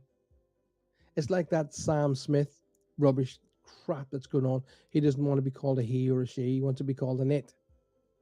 No, you're either a he or a she. No, there's no in between. So I like to talk to people as a person. Really, that's why. And then when I'm doing the reads, I very often only look at their face. That's it, or the little icon. So while I'm working, um, the energies will pull in and drag me to an icon. Okay, and if you're called Facebook user, there's no link there, and that's why. So I hope that helps, my love. Oh, we got another idiot. Look, another one called Rochelle Medium Tarot. What a name! Out of all of the names, you chose that one, Rochelle Medium Tarot. All the names in the world, Rochelle, and you're clearly not either a medium or a tarot reader. So I would suggest you go back and learn. Leanne, good evening. Hi, Paul. Sometimes their smell is so overwhelming when they visit. Oh, it is.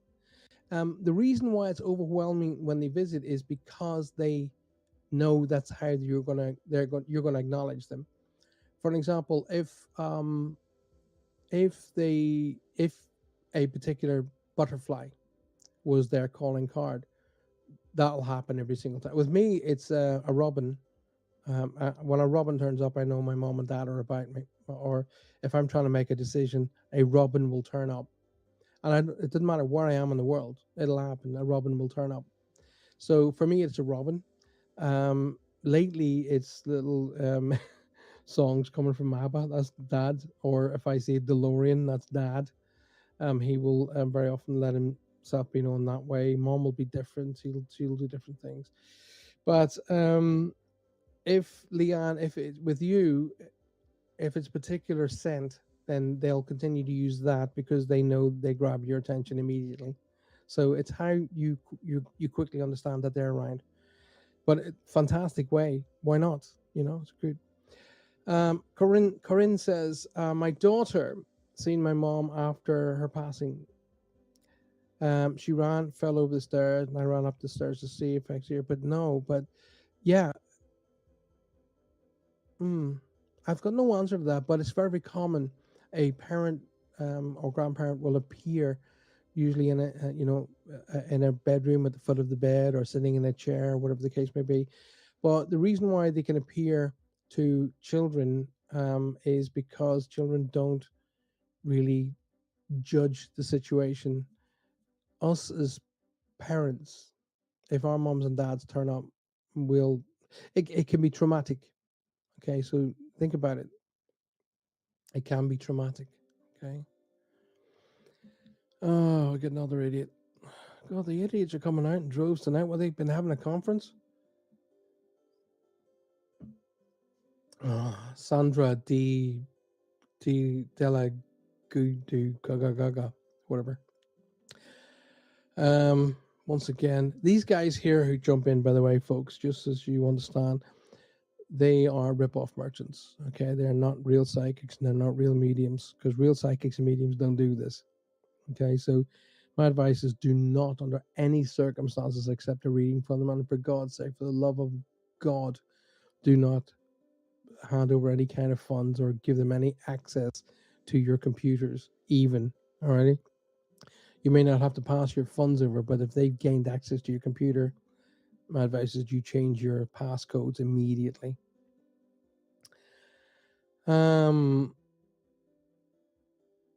Hi, Deke. Welcome to the show. Lovely to see you. Right. Okay.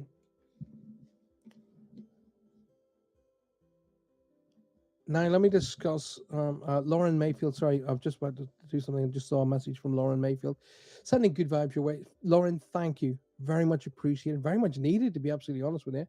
Any messages from a dear friend, Terry? I don't do reads on Thursday night show, Lauren, my darling. I hate having to say no to people, but I'm not open to reads. I mean, if somebody wants to come through and to deliver a message, I'll deliver it. But tonight's show is all about discovery of ourselves. Okay, discovery about how we are, how the world affects us, how we affect the world, and how our spirit energies affect us, and so some sort of the show's called Spirit Quest: The Journey of Life. So it's kind of a big smorgasbord of what affects us and how we affect it, and so on and so forth. So it's all about that. But Lauren, I appreciate you being here. Thank you so very much. Wow. Okay, let's keep going. I will get to talk about angels momentarily, I promise you. Do you think there's a possibility, says Alison, read that again. Do you think there's a possibility we have feelings of when our time's coming to an end? Oh, yes. I don't think it's a possibility. It's a fact. Okay. My mom had been talking about when I'm gone. Yes. And a good bit, for a good bit. But at the same time, I was not hearing her, if that makes sense. It makes absolute sense, Alison. I'll tell you why. You don't want to hear it. I say it to my kids a lot. I'll do something and they'll go, "Oh, Dad, for God's sake." And then they'll go, and I'll say, "Hey, there's going to come a time in the not too distant future you'll wish I was here to do that again." And then they usually go, "Oh, shut up, Dad." And that's because we don't want to hear someone talking about them not being here anymore. So we don't want to hear of them talking about, especially their demise. Okay, we don't want to hear about that. And our coding is no, you're not going to die. No, you're going to be here forever. That's our coding. Fact is something completely different.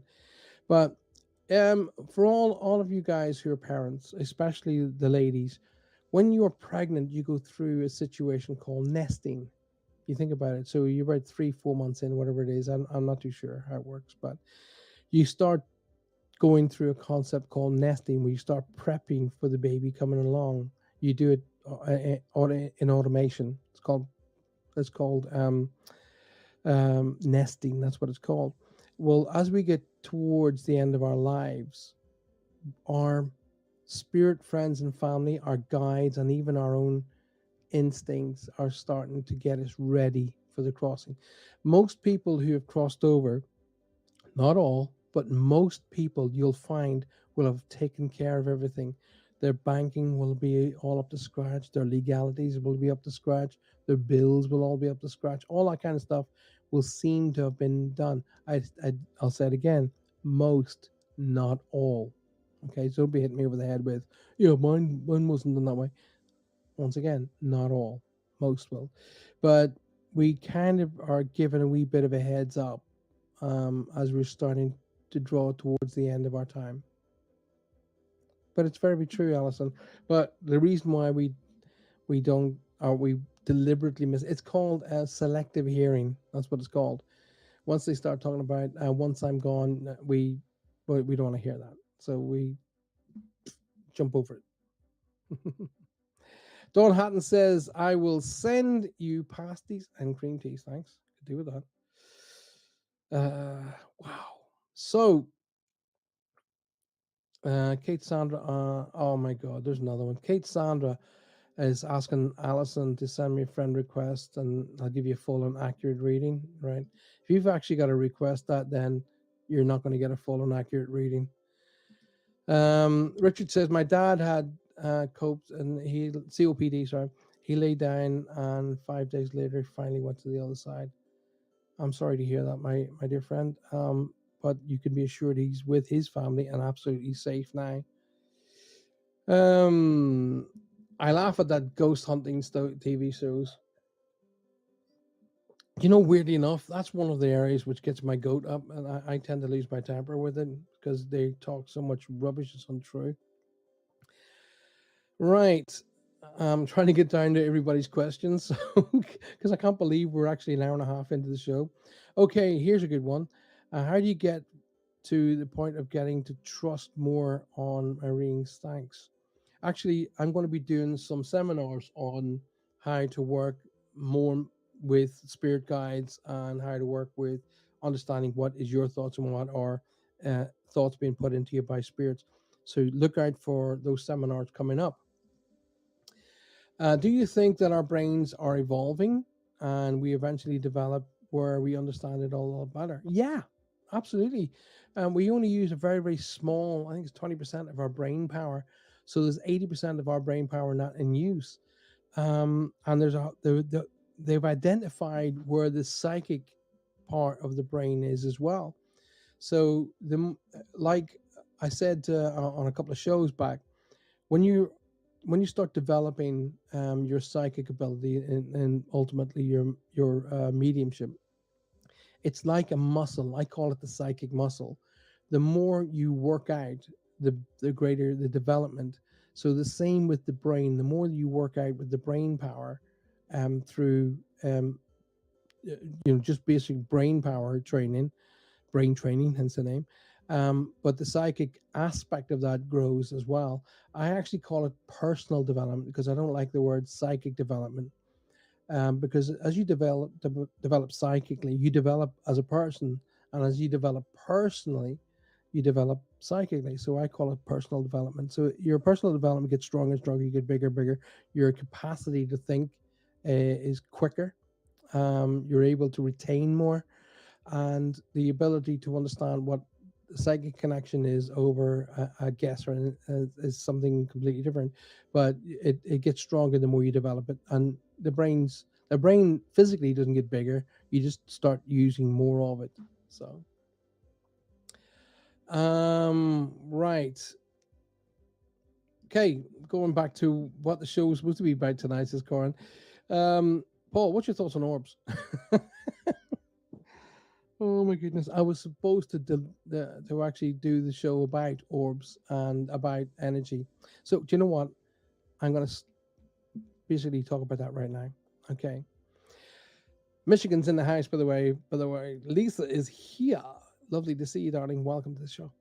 So, Paul, thoughts on orbs around day or night? Now, I happened to be watching a program today on a chat, and he was talking about NDEs. He had a near fatal crash. Well, actually, the crash was both fatal and serious enough for him as well. Sadly, the gentleman lost his wife and his baby son instantly in the accident, and he survived with his 7-year-old son. So half the family basically died instantly in the crash. There was a road accident during which he was able to leave his body. He experienced NDEs. Now I'm not going to go right through the entire what it was all about. I'm just going to share what happened, during which he said he was engulfed in a ball of light, and he was able to go around the hospital where they were looking after him. He was able to link with all of the people in the hospital. In other words, he linked with them, I energy wise. But he was in the ball of light that went around the hospital, and it hit me. Oh my God, he's talking about orbs. Okay, now it's well known. You have two schools of thought really that falls into the concept of orbs. One is that they are the manifestation of energy and the beginnings of a physical manifestation of a spirit or energy to let you know that they're there, which I wholeheartedly agree with, by the way. So, but the other concept is, and one of my dear friends, Gary, will say, do you notice the bit of dust that has been reflective of light, and the camera is picking that up as a little dot of light?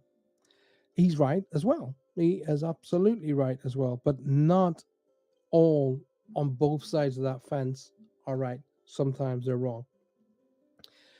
I have seen orbs. In fact, if you go onto my YouTube channel, you'll see me doing paranormal investigations where orbs were reacting to me.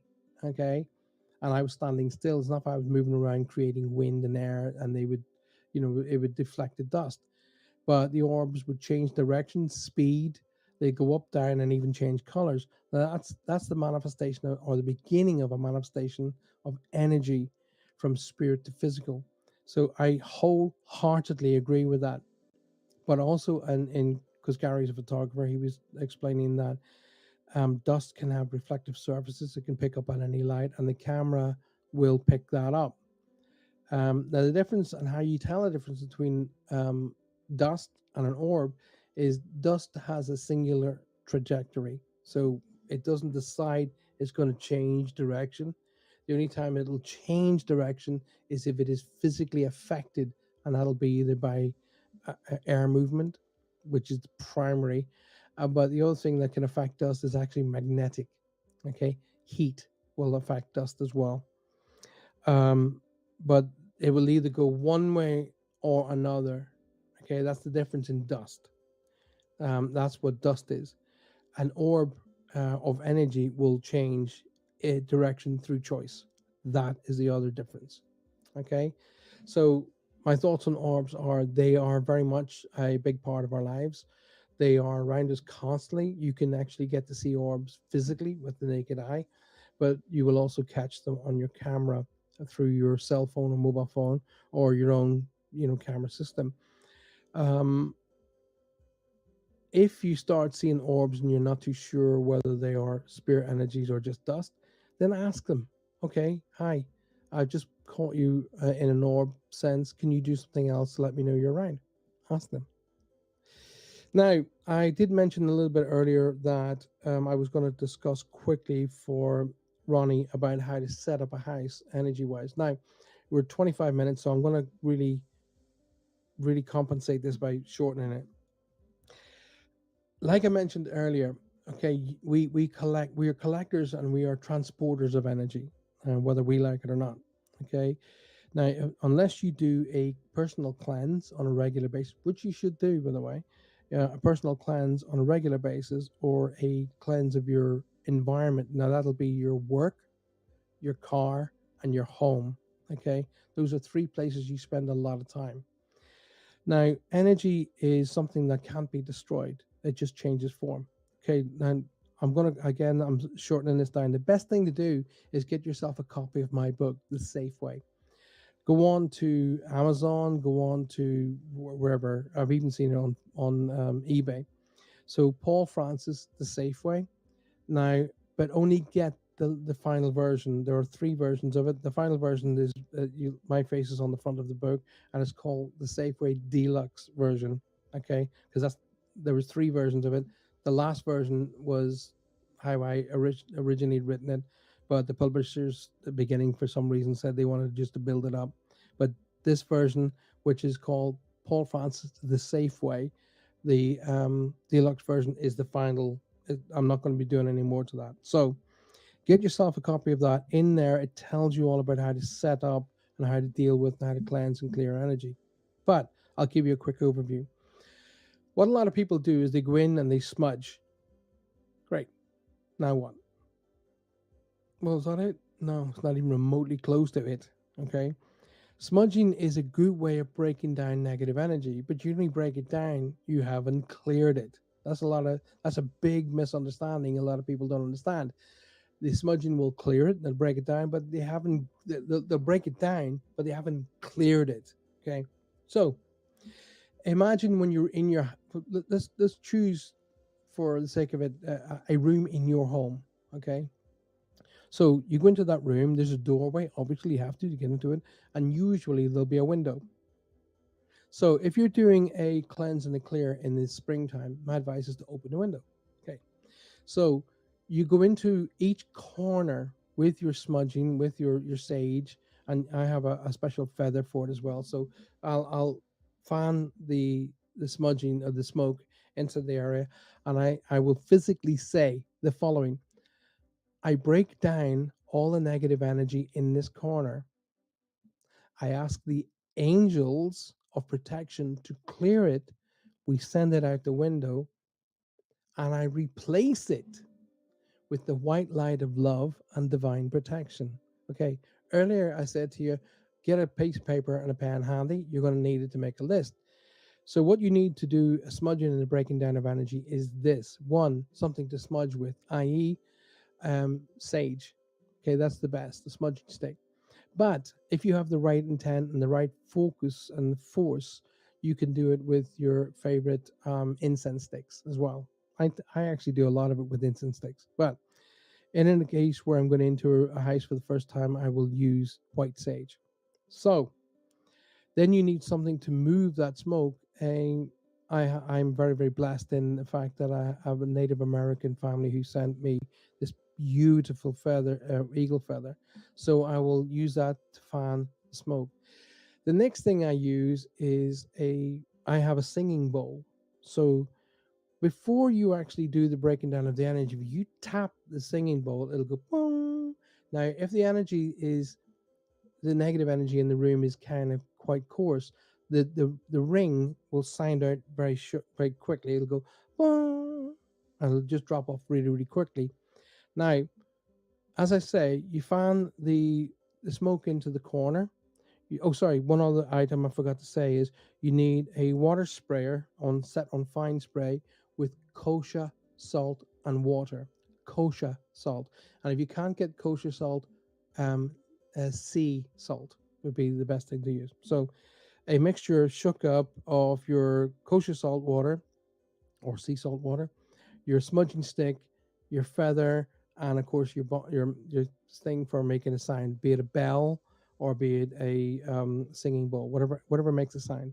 So you ding, send that energy out. You then fan the smoke into the corner. You say, I ask the angels to help me break down the negative energy in this. We send it out to the light to be cleansed.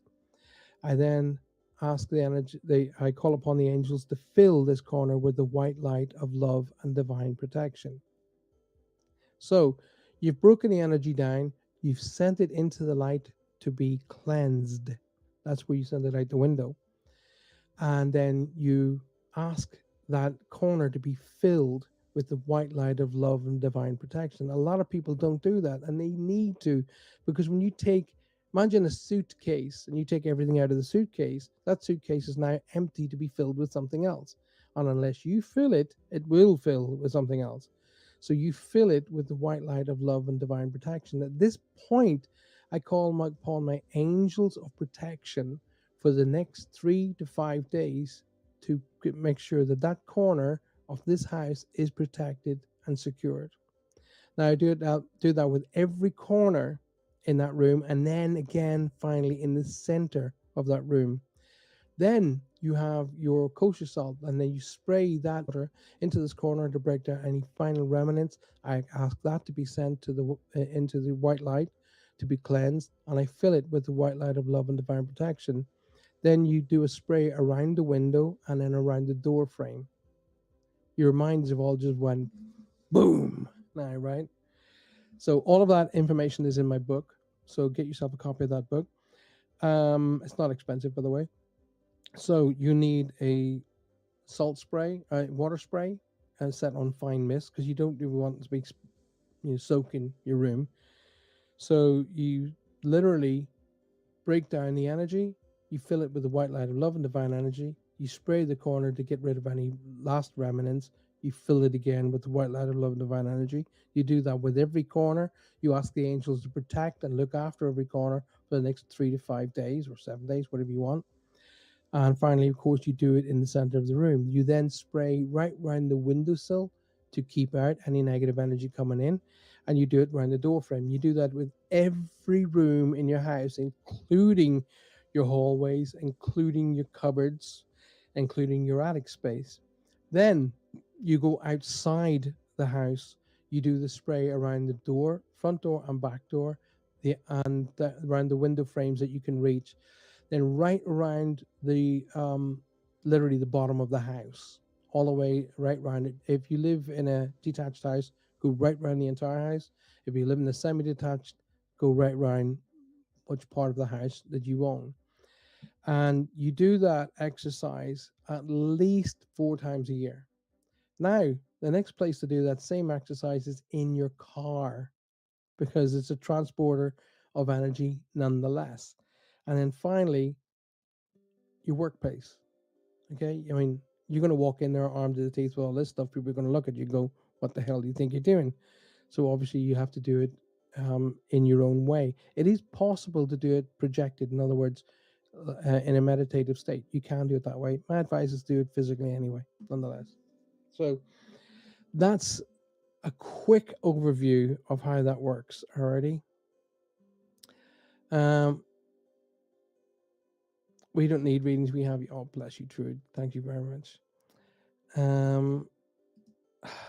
Gosh, they are coming out. They are coming out tonight, aren't they? This Mary Donaldson. He looks like a Mary Donaldson, doesn't he? Dream Lady says, "Do I have someone protect me?" You can be absolutely assured you have somebody protecting you.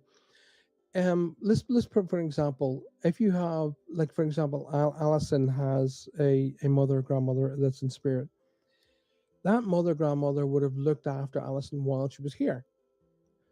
Why would you think they would stop doing that when they go to spirit? They're going to keep an eye on you. They're going to keep making sure they're still parents when they get to spirit. But also, in addition, we have what I refer to as our guides. And our guides also work hard to protect us as well. Okay, I actually have one of my guide, or one of my teams, I call them. His job is to do nothing else but protect me. That's his job. His name is Blackfoot. He's a big, huge, powerful Native American. I think he's Cherokee. And he took, in 35 years, well, he's been there with me most of my life, but in the 35 years of being a professional medium, I think he's spoken to me about 6 times. Usually he just grunts at me. Again, he sounds like that. He always looks so solemn. But he has spoken to me a few times, and he let me know that his job is literally to protect me. And that's it. So, yeah, well, you're going to have no less. You're going to have no less. Wow, what a fantastic show. Please don't accept any of these idiots who are jumping in saying message me, because they are literally going to rip you off. Okay, where are we?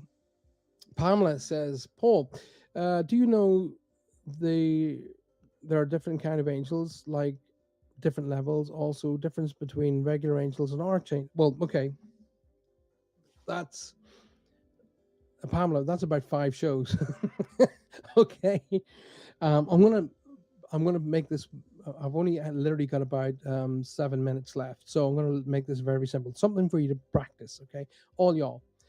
Okay, you have angels for everything, everything. Boom, everything. All angels are magnificent. They're amazing, and they love helping us, but they can't help us unless you invite them in. Okay, you have to invite them to help you. So they basically, we're spirit guides, and our spirit friends family can jump in and be a part of our lives. Angels are a part of our lives, but they can't break the law by doing things for you. They have to be invited too. So I even have angels in parking, and my kids take the Mickey regularly. And one night we were going to the cinema, and the cinema is in a completely different town away from me, about 45 minutes away from me. And they said, "Go on, Dad, prove it you could park at Angels." So I was sitting outside our house, and I said, "Right, okay, you want me to prove it?" And they went, "Yeah, prove it, Dad." So I said, "Right, okay." And I physically sat around in the car, and I said, "Okay, my parking angels, please have me a good spot at the cinema when we get there." So off we went, and 40 minutes later, we arrive in the city. The night wasn't the most pleasant of nights. It was kind of raining slightly. So I said, "I'll tell you what I'll do is I'll pull right up to the cinema, and then I'll get a space." And you could hear the girls giggling in the back, parking angels. As I pulled up to the cinema, a car pulled out right in front of the cinema, opening up a space. And I looked back at the girls, and they were both going, "Oh my God." I said, "And they can't help you unless you ask." And I literally had a parking space open up for me as I arrived, literally right outside the cinema. That's because I asked them. Archangels, I work with the archangels Michael, Gabriel, Raphael, Jophael, and Barakil. They are the archangel teams, and there are higher angels again. And there are multiples and multiples of. Oh, I could be here for literally hours. So, but there are multiples of angels. It's a nice thing to get to learn the different seraphims and so and so forth. But really, you just need to know the angels and the archangels. Um, what their capacity is and what they're for. And you will have an angel assigned to you as well. But don't be afraid to say, "Angels of abundance, I really need your help. Please bring me," and let them do their job. If you are struggling with something in particular, the angels say, "Hand it to us," and say, "Listen, okay, I call upon the angels to help me with this problem," but then give it to them. Okay, don't go, I need help with this problem," and then hold on to the problem. Give it to them. Let them sort it out. But angels are angels, warriors. Some of them, yeah, and not all angels look what you think. You know, the big white wings and very very beautiful beings. Some angels look quite grotesque. For an example, if you've been outside a cathedral and you look up and they've got these grotesque little gargoyles. Hello, angels. Guys, it's 10 to 11, which means I've got literally 10 minutes to finish off the show. Sue says, "I have cameras at my mom's, and she's poorly, and I see orbs when she leaves the room. I'm pretty sure it's my dad." I'm pretty confident it would be family members around your mom making sure she's fine. Don't worry about that. You can be absolutely sure of that. The day after my dad passed, oh my God, the place was like teeming with orbs. Oh my goodness, we got somebody called Macmillan intuitive readings now. They are coming out of the woodwork tonight under these idiots. What kind of a prat uses the name Macmillan as an intuitive reading? My advice, please report them to Facebook if you'd be so kind, guys. And definitely do not give somebody called Macmillan intuitive reading your details. Alrighty. Right, where are we? Pamela says your guardian angel is good for that. I was going to bring Pamela up so you can see. Your guardian angel is good for that. These others need to invite to work, as Paul has just mentioned. Yes, very much so. Guys, thank you so very, very much for being here tonight. I will be back with you on Monday night for Reach Across, which is my show that's dedicated to doing live real-time reads. this show I'd like to keep going. It's growing nicely, and the discussions are fantastic. So please, please, please continue to support the show. Lisa says, do we have travel angels to protect us? Yes, we do. Yes, indeed. And when I'm out going in the car, I ask my travel angels to protect the car. And I literally close my eyes and I see two angels flying alongside of the car protecting it. So, and yes, absolutely. You've angels for everything. Okay. I've even known to be called upon the angels to help me when I'm making dinner. Please help me get this right. They love the very fact that you acknowledge them, the very fact that you let them know that you need them is a big thing for them. Okay. And even if you don't need something, why don't you just say to them, thank you very much for just being here? They love that too. Right. Tina's just said, we do because they saved me. I got hurt, but not unlived. I like that, unlived. Tina, I'm glad you're here. I'm very, very glad you're here. We have reached the end of tonight's show, folks. Don't forget, coming after the show tonight, you have Michelle and Amelia with the Outer Realm, sorry. And we have, there's a lot of fantastic shows on UPRN Talk Radio. Coming to you 105.3 to 107.7 FM from the very beautiful New Orleans. Like I said, I'll be back on Monday night at 8 p.m. UK time, which is 3 p.m. Eastern. But in the meantime, on Saturday, you will have the very brilliant Roger Garza Sr. with This Mug's For You. Make sure you tune in for that. It's about 10:30 in the morning, Mountain Time, I think he called it. But for us, it's 4:30 in the afternoon UK time or GMT. Roger's there. If you stick up the time with your show's on, buddy, that'll be able to do that.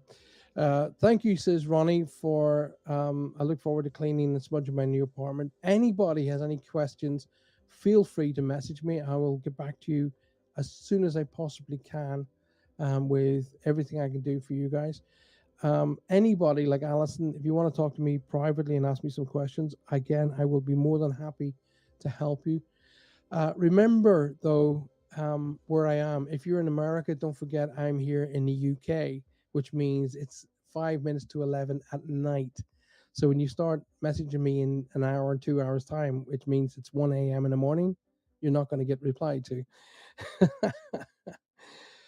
Thank you for your support. Thank you for all your love. Don't forget to pay my website a wee visit, www.paulfrancis111.com. And you can actually subscribe onto that. It's completely free of charge. There are a multiple of different videos on my YouTube channel and free meditations in there. Feel free to use them.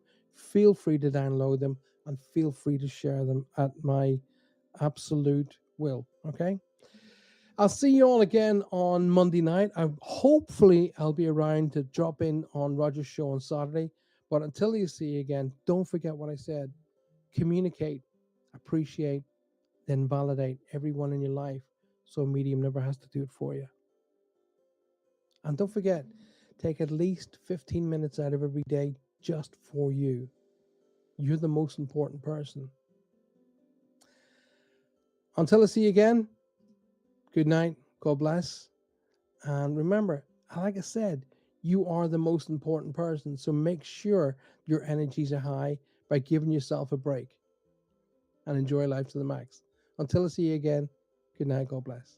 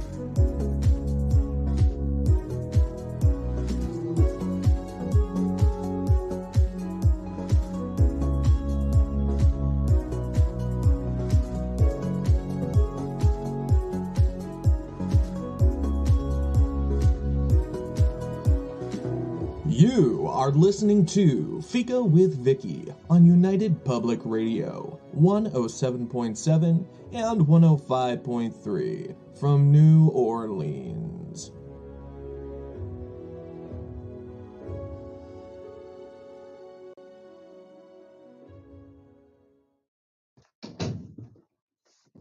Hello, everyone, and welcome to Fika. Our guest today is Brian Greiner. And I started early again. I didn't mean to. It was an accident. Brian has run away. I read the clock wrong. I read the clock wrong. So we're just going to sit here and wait until it is time to start the show, Brian. And we'll start it officially. At 1. But at 1. So, okay. So we're on the air now? One person watching. We are on the air now. Oh, okay. Brian, Well, because that's why I stepped away for a minute. Because you slipped away. And why don't you say stop, Vicky? Stop. You were. Oh, I can't believe this. Okay. So there's 2 people out there watching now. And if you just came in, this is Brian Greiner, the author that we're having today. And I started accidentally early. It's a thing that happens. This is twice that it happened. And I just am not doing well. Okay, so Brian, I'm assuming that these are people that we know. Let's go to the comments and see. They're not making any comments. So I don't even know. I don't want to start yet. Hey, Ryan, watched anything good on television lately? Read any good books? Fixed a good kitchen sink? You fixed a good... Yes, Ryan was telling me the tales of his kitchen sink fixing this morning, and I was telling him the tales of my washing machine sorrows. And that is what happens in the real life of people who do radio shows and podcasts and people who write books. They have plumbing problems. Life happens. To it. Life happens. Yep. So, oh my goodness. So we did the plumbing part, and we discussed Brian's wonderful decorating of his lair. It doesn't, there's been a few additions since I saw it last. Brian, do you want to tell us about what are the names of your creatures behind you? Well, the gargoyle is called Gar. He lives a full and exciting life. I'm quoting you as being a creative guy, and you called the gargoyle Gar? That's what he told me his name was. I can't be blamed for is what my characters call themselves. I've got Mini Me, my little clone. I see. Mini Me has gotten a lot of attention, and my wife hated that picture. That picture I showed it to her, and she goes, "Oh God, didn't you send her a better picture?" I do, and I will disclose the better picture on your thank you post, because we have actually seen you at that point. For those who are listening to this on one of the podcast platforms, I apologize, but you're getting to hear a little bit that other people don't get to hear. So far we have covered plumbing problems, and we have covered Brian's decorating, which you can't see, but it's definitely a lair, and there are creatures behind him, and there are creatures in his mind, which we will find out about later. And this is one of our more congenial moments. Because he's being kind, because Vicky has gotten herself into a mess again. I'm always kind, Vicky. You know that. You're always kind. I wish somebody out there there's 2 people that are watching early, and they can comment early. We'll see it, and it'll give us something to, just say, it's okay, Vicky. We know that you do the best that you can do, and we're really, really, really rooting for you to get through this. It is now 12:55, and I am 5 minutes early still. So, what do you want to talk about, Brian, before I introduce you? Something that the other people don't get to hear, like they don't get to hear. Something for the early guys, the podcast people. Well, all those people. One thing I've been thinking about more is how to keep notes. I was chatting with my vet about that actually when I took Eddie in for a shot on Tuesday, and which was interesting because I haven't actually talked to the vet for like 3 years because of COVID. This is the first time that we've been allowed, the owners have been allowed in with the animal. That's up to kind this, of sad. yeah. So I had given a handful of my calendars out. I don't know if you want to talk about the calendars now, but I made up some calendars. It's with various pictures, like this. Yep, I was going to show. And I sent one to Vicky even before she had her podcast, so it wasn't a bribe. But one thing that I did is I added a little PR thing on the back cover showing all of my books. Anyway, my vet thanked me for the calendar. She said it was hanging up at home. And she was looking at the back and she never realized that I was an author. And it turns out she is a great reader and will read just about anything. So may or may not buy some of my books. I think the lesson there is mention you're an author to everyone. Yeah, market constantly. When they ask, don't be shy. I mean, imposter syndrome sort of makes people say, I rake the grass, instead of saying I write. And you're not forcing people to, but you feel like you're being pushy all the time. So anyway, it's that was a subtle, that was a subtle bit of marketing, but it might pay off. If you're going to market, I also have made up a bunch of business cards, one card for every book. I don't have any samples here because I didn't think to bring any down, but it's basically the cover, where to buy the books, and then on the back there's the blurb. So it's a handy thing to just to give out. I keep a handful in my wallet at all times. And you're a hands-on marketer. Sorry? You're a hands-on marketer. Yeah. You're on the street doing. No. There are people out on the street. I will casually mention it. I mentioned it to my optometrist, and it turns out that he's a science fiction fan, so he bought 3 of the Bob books. Which is the place to start with Brian writing. Yep. Okay. I think we're just about ready to go, Brian. So with that, I'm going to give an introduction so that Lewis22, who said Bing Shaling, do you know Lewis? No. Oh, Lewis, you're new. Hi, how are you? Welcome. Welcome. Our guest today, visiting from his lair in an undisclosed location, is Brian Greiner. Or if you listen to Fika, you might know him as Brian from the comment section.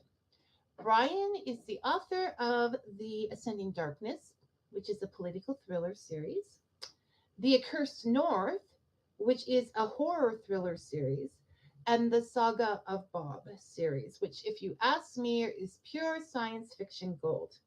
His newest work, Haiku Cat, a book of haiku inspired by or possibly written by his cat, I'm not sure, came out last week. And it's I can't do it, Brian. It's perfect. I cannot do it. Thank you. It was the Saga of Bob series that drew me to Brian's writing. Bob is the kind of guy you want to have a chat with in a pub. He's world worn, but not world torn. He still has his virtues. his ideals, which is a word that Brian will argue and has. And Bob still has his precepts of survival to get him through the day. But I'm supposed to be introducing Brian, not Bob. So Brian is a puzzle. You never know where his mind and his creativity are going to take him, or even you. And his generosity in sharing both is legendary, though he may argue that too. Welcome to Fika, Brian. Thank you, Vicki. You're very kind. Oh, today, it won't last for long, Brian. You know No, this. true. But don't forget, there are witnesses this time. There are witnesses, because that would, that would stop us. Okay, there's always witnesses at Writers Group, and we still carry on the same way. So let's start at the beginning with your first series, Ascending Darkness. That was back in 2014. Mm-hmm. That was really long time you. ago. In 2014, and there's been 10 novels since then, plus Haiku Cat. So that was. So tell us what got you started writing, and a little bit about the series itself. Well, I've always been a lover of books. You know, I've always collected books, many books throughout the years. And to me, books are magic. Libraries are sacred places. And but writing always seemed like something for a special elite. Mm-hmm. Mm-hmm. And then as I got older, the elites didn't seem to matter as much. And then a thing called NaNoWriMo, National November Writing Month. And my sister-in-law was over, and we got to drinking, as we do, sipping whiskey. And we started talking about nano. And we egged each other on and said, yeah, you do it. Well, if you do it, I'll do it. So eventually, she and her adult son and I joined up for nano. And out of that came my first novel. And it's like hitting your head against a brick wall the first time. You know, like, what do you write about? Because I had in my head some grand vista of a novel. Then I realized I don't like that kind of book that much anymore. I wanted something, you know, twisty, turny, but fun. And so I came up with a character, Yancey Franklin, a not terribly successful private investigator who stumbles upon a international conspiracy that's deep in time and basically aimed at slicing and dicing Canada. As a surprise, as amongst all of the various underground groups. So here's this PI and his lifelong friend, and it's the two of them up against this big evil. And so I finished that. Well, I actually wrote the first chapter, and that's what got me going. It was a tank goes down Bay Street, which for those who aren't in Canada, that's the Canadian equivalent of Wall Street, and a tank goes down Bay Street, blowing up all of the financial institutions. Which is a very exciting beginning of a book. I thought so, and I'm going, hey, this is fun. So I kept going. And after that was finished, I said, okay, I don't have any more books in me. But then you go, well, you know, what if? What would happen after those events? And that came the second book. Then I took a pause from that, and then I decided to, as I was reading horror as at the time, you know, as I was going back and rereading Lovecraft and those type of things, and werewolves, for whatever reason, were big that year. And I'm going, oh, werewolves are dumb, werewolves are stupid. But you know, there's a way to make them real. That's not fair to werewolves. So that was born The Werewolves of Winter. What if they were like a plague that sort of came and went? It's, how would society cope? So there were 2 books, and it's in that one, and that was getting pretty depressing as hell. No, stop. Before you go on, because there's some notes I want to make on these books that you went. Historical Niagara, which we also know as Dave, would like to know if you gave your gargoyles names. And we did discuss that earlier. Yes, I call him, well, he told me his name was Gar. Which disappointed me when I asked. Well, as he calls us mere humans squishies, it being a creature of stone is that he is. But gargoyles are nice and would not squish people because they are protective and not mean, despite what they may look like. That is the point of gargoyles, Brian. He enjoys scaring the kids at Halloween. So when you were writing the Ascending Darkness books, there was something that you said. One of the difficulties that you had was finding an underground political name that hadn't been used yet. Yeah, I mean, if you've got a centuries old political organization that's underground, that's secret, what do you call it that hasn't been used before? I mean, this is a common trope that's in movies and books, and so I came up with one. As I came up with several, and then I realized, no, somebody else has been using this. So I came up with one that was new. It's the sword. It's the sword of infinity and sending. You have to read the book to find out. Hi, Susan. Welcome. Hi, Susan. So then you got into the werewolves. Yes. And you came up with what in your mind would be a practical solution to how werewolves could come about with a virus. Yes. And you threw out a couple of those. And you're not doing very well with the marketing. No, werewolves no. I do. Are dumb. Yeah, but then you go, but what if? Right. It's the what if that keeps the story going. Yeah. And you go, you may think that an idea is dumb, but then it sits in the back of your mind. You go, I could make this work. It's just, but both those series were kind of heavy. They were emotionally draining for me. The werewolves one was supposed to be a standalone. That was supposed to be a doom and gloom, where everybody dies in the end.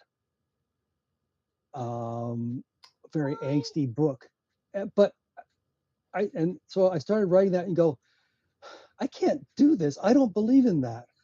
I don't believe in a no-win scenario. Like Captain Kirk. Yeah. And you go, no, you can fight back, damn it. So I came up with ways. And one of my readers wrote back to me and said he had great time reading the book to his children. I thought it was not exactly a children's book, but he was fine with it. The kids were fine with it. And it started them talking and discussing. And to me, that's one of the highest compliments any reader can pay a writer, is it got them thinking and talking. I think that's what people don't understand when they talk about reading. Like, the word boring will come up, not with us, but there are people, Brian, out there, just stay solid there while I say this. There are people out there who will say reading is boring, you're by yourself, and this is not true. There is nothing more animated than people getting together and discussing a book. Like, look at us. And so for an author to have their book discussed, that somebody delved into it that much is the highest compliment. Yeah, I think. It is really. But I was thinking about you and I, as we're talking about Bob and the various meanings in it. It's the other day, and okay, you're jumping ahead. We have no. kind of maybe. But it occurred to me that books can be a mirror of the reader's inner self. so that they will see things that the writer may not necessarily have seen or thought terribly important. But that's the joy of being a writer, is you discover things about yourself and your thinking, but then it's also how people view it from their own perspectives. And that's I wouldn't say it's a slap across the head, but it's really, A wake up call? yeah, it kind of it kind of set me back on my heels going, really? And when you think about it, they're paying you a compliment. I must set you back on your heels a lot, Brian. Yeah, yeah. But I've learned to take that with as with a grain of salt. But um, but it's really nifty. It's one of the It's nicest parts of being a writer, is to hear feedback from people. the echoes. We'll call those the echoes. The feedback Yeah, is well, they're not necessarily echoes. your voice goes out. I know that echoes traditionally mean they say the same thing back. Yeah, Okay. But we'll just pretend it doesn't. Just for this, Brian, give me this, okay? And we'll say you spoke out into the world and the world sent you back an echo, but yeah. it was from their perspective. It is because Whispers in the darkness. whispers in the darkness. Okay, we'll be dramatic. The whispers in the darkness. But what if it's daytime? So before we get into this Bob discussion, which is going to be big, do you want to tell us a little bit about Bob? Like Yeah. tell the audience a little bit about Bob, and The then I'll tell you with the real Bob. Yeah, exactly. As from a reader's point of view, from my point of view, the first two series were kind of heavy, dark. I needed something lighter. The politics at the time were dire. Trump had just been elected. Um, I know I'm not supposed to say things like that. No, Sorry, no. Go ahead, Brian. We're in. we're in it, but I'm already in trouble. I was 10 minutes early. things were darkness. So I wanted something light. I'm I'm an old guy. As I'm 70 years old, and I've been reading since I was like 5. And I grew up with the old style science fiction, the adventures where the line between science fiction and fantasy didn't really exist. It was about the story, it was about the plot, and having fun. Sure, there were message stories, lots of them, but there are a lot of them that were just for fun. They touched on issues, but they carried you along and made you forget the world. And that's what I tried to do with Bob. Whether I succeeded or not, well, I will leave that up to the readers. But it's been a lot of fun for me. Um, it's forced me to think more deeply in terms of not just plot but meaning, um, voice and structure. Um, it it was the means by which I experimented with different writing tools and different writing processes. Um, which, as every writer knows, that's a great way to procrastinate from the actual business of writing. Um, but it's a lot of fun, and I tried to put that into Bob. Although bad things happen, as you said, um, Bob rises above, and he tries to bring everyone else above it as well. Yes, So he's not just in it for himself. you're trying to get all your words in before I get started, Brian. That's what you're trying to do. Don't listen to these people. Well, you've had a lot of time to perfect things with Bob because Bob is up to book 5, Yes. and they're not little people. They're not little people. They're little people inside the books, but they're not little books people. Okay, I started reading Bob number 5 because I wanted to read it right before the show, and I didn't estimate my time, so I haven't quite finished Bob number 5 for this show. So I was looking up because I'm like, this is a lot of entertainment. One of the great things about indie writers is that their books tend to price their books lower, knowing that they're not publish books, and people are taking a chance on them. And so you can get all 5 books with the set and the last book for $14 on Amazon American.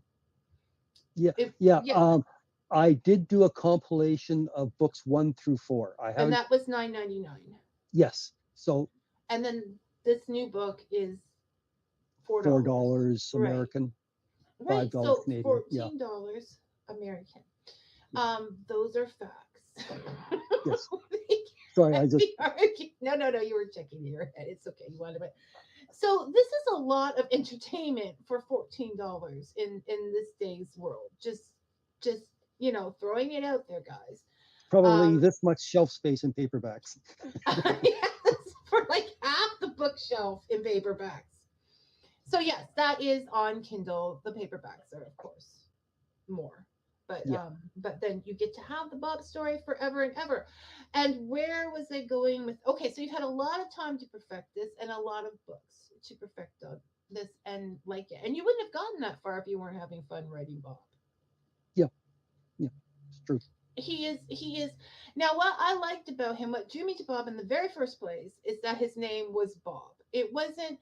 Sometimes I get a little frustrated with, these names that you never hear anywhere and you don't know how to pronounce, and these, like, just all these scenarios. But Bob is Bob, and he is the hero, just like we all are.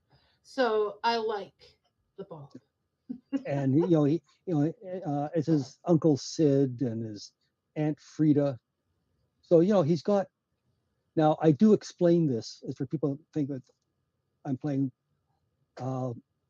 fast and loose is with these interstellar civilizations. I do come up with a reason. You have a reason for everything. Like reading the last one because it's been a while, and then like reading the last one. Like there is honestly, people, this is good writing. Brian, you wouldn't be here if you could. You're not here because of your personality. You have a lovely personality. No, you are here because even like this last one, I'm just amazed by it because it's so smooth. Like the tech is there, but it's not screaming in your face. Like it is. It's like you've just perfected everything to this last book. You can see it growing. So like the tech is there. It's not screaming in your face.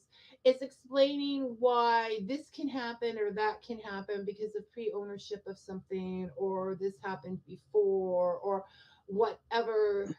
These people from this world, like there's like the trade routes there. It's all out there. Like I can almost see the planning as it goes, but we don't know it. It runs smoothly.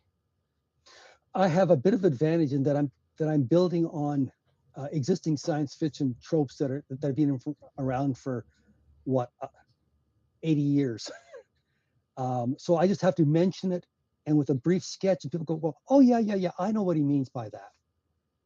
So there is that. It's not like I'm, building it from scratch. Yeah, but nobody is anymore. It's all been done. What you need to do is take your original voice and your original thoughts and make it your own, and you did. Yeah, thank you. Yes. So that is the thing. Now we are going to come back. So that's what Bob is. And Bob grows, just to let you know, Bob grows through this series, through all of these things, until at the end, like all of us, he's got almost grown children and a wife, and they have complications, and that's it. I'm not giving spoilers, but that's a normal life. So I don't think that's a spoiler. So now we get to the discussion, Brian. The other thing that I think people should be aware of is that in the first 2 books, Bob has powers almost like a god. His civilization has augmented the human form tremendously. And then he loses all of that and he becomes human, just a regular human. Yeah. And for him, what a lot of the people around him don't realize is how much he's lost. His senses have been cut back to a fraction of what they were. Discussion. You're cheating course. I'm a writer. That's what I do, Vicky. You're plotting out this discussion. You're And despicable. well, yeah, there is that. But the rest of the series is how he copes with being only human, and the answer is mostly okay-ish. I He has his moments where he does very well, and he has moments where his head Are is you going basically to give slammed away against the the brick entire? wall. We need to learn to discuss these things without giving away the book, Brian, to prove it. So we're No, gonna. that's What not giving anything away. I was going to start. First of all, I was going to say that you did mention that I kind of. It was kind of interesting how I really got into the characters and tried to figure them out. Mhm. What I heard was it was really weird, Vicky, that you No, no. you said interesting. I No, have no, no. thought I about was it more, and you are correct. It is the writer's responsibility ends when the book is put out there, and whatever the readers deign to share is perfectly correct and legitimate. And I had forgotten that. Here it is in public, people. I okay. will apologize to Vicky. I'm speechless. I don't even know what to say. But I wasn't even going to go there. I was going to talk about, like, first of all, I want to know, if you're out there, you can go on Facebook on Fika with Vicky.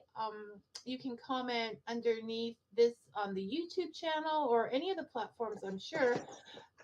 How into your characters do you get? Like, is it just me, or does everybody, or at least one other person, get into their characters' motivations? I think it's motivations and understanding why they do what they do.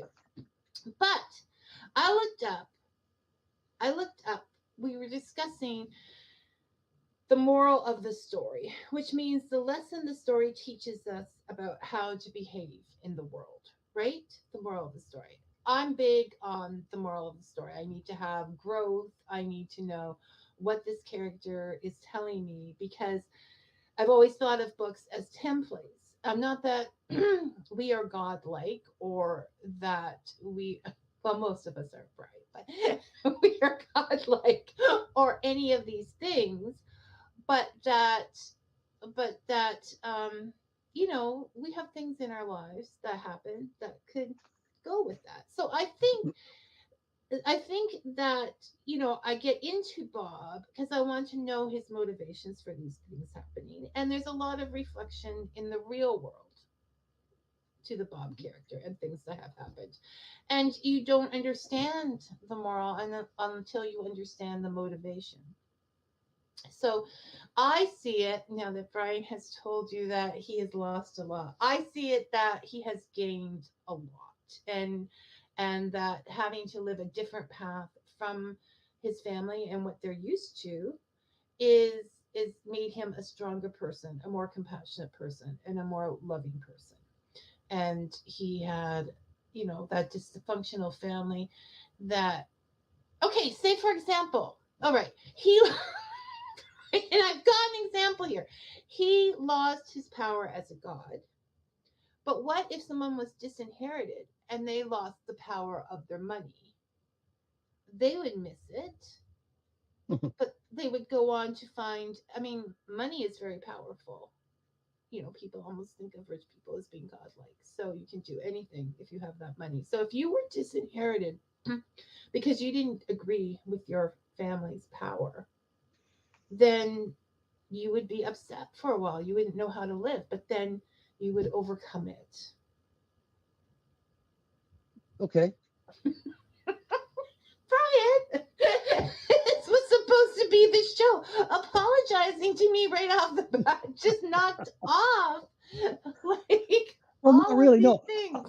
I'm not saying that your views are correct. I'm just saying that they're valid. You said they were correct. I have it on tape. This is being recorded. You said you are correct, Vicky.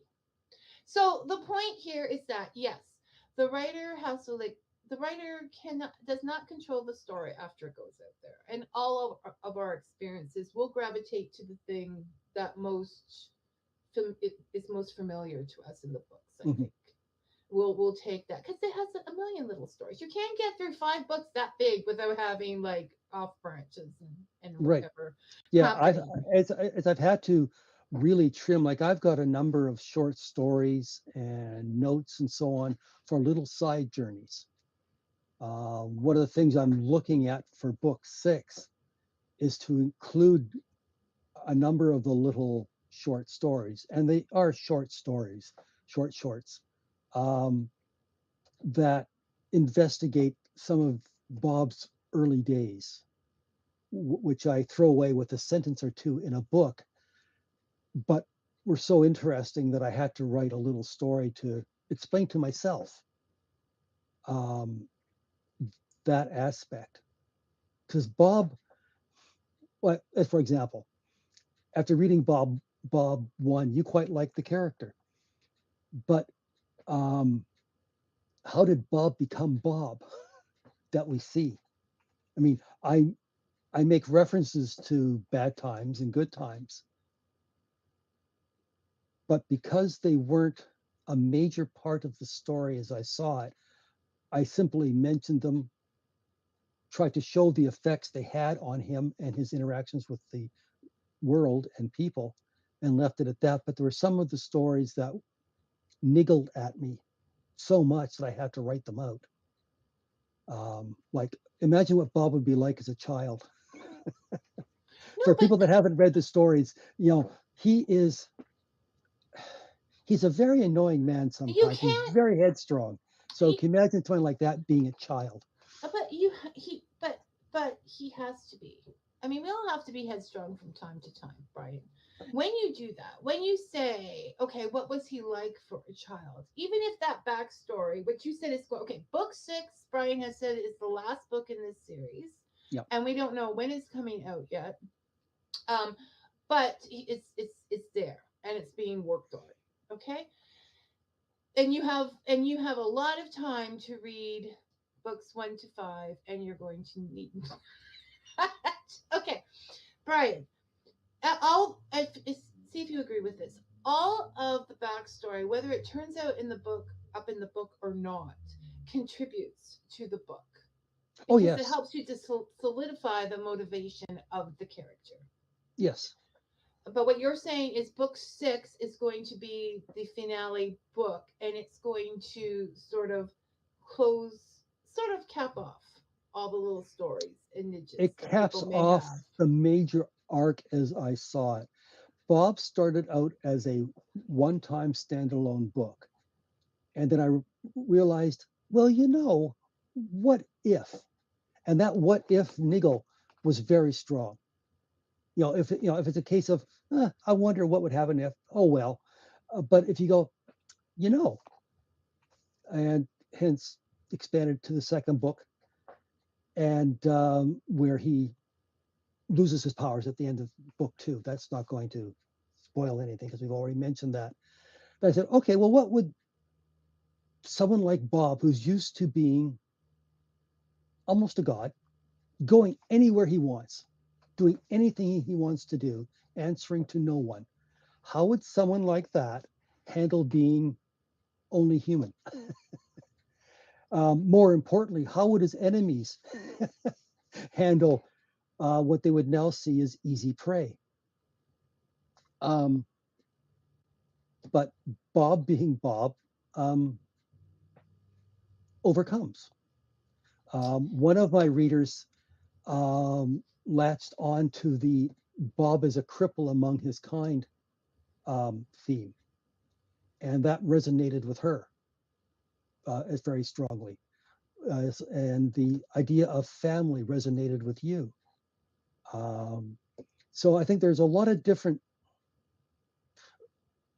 resonance points, if you will, within the series, as in all of them. But book 4 ended with Bob being married with children. Yes, okay. And book 5 came out because I started thinking, what sort of parent would Bob be? Because don't forget, he's close to 1,000 years old. He's had a lot of training, a lot of experience, a lot of bad things happen in his life. He has no conception of how to be a proper parent. And he doesn't even know the Baby Shark song. Exactly. No, I think the older you get, the more difficult. I'm not saying people don't make good parents when they're older. I mean, that's not what I'm saying. I'm saying the more difficult it is to be innocent about the whole thing. You've seen things happen. You know what can happen, and so that is on your mind always. You can't close your eyes like when you're when you're younger. And you do get a little further away from that the younger lifestyle. Not that Baby Shark. I guess Baby Shark is a lifestyle, and I don't even know if Baby Shark is in anymore because I don't have little ones. But you get away from all of those things. So it can either be a joy and you return to that, or whatever. But we won't discuss what Bob does because we want people to read the book. Honestly, I'm going to give you guys a class on how to discuss without giving too much information. Oh, I see that Susan has asked a question. Oh, you're waiting for me to read it. You Okay, could have read it.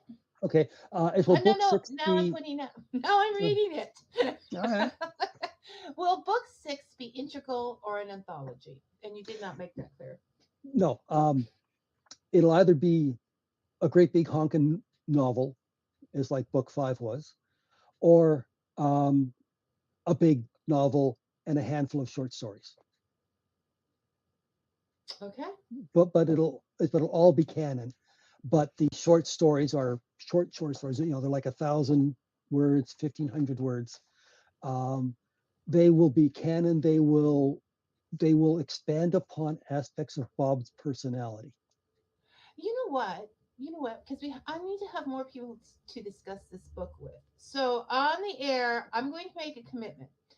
If enough people read this book and contact me, I will have an online book club, and Brian will come and we'll hear all the perspectives on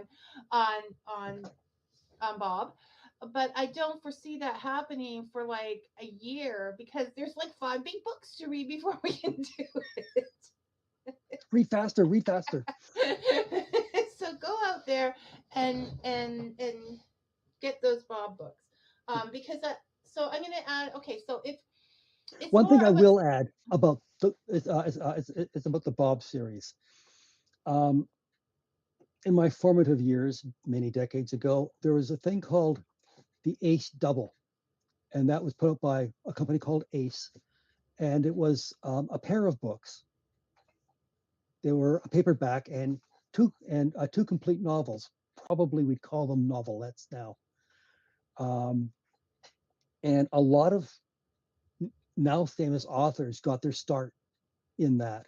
There are also a lot of hacks. I'm not going to lie, but for the most part, they were fun. And that was what I am aiming for with Bob, something of the better quality Ace doubles. For those of you who know about the Ace doubles, will understand the Ace reference. doubles. I will be googling Ace doubles later, and figure that out. But no, Bob is fun, and once again, we need to really read for entertainment. I think. Yeah. It and so I'm giving orders on what I think because well, no, it's true. Well, as I mentioned to you the other day, one of my readers, who had bought my books, came back and said, "These are good." I think he was shocked they were actually readable, but they're fun, and not everything has to be heavy. No, it doesn't, and yet there's enough story there, like that you can spend hours thinking about motivations, thinking about it. You could do a book club on Bob, but it's not deep, and because it's out of this world, we're not thinking about this world. It takes us away, and I think we need to have. It is a lighter read. That's what I'm aiming for, something that you don't have to make it And like a job to read. and one of Something the you can things, read in the yeah, backyard when you're yeah. on vacation I in the made it bathtub. like a job this week, but I still did get, still enjoyed it. I still didn't get through it. Um, so that is the thing about paperbacks. I will give it to paperbacks or hardcovers. Is completely removes you away from the technical world. Like Mhm. there's no. I used to read on a, because I didn't want too many devices and I didn't want to create too many devices. My phone, right? Mm. Or you can read on your computer with the Kindle app.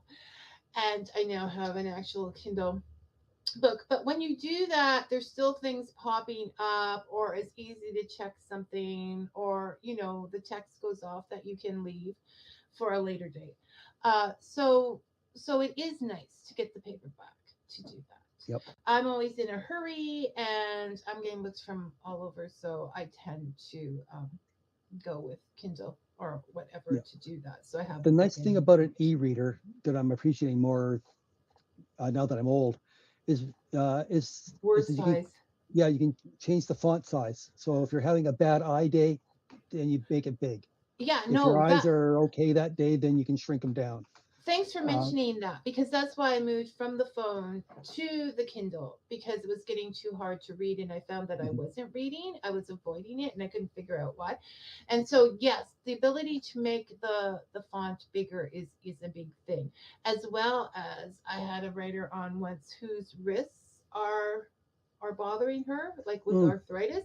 So if the book is too big, it's too heavy for her to even hold yep. onto. Whereas when you make the font big, you can just take this baby and Mm. put it Well, on the desk or here's table or something. here's my Kobo. So it's got a picture of the haiku cat on it. Um, Which we have to get to. yes, but you can hold it in one hand. You know, there are a number of them. I just happen to have a Kobo. Yeah, no, we just happen to have whatever. It's not like Yeah. anyone's paying us for endorsements, but they could if they wanted to. Okay. Yes. I can switch to Kobo. Brian can switch to Kindle. If the bucks are good enough, we'll do it. Okay, so let's move on to Haiku Cat. So Brian, because I don't even know where Brian. What is a haiku? There's the beautiful Eddie on the cover of Haiku Cat. Haiku is a Japanese poetry form where the syllable count, you have 3 lines. The first line is 5 syllables, second line is 7, third line is 5 syllables. Traditionally, the object is to be a philosophical insight into something or other.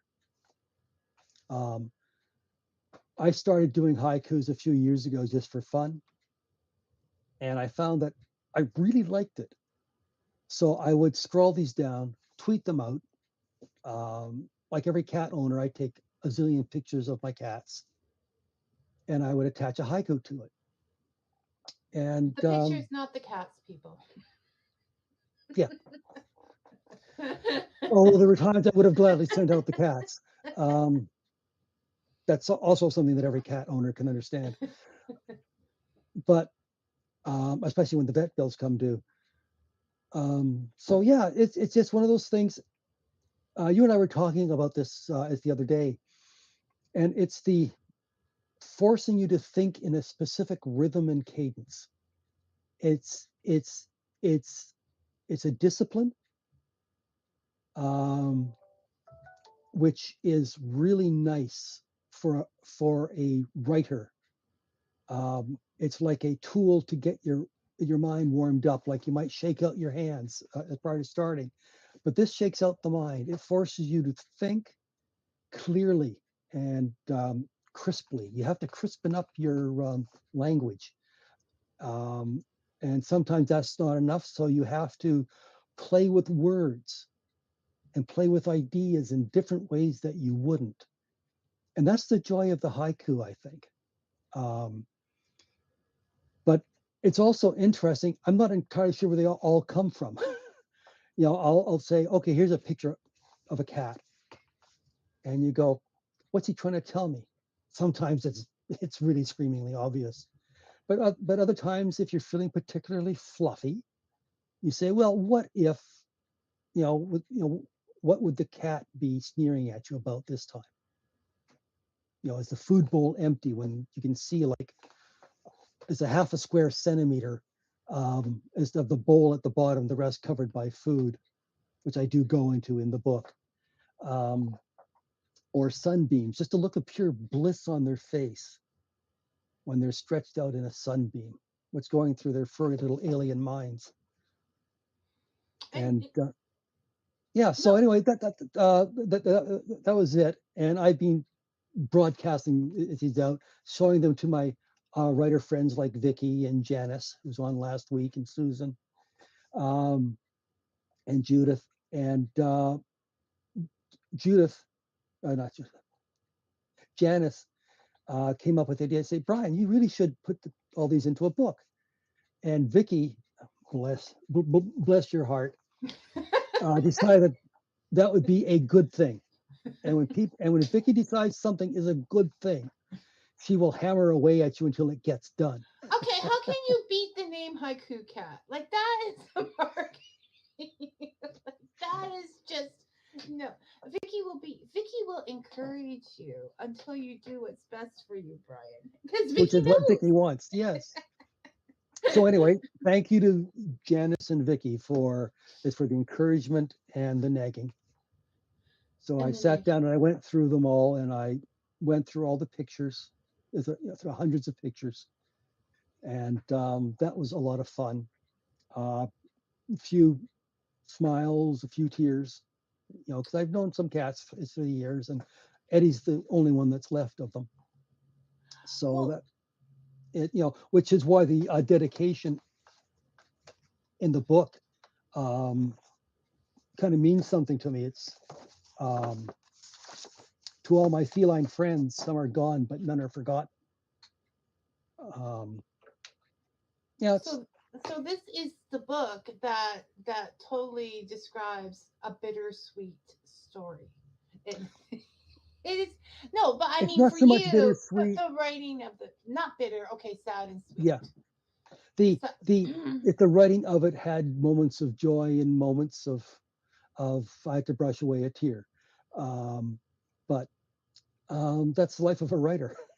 We suffer for our audience. If it doesn't make you cry, it's not worth writing. Yeah. Now somebody look that up because I know somebody great said it, not me. Yeah. But I'll be darned No if I can tears on the remember page, no tears on the reader. That's true. Now I want to point out, since this haiku frenzy has started in the world, like people, you have to make Vicky's nagging worthwhile. So go get this book. So since the frenzy has started, that we have started, I've been playing with haiku because you can't help but doing it because it's almost addictive. Okay, I'm telling you, you make up one haiku, you're sitting there the rest of the day making those syllables fit into 17. 5, 7, 5.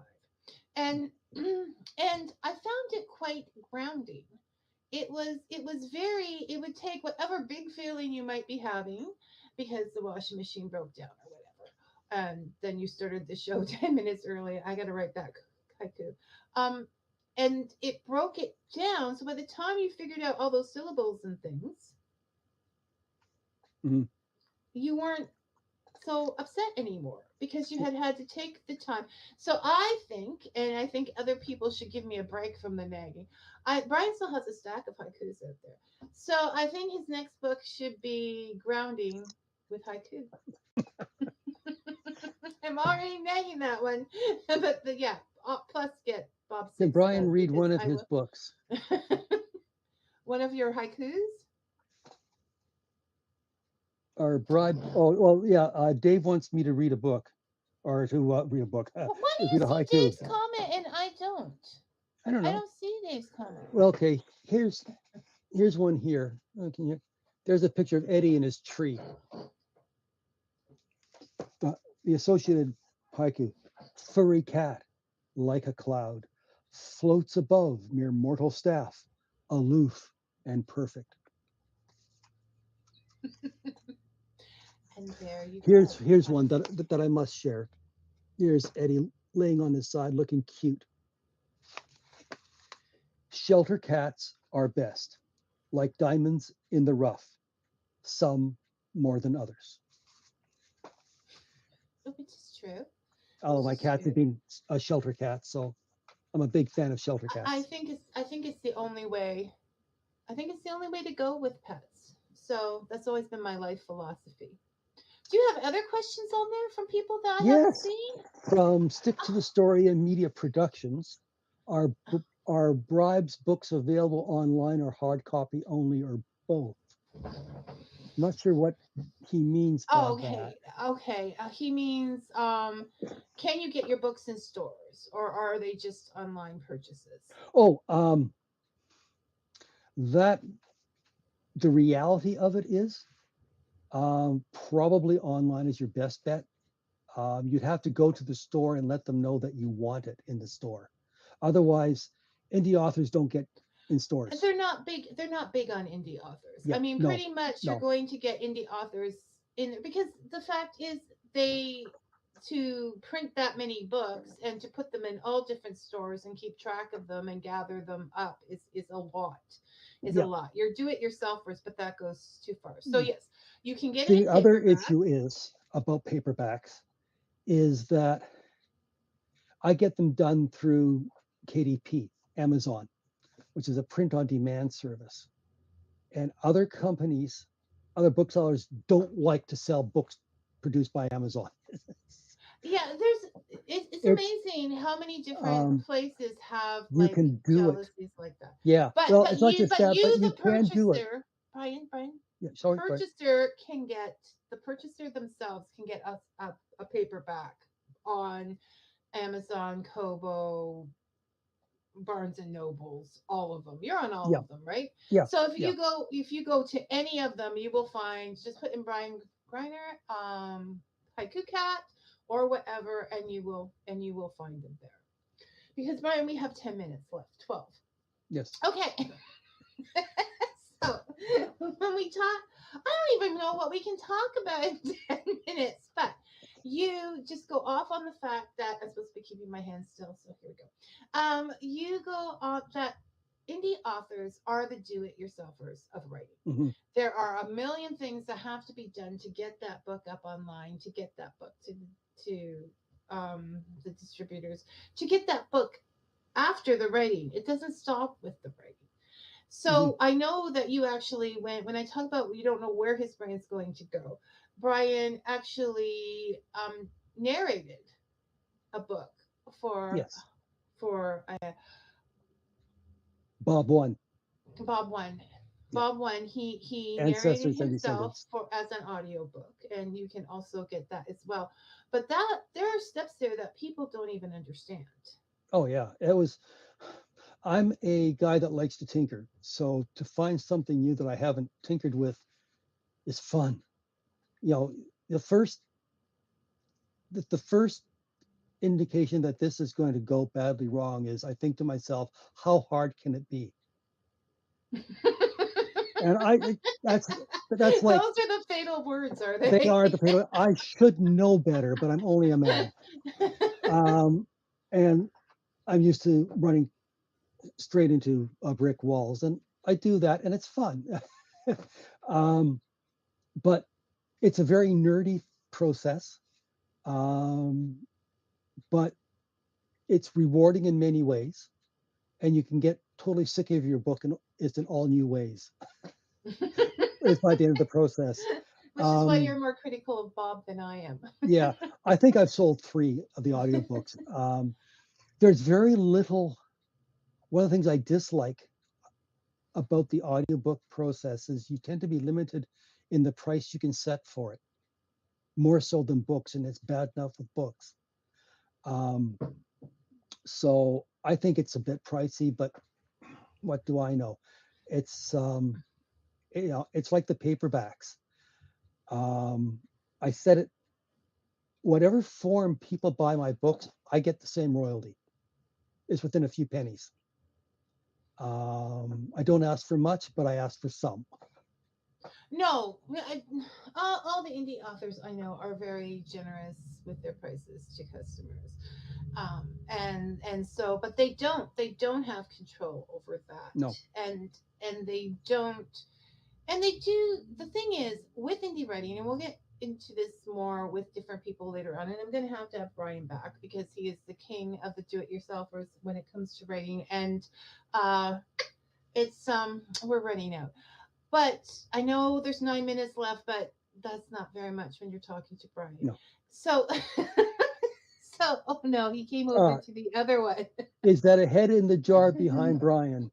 No, that is my evil clone inside a helmet that I made.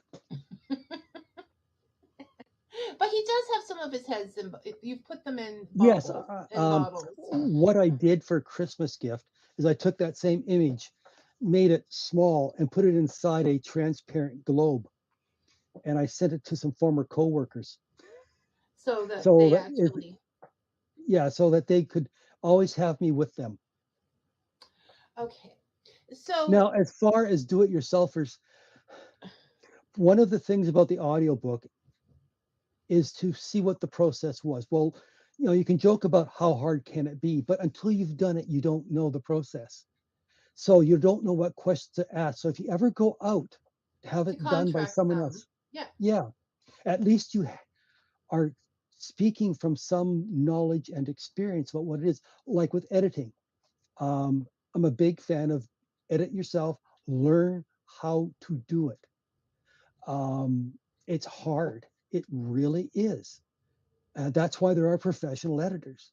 But if, as an author, you can tweak it pretty well, that means your editor is going to have an easier time of it.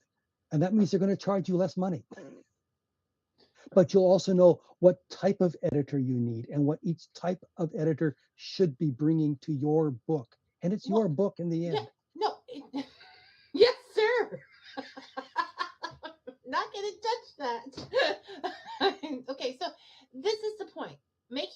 Creating a book as an indie author is like building a house. So you have to decide what jobs you want to do and what ones you want to contract out. Mhm. And when you've tried to do them yourself, you're more understanding of why the prices are the way they are, making it easier for you to work with one of those contractors, whether it is a uh, cover artist or an editor or an audio reader or any of the above. But the point is that most indie authors are retired, are just people writing a book. So they don't always have that money themselves.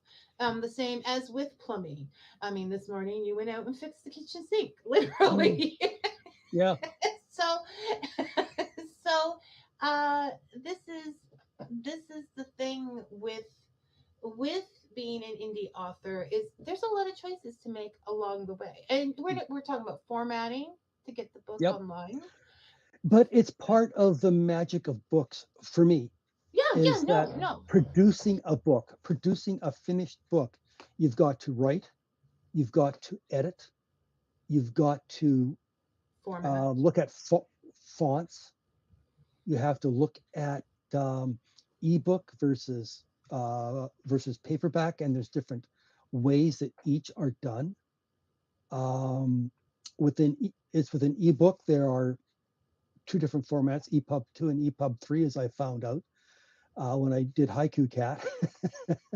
And there are some issues which aren't easily fixed, but I figured out how to do it, so I can do it now. So it's for someone like me, it's fun. Yeah, it depends on the person, but most importantly, I think we're not looking here. Most authors are not looking to be the next great, writer. They are writing, but what it does also learning all of these things, and that as an older person, is it keeps your brain going, as it keeps it younger, it keeps it up to date with the tech. All of those things happen when you're writing. Yes, and it helps to keep your vocabulary of curse words current and fluent.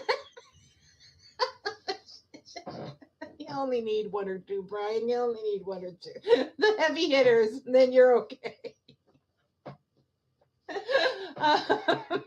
Yes, we've had those discussions too. But no, it does. It's what if Brian, would you ever? You would stop writing when you're ready to stop writing, but not before. Oh heavens, yes. I have no the the only thing keeping me going are the voices inside my head. The ones in the bottle. That's why Yeah. you have to put your head in the bottle to drown them Yeah. out from time. Well, the other thing is about the head is in the bottle is I came up with a user manual that I sent along is with the gifts. And I said that, part of the thing was to create a psychic link between the BRIAN, which was the head in the bottle, and the original Brian is for people to send the original Brian whiskey is to help keep the psychic link going. That's one way of doing it. I haven't heard of that way Yeah. of doing it before, but that's definitely a way of doing it. Okay, Brian. This has been fun. Well, we still have 2 minutes. We still have 2 minutes, and I have to do my ending. But this 2 minutes is so hard because we can't introduce a new conversation. Our Brian in the bottle has come down to sharing whiskey for psychic connections. So I'm not sure there's much more we can do with that. I did. Okay. You know what? I did. Stay active, stay curious, and write. Even if you've never written before, I encourage everyone to try it. Well, it gets a lot out there, and then it's not stuck inside you. So then that can Yeah. open up your mind for new things. And like we said, writing haikus is grounding. Any kind of Mhm. writing is grounding, and it brings the problems of the day to a shore. It gives you a place to go, something you can say to people when they're annoying you with plans you don't want to attend. I'm sorry, I have to write. Mhm. Right? I have to get Bob out there. The readers are bugging me. Vicky is nagging me. Janice is nagging me. Everybody's nagging. Be careful what you ask for. So, you want book sales? We'll give you book sales. I now want to see Haiku Cat on t-shirts, mugs, and many other things. Like, I was thinking like ramen noodles, and each one could have a little different haiku on it, like the different flavors, like the celestial tea. I actually have put pictures of cats onto mugs. So, and you have a lot of pictures of cats because you've had a lot of cats. Yeah. So next time we talk, we're going to get into public domain. We're going to stay more focused, Brian, and you're not going to throw off my arguments by telling me I'm correct before the show even starts, and we will start on time. That was a very apologize Bob for that. tactic. That's a very Bob tactic, yes, but somehow I like him. I like you, Brian. So I'm gonna say thank you, Brian. I'm gonna see you in a couple minutes at Writers Group anyway. Yep. So I won't really say goodbye, but thank you for coming, and we'll have to do this again. It was Yes. fun. Yeah, it was fun. Okay, take care. Bye, everyone. Okay, next week, Brian is always fun. Next week, our guest is going to be Mark Ryan. Mark is a actor, author, singer, and action director. He's been Mr. Gates on the Stars Black Sails, which I love because it's pirates. Nazir on the Robin of Sherwood series. It was a British series. And the voice of more than just one Transformer. His biography, Hold Fast, a Hollywood pirate tale, is more fantastical than fiction, and his Wildwood Tarot is my go-to deck and has been for a while. So I'm definitely looking forward to next week, and I hope you are too, and there won't be any mishaps like this week. But till then, may your coffee be hot and your stories be sweet. Thanks for listening, everyone. Bye now.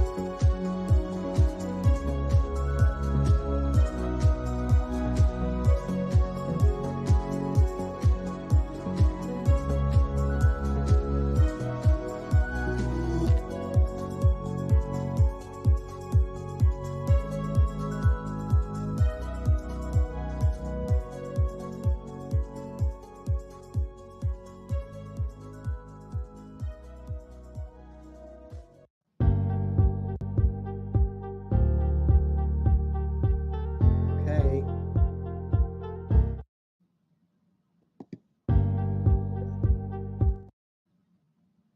Well, welcome to Becoming Quantum Consciousness. I guess our countdown did not want to count down today.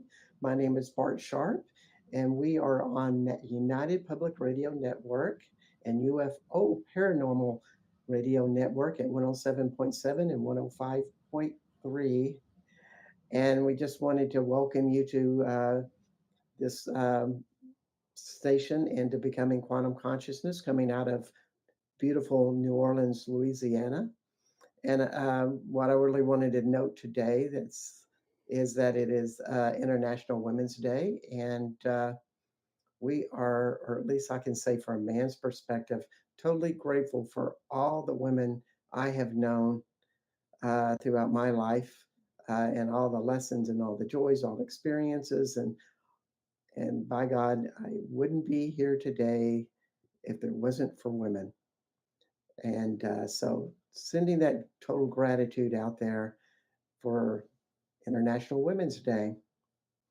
And today we have a woman on the show. Her name is Julie Bradshaw. And this show is called The Soul of a Horse. And Julie is a horse person. She grew up with horses, adored horses, and she was one of those cowgirls, I guess. Probably from Texas. She's from Texas now, so I'd assume that. And then she went away to college, and the horses kind of went to the background and became after college, became a probation officer, an executive for a nonprofit, and then decided that it was best to become an intuitive, a psychic, and a medium. And that's where I met Julie, because we did a lot of different events together. And something started calling her back to horses. And that's where she is today as a intuitive, and may I dare say, a horse whisperer. So we welcome Julie Bradshaw. Thank you, for Bart. being here. I'm glad to be here. Very glad to be here, actually. Yeah, his courses hold so much for us. They're a very special being. And I guess I want to start the show because I use the word horse whisperer. People use that term, but I don't know if how many people really know what it is. And how do you feel about that term with your own personal life? Well, to me, the term horse whisperer, of course, it's became well known from the book and the movie, and I've been blessed, I guess, with being called a horse whisperer. But to me, even though it kind of speaks to speaking to horses, it actually, to me, a true horse whisperer is someone who listens to horses. I think there's a fine differentiation there, because in order to have a strong bond, in order to get a horse to listen to you, you have to listen to it. And I think that's a really important piece to it. So, with that said, you might say that horses have their own language. Oh, very much so. Very, very much so. And what would that be like? Well, for horses, their language is actually through body language. You can watch horses, either domestic horses or in the wild.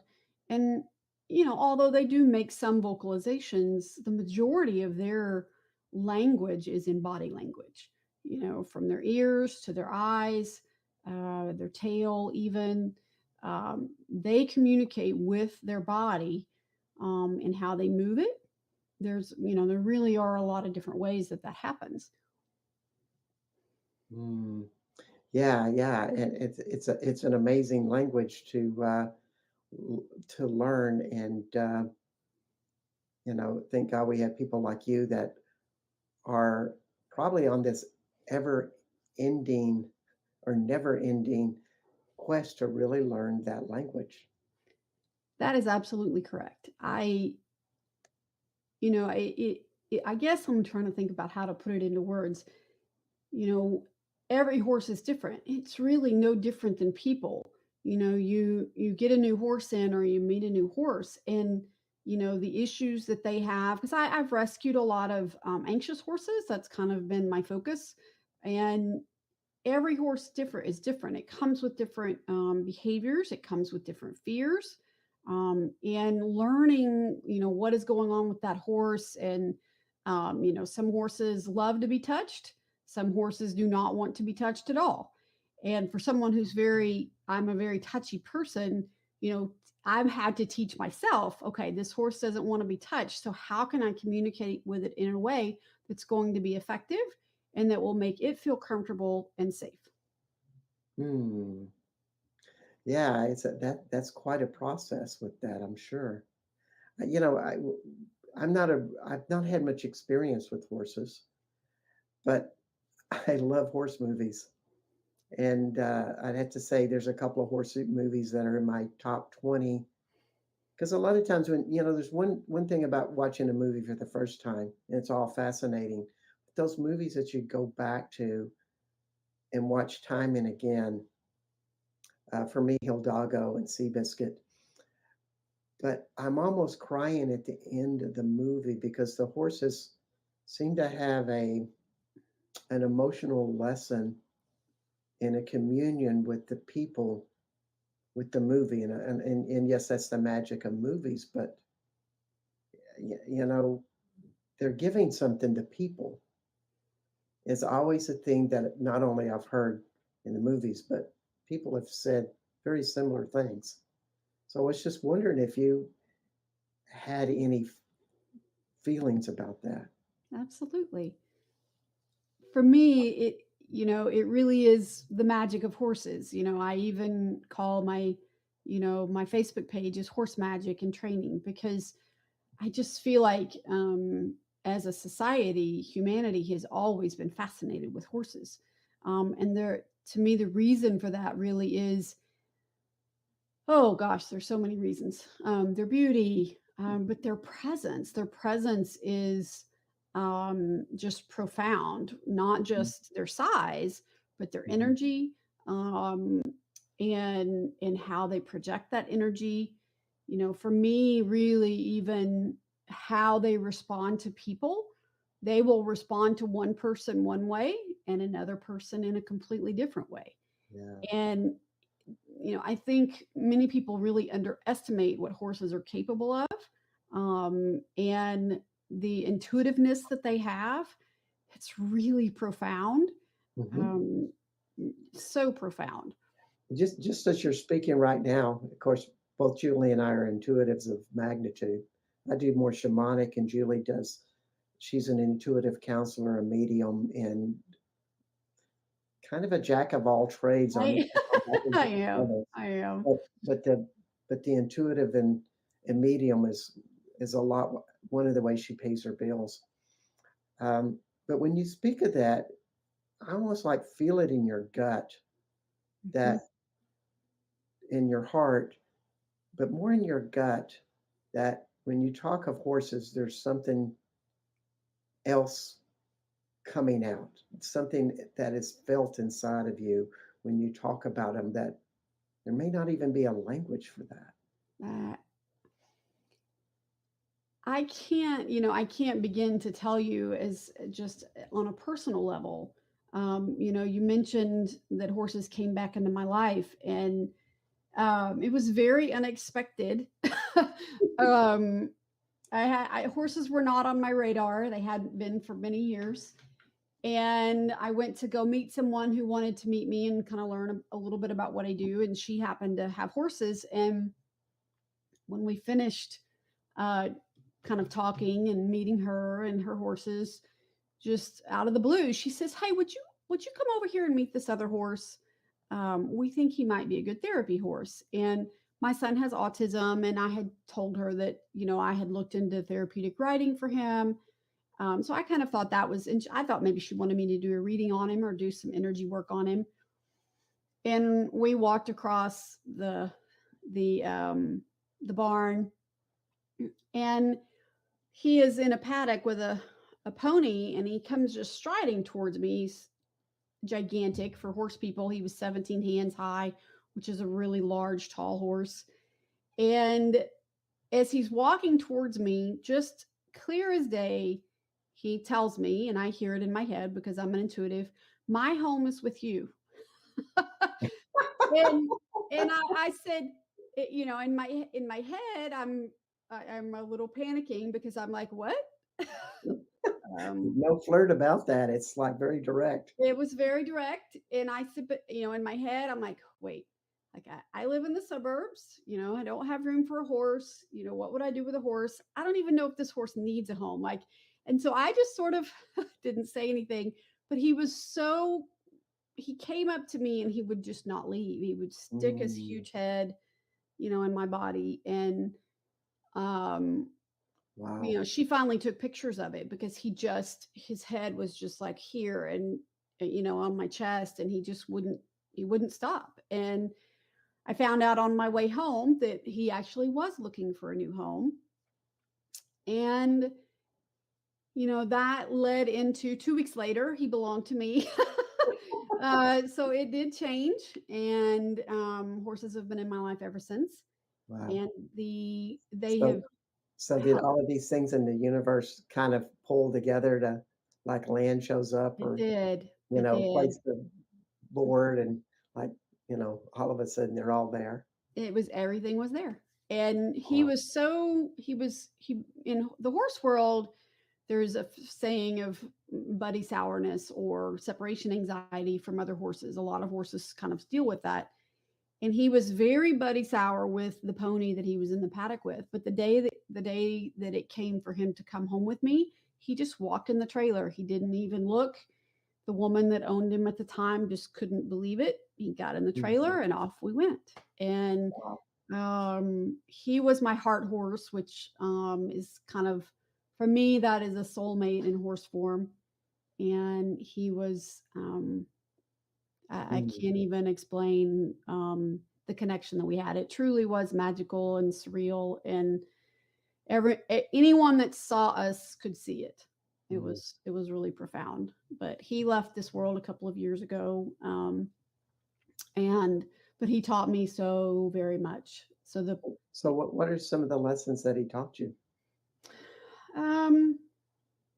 That's a good question. Because they believed that he couldn't be ridden, that he wasn't safe. It forced me to get to know horses from the ground, and not just immediately go to what most people enjoy, which is horseback riding. For me, So when you say from the ground, meaning that you both have your feet on the ground. yes, we both have our feet on the ground. Right. I didn't ride him until the last month or two, even before he left. It literally was all relationship building. So he taught me how to talk to horses and to listen to horses. He had really high anxiety, and so he taught me that most valuable lesson. And he was there for me. I was going through a lot of personal things, and he kept me focused when I was going through a lot of my own anxiety. And Okay, things so like that. I got it. I just gonna keep peppering you with questions. Yeah. How does a horse teach you to be focused? So his anxiety was so high that I had to look for the tiniest amount of change in him, from where he would go from, not being anxious, to being anxious. And it was in that space that I was able to make, to make a difference, for him and lower his anxiety. So he really taught me how to pay attention to those really tiny changes, and for me, it really is all about horses being safe in this world. They are prey animals and we are predators. So to even have a strong relationship with a horse is a blessing, because they are entrusting themselves to us as predators, and they are prey animals. Their entire existence is about remaining safe. So for me, my mission really with horses is to create an environment or a situation where they feel safe. So another question. Mm-hmm. It almost sounds like you're talking like a biofeedback type of technique, in that, as the horse's name is Scott, correct? Scout. He was Scout. Mm-hmm. Scout, not Scout. Scott. Mm-hmm. Excuse me. So that if you calm down in your body, he felt more secure and could bring his anxiety down. So basically, you were doing kind of a therapy on each other by going by being aware of each other's bodies. Yes, you nailed it. That is correct. That is correct. It really is a matter of horses. Horses have the ability. Their sensory system is so precise. So, for instance, they can tell if there is a predator moving through their area. They can tell if the predator is there just for water, or if the predator is actually looking for something to eat, and they respond accordingly. So you're in Leander, and I'm assuming Leander is outside of Austin, Texas, where my home is, but it's more of a prairie type of terrain with rolling trees and some hills. But there's also things like coyotes. Yes. And so Scout would sense something like that, or a dog. They could. More when I'm referring to that, I'm thinking more of wild animals, out. But domestic animals have that same ability. They're always on alert to some extent, unless they feel safe enough to sleep or fully relax. And but you have to keep in mind that humans are predators. So it's not just coyotes or dogs or anything like that. We too are predators in their mind. So it is about, if we can control our own emotions, if we can control and manage what's going on inside of us, they respond to it. Not only our energy, but even I teach a lot about limiting beliefs, and how switching those and changing those can change our lives, and how we operate. So I had a horse that he was younger, and he had started to show a little of aggression towards me. And, I was trying to put my finger on it, and I finally, what is going on inside me that's bringing this out in him? And this was several years ago. And, what I realized was there was a particular population, and I thought, oh, I don't feel respected by this population. And the very next day, I had gotten rid of that limiting belief. I just decided that I wasn't going to believe that anymore. And I felt I was respected. And his behavior changed like it was flipping a light switch. He was never aggressive towards me ever again, ever. Wow. And yeah. That's a great story. It always just comes down to a choice. And I've one of the more unusual horse movies I've seen. I think it's about a horse whisperer who was the consultant on the Robert Redford movie, The Horse Whisperer, and they made a movie about him, and I think his name was Buck. Buck Brannaman. It's a Brannaman. phenomenal movie. Yep. And he says in the movie, he goes, I don't meet horses with horse problems. I meet horses with people problems. Correct. And taking on the projections, as you say, but also, of course, the training and the attitude that comes with the training. Absolutely. It really is a matter of, I think we were talking about this before the show of, for many years and for much of even still ongoing in the horse community, horses are a tool. They're used for, various things, for work, for herding cattle, for, whatever. But when we incorporate what is going on with people, while we're working with horses, then you create this scenario of a partnership. Yes. And that really is key. Now, are there times that I'm the leader? Absolutely. Are there times that they are the leader? Absolutely. It fluctuates just like any other partnership. But you have to, one, as a human, we are much smaller than they are. So we have to also feel safe, not just them feel safe. So there are boundaries that we set, but we just have to recognize that what's happening with us is really impacting them as well, and vice versa, even. Yeah, it's a wonderful relationship there. I used to be a special ed teacher at the Texas School for the Deaf, and I worked with a lot of children with autism that were so-called deaf. Basically, nobody could really tell if they were deaf or hearing because we didn't have enough testing or they were not responding. And I had an attitude that I would just be strict with this little girl. I say little girl, she was 18 years old, but she looked like she was about 9 years old, size-wise. And it wasn't working. I couldn't be hone in on all the rules that I wanted to teach her and have any sort of breakthroughs.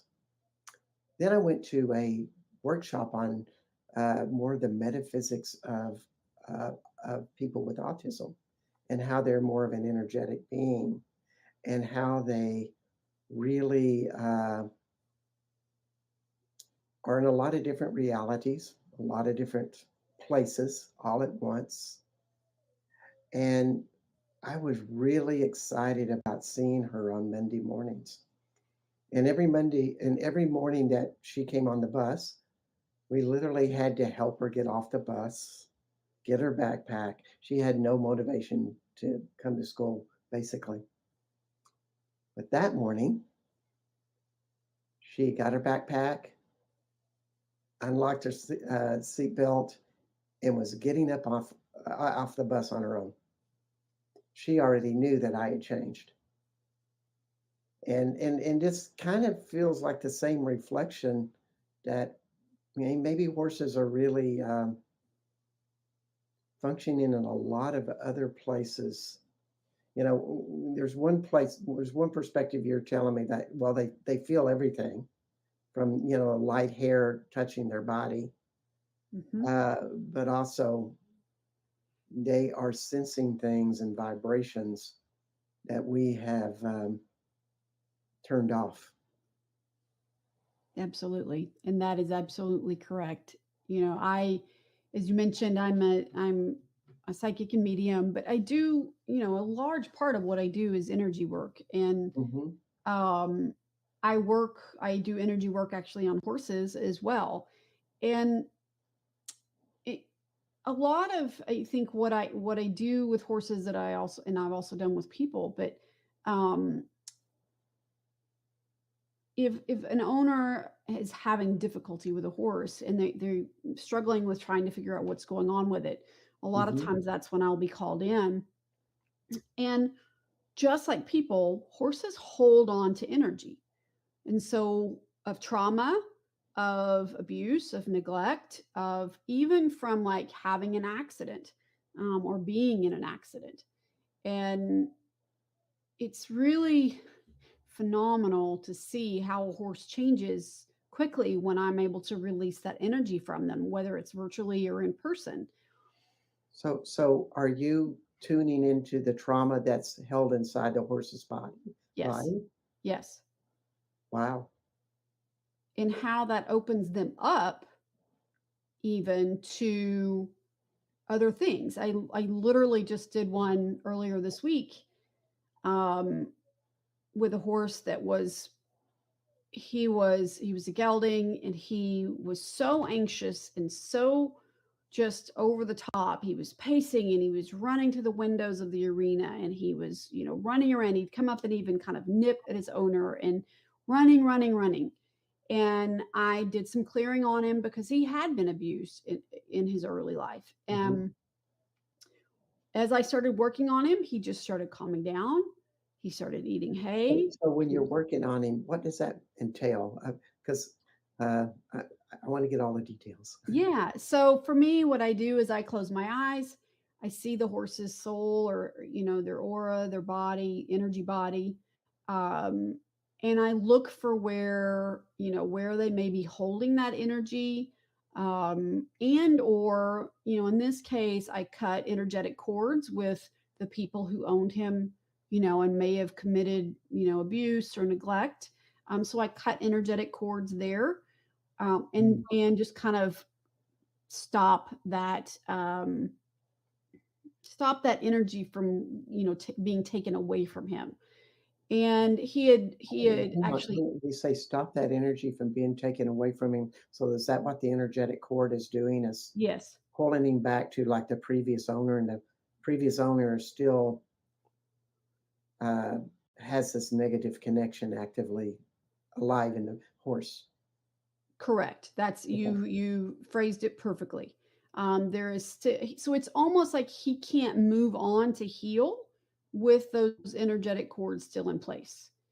And Wow. so I cut those cords, um, and even he had, injured his current owner, and so I actually cut cords between the two of them because there was just energy there, of her being injured, him being anxious, and things like that. And by the end of the session, not only had he gotten quiet, but when he did start moving around again, he was actually investigating his environment. Instead of worrying about what was going on outside the arena, he started putting his nose to the ground like he was smelling what was going on there. He went and found something that he could play with and tossed it all over the arena. His energy had changed in what he was interested in literally in an hour. It really is remarkable how sensitive they are, and how just like people, when you kind of release them from their past or their trauma, they're able to heal. Yeah, that's a wonderful story. And also it sounded like the current owner, the horse was projecting into the future that the same thing was going to happen of what happened in the past. That's actually a great point, Bart, and I hadn't even thought of that, but I think that's very Well, accurate. it's very human in a Mhm. way, but of course, as Buck says, we have horses with human problems. Correct. It really is unfortunate how many horses have experienced trauma or abuse or neglect. And that's really kind of why I say my mission is really more about the horse and improving the lives of horses in our day and time, because in return, that's going to positively impact the people who interact with them. Yeah. Do you feel like sometimes that horses are there to serve the person? I mean, I know you're talking about the predator and prey relationship, and maybe this is just in my fantasy that horses come into people's lives to heal them as well. No, I absolutely believe that. And the reason that I believe that and how I know that personally is because I've had quite a few horses just in the time that Scout came back into my life, because I rescue them and either rehome them, or whatever needs to happen. Yes. And what has happened in this evolution of me owning horses is that the kinds of horses that find me, and that I truly believe that they find me, the kinds of horses that find me have changed, because all this time I've also been working on myself. So I'm not getting the really super duper anxious horses anymore like I was early on, because I've healed a lot of my own anxiety. And now I'm getting ready to start training horses to be ridden, because I'm finally in a place that I feel comfortable. I know what to do with horses on the ground. Now I can start training them to ride, and that partnership can be extended, because it is actually, what's the word? It is actually extra to ask a horse to be ridden. They really actually are not built to be ridden. So it's quite the really? gift. It's quite the gift for us to ride them. And so we have a responsibility that if we're going to ride them, we need to improve their health, their spine, their muscles, and all of those things to enable them to carry us without being injured and without, feeling pain and things like that. So there's a lot that goes into it. So do you ask the horse, there are some horses that, they don't want to be ridden. I have one right now that I'm feeling him out. And at one time I would think he didn't want to be ridden, because he's one that doesn't really like much to be touched. Yeah. But but he's doing so much better that I think that we will get there. And his name is Ankh. He's the one I told you last week during Cledstone's program that I have a horse named Ankh, because he's half Egyptian Arabian. Wow. And so he's one that I'm sort of borderline on, and I listen. If they don't want to be ridden, if they don't want to do something one day, and there's no reason that I have to force them, then I listen and I say, okay. I have a question for that, but before I say that, I just wanted to invite those who are on the chat to, if you have questions, comments, please type them out and send them our way. Absolutely. I'm asking lots of questions.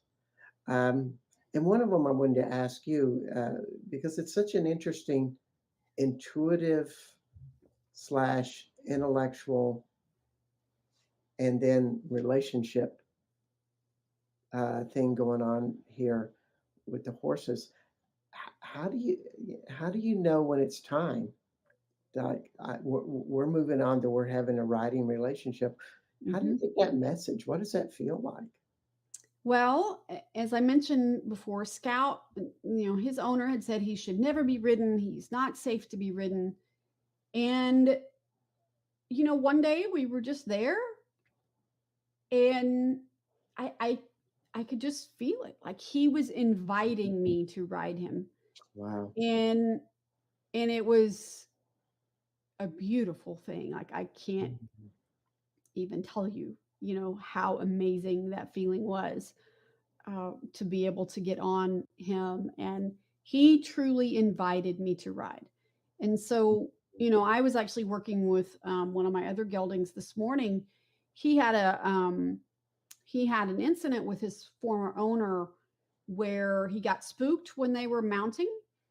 And so now when they were mounting him to ride, and now he's very spooky about being near the mounting block, which is basically a step that someone gets on if they're short like me, and needs to get on top of a taller horse. And so this morning we just worked over and over again around, and I use positive reinforcement, clicker training. We just worked on standing next to the mounting block. And I would never presume to get on his back until I know he is absolutely comfortable with that first step. Because if you continue to do something and they're not ready for it, then you're going to get hurt or they're going to get hurt. Is that something you just kind of feel in your gut? That, oh, it's not time. I think it's both. Both comes from experience with the horse and feeling, for sure. I mean, that's how I kind of live my life. Is feeling. I'm an empath, very strong feeling. I just sort of know. But some of that does come from just working with the horse day in and day out as well. Isn't it funny how intuitive abilities are developed? For me, I in my shamanistic practice, I'm very much fascinated with the human condition and emotions and releasing emotions, because that's what I did to change myself. I was pretty messed up 15, 20 years ago with just a, overwhelm of trauma and such, and then I look at my father, who could sense copperheads, snakes, and know when the oil field or the oil rig that he worked on was going to have problems, and he'd wake up and go down there and fix it.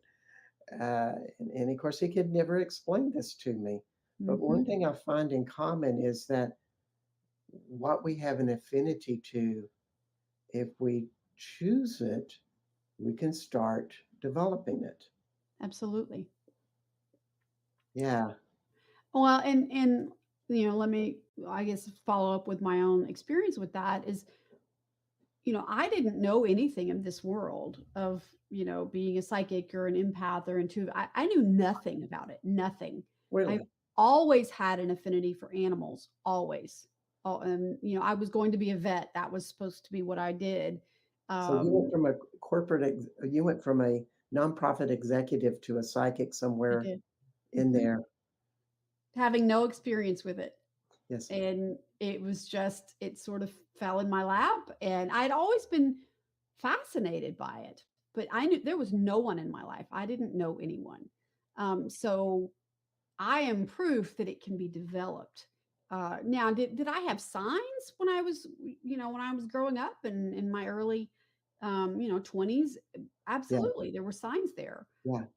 But I developed it in myself, and and this is my full-time job now. So yeah, it's funny how they all kind of show up. I mean, I met you several times, and always what impressed me was you did have that medium energy, which is really, to me, it really comes from the hips, the space between the hips, and it's a very, I don't want to say heavy in a negative way, but it's a very different vibration that feels thicker and stronger, and to me that feels like a horse energy as well. That people with horse energy, they seem to have that energy between their hips that is very, very strong. And with that, also we have a question. Okay. This is from Robin Shepherd, who he says one of my uncles was a farmer, and the horse, they work very much with horses with their ranch work. And she is asking the question, well, what do you do when the horse doesn't want to work that day? Well, for me, I have the option to say, okay. And personally, I think that that's the best option if you have it. If something has to be done, and there are times that something has to be done. You just, for me, I try to explain that to them. and work through it. And really, that's, I mean, communicating with them and having that relationship with them means that sometimes they're going to have to do something just because you asked them to do it. Um, and vice versa. Even, there are times that they may say, no, I don't want to do it. And if you have that option, you can say, okay. So maybe if you had the attitude that, well, I'm sad we're going to have to do work and you're not in the mood, as opposed to, get over here and get this work done. Correct. Yeah. I think anytime you force a horse to do something, you're putting them in where they're really shut down about it, or they're really adamant about it. And you don't give them an opportunity to say yes. You find a way to get them to say yes. Can you do this? Can you do this? I'm training my colt right now to get used to a water hose and running water. And boy, he's not real happy about that. And so I find a way to get him, what is it that you can do? What is it that you do feel comfortable with? Let's start there. And, we go from there. And we have a great question. I just put it up here, but I'm going to read it anyway, because some people do not see the screen because they're on pure radio. This is from MLM Crystals and Gems. And it says, as you are working with horses, are you getting messages from spirits as well, like communication from higher realms, or messages for you as the whisperer? Absolutely. I absolutely do. It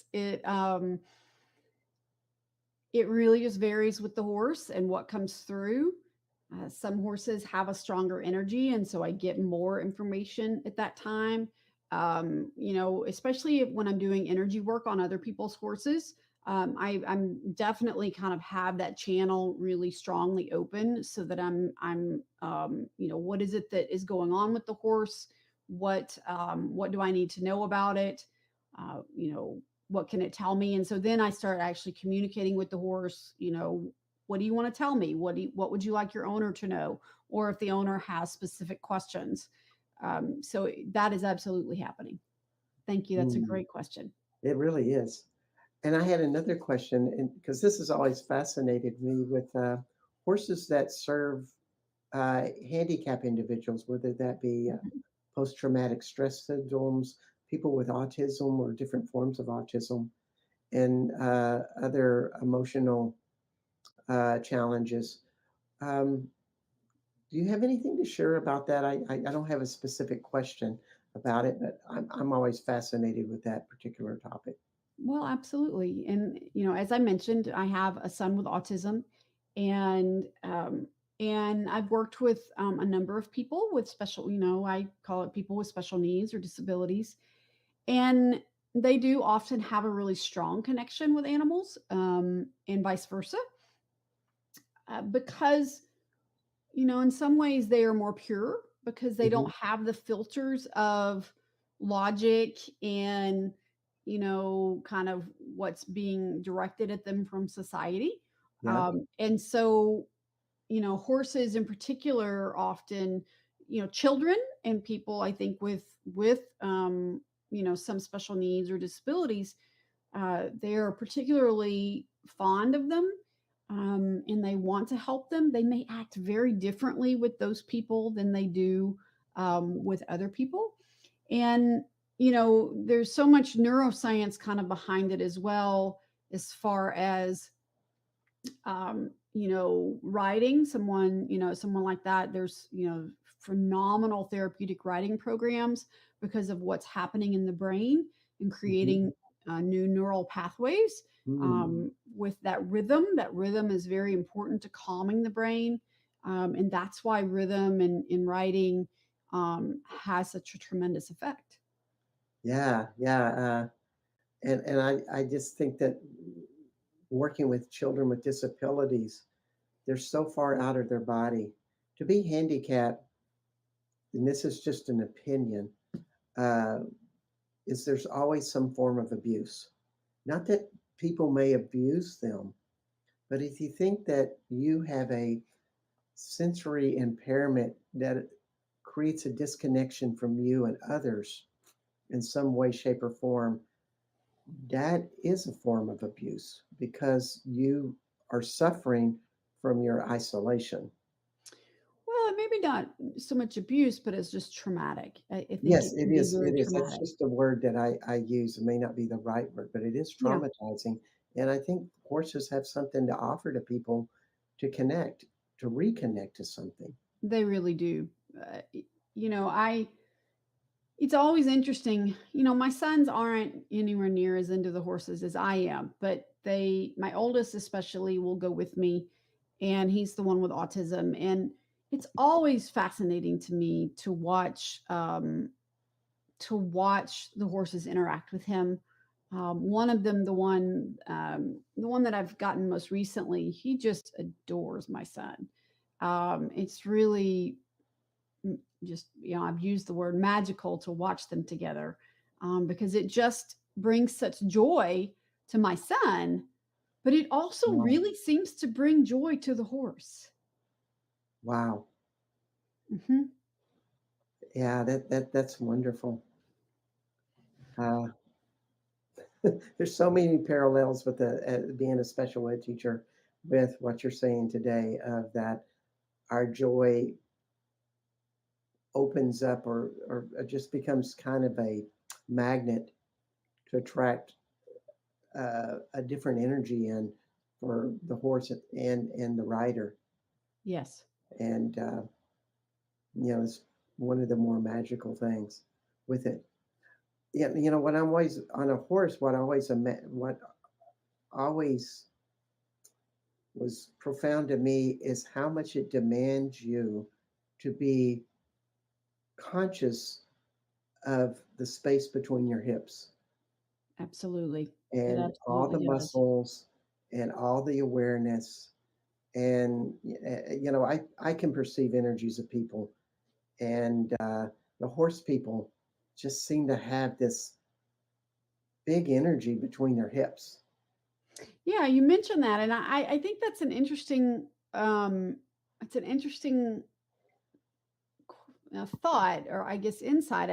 I honestly never I've never thought of that. So now I'm going to be paying attention, Bart. Well, you got it. And I can and feel it over the internet. you know, you mentioned earlier about that as far as being a medium, you know, and I think a lot of that too is part of my being a medium is that I clear negative energy and negative Hmm. entities and things like that. And there aren't a ton of people that do that. There are certainly people that do it. I know Right. you do it. Right. But it's not a super common gift.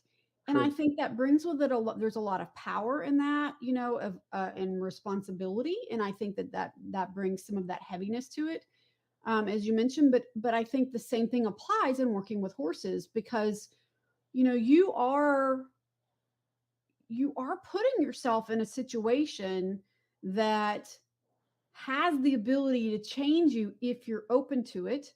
And it also has the ability to have such an incredible impact on these animals that are highly intuitive, highly sensitive, and that energy going both ways Yeah. is just profound. I mean, it is profound. If I could live, if I could just live out there with my horses, you know, I would. And because they bring me such joy, and it's so clearing. And I think we mentioned too about how it requires you to be present. If you're off doing something else, that horse knows it instantly. If I Yes. pick up my phone to do a video of them, they will change what they're doing like nobody's business because they're like, she's not paying attention to me anymore. Like it is that quick. So It, that it, go ahead. it I apologize. really is true. And it's such a unique thing that, I mean, every animal has their own particular relationship with humans. I Yes. have three cats that, have all of their special abilities and how to control me. And Yep. enjoy it. However, horses, they're little And so they do have to control me to get a response because I'm much bigger than them. But a horse is bigger than you. And they will try to control me. Trust me. They try. Yeah, Yeah. they And really it depends do. on what it is they're asking if I let them or not. I mean, they're still large animals. So, you have to kind of be aware of safety and, and what is it that they're, trying to do and, what's going on with their behavior. You always have to be conscious of that. You really do. And that's such a gift to be able to have that flow. And I would imagine if you're on a horse all the time, you're in that constant flow with the earth and your body with that. Maybe you're not so much in your head, but you're more in your, you're Yeah, I between the agree. breath. You have to kind of get out of your head and into your heart and be more connected. My connection with Mother Nature since having, I mean, I've always had a pretty strong connection, but my connection with nature since having horses has grown exponentially. Of being aware of what's going on around me and the trees. Like I have a really, love affair really with trees, and that really has started since having horses. Part of the healing effect. It is very much so. Yeah, I'm sure they don't have a mission to help change these helpless humans, but it just kind of comes You would be naturally. surprised. So you would be surprised. I have worked with kind of what I call the horse collective, which is there's horses in the next dimension that The will come horses in the through next and work. dimension. Oh, do Mhm. tell. What's that about the horses in the next Well, dimension? I've done various circles and full moon and different things, and though they will come down, and I'll know when they're there because my horses will respond, so I'll know when they're present as well, and it's kind of like the wisdom of many horses throughout humanity and throughout as long as horses have been in existence, and we're able to access that information and if we're open to it. Would that be something like an ancestry of horses? It is. Wow. Almost like our own ancestors. It I mean, is we have our own absolutely. ancestors, and a lot of people have been tuning into, well, let's start asking our ancestors to help us with everyday life and heal different things, and they're part of our, you know, part of our beingness. So I want to ask And you, I've done the exact same thing. I apologize, Bart. I didn't mean to talk over you. do you bring in the Uh, ancestors of horses in your own life? I do. I do bring in, well, I, for me, I guess it's just sort of a natural thing. But with the horses, if I'm like need my current horses to understand what I'm doing or that it's going to be okay, then I will Mm-hmm. call on those horse ancestors to give comfort to the horse that I'm working with. Wow. Any place that in the horse, when you start to do that, seems to light up or anything? Because I mean, I would imagine horses have chakras like They the rest do. of us. They do have chakras. I'm trying to think if I've noticed that. I may not have noticed that because I really focus more on, just wherever I'm feeling the energy. And Uh-huh. so that's going to be different with every horse. Right, right. Well, that's certainly interesting. Yeah.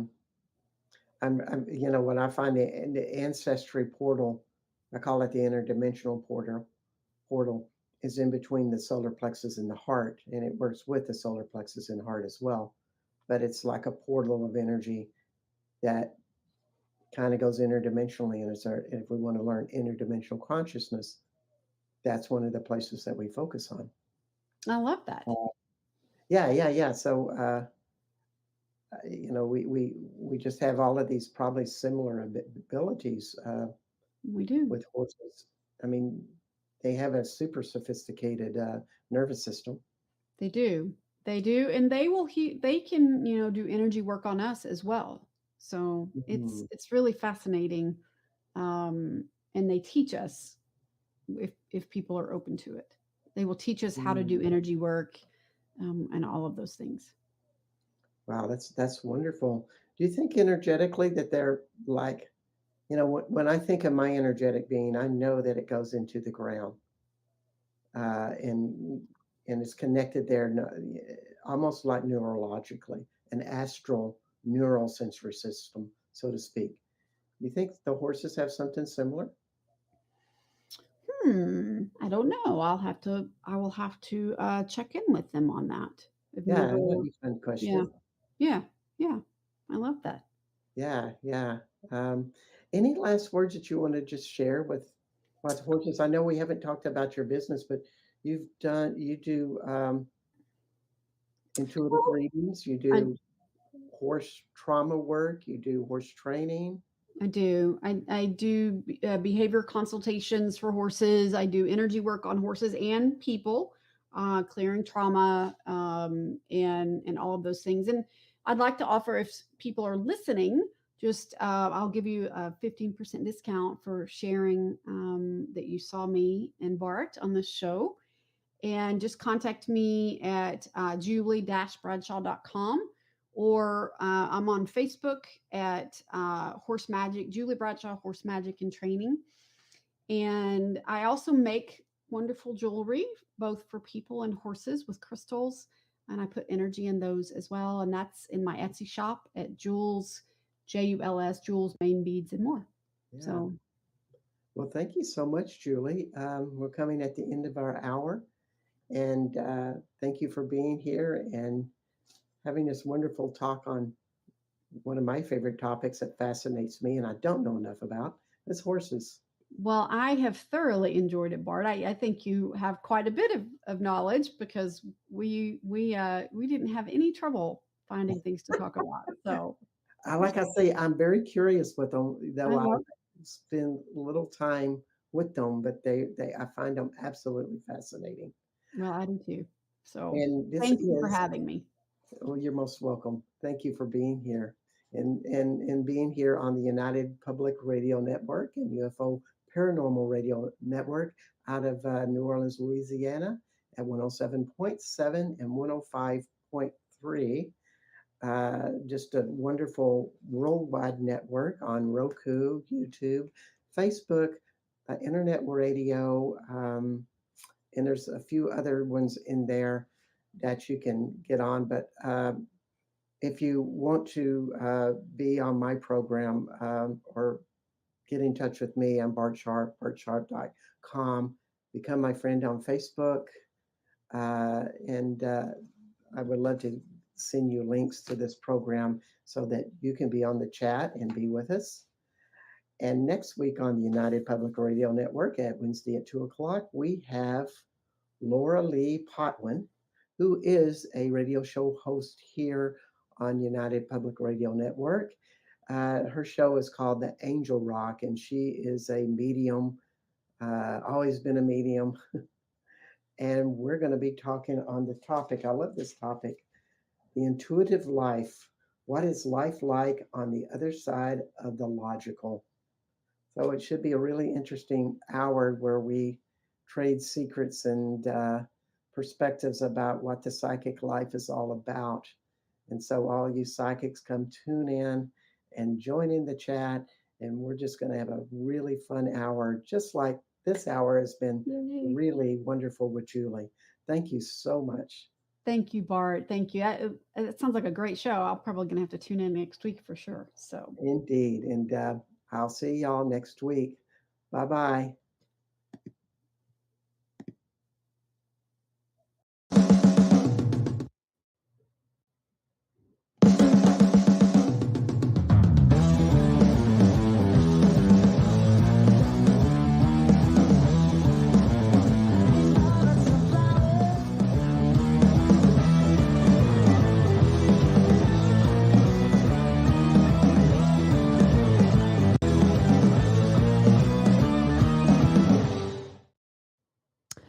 Good afternoon and welcome to In the Know with Jenny. I'm so glad to have you here today.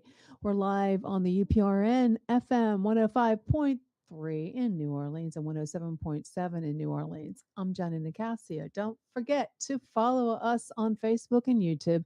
And remember to add UPRN to your Roku device. But even though I am not on it for this show, but for Chasing Prophecy, we are. Tune in live across America and beyond and share the live link or drop in a comment. We appreciate it. I want to thank you all for being here. Make sure you drop a comment and let us know that you're on. That's the only way we know we can answer some questions. And I look forward to hearing from you. It's Wednesday. It's Wednesday. Happy Wednesday. We made it to Tuesday, Wednesday, over the hump day. So I'm glad I'm here. A little crazy. I just wanted to take a moment to talk about a couple of things in the news today. I'm so glad that things are starting, well, not really calming down, but a little bit calming down in Ohio. East Palestine with the EPA said don't drink the water. So don't drink the water. I don't think anybody really should drink the water unless you test it. I know I have a purification system in my home, and you should too. There's so much other stuff going on in the news, but I don't really want to talk about that because this is my birthday week. Okay. Tomorrow's my birthday. I'm going to be the big, I hate saying it. I can't say big 5-0. I'm going to be the big 6-0. So, and I have to say, this birthday is a little hard for me, and the topic we're going to talk about, and I just wanted to let you know and take a moment to share something that's close to my heart. And as someone who has experienced the loss of a loved one, birthdays and holidays are so hard. And I understand firsthand the emotional roller coaster that comes with grief. And what we're going to talk about today, that's what this show is going to be about. Because I, as most of you know, and it's very personal, and I don't like to talk about it too much, but I have lost a lot in my life. And it hits you at any moment, the grief.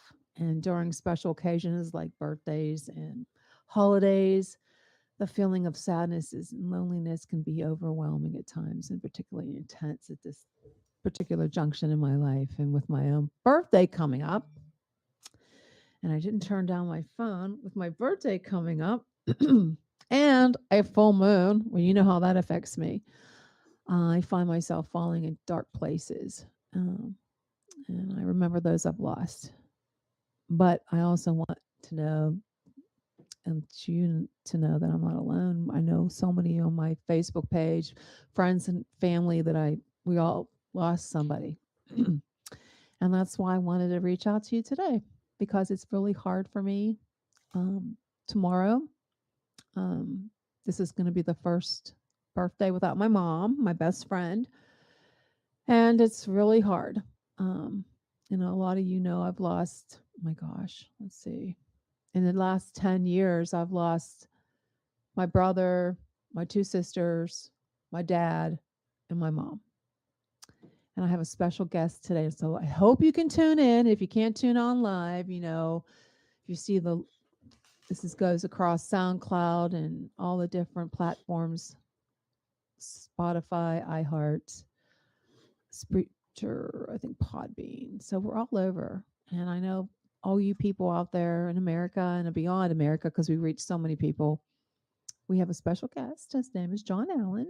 And his message is one of hope and healing. And I believe he's the perfect expert for today's show.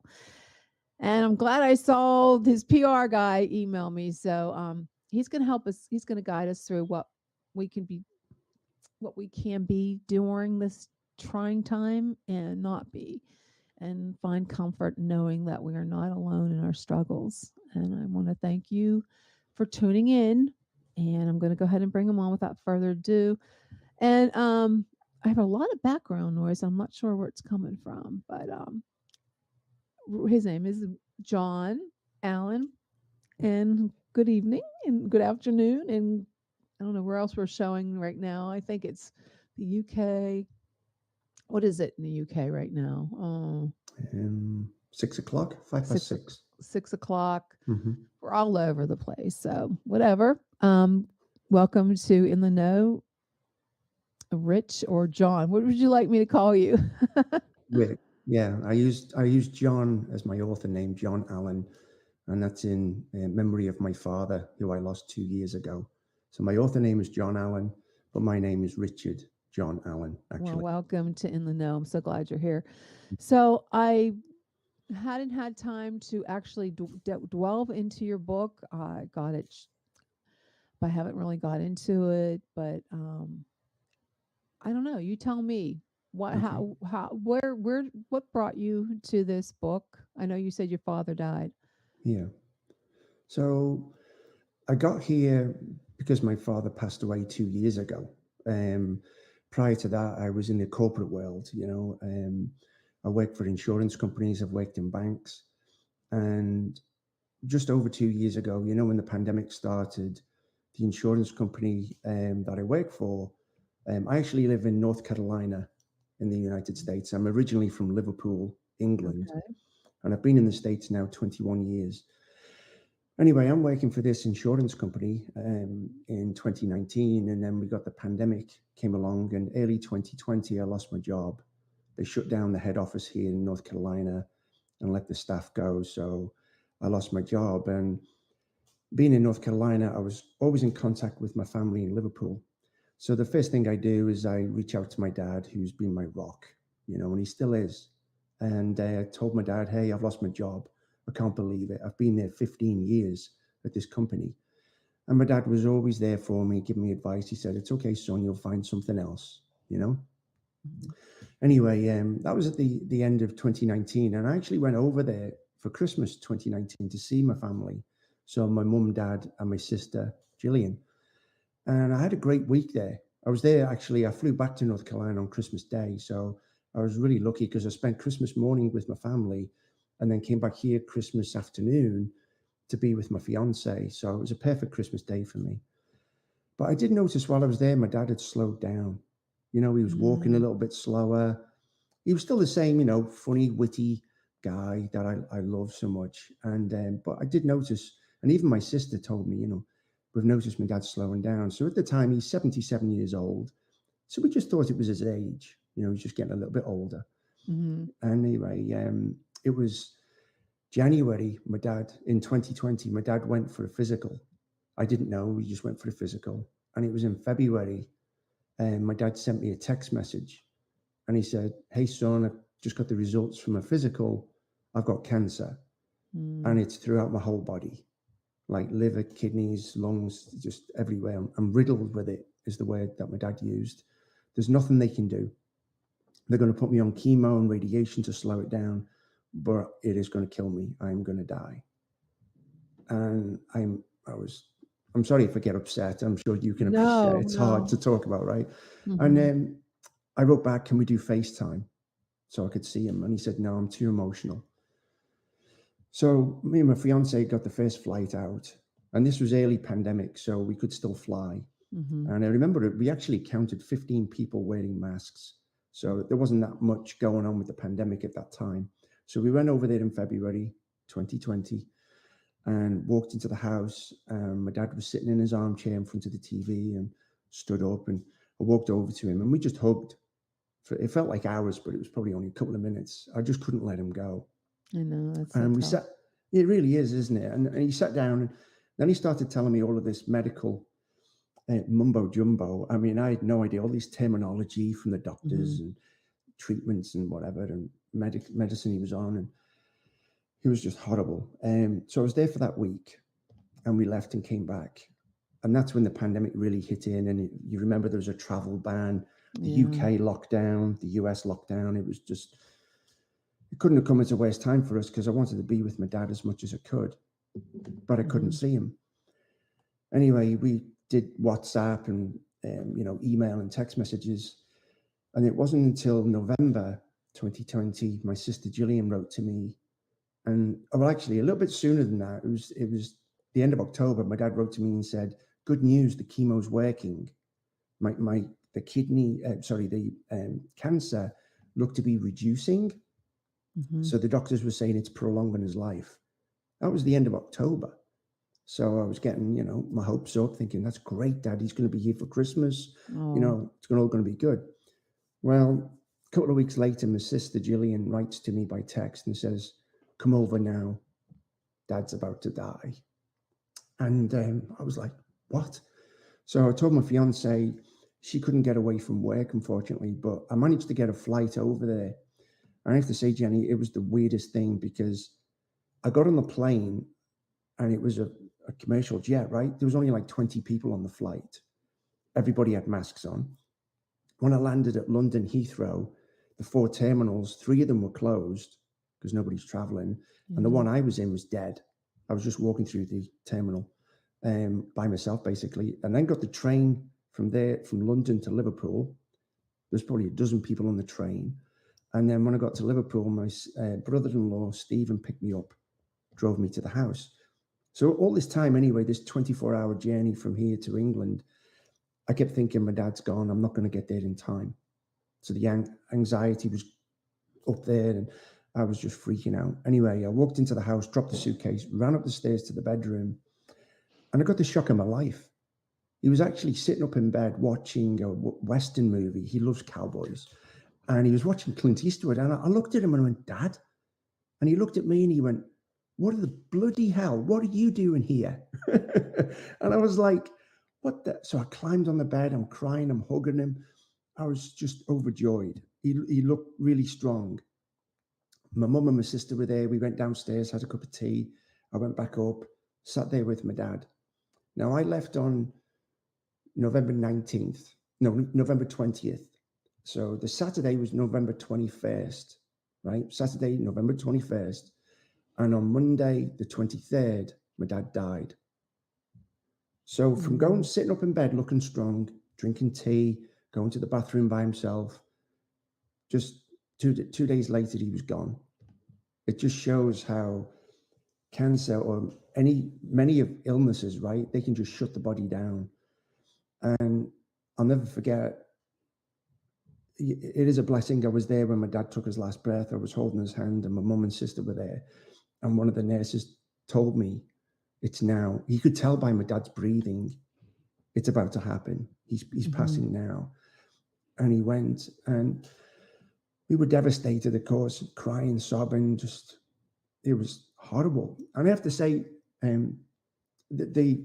asked the nurse, I said, well, how can this be? 2 days ago, he was so strong. And he explained to me, it's called a rally. Yeah, apparently. the rally. The rally, yeah, right. It's like just before somebody dies, not all the time, but most of the time, the human body kind of rallies, makes one last ditched effort to stay alive, I guess, or something. So they look good. And then they go and you're in shock again. It's like, the whole thing is horrible. And for me, Jenny, this was my first experience with grief. My grandfathers and my grandmothers passed when I was younger. So I never really went through this emotion before.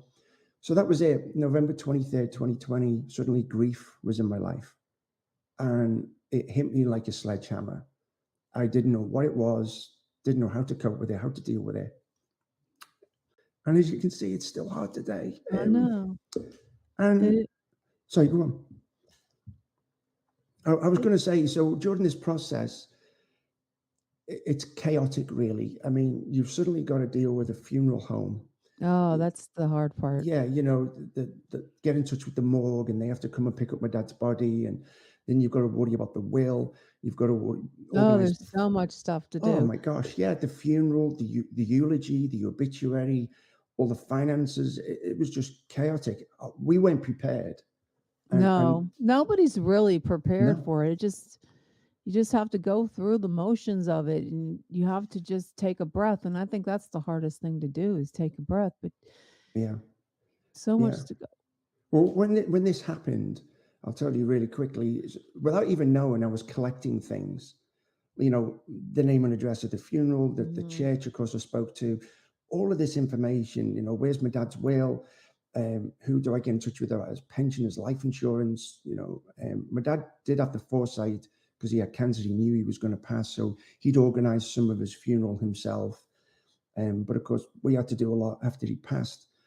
And I'm collecting all these things. Even I went to church. Well, again, because my dad died November 23rd, we couldn't have the funeral straight away because of the pandemic.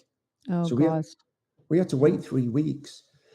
So during those 3 weeks, again, turmoil. But I went to mass several times and I collected the pamphlets. So long story short, after all of this had happened, and we had the funeral on December 15th, I came back to the United States, and I had a bunch of information, you know, documents and pamphlets from the funeral home and yada, yada, yada.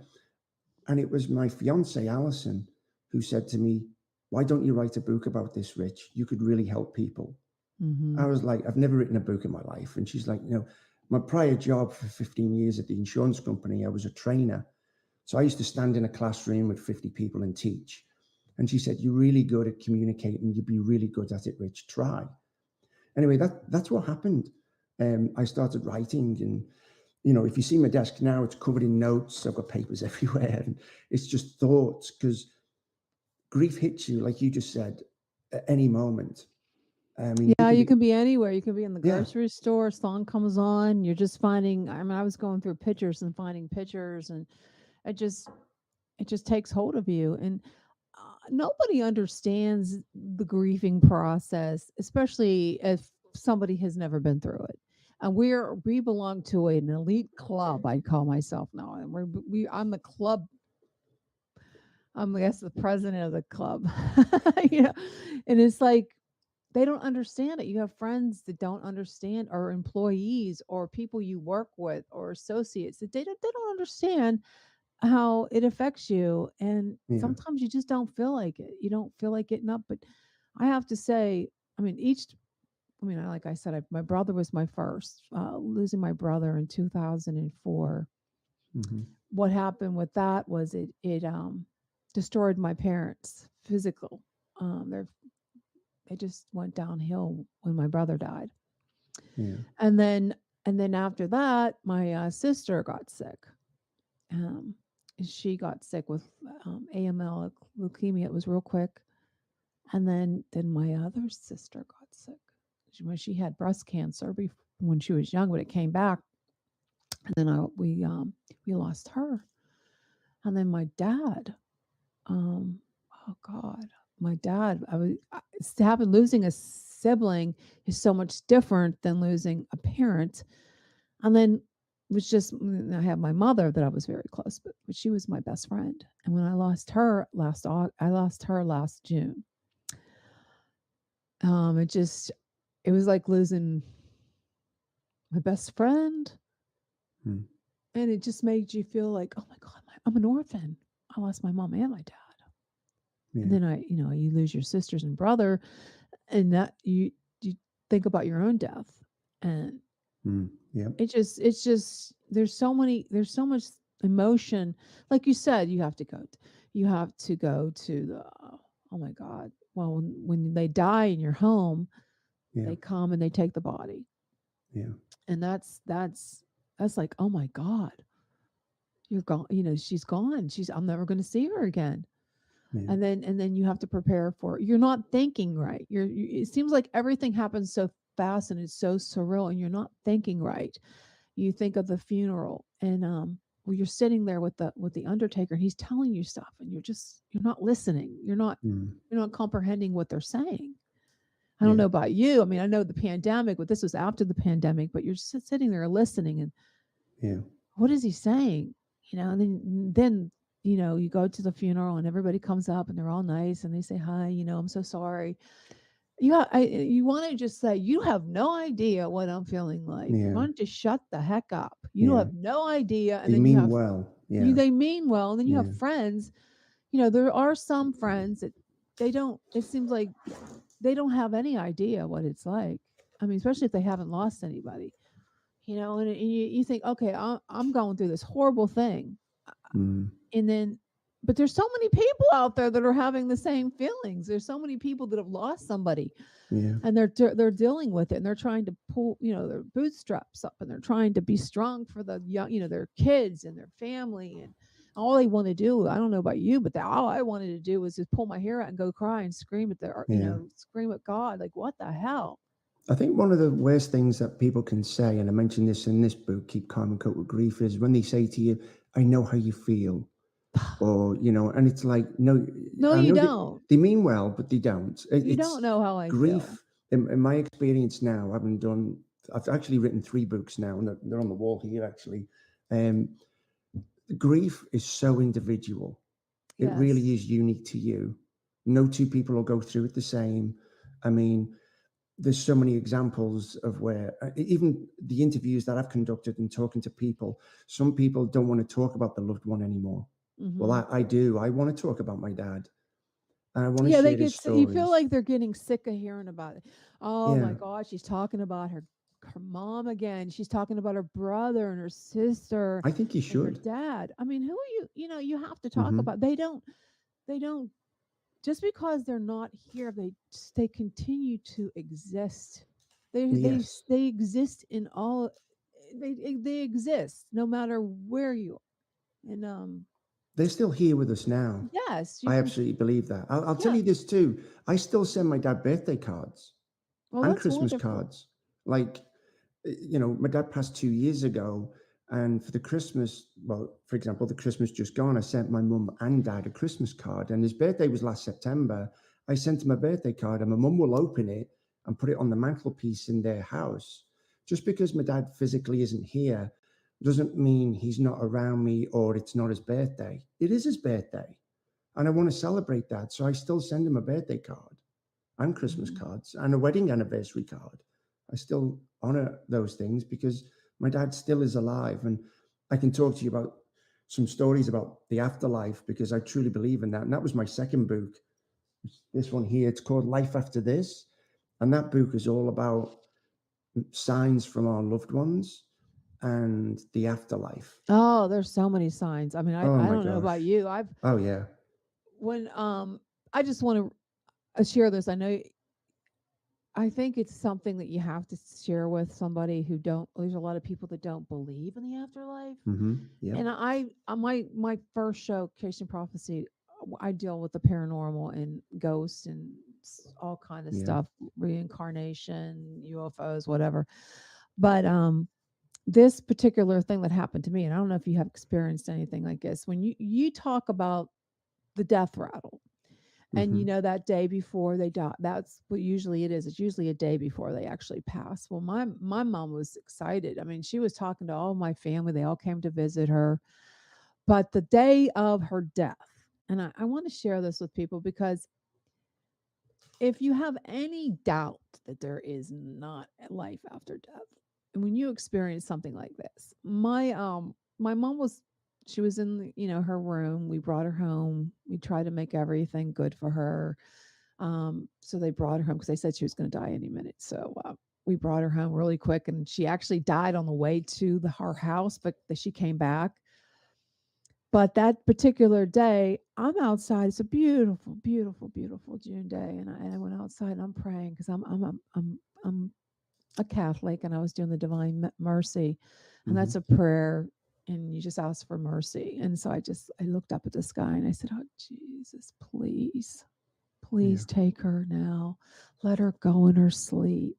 Let her be with my dad, please." And I had these chimes on my front porch.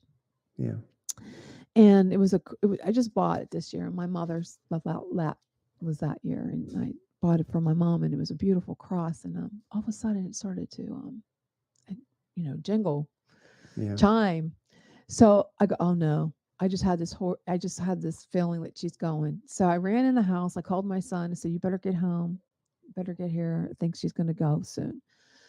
I went in, and my sister-in-law was there, and we're standing above my mom, and I walked in the room. It was real cold, and I just had chills. And I said, "I think Daddy's my bed." I said, "I think my dad's here." And all of a sudden, my mother started talking, and I go, "Mommy, what is it, Mom?" And she goes, "Do you hear him?" And I said, "Who?" Wow. And she said, "Ralph." And Ralph is my dad's name. And I said, Wow. "Daddy?" And she said, "Yes." And I said, "What is he saying?" And she said, "He wants to know what time." And I went to my sister-in-law. I go, "Oh my, she's talking to my dad." Yeah. And so the day passed a little bit, maybe an hour later. The nurse came in, the hospice nurse came in, and my mom was adamant when she woke up, like, "I want a bath. I want my hair washed. I want to brush my teeth." And she got a bath, and she got her teeth brushed, and she's all, she says, she looks great, and the nurse Yeah. came and she did all that and she was getting changed and I said, "What do you want to wear, Mom?" And she goes, "I want to look pretty." I said, Oh, "Oh, you want to look pretty?" And I'm like, "She wants to look pretty for my dad." yeah. That's what I'm thinking. Yeah. So the nurse came and my mom, she had a little bit to eat and she went back to sleep. And the nurse said when she was leaving, she says, "Yeah, she's doing she, her vitals are great. We don't, they didn't anticipate her leaving." But that day, that about an hour later, my daughter-in-law was in the room with my mom and she comes out and she's watching her and she goes, "Hey, Mark," that's my son. She goes, "What time is it?" And my son says, "2:30, Grammy." He goes, "Oh, I thought I had more time than this." She fell back to sleep. My daughter-in-law is in the room with her and she just comes running out. She goes, "Oh, she's breathing. It's funny. You better come in here." And then my mom just went, and she passed. But that was so Wow. beautiful because she heard my dad. Yeah. Yeah. She Yeah. knew she was going somewhere. She wanted to look Yeah. pretty. Yeah. And if I didn't hear my mom actually say, who Yeah. are you talking to, Mom? And she said, Ralph. She knew she was going to be with my dad. Yeah. So if you believe, to me, that gave me so much peace. And she wasn't like, because I've seen my sister pass away and Yeah. it was horrible, that she did not have a nice death like that. But, Yeah. it gives you strength and makes you believe. And to me, Yeah. no, this is really strange, Rich. You're going to think this is crazy. My mother's birthday was on January 7th.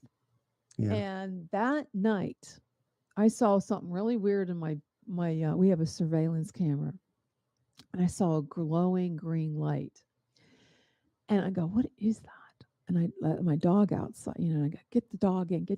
I don't know what this thing is. So I said, I let the dog in. I went to sleep and I have a crack in my door and I always leave open for my dog. And I seen that green light outside my door, like pulsating. And I'm like, "What is that?" And I turned around and fell asleep. And about an hour later, I woke up. But I woke up, it was strange because I turned around and I felt like there's a shadow coming towards me. Mm-hmm. And then remember, it's night, it's dark. I felt somebody lay down in my bed with me. And Wow. I could feel the presence. This is my mom's birthday. Yeah. So it Yeah. would be early morning. And I didn't put two and two together until the next day. It was so comforting because it was so warm and I leaned in towards the presence and then I turned around and I started to fall back to sleep and I said, "Wait a minute, was that Ava, my dog?" Yeah. And I looked, the door was still cracked open. There was nobody there and the presence was gone. And I felt like real comfortable and peaceful. And I said, "Oh, that was Mom." And I Yeah. turned around and I went right to sleep. So I thought that was pretty. Yeah. Wow. That was a sign.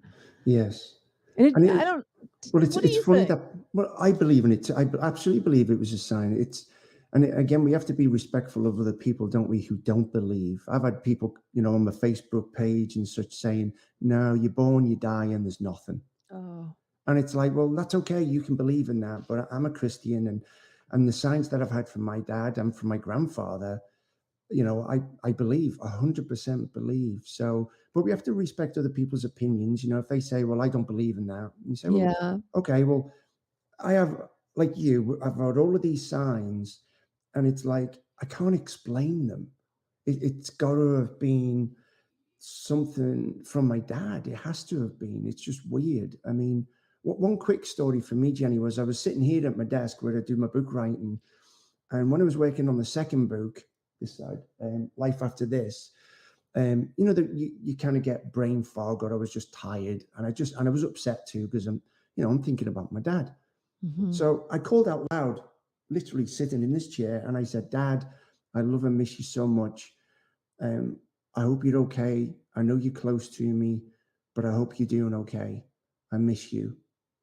And then on the computer, I opened a web browser, and I started looking at trucks. I guess that's what guys do, right? We're looking at cars and trucks. And I found this website, and there was thousands of trucks, and I clicked on a truck by random, and I'm looking through the pictures. I think it was a Ford F-150, and I'm going through, there's a photograph of the front, the back, the side, inside the truck. Anyway, there was a particular photograph of the dashboard. And you know the way it's got the touch screen, like the infotainment system thing, the navigation? And on that screen was the radio. And it showed the date and the time and the radio station. And at the particular time when this person took the photograph, I guess, the song that was being played was called I Am Alive. Oh my. And I'm like, whoa. I just couldn't believe it. Like literally 2 minutes before, I'm calling out my dad's name saying, Dad, I know you're around me. I just hope you're doing okay. And then I see a picture that says, I am alive. Now, I've never heard that song before. Didn't know there was a song called that. But I thought, what are the chances that I'm crying out for my dad, hoping he's okay, and then I see a song called that? It was just weird.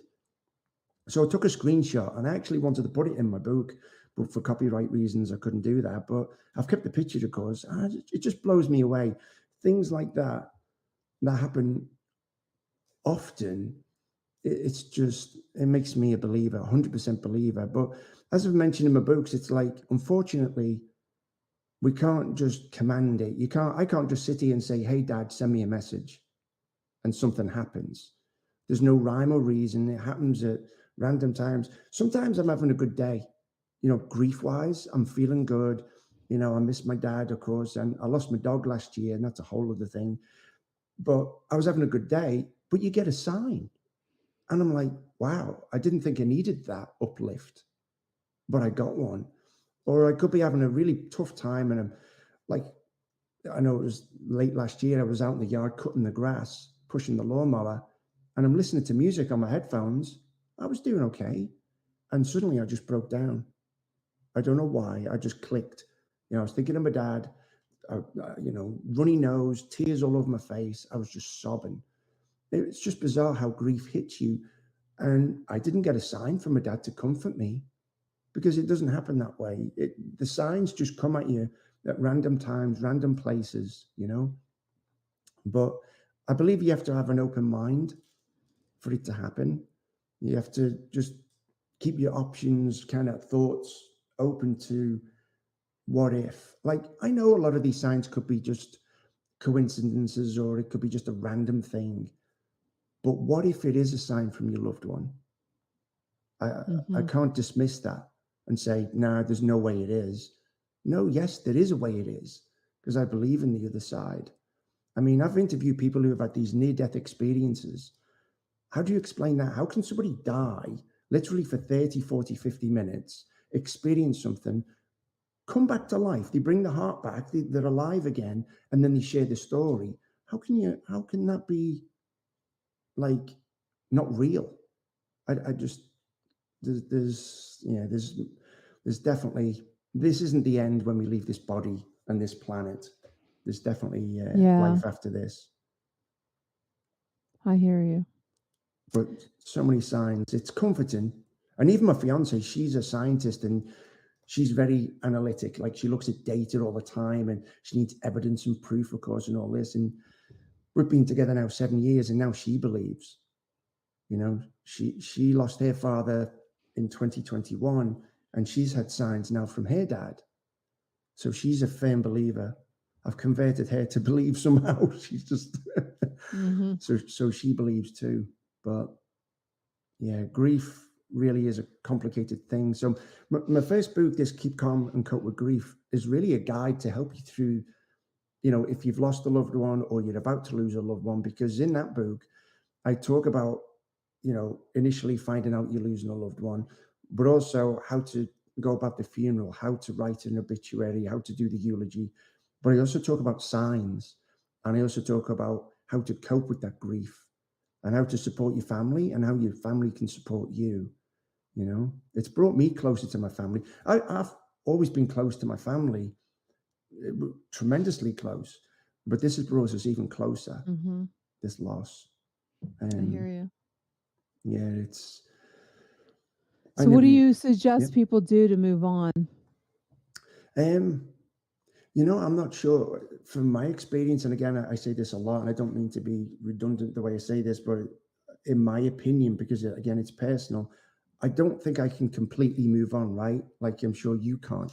But you can make things a little bit more comfortable for you, a little bit more, I don't know, accepting of it. I mean, you talk about what's the lady's name again? Elizabeth Kubler-Ross, who talks about the 5 stages of grief that we go through. The acceptance, denial, the bargaining, the anger, the depression. Those 5 stages. It's like, well, which stage am I in? So how do you get through that acceptance? How do I get there? For me personally, Jenny, I mean, well, let me tell you this. This only happened a couple of weeks ago. Me and Alison, my fiance, are talking. And I don't know how it came about, but I said to Alison, you know what? I'm not afraid to die. And she said, what? And I said, I'm at peace, And she goes, what are you saying, Rich? And I said, well, think of it this way, Alison. I know that when I die, when it's my time, I will see my dad again. He's there. And so is my dog and my grandparents. And I know I'll see them. So, of course, I'm in no rush to die, right? Nobody is. But when it is my time, I know I'll see him again. So that in some way, well, it comforts me. And I don't feel afraid. It's like I'm enjoying life. I'm enjoying trying to get the message out to help people with grief. But I know that I'll see him again. Absolutely no. But as far as like, what can people do to move on? I had somebody ask me, a similar question. And I said, well, maybe you can do things in honor of your loved one. And it doesn't have to be anything dramatic, but, maybe you did something with your father, like you went fishing, or you used to walk the dog around the block, or you went to the local park and sat on a bench, or maybe once a month you went to a particular coffee shop and had coffee with your mom or your dad or your sister or whoever this loved one is that you've lost. Well, maybe you can still do that. They're not with you physically, but maybe you can go and sit on that park bench. Maybe you can go fishing where you used to go with your dad. And just taking part in that activity will make you feel closer to that lost loved one and experience their love while you're doing it. Yeah, it's okay to cry too. I mean, I'm crying all the time since I've lost my dad. I just can't help it. And there's nothing wrong in that. So if you participate in something like this, it's okay if you break down during that process to cry. But just understand that you're only crying because you love that loved one. Grief, I believe, is just recognition of your love that you had for those people. And you can't measure it on a scale. It doesn't mean, well, you know what, I cry more than my sister. Since my dad died, I cry more than my sister. I don't know if I do. I'm just saying, if I did, that doesn't mean I love my dad more just because I cried more, right? You can't measure it that way. People, again, are individual with grief. We react in different ways. I know some people who have lost husbands and wives and they've cleaned out the house. Like everything that reminded them of their loved one, they had to remove because it was just too painful. Now that's okay because that's what it takes for them to cope. Whereas if I look at my own mother, when I go back home to Liverpool and I walk in my mum and dad's house, everything is still there. Like if my dad was to walk in the door today, it's just like he left it. His coat is still on the coat rack. His shoes are still there. His tools are in the shed. In fact, in the bathroom, when I go over there and I'm in the bathroom having a shave, if I open the bathroom cabinet, his razor, his shaving brush, it's all still there. My mum has left everything that my dad had in that house just the way it was. And that comforts my mum. And that's great. If that's what she needs, I applaud that. And I like that because when I go back home there, it's nice to see my dad's belongings around, It brings me peace. But again, you have to find what works for you. You could try something. It doesn't work. Try something else, But there's a lot of options. And I talk about that actually more in my third book. I'm trying to think what's like this one.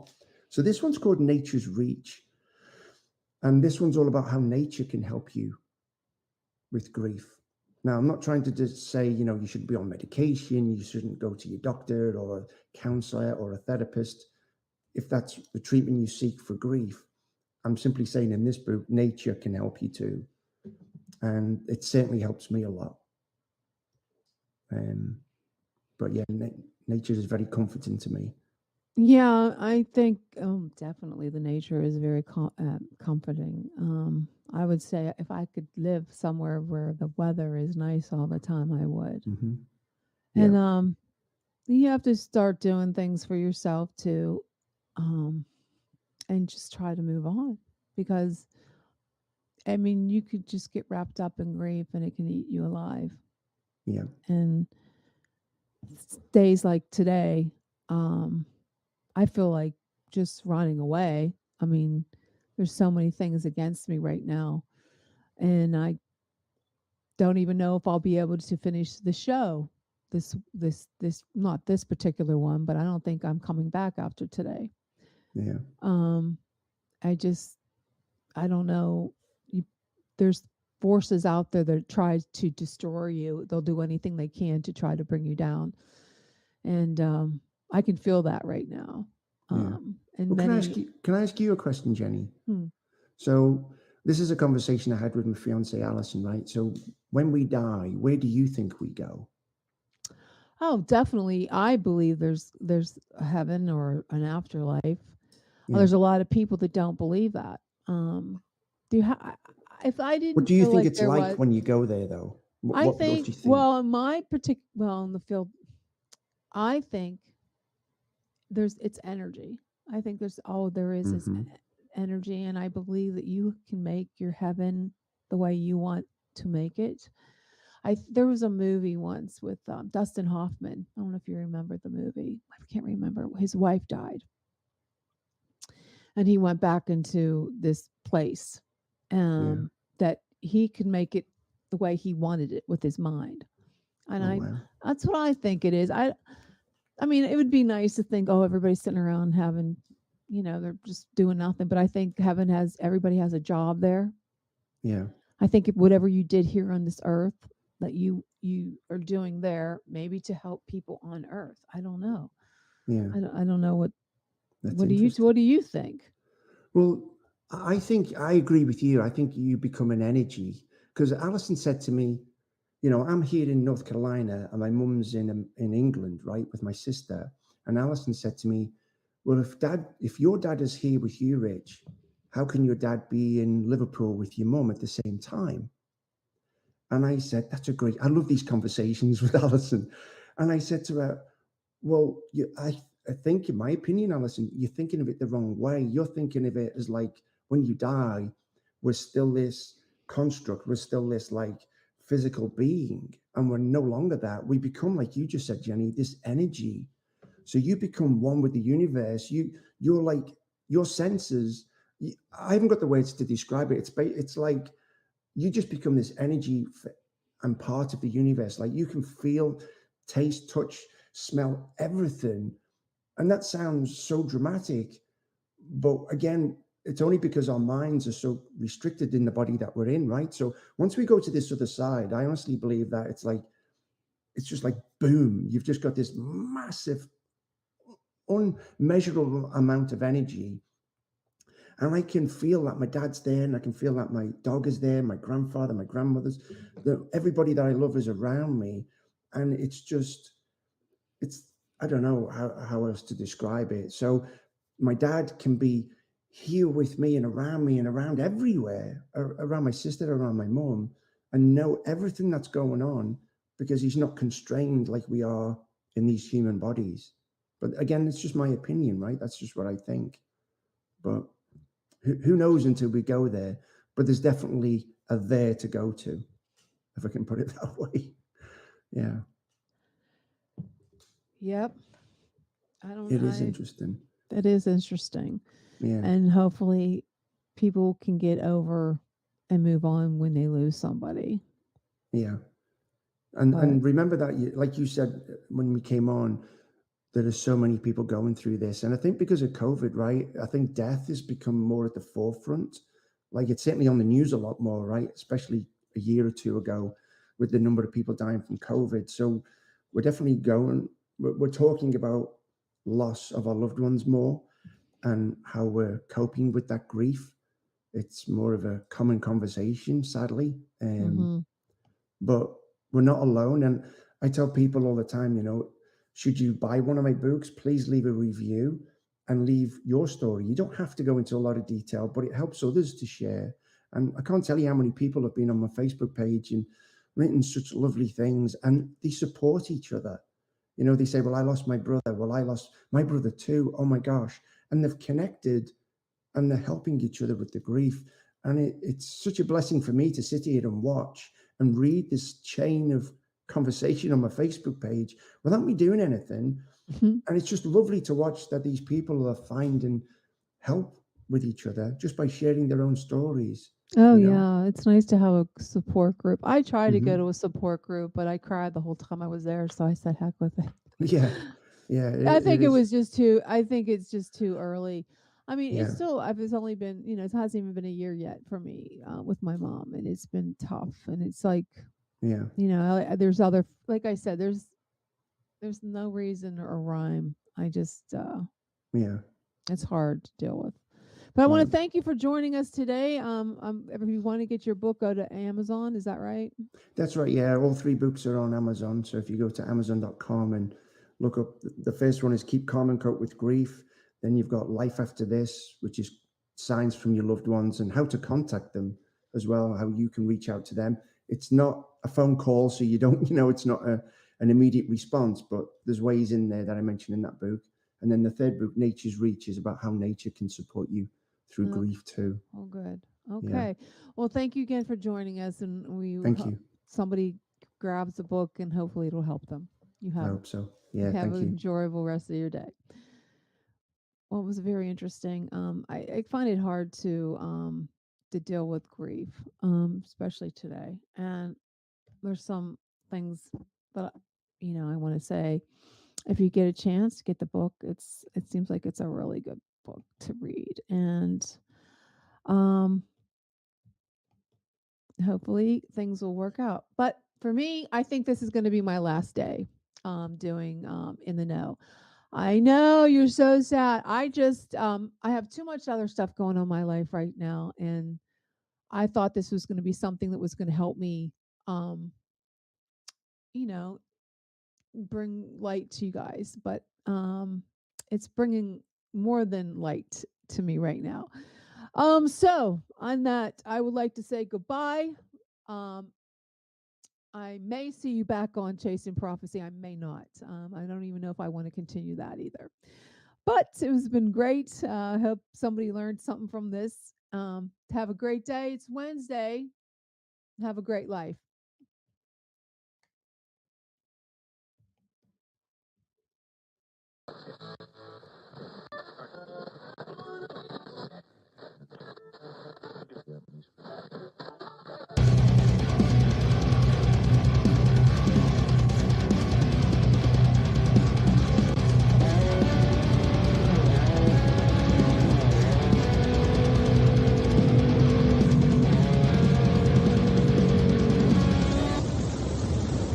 Hey, good evening, everybody. This is Sean Kelly from Into the Night with Sean Kelly.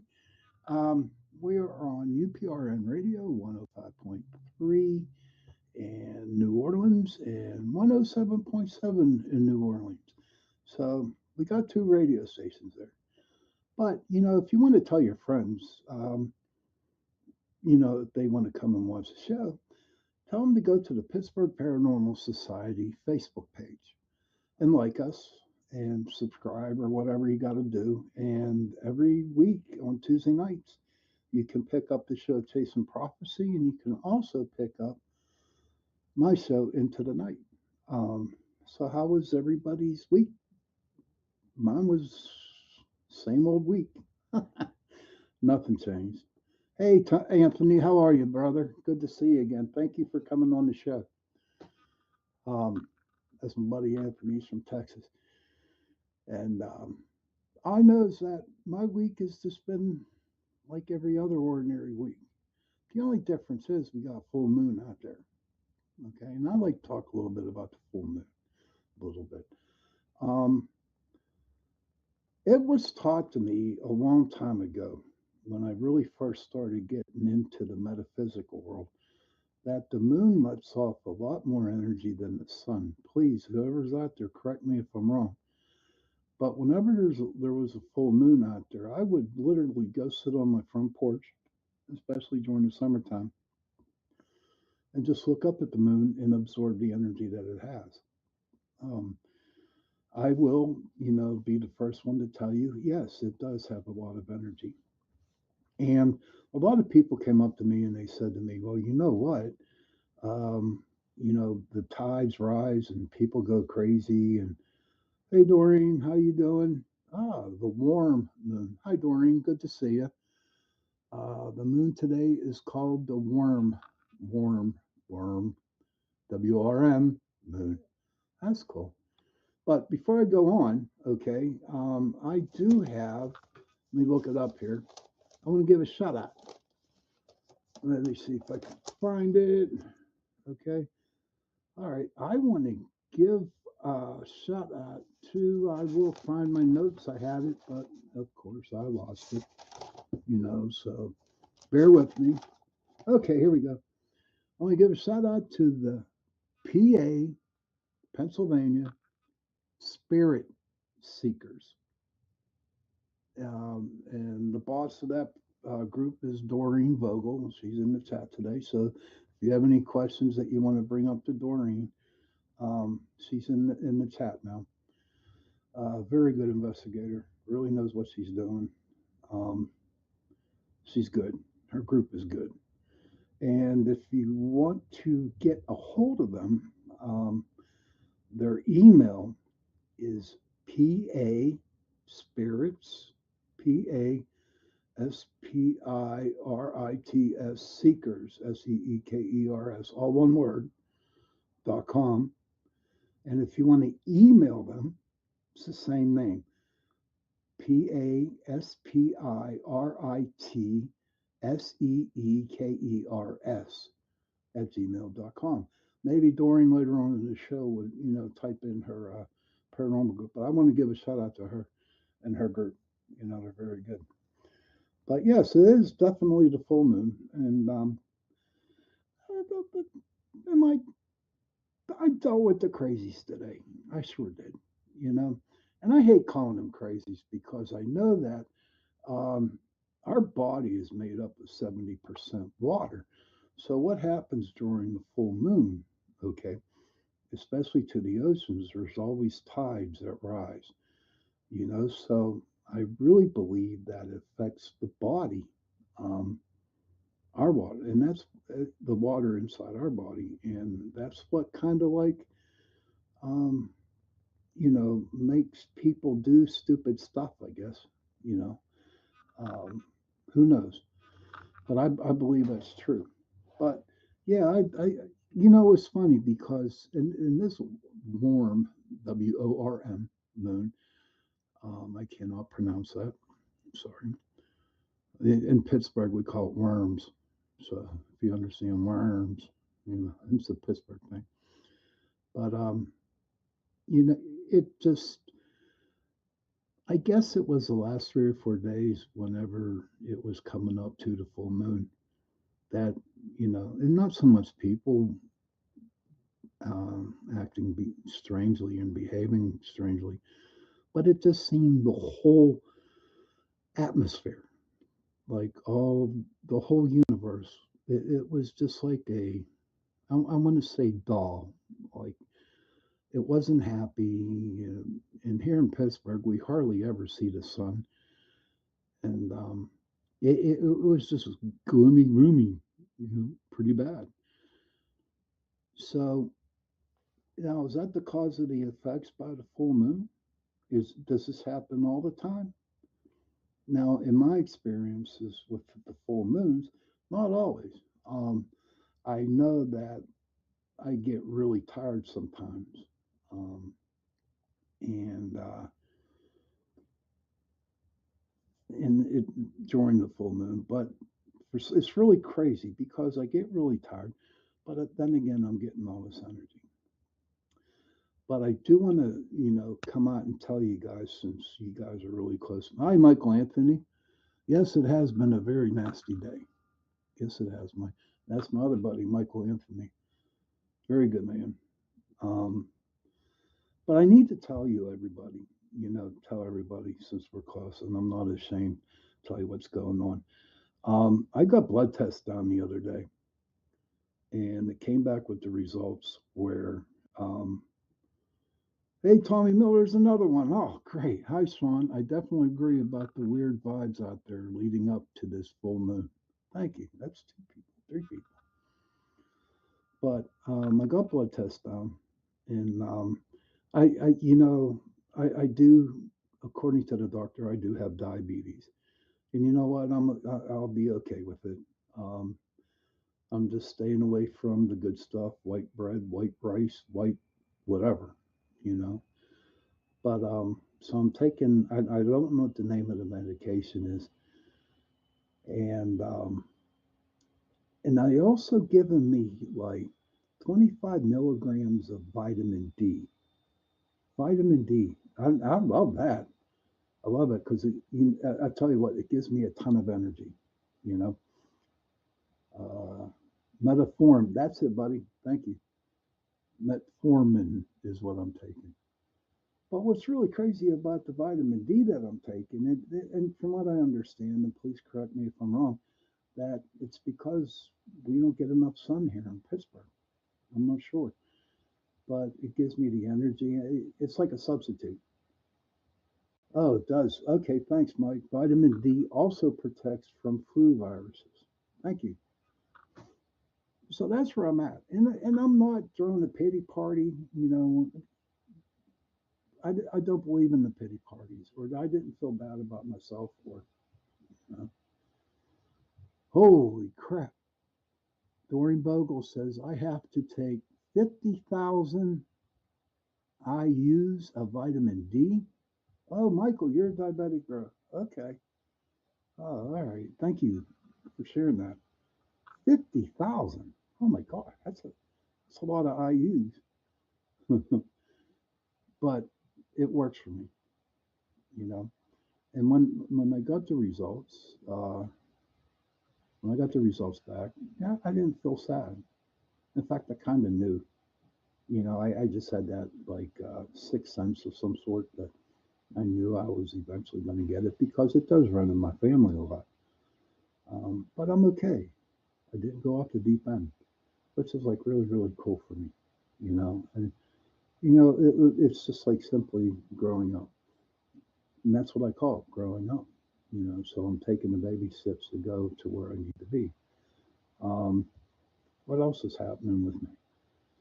Oh, Lord, so much stuff. Well, I knows I put my vacation in June, and I think I'm going to go down to North Carolina. I'm going to go to North Carolina in June, the first weekend of June. And what I'm going to do is I'm going to go gold prospecting. You know, I like North Carolina a lot because the people down there are very, very. I know your issues, hon. I really do. And I still pray for you. And I'm going to pray for everybody too tonight.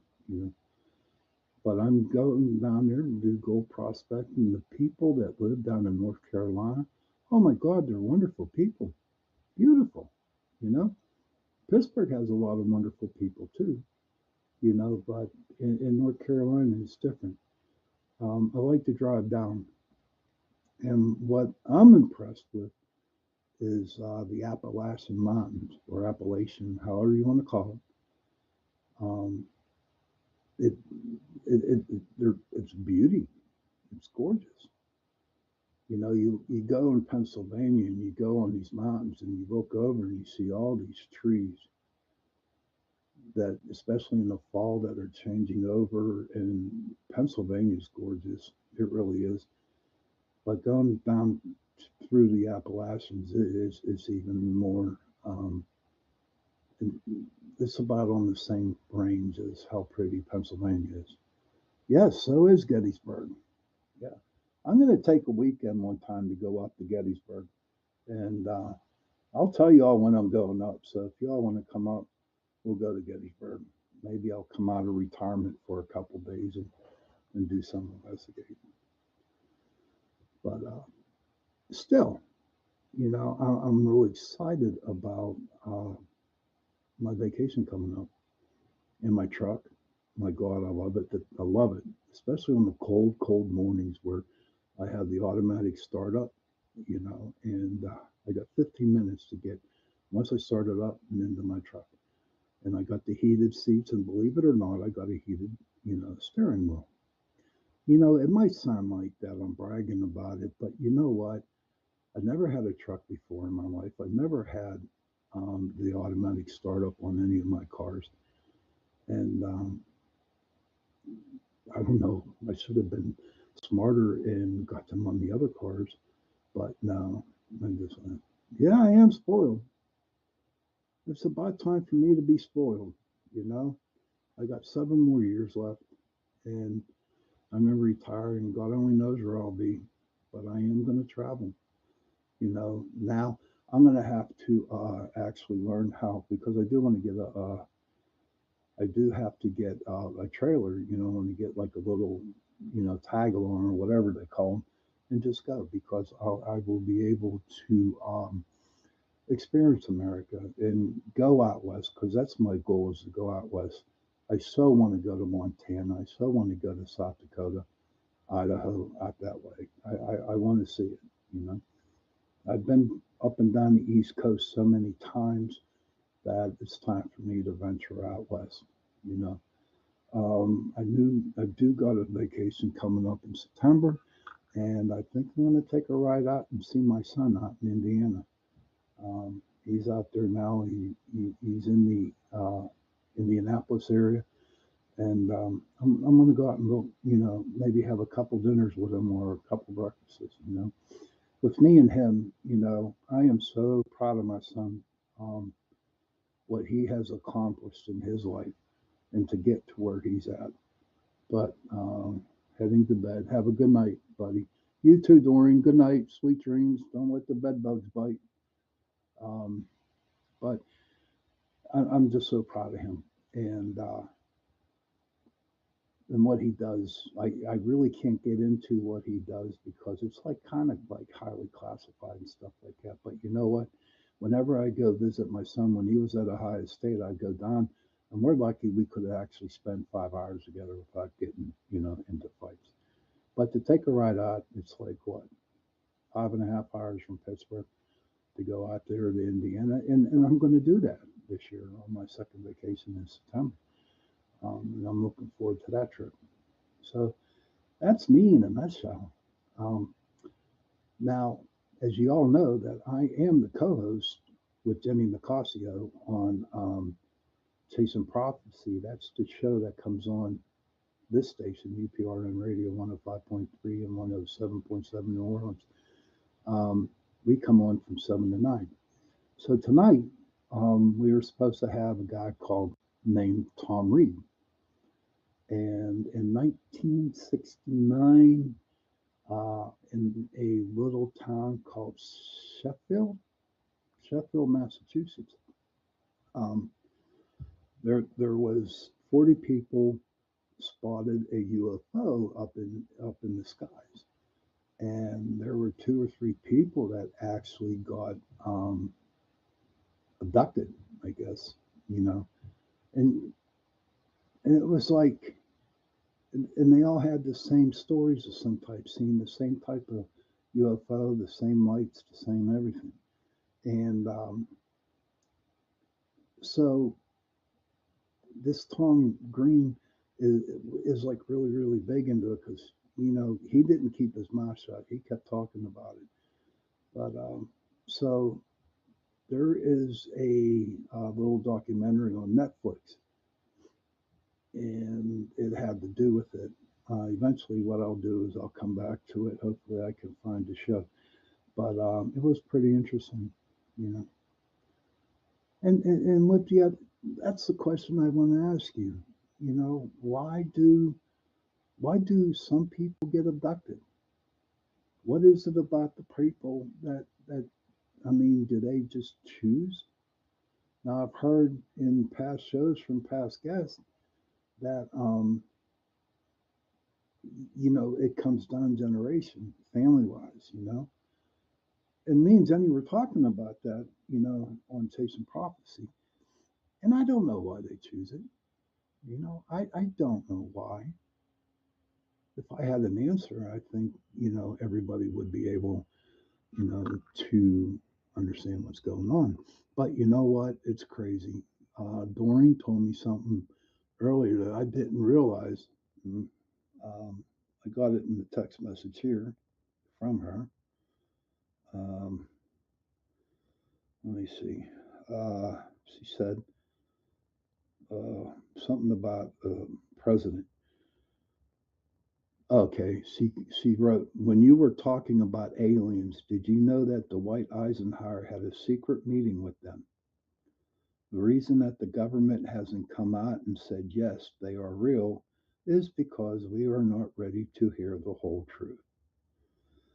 And I can understand that, but I also told her, I said, you know what? It's the 21st century. And that's all we've been talking about. That's all people are interested in is UFOs. And maybe if they were smart enough, okay, if they were smart enough, the government, they would come out and tell us all about them. I mean, there's not going to be a mass hysteria. Everybody is so open minded now about them. Why not just say it? Why not just say it? I mean, it's crazy. Who in the hell is going to go after an alien base in the ground or in the water? I believe there are more alien bases in the water. And when I say this to you, I, I mean, I have been working with Jenny for almost 4 years now, and we have. Hey, Matt, what's up, buddy? It's my friend Matt Barron. He's a paranormal consultant.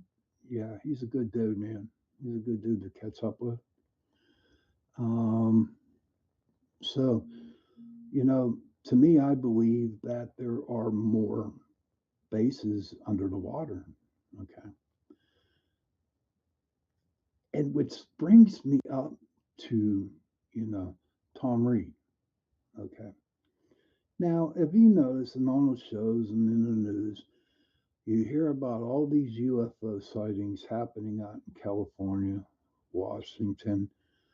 Matt says, just stopping by. Hold on. My little thingy stepped in front of what he was saying. Matt says, just stopping by to show my support quickly and share. Wife is feeling under the weather. Much love, everyone. Much love to you. Much love to your wife, Matt. Okay, I'll say a couple prayers for her tonight. Hope she gets better. And thank you very much for sharing this. I appreciate it.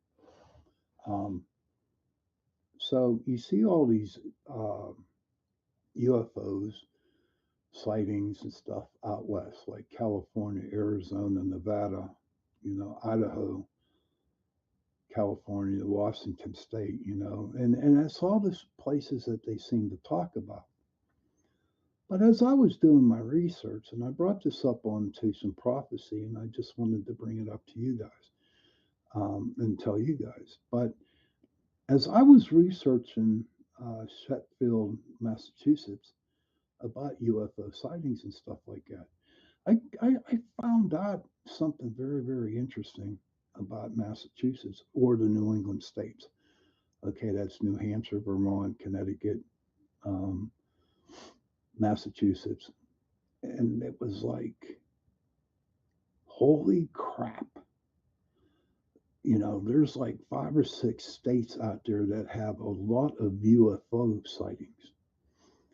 And I was like, the first thing that came out of my mind, I Googled, are there any large bodies of water that is located around here, around Sheffield?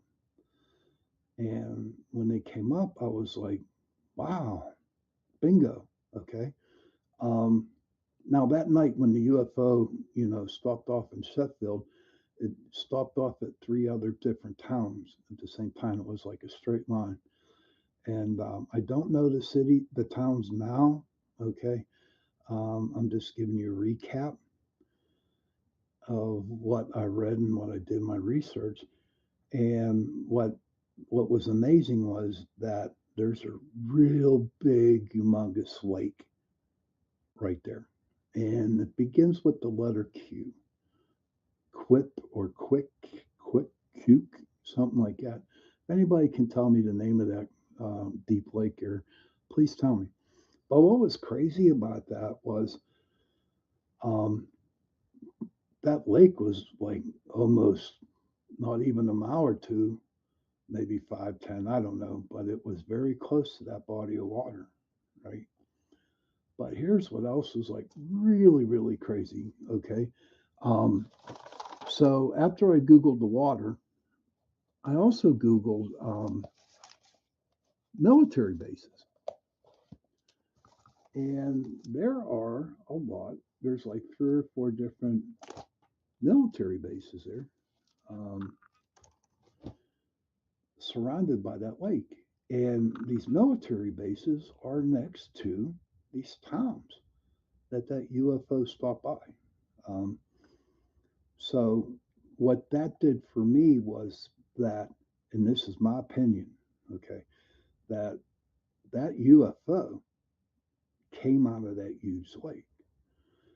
And there's a lot of mountains up there too in the New England states. So I'm sure there's some underground bases going on over there, you know. But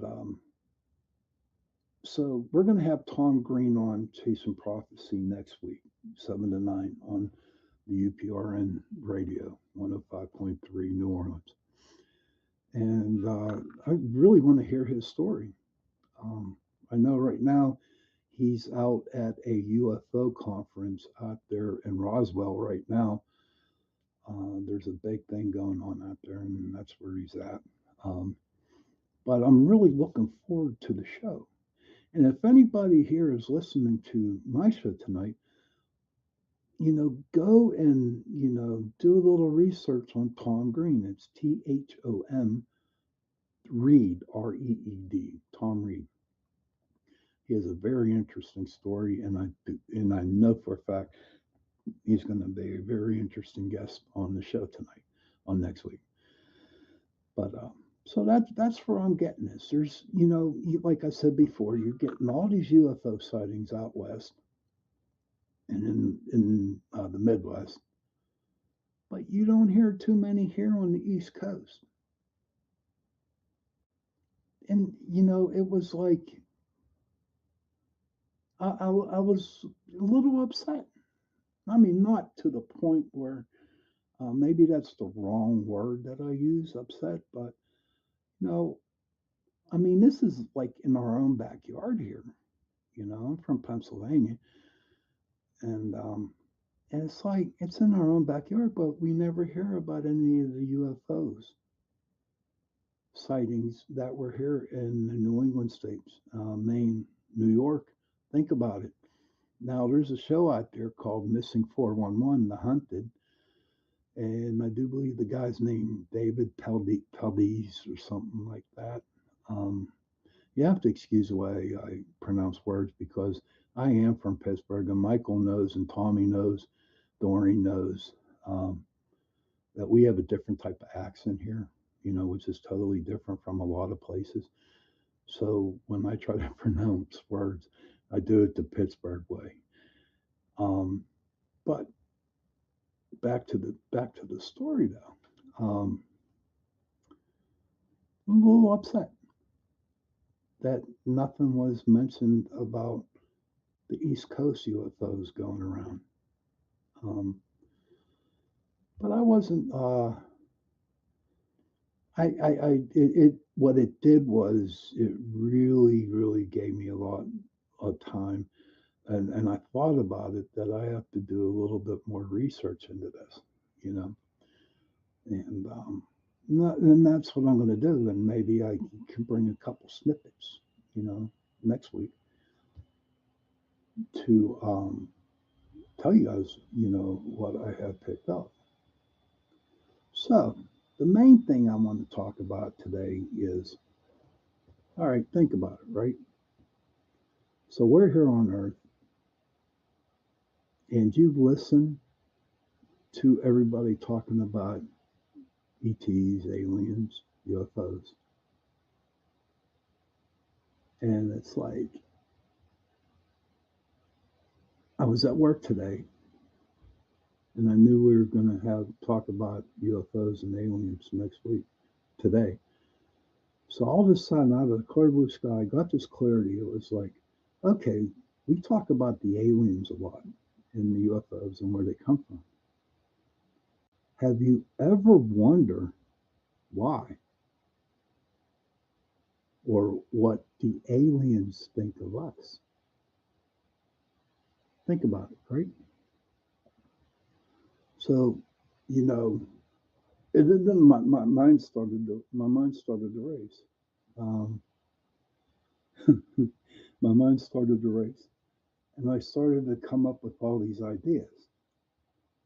And I'm not going to tell you the whole thing because I'm going to kind of like make this into a little short story, so you guys can keep coming back to my show and listening to it.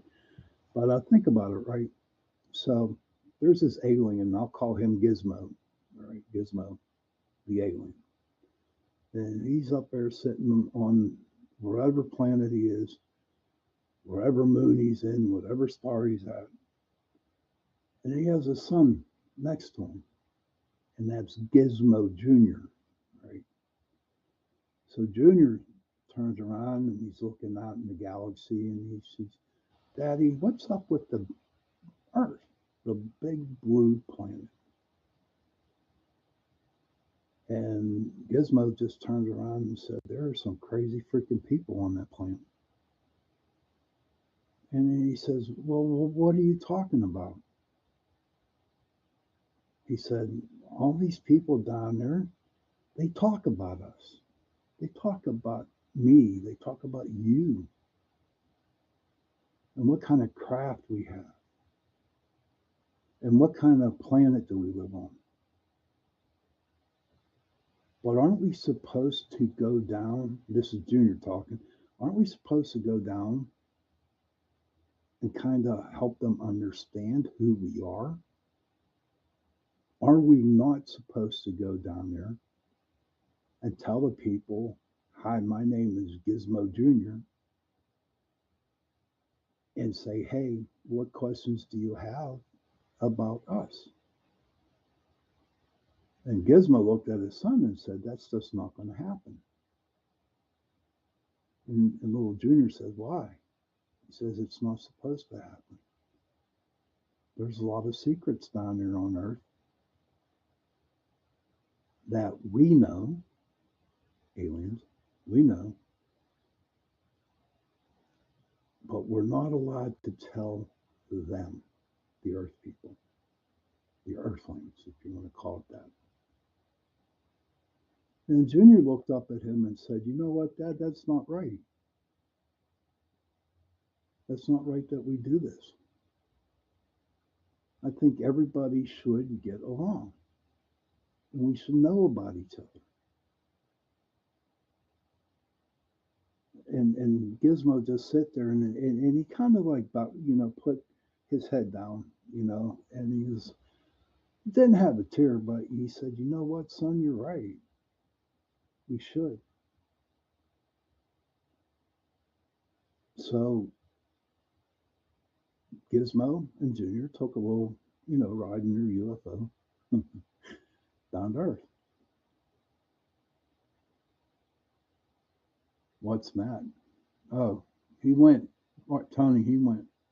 Anthony, he went. And so they got into their UFO and they took a little ride down to Earth.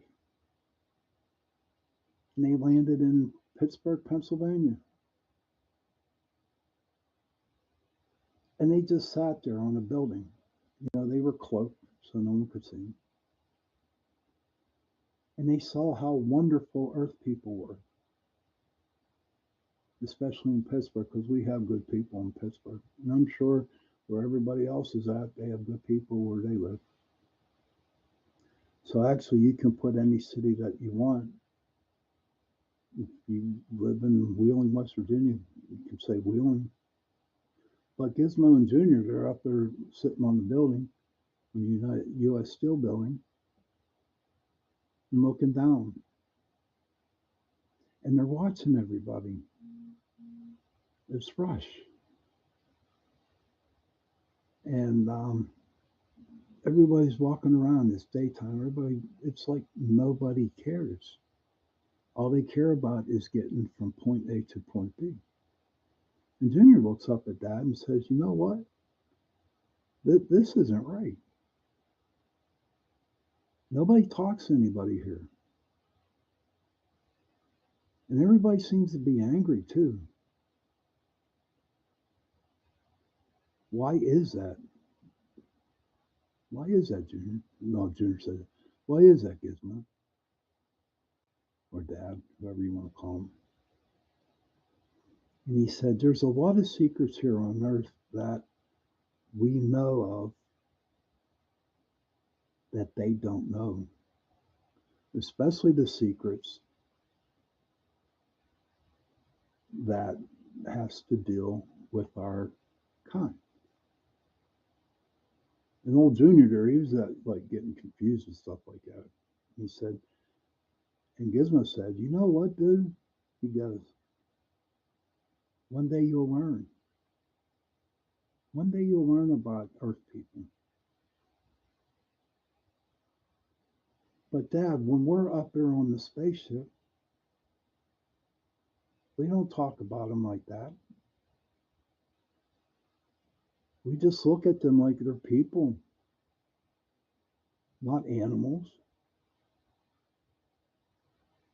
And we all know, everybody tells us what they're all about. They tell us. All the aliens know about us. But their government won't tell them? Nobody will tell them about us? I think that's really unfair. And Gizmo, all he could do was just, put his head down and shake his head. He said he knows. But God bless Junior, that's all I could say.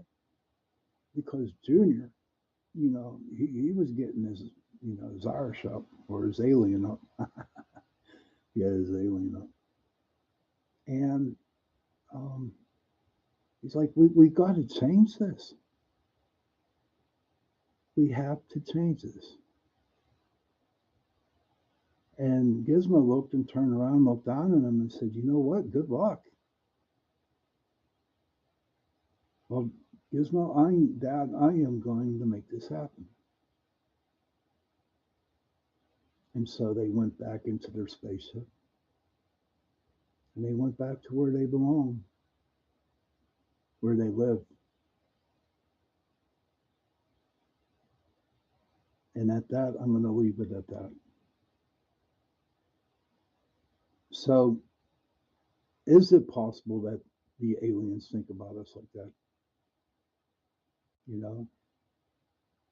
The only way you're going to find out is if you have to come back next Tuesday to my show, and then we'll do chapter 2 on it,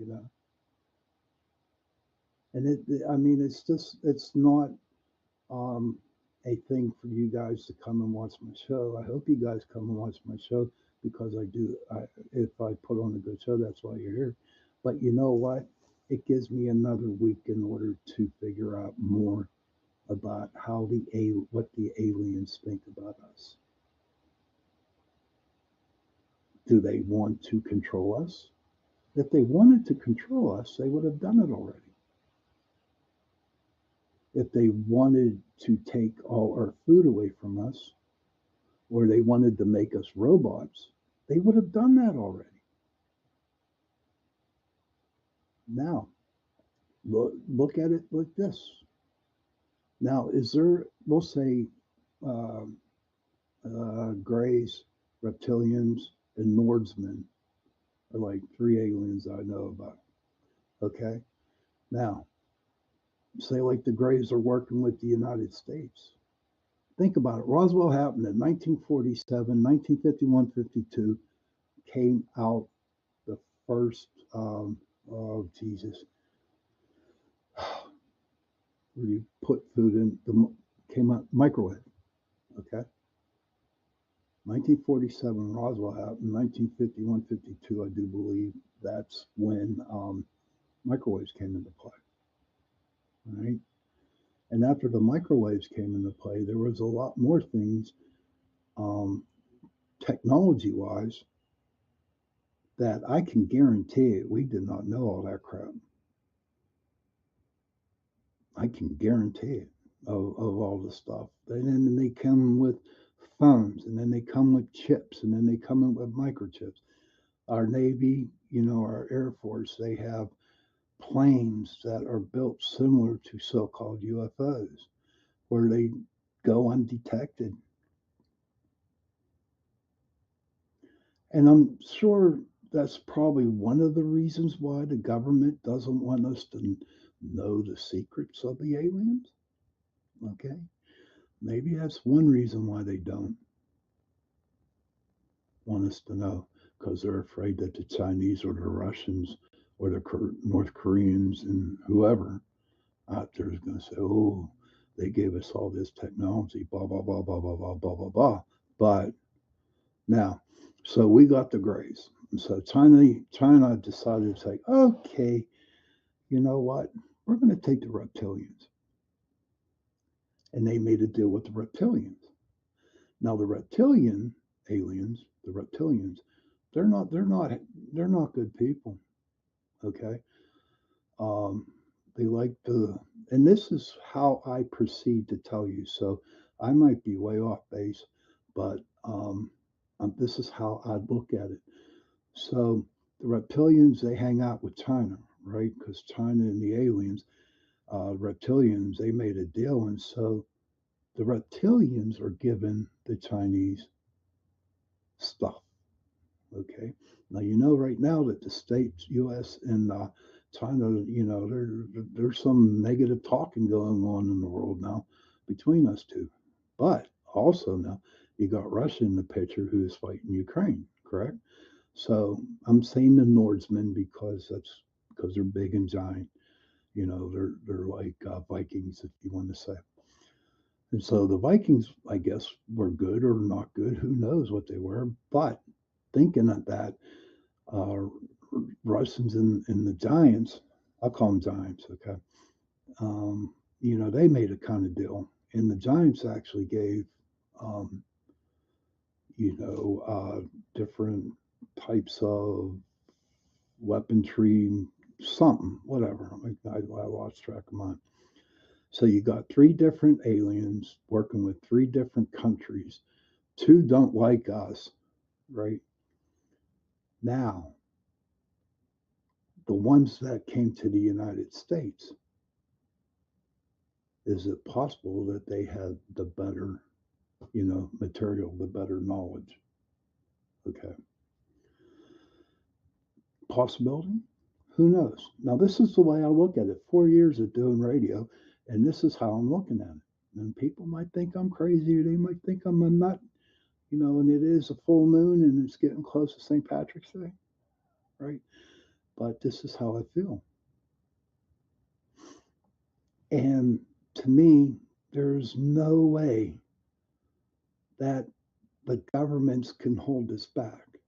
Now, we talk to a lot of people in Chasing Prophecy. We have. And a lot of people, a lot of our guests have said that it is the right of power, money, power. But you can only do so much with that money and power. What more can you have? The Rothschilds, come on, the richest people in the world. That dude, George something, who has all that money, who wants to start a new world order. He has a ton of money. And he can do whatever he wants with it. But what's the power? What is the power? What can power do for you? Tell you what to do? Well, they're trying to do this new world order shit, and I don't understand it completely. But you know what? We're fighting back on it. We are fighting. We're fighting on it. But the militaries of China, Russia, and the United States just come out and say, hey, this is what we have. And if you want to attack us, then you know what? Try. Do what you have to do to figure out how to stop us. But there's only one way now to stop everything is a nuclear war. Did we learn that from the aliens? Did we learn it from the scientists? What Dorian said about, was it Eisenhower having a, private meeting? Do the aliens have, the book of life? Do some of the pictures that you've seen in the Vatican and in the books, on the computer and stuff, that you see, the rise of Jesus Christ. And there's all these little bright lights out there in the sky.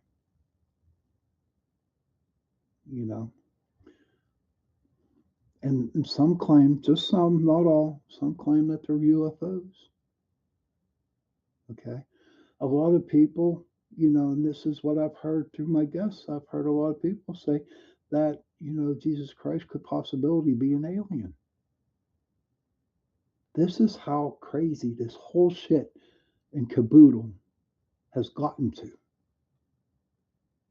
And all it does is just drive people crazy. But you want to hear something funny, though?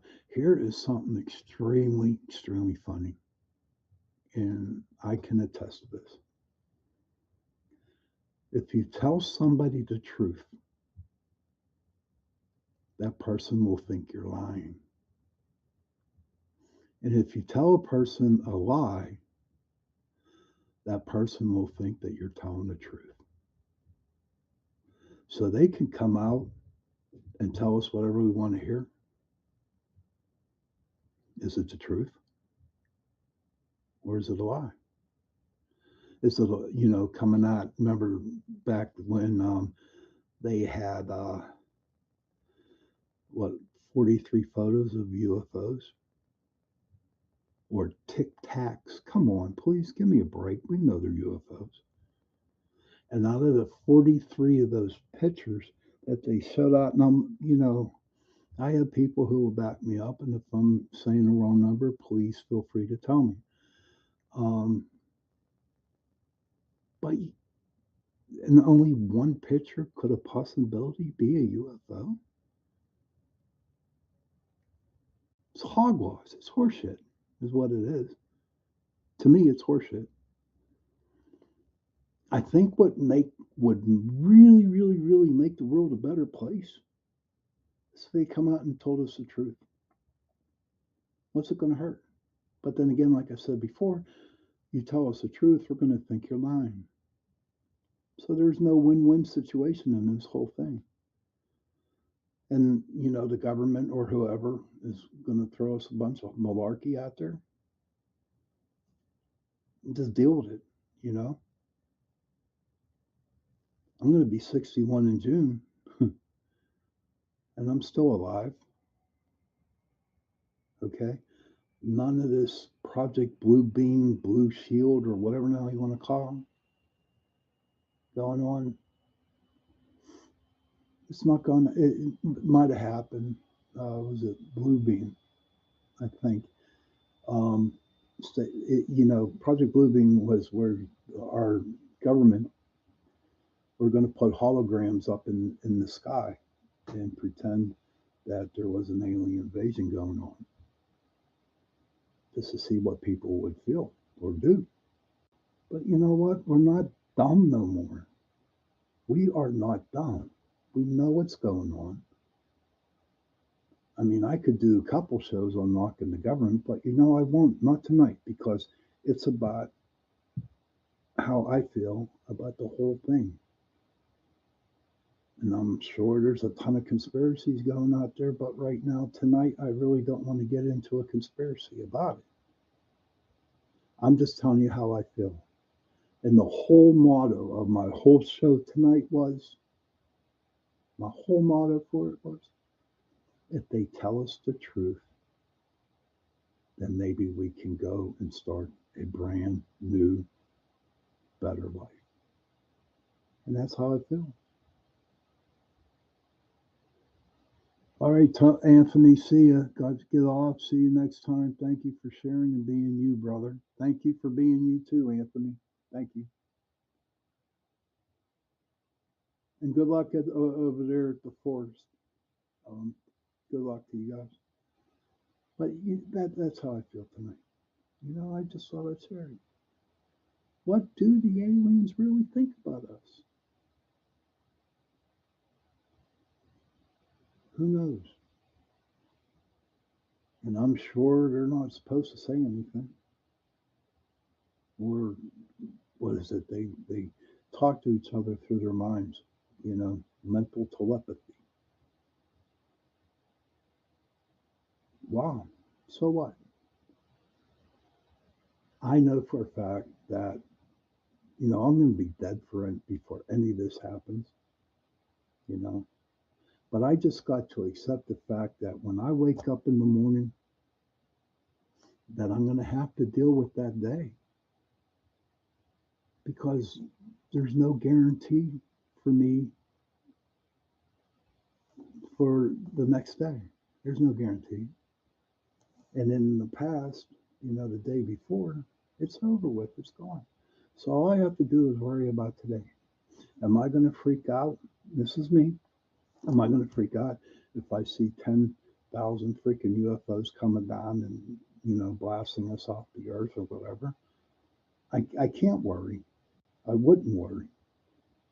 I might be worried for other people, but, for me, no. Because, again, was it written in the book of life? Jenny, Jason Prophecy in the Know with Jenny says they think we are weak. And that's my co-host, Jenny Nicasio, right there. Good. I'm glad that it's fun. We are weak. But Jenny, how can we be strong? Does our government think we are weak? Weak? Or the government? Who knows? Who knows what's up? But I want to thank you for listening to the show tonight. Next week, I have a show coming up, and it might hurt some feelings or whatever, but I really need to do this. Talk about how the Irish were treated when they came over here to the United States in 1863, 61, 63 after the Potato Famine. I'm going to do a show on that. And then I want you to compare. I want you to compare.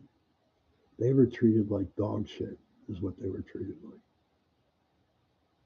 So I hope you all tune in next week for the show. Don't forget, we'll have chapter 2 of Gizmo and Gizmo Jr. And children, please, whatever you do, if you can, go up to your parents, give them a hug, and tell them that you love them. And parents, please, go up and give your kids a hug and tell them that you love them. And with people who have no children or no parents, hug somebody, a friend, a good friend, and tell them that you love them. And when you say this, mean it. Seriously mean it.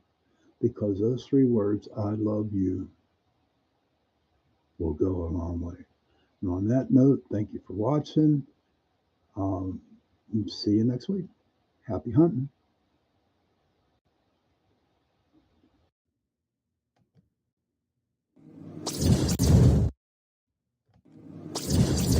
Do you ever look out into the vast sea of the universe?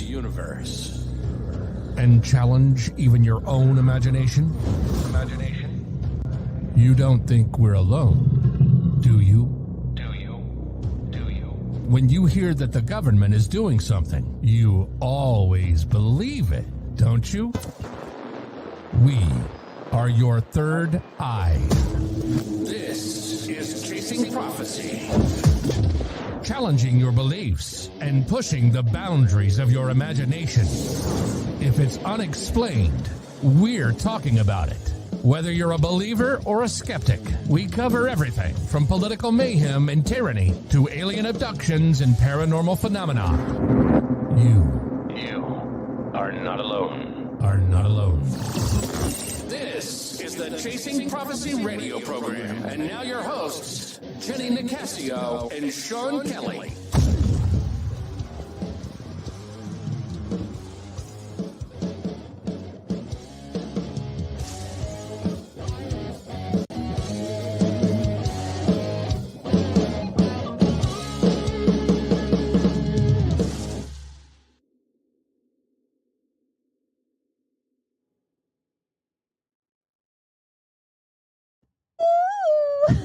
I like that. Welcome to Chasing Prophecy on FM 105.3 in New Orleans, where we discuss anything and everything beyond the scope of normal. I'm Jenny Nicasio, along with my fabulous co-host Sean Kelly from Pittsburgh, Pennsylvania. What does she want? We're on FM 105.3 and 107.7 in New Orleans and in Henderson Point. Remember to like us on Facebook, follow us on YouTube, and subscribe. We need you to subscribe because if you don't, we don't know you're actually out there watching. And I want you to watch because I think we're pretty cool. And we're on Roku devices, so tune in live across America and beyond into the universe. Oh, Lord. We look forward to hearing from you in the chat. So make sure you chat with us tonight because, you know, we could be time travelers or interdimensional creatures from a multi-portals and all across the universe and beyond. But I have my crown on because I am the queen of UFO Paranormal Network. I'm not going to bow either. No, well, you should because you're in the presence of royalty. And I must say, I'm rather chic in my lovely crown with my jewels because it's my birthday week and I am celebrating. So if you're listening, guys, I want you to wish me happy birthday. Hello, Anthony. Michael, Anthony. I like that. I used to be a restaurant in my old crony was called Michael Anthony's, and it was an Italian place. Anyways, I have some very sad news today. Well, depressing. It's not sad. It is sad because our guest, Thomas Reed. Hello, Anthony. Hey, Tony. Good to see you, buddy. He is in oh, what's that? Okay. We Anthony. just have a time traveler. No, he called me like 2 minutes before the show started and said, "Thank you, Anthony, for the birthday wish." He cannot be with us tonight, so he's going to be with us next week. There's a problem. He's at the UFO convention with all the big topic, people from the UFO world like Mike Barra. Thank you. I am the queen. I am the queen. He called. He is in New Mexico, Roswell, for the UFO convention, and he has a big mess up with an order. I guess he's selling something over there. He said he's going to talk about it next week, so we'll see. Cool. But we're going to still talk about it because I did so much research on the Berkshire UFO incident. I am very professional. I have my notes in front of me. But before we get busy, I want to make sure you guys share this link. That goes for you, Sean. Share the link. We want to know. We only have a couple people in the audience right now on Facebook and YouTube. But remember, we are on a FM radio station. Hey, guys in New Orleans, we love you. We love you across America, too, on SoundCloud. So if you're listening on SoundCloud tomorrow after this is uploaded, right, Sean? Yes, ma'am. He'll upload it in the morning and you can hear us forever. Yeah, he does it in New Orleans and in Henderson Point. So, but we have people listening in New Orleans right now. So, hello. I want what you have. Send it my way. Well, it's my birthday week. Okay. It's not and I had 2 cups of coffee today because my lovely daughter-in-law told me, "Oh, I like when you're drinking coffee." You have so much energy. Oh yeah, I have so much energy tonight. But I want to make sure I share this link. So Sean, you tell us what's going on in your speck of the world. Oh, what's going on in my speck of the world? I want to welcome Michael Anthony and my friend and Anthony to the show. Anthony says you're turning 29, but in my neck of the woods, really nothing major. It is a full moon, and That's what it is, Sean. It's yes, a full moon. Why am I it's a acting full psychotic? moon, and I have been dealing with the crazies today at That's work. probably why I'm psychotic right now. It's a full That's moon. okay. Joe, But baby, you're gonna come on the show with us tonight because our guest canceled on us. You're there he welcome. is. Everybody, Joe Montaldo. Yeah, he's the station owner. And Yeah, he's the Joe. one and only Joe Montaldo. We're gonna need you because our guest called an emergency off because he's having issues in Roswell. He's at the Roswell convention, and apparently they messed up his order for stuff that he was selling. I guess I don't know for sure. When the Roswell convention? He said, "When is we in March, right?" Well, Yes, Yeah. Michael, it is a huge moon. It's a Yeah, big moon. he's there, and he was going to do the show tonight, but he canceled for till next week. Uncle Tommy Reed, yeah, he's bad. He's a bad boy, man. Ooh, he's bad. Why is he bad? He's bad. I want to know why. I he's can't say bad. because we're live. I can't be telling. Oh, you 'cause we're no, live. Joe, my crown before is we getting go crooked. on, Joe, we already on. You have to wish Jenny a happy birthday. Happy birthday! What are you like? It's 35 technically now? not till Thursday, but Well, I happy early celebrate birthday. the whole I week. do too. I celebrate the whole month, really. Yeah, me too. I'm like, look, it's time. Do you man. like my crown? It's I can't see it out. Wait, you know what? I need to do Oh something my weird on God! this What do you mean you computer. can't see my crown? It's gorgeous. Oh I yeah, have okay. little, Now I I can have see it. little Yeah, it looks gems cool that, now. although No, I there's had the little live button was in front of you for a minute. yeah, my number 5 is on. Yeah, it was like, no, it looks cool up there. I You're know, hanging it is. out. I see the backdrop looks good. And down there, Oh, that yeah. bites no guess. Yeah, I was just stopping by. I'll have to tell you after the show now, but I got some Roku numbers in today for it finally.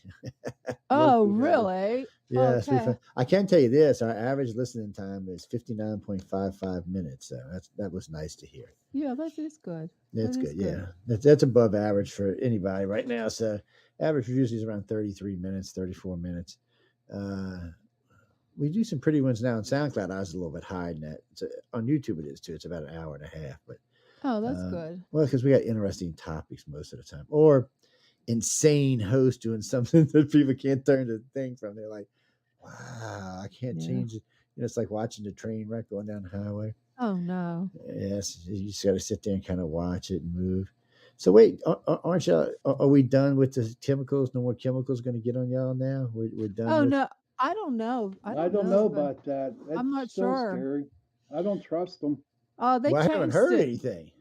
Well, you know what? Our governor was in the paper today. Our governor said that Norfolk Southern is going to come up with was it $7 million or $7 billion to help the people in Well, they our area. should. Yeah.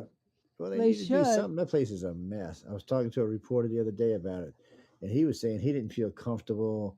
He said every time somebody would cut the grass or like around the tracks where they were pulling the stuff up, he said your eyes would start watering and stuff. He said, you know, every time they move something around, it's getting right back in the air, right back into the ground and the water system. And I was like, I don't know. Well, my know. kids got water filtration systems because we don't know what's in the water, and you know what, they keep telling you one thing and then they change their mind. And what is with our lovely leader?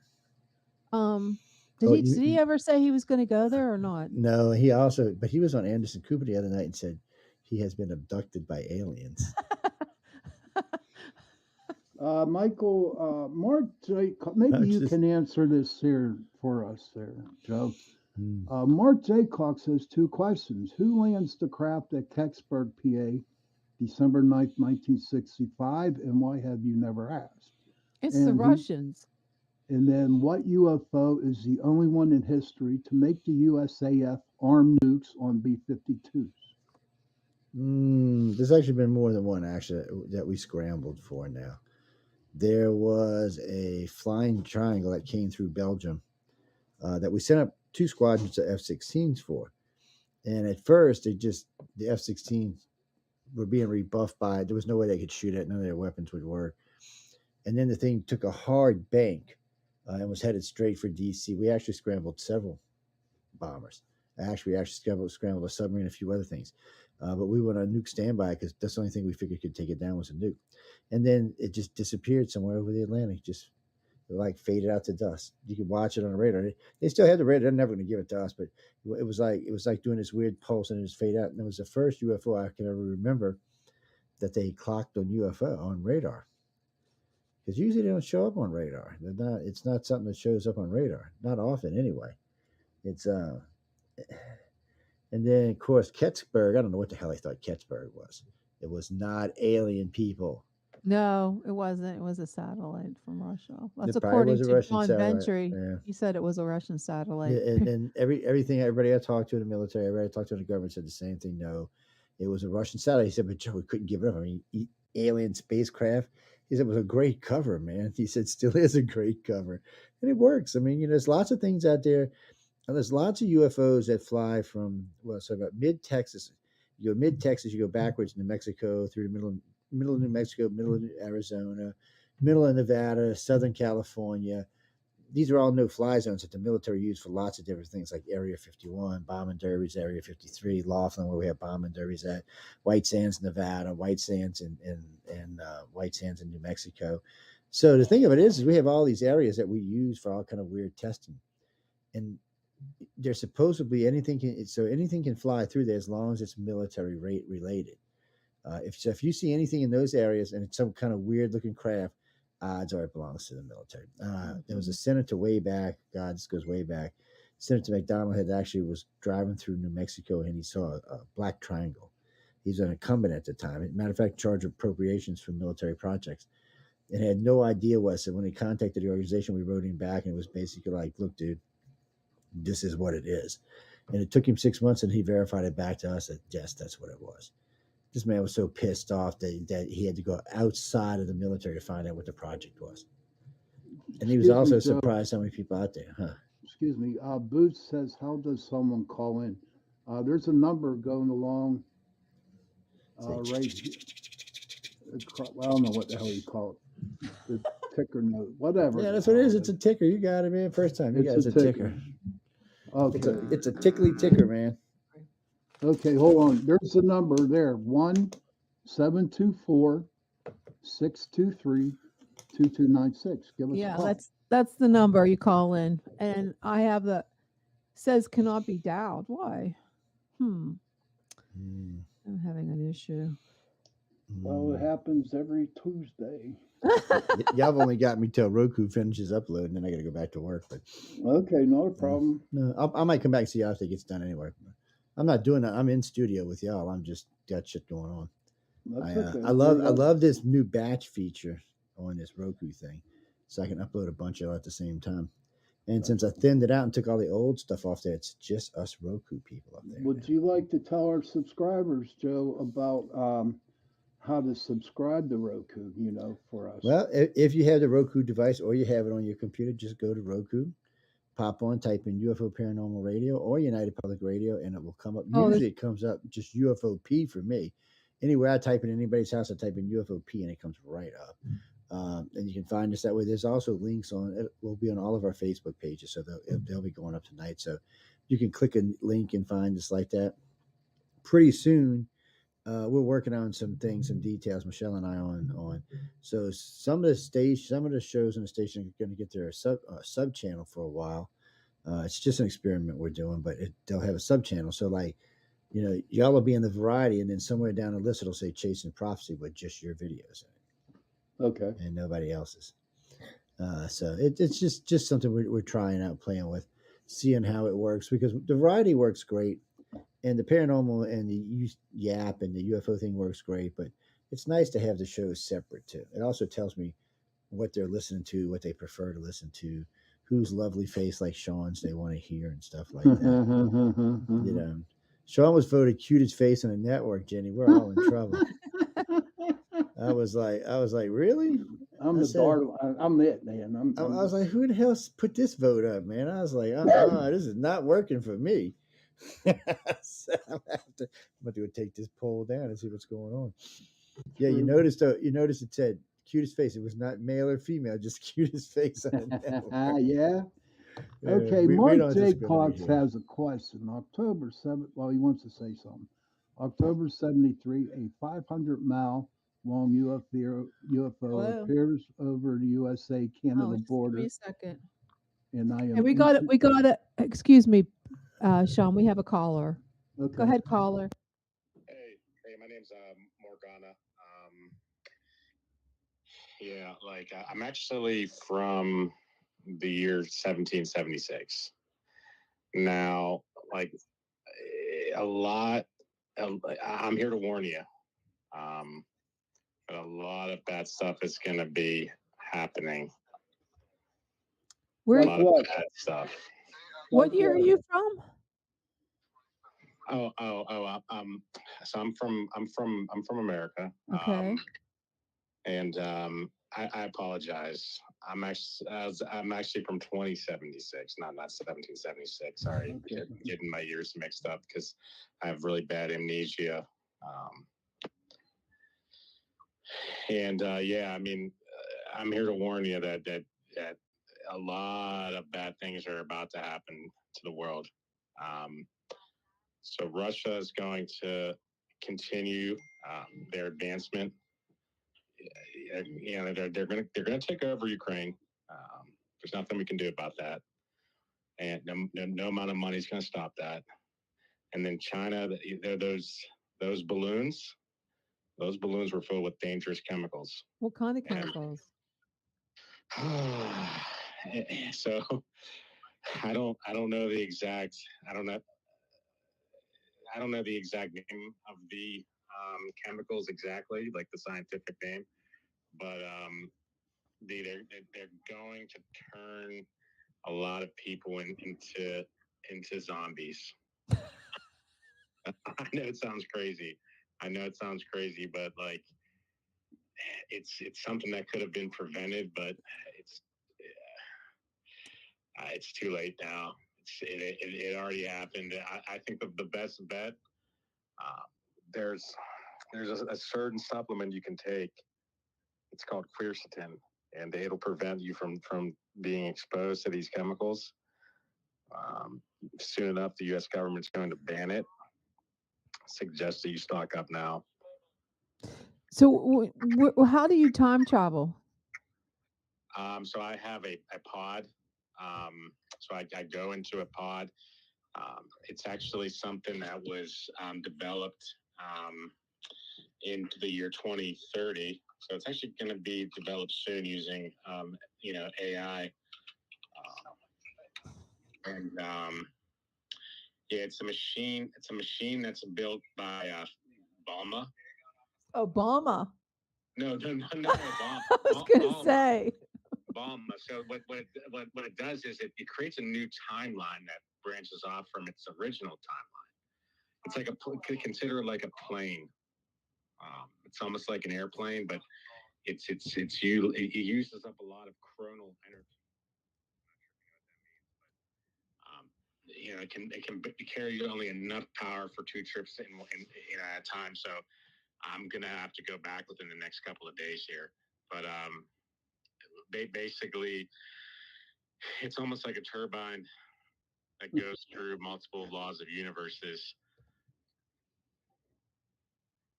Okay, we one of the comments wants to know how fast your thought speed is. How fast is your thought speed? And I'm not sure what that means. My thought speed. So I'm faster than the speed of light. Coronal energy it goes so quickly that you can't even see it. You can't even feel it. Are you? Wow. You're not the same. You're not this. Are you the same time traveler I was talking to on TikTok by any chance? That was me. Mm-hmm. Oh, wow. Okay, so how often do you do this time traveling? I can only do it. Actually, I can only do one trip there and one trip back. Right. Why is that? Why is that? If you have any questions in the chat for this time traveler, do you have a Mark K Cox in chat wants to know prove it. Can you prove that you're a time traveler? Can I prove it? Yeah. I mean, yeah, I can show my pod. I can post a screenshot, but it could be dangerous because you're making my crown shake. Yeah, the government might, like they come after me if I reveal too much. I don't want to be doxxed. No, why did they? How did you become a time traveler? What are you, some kind of a special agent? Are you a really high IQ? Do you do some kind of physics work for a living? Any kind of engineer? Well, like my mother, her name is Balma. She designed the concept behind time travel. So she works for a corporation that can create these time machines. Sean, what do you think? I'm stunned. Please, I'm not making fun of you, dude, but I finally got used to UFOs and aliens, and now we're into time traveling. So I'm speechless, Jenny. Just keep going asking because you Okay, know more about this than me. Mark on chat said 8815 and 112315 teleport thought and changed live TV because we thought speed of light speed in until you change live TV. You're a liar. What the heck does that mean? He's calling you a liar. I think that's what this. Mark J. Cox. Why do you think he's a liar? I think I've had so many people on this show, and I actually corresponded years ago on Skype. Would you remember that, Sean, about the guy that wanted to be on the show? He was a time traveler. Oh my God! Yeah, never showed up. He sent us all kind of, oh my God, this material that I had no idea what it was. It's all physics and a lot of numbers. Yeah. So what I use is a microchip, microchip that can store my biological data and transform myself through time. Whoa! That's how it's done. So actually, they take you give blood and you send it in this pod and you go somewhere with it? It's a microchip. Microchip? Where's the microchip at? So right now I'm basically a microchip. Oh, you are a microchip. Yes. I don't know, Mark. Time travel begins like this. 10,000. Was that what the heck? 10 billion. 10 million. Feel that? You just moved eternity. You moved it from thought to sight and time travel. Well, I don't know because I think there's portals, but so you're not using a portal, you're using a device. Yes. And what's the shape of the device? It's oval shaped. And does it have any kind of mechanical parts on the outside, or is it like a sphere? It's a sphere. There's no void. There's no void, no universe. So everyone's saying there's a universe is not a time traveler. That was what is on your pod? What is the material used? The material of the pod, yeah. I mean, it's basically made out of fiber. Okay, so do you know what kind of fiber? I mean, because if you're traveling, is it a soluble fiber? What kind of fiber is it? I mean, seriously, so you can go into different dimensions without burning you up. Don't have what? We don't have steel. We ran out of steel. We ran out of oil. Okay, so the year that you live in, there's no steel, there's no oil. Yes, we ran out of it. And what is it? Is it sort of like on an apocalyptic city? I mean, what's no, Well, can you tell us some other stuff that's going to happen in the future? you're making my crown crooked. So what did you say, Sean? I want to know what other bad issues are going to be coming up pretty soon. Everyone's talking about the year 2030. What have you been to 2030? Just wait until the androids start coming in. I mean, if you thought ChatGPT was scary, wait till you see some of these androids that Russia and China have been working on. If they're working on it, right, then I'm sure we are. What is Oh, he my saying? my cousin said, "Who wins the next Super Bowl?" The next Super Bowl? Yeah. There probably won't be another Super Bowl, to be honest with you. Oh, that's not good. You hear that, Sean? No, that's not good at all. Okay, what's happening? What's the like okay, so you left so when was the last time you time traveled? Well, realistically, just today, actually. Okay, do you have any kind of physical problems or how do you feel when you come back? Are you weak? No, it's pretty much business as usual. And have you ever felt like you were stuck in a different time that you couldn't get back? No, I perfected it. So that happened at first in the beta trials, but now everything's good to go. No, do you go by yourself? Yeah, good question. You do go by yourself? Does anybody else know that you're a time traveler? Do you tell anybody or is this just something anonymous? No, if I did, I'd probably be either killed or taken hostage.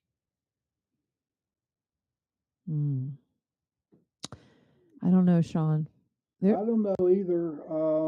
Booth says, I heard there are some scientists creating a bio android by Dr. Jiro.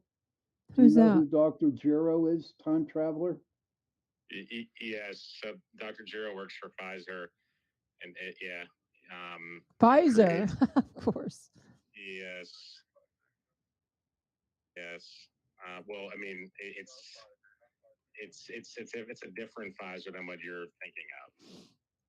No, time traveler. Do you have a wife? It starts with a Biozer. It's pronounced differently. Pfizer, not Pfizer. Pfizer, not Pfizer. Yes, bio. Okay. Like bio. So they create androids. Okay, now my question is, now when you time travel, do you have friends in these years? Or are That's you a by good one. yourself? I mean, I try to make some friends. It's not like my objective is not to make friends, but I mean, we can be friends. Okay, now Boots comes back and says the android I heard can regeneration and absorb energy. Is that true? Yes, it is true. They can absorb your energy. They can basically take control of all of your cells and make them one with their own. It's actually kind of scary, but cool. And Mark says, how many senses does the time traveler have now? Because I have proved that time tunes the body.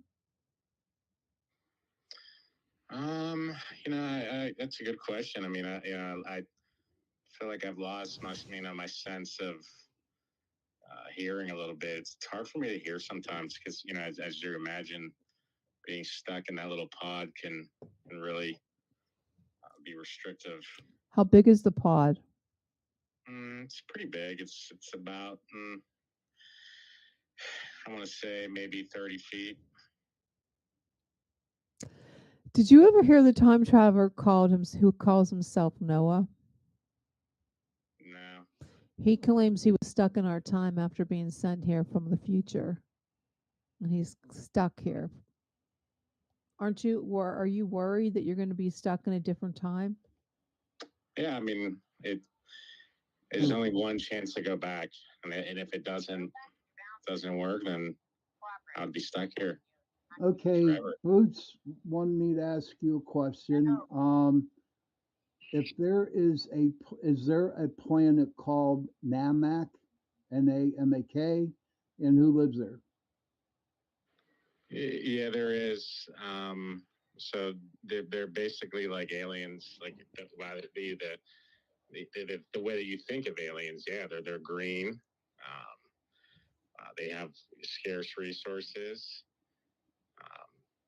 and they have a great sense of pride in being, but they're very persecuted population once humans find out about them. So when you travel in the future, there are a lot of android robots or AIs everywhere. Yes. Well, you're being called a liar. Now, Mark, if you want, we can give you a link and you can get on the conversation with him. You can come on StreamYards. I can't have two phone calls going at once. I don't think that the system's going to let me do that. But if you want, we can post a link to the show and you can debate this time traveler. So I'm going to go ahead and put copy and paste the link into the chat. Anybody else who wants to come on and debate Mr. Time Traveler? Do you have a name, Time Traveler? Morgana. If anybody wants to debate Morgana, just hit the link. You don't have to do video. You can just do the audio. Right, Sean? Yep, just do the audio. I mean, I think it's a good conversation because there's a lot of people that actually believe they are from a different time. Now, I had an issue a couple years ago, huh, Sean, where I thought I time traveled. Do you remember that? Was it Yeah, with I do. Yeah, Beacon? Beacon of Light.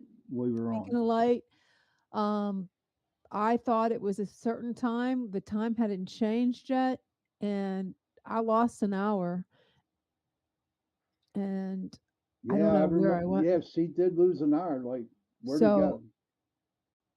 time tunes the body, and he has no senses. So you're saying that what was her name again? Mark. Morgana. Morgana doesn't have any senses? Come on, Mark, hit the link and join us, and you can debate with him because he can't hear you. Because he's not debating a liar. Time, yeah. It's interesting. I want to know more about this Morgana or Morgana. Morgana. Okay, please tell me some more. Like, is there sports? Is there food? Is there gambling? No, I mean, like the entertainment's completely different now. What is it? It's all within your mind. Like you have basically no sense of being, no sense of self. I mean, I was able to avoid it just because the connections that I have. But for pretty much everyone else, they have no self of being. I know that sounds scary, but that's how it is. No sense of being. Well, they don't need entertainment. They have no. They're no. They aren't essentially people anymore. They're more like AIs. Yes.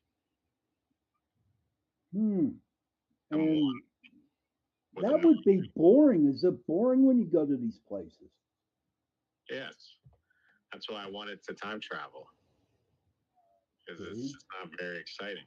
So you find time travel as a sense of entertainment. Yes. Can you eat and do you still do the normal things? Yeah, I can still eat. I mean, yeah. So you're from 2030. Well, no, I'm from 2076. Okay, so where are you calling from? You're from 2023? Yes. So where are you at right now? I can't tell you that. Well, well, okay. So what kind of device are you using? Because your cell phones are probably they're probably different than our phones. Like, how are you calling me? How are you calling the station? Well, I created an account like everyone else would, like like a social media account. Like I know how to do that. I mean, like I learned very quickly. I'm very intelligent. Oh, I'm not debating that. I just was curious. Okay, what is this? Mark K. Cox said, watch Barrett Jackson Reno 8815 when the bid on the last Michigan bodied 427 Corvette is at 185,000. As an Agent Smith, he announces making him say I 200,000. I have no idea what you just said, Mark. No, I'm not trying to be ignorant. I don't understand what you said. Why don't you come on and explain yourself? Barrett Jackson has not televised every bid since. I'm confused. I am confused too, Mark. So, is there these AIs in 2076? Are they married? Do they have children? Do they just walk around and dressed in white? Tell us stuff. Yeah, well, there's really no need for them to be, married. I mean, that concept really doesn't exist where I'm from, but they have no gender. Actually, they're just basic computer programs. Okay, so they're not human beings. They're just mechanical. They're just so the human race is not longer in existence. Well, there's some like Get him off. Get him off. I'm not a stupid broad. And You know what, Mark? You broad? gotta I'm gonna have to ban you from ever I'd being on ban here, his ass Mark. right now. Ban Oh, him. broad. Don't you ever call my friend a stupid broad. I don't give a shit who you are. Fire Thank me, you, whatever. Sean. You're blocked, Mr. User. I'm a stupid broad. Not broad. When was that word used before? Broad. I don't know. It sounds like he's illiterate. Okay? Illiterate. Okay, Michael Anthony has something. He's Michael. He's my bud. He said he studied the future outcomes. There is no sex. Cyborgs with human downloads. Oh. What do you think of that, there, Mr. Morgana? Morgana. There's. I apologize. I don't know. I'm not familiar with that. Cyborgs with human downloads. Huh. It's already been done. Yeah, my name is Morgana. Morgana, not Morgana. You know what, dude? And I apologize for that, but I am from Pittsburgh, Pennsylvania, and we do have a different dialect than everybody else. So you have to forgive me on that. I'm very sorry. Okay. You're welcome. I meant no offense. Thank you. You're welcome, sir. I feel bad now. No, it's okay. Okay. Okay. You look like an actress with your mind. What's that there, Mike? I don't understand, Michael. Anthony says, I think being so smart, he shouldn't worry about the government finding him and give him real information. And what we're saying to you, Morgana, is what people are saying in the chats. Okay. Michael Anthony says, clarity for you, you can look like anybody, but have your mind. I can understand that. I can look like you, Jenny, and I'll have my own mind, not yours. I'm not really sure about that, Sean. Well, I'm just saying, that's how I'm picking up what Michael's saying. What are there any other, when you go time traveling, okay, are there other time travelers there with you, or are you just like by yourself? There's a couple of others like myself. We're essentially a part of a faction. Okay. What else? A faction of what? Transphobias are gone and livable. Transphobias? You mean like transgender people? I don't know. So do you guys, now I'm not being smart when I say this, but do you all have your own club with all the time travelers involved with this? Probably. After this android conflict, we had to create our own alternate timeline, one where we could save, the planet, or so we thought. It's good. We're part of an android anti-android coalition, AAC.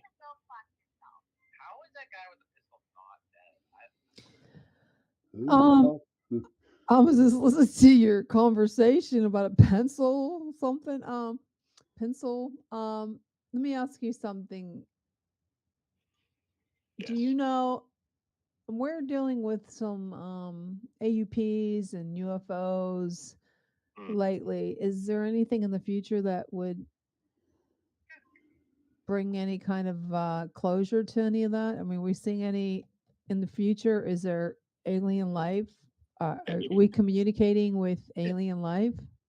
Yeah, there is. I mean, there's a lot of different planets that have sentient beings on there that aren't,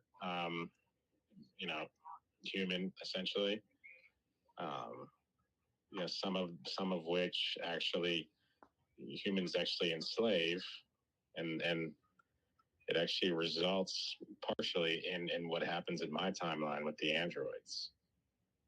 So what? So you go travel back in time because you're bored, because there's no entertainment in the future. Partially, I mean, the rest of my I'm a little bit of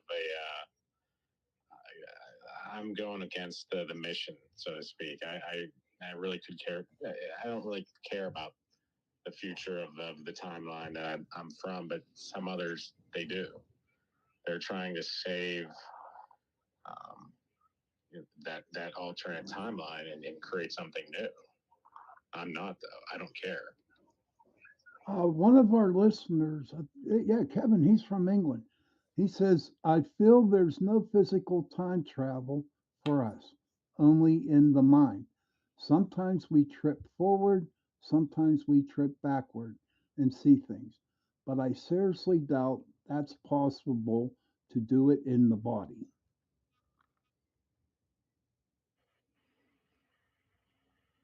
Hello? Is he still there? Hello? Oh, you still there? Thought maybe you decided to time travel. So do you call this like quantum leaping? Or is this just something that you get in your pod, like you're going down to the grocery store, and do you have a specific time, or does this just happen? You go wherever your device takes you, your little when traveling pod. back in time, so you can't really travel forward. That's impossible as far as I know. What my time machine actually creates a new timeline that branches off from its original one at the moment in time where my time machine arrives. It's not necessarily possible to change the past in the sense that one's present will change, but any change that's done in that past will be reflected in a new timeline. So you can only travel back in time. You can't go forward in time. So when I go back to the future, that time machine will actually go back to my original timeline. So there's nothing that I can actually change in my timeline. Some people think that they can, but I know it's impossible. It's impossible to change time. You can't interfere with. I cannot change my timeline, but I can change your timeline. Oh. Okay, I'm retiring in 7 years, dude. Make my time go fast. That was a joke. That was a joke. Michael Anthony says, "What's Project Looking Glass? There is no forward yet, only the present." Yeah, I mean, Have you ever heard of Project Looking Glass? Unfortunately, no. Um, yeah, I have not heard of that. Hmm. I don't know. I Any don't know. any more questions for this time traveler before I let him go on his way into the universe? No questions for him?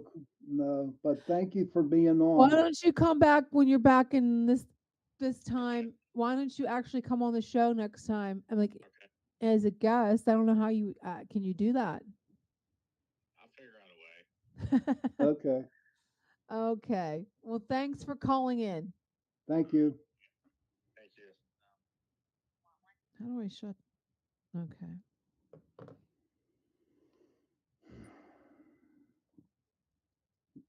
People, please give us a minute to.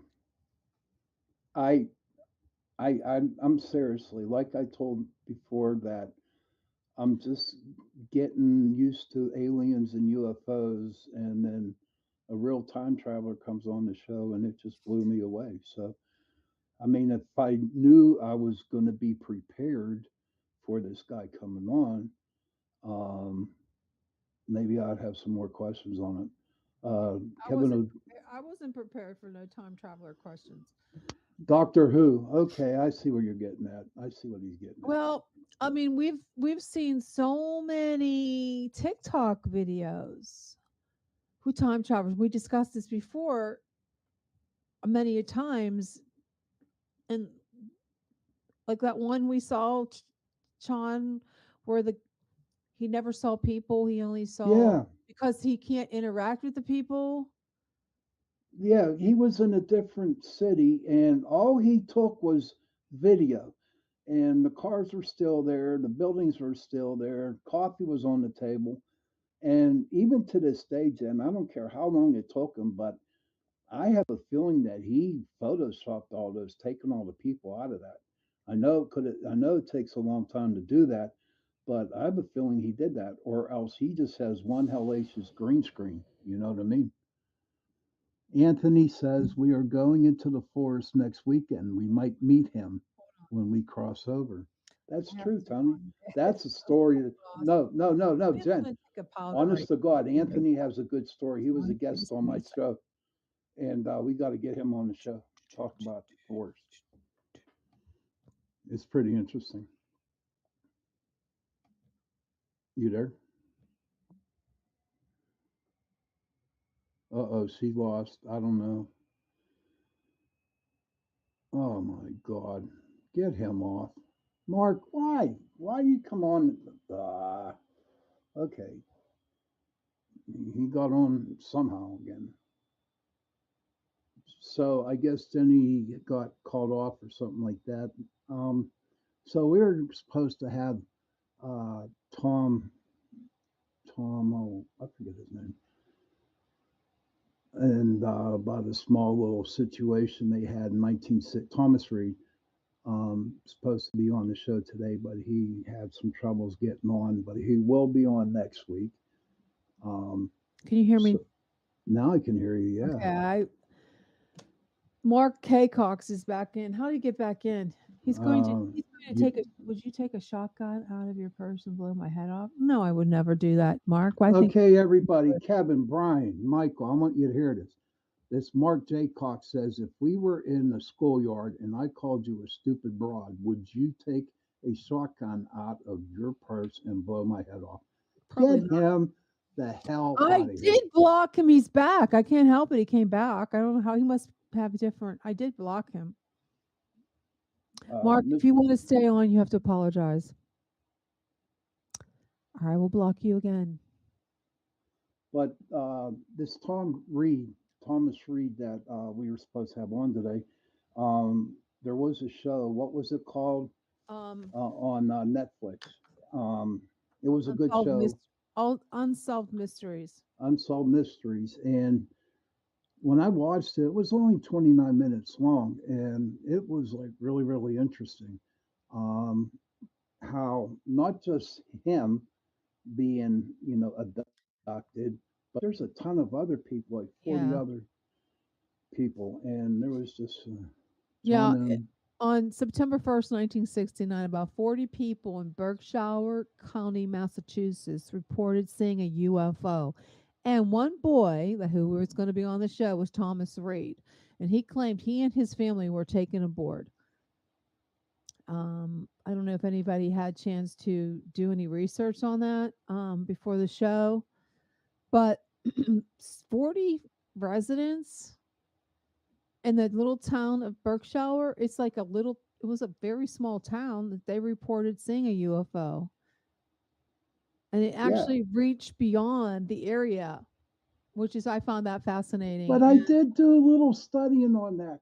I want to bring my, I did research for the hell of it. You know what I mean? So What did you, I mean, there's a big, massive lake, okay, that is close to the places where the UFO landed, okay. And because when I was looking at that show, I'm thinking, where's the body of water? Sure, you got the ocean, mhm. but this gigantic lake, it begins with the letter Q, I forget. And all the three towns that this spaceship landed, um, there was this big lake. So I have a feeling that it could have been an underwater base that was sitting in that lake, and there's probably one now. Yeah, and they said, so it reached beyond, so not only did it happen to 40 different people, but it actually went beyond the town that people said they saw. And according to the Netflix series, um, they don't know what happened. I mean, all the people that it happened to, including Tom Reed, that it changed their life. Now they don't know exactly what it was, but they all saw a light, a disc shaped craft that it kind of did different maneuvers in the sky, like going circles up, like a sort of what the TikToks did. Not TikTok, Tic Tac. But what I want to ask Tom Reed next week is he has a quote. It's whatever you do, don't call it an abduction. That's what I don't understand. What is he? Because he doesn't know if he was taken. He doesn't have any memory of it. Right. So, but you also got, like, as I was continuing my research, there's like 3 different military bases around that lake. Good research, So, John. thanks. So it's like it's probably there in mass, just like they are over there in. Many never know. It's true, Mike. Many never know. But they all said they lost track of time. They don't know what happened. They all claim they have never been the same since.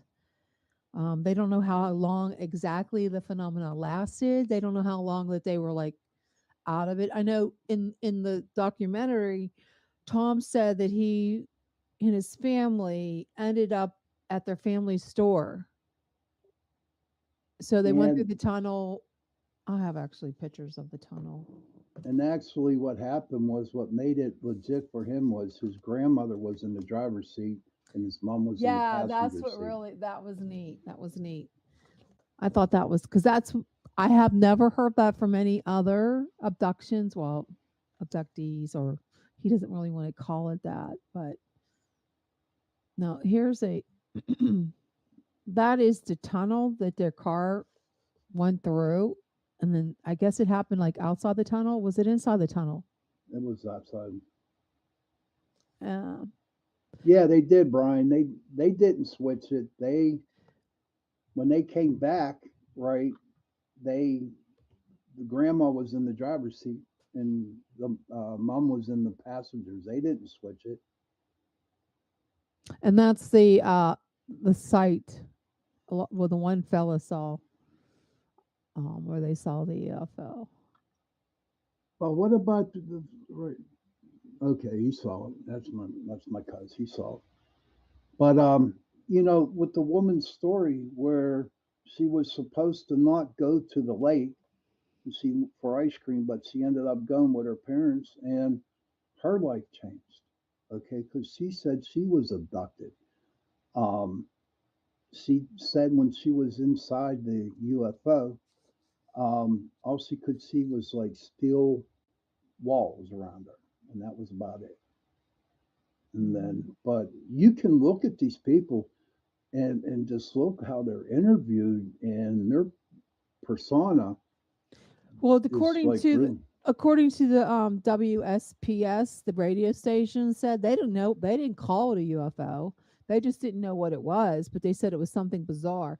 And the fact they did they talked to the police department, and there was no reports of any, no one called in saying there was any kind of UFO, which I no, thought and was kind of odd because Kecksburg, everybody called in, they thought it was a UFO. well, I'll tell Everybody you called a in. story It on was about that. the same time, wasn't it, Sean? Yeah, but on um, Kecksburg and this thing, no. Well, wasn't Kecksburg 67 and this was 69?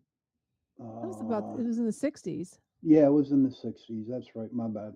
But what I'm saying is the cop who was on duty getting all these phone calls thought it was a big joke and he never took a Is that what report he from, was it? He yeah, thought it was a joke. Well, yeah.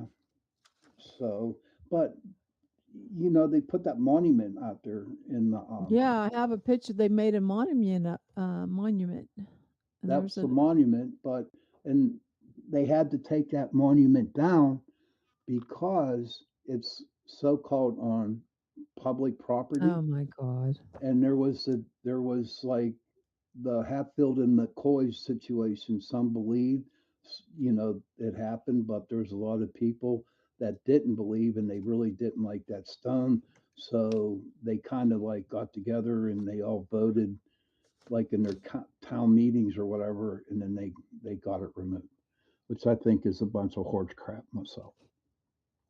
Uh, I just think it's crazy how they just threw this under the like no one they can't even find any newspaper articles on it. No, So Reed said it rose up a little bit. It looked like it followed the dirt road, which I had that picture of I think it's the dirt road over here. Followed the dirt road or it didn't. It appeared that way because you could see through the trees. The light started to bleed through once they broke into a little bit of clearing. So I guess when they went through the clearing, the lights dissipated. They said they could see inside the car, so the light was flooding inside.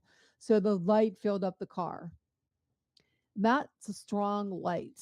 So whatever it was, like a spotlight, but it filled the whole car. And she said it was like an amber glow. It emerged on both sides of the road. And Reed recalled being taken to a hangar-like area that was bigger than a football field. So, well, I don't know why he says he wasn't abducted. He was taken to a football-sized field. I mean, with maybe craft. maybe what I think is that if to him or other people, now I can't speak for him, we'll find out next week. Yeah. But maybe if I was abducted, um, I wouldn't want that word classified to me. Okay, that I was abducted. I wouldn't like that. He said the lights were like fluorescent tubing inside the hangar.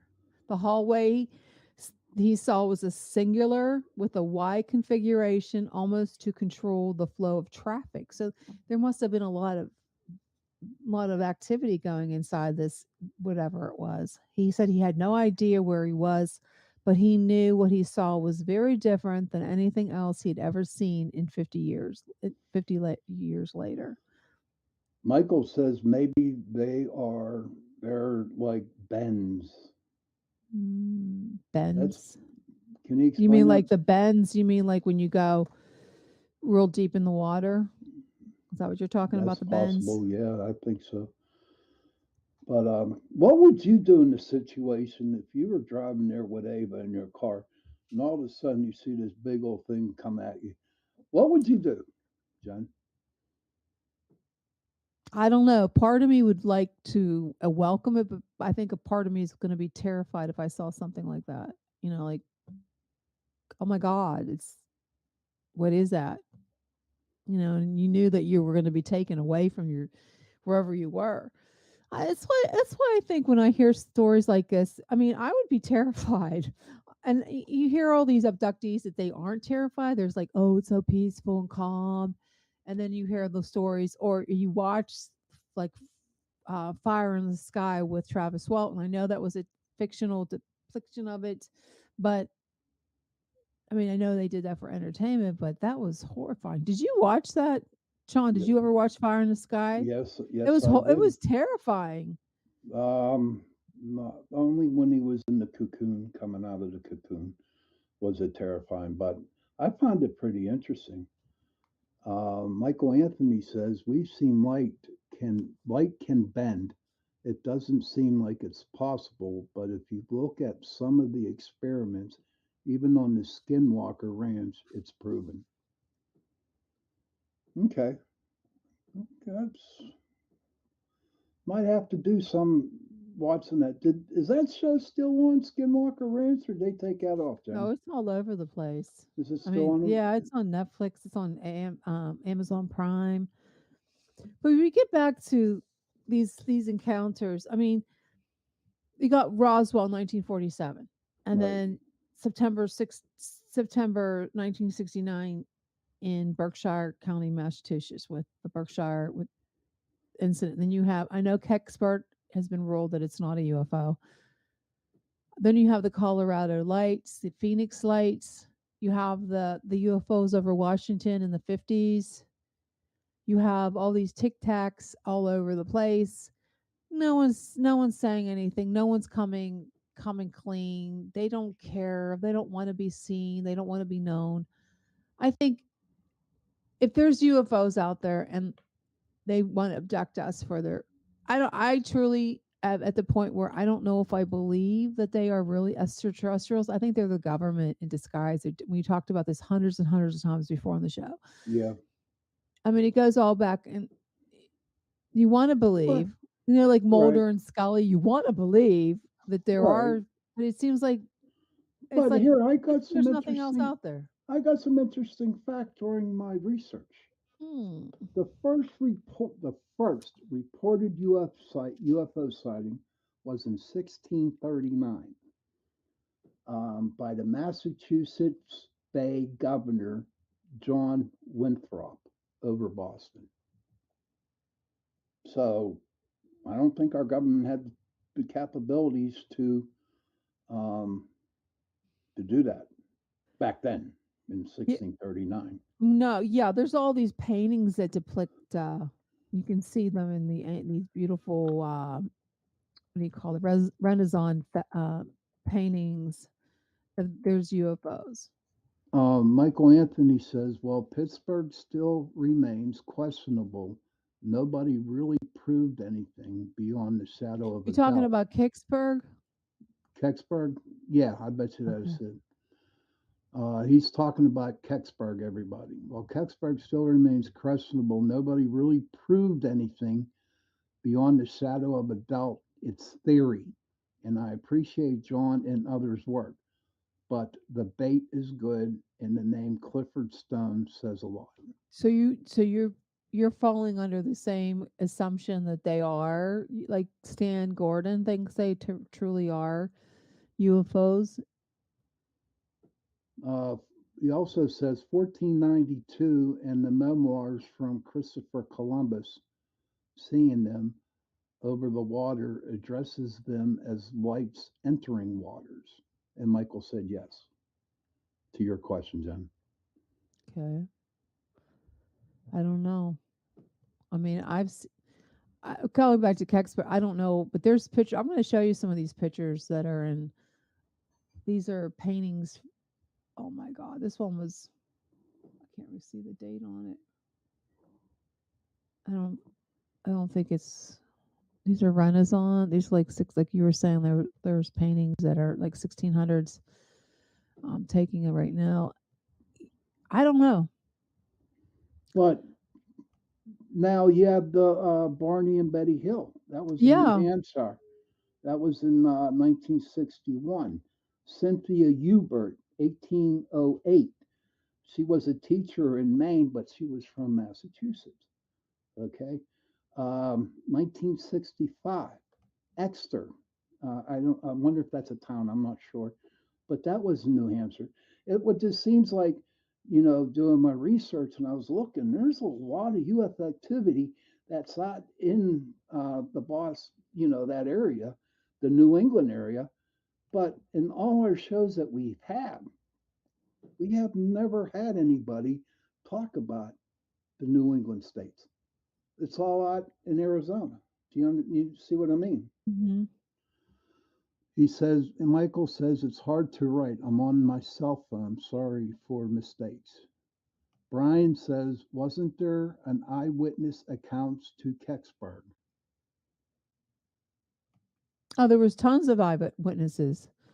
There was tons of them, but they come to the conclusion, like John Ventry said, that there's these symbols on the craft or this cone or acorn type shape that were Russian codes for I guess the satellite.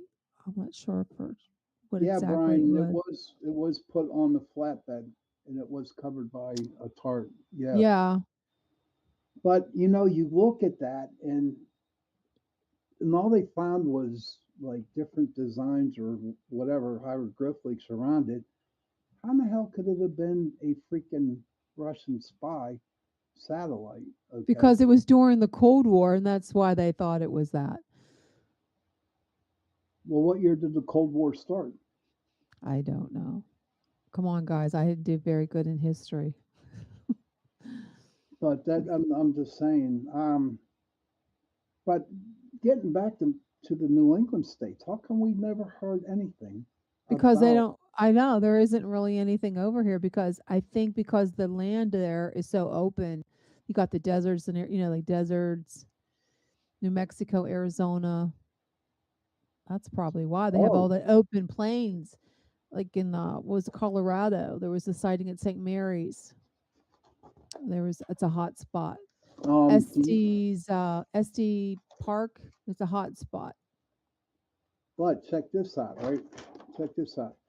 Do you know Pennsylvania is in the top 10 of the states that have UFO activity? They're number Well, 7. according to MUFON, yeah.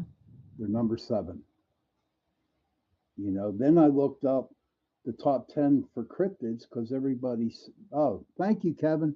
Cold War began 1945 after World War II. Thank you, Kevin. Appreciate it. But it's just like then I looked up because everyone says everything up there on Chestnut Hill, um, up on Chestnut Hill. There's a lot of cryptids up there, but Pennsylvania didn't make. Um, they didn't make it to the top 10. Michael says, I agree to disagree because they are quite seen over power lines. Yes, we are. Yeah, he was talking about being ranked 7th. But don't you think Carnation deserves a little commercial? Oh, yeah. Sorry about that, Carnation. Thank you so much for sponsoring the second hour of Chasing Prophecy Radio on FM 105.3 and 107.7 in New Orleans. Carnation's Essentials Protein is a delicious breakfast drink, and you can also use Carnation evaporated milk to make your holiday treats. Easter's coming up. You can have a delicious truffle with your Easter Brownies. desserts. Yes. Thank you, Brownies. Carnation, for Thank sponsoring you, this hour. Carnation. Michael says sightings also become more prevalent during war activities. I wonder why that is. Well, you figure all the mass destruction. Now, if you want to, all the stuff going on, this just popped into my head. They're probably checking out how many are being killed, who's being killed, stuff like that, like taking numbers, on what's going on. But it's just fascinating. And see, when you tell me to research shit, all right, I really get into it, Jenny. Well, you really researched, I have to say. I do, and I'm not done yet because I'm still fixated on the New England states. There you go. Maybe we That can get a little bit from Tom next week about, but it was fascinating where that big lake was at.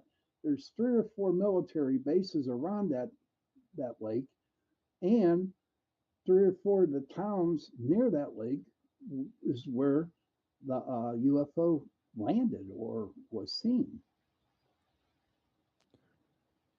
Yeah, Massachusetts, that's very, like you said, very unusual for UFO sighting because, like, most of them are out Colorado. There's the one in Louis Valley.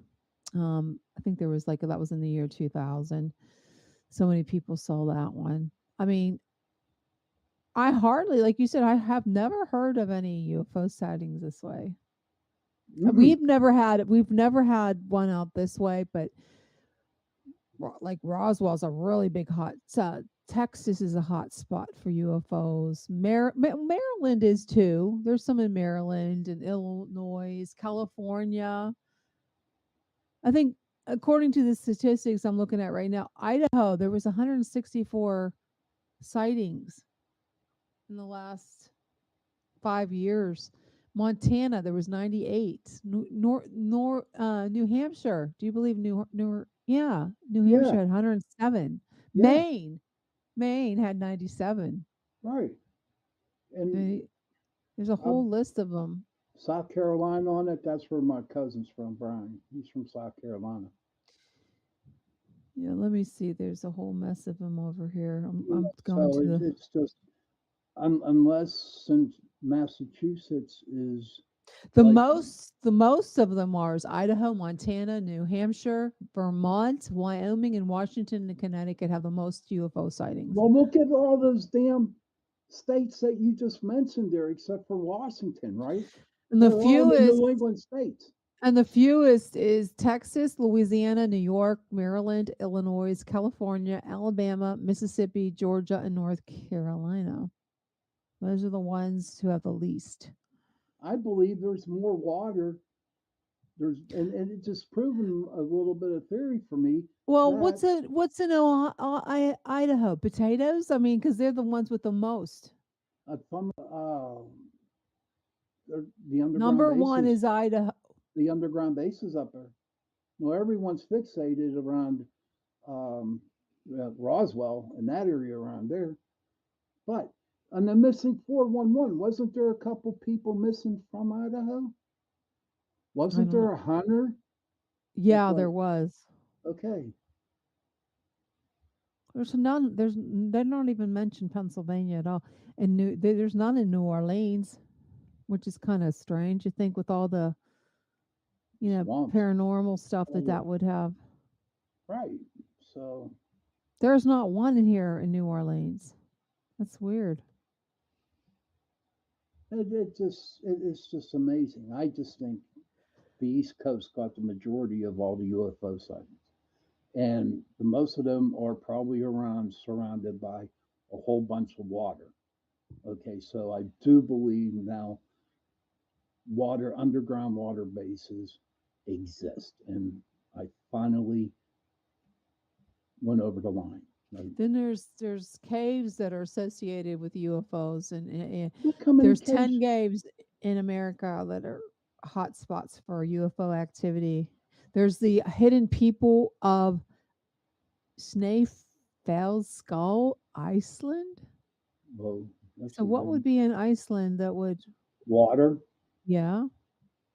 Then there's Glastonbury Mountain, Vermont, and I don't see if there's no water. If I'm not mistaken, Vermont's close to the Atlantic Ocean. Yeah, I want to see if there's large bodies of water. Between 1945 and 1956, people on separate occasions would disappear without a trace. Mm-hmm. But why do they keep them?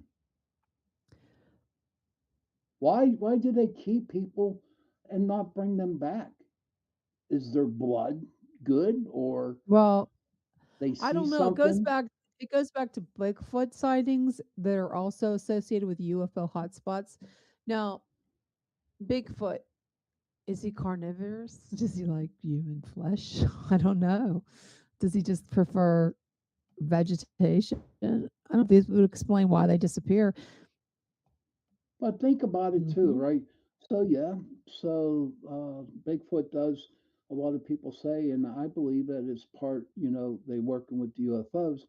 But if you look at all the black holes out there, all the portals that there are, maybe they went into another dimension. Maybe Bigfoot Maybe they went into did. another dimension and did not go back to the dimension where the UFO's been. And then they have the alien ships and cave systems of Antarctica. They have actual, they believe that there's alien ships in Antarctica. And that goes But back to the you can't treaty that go, yeah, it goes back to the treaty. You can't even go there because there's that treaty. Didn't they revoke the treaty recently? What did they do? I don't Somebody know. was, one of our guests was talking about that. Michael, did they get rid of that treaty or is it still on, brother? Um, but yeah, so they signed a treaty, no one could go visit it, and then maybe it's because of low water or whatever they're saying right now.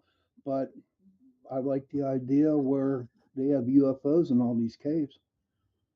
And in the summer of 2017, while attending an Enlightenment Contact with Extraterrestrial Intelligence conference in the state of Washington, several UFO enthusiasts claim they have seen a large opening near the top of Mount Adams.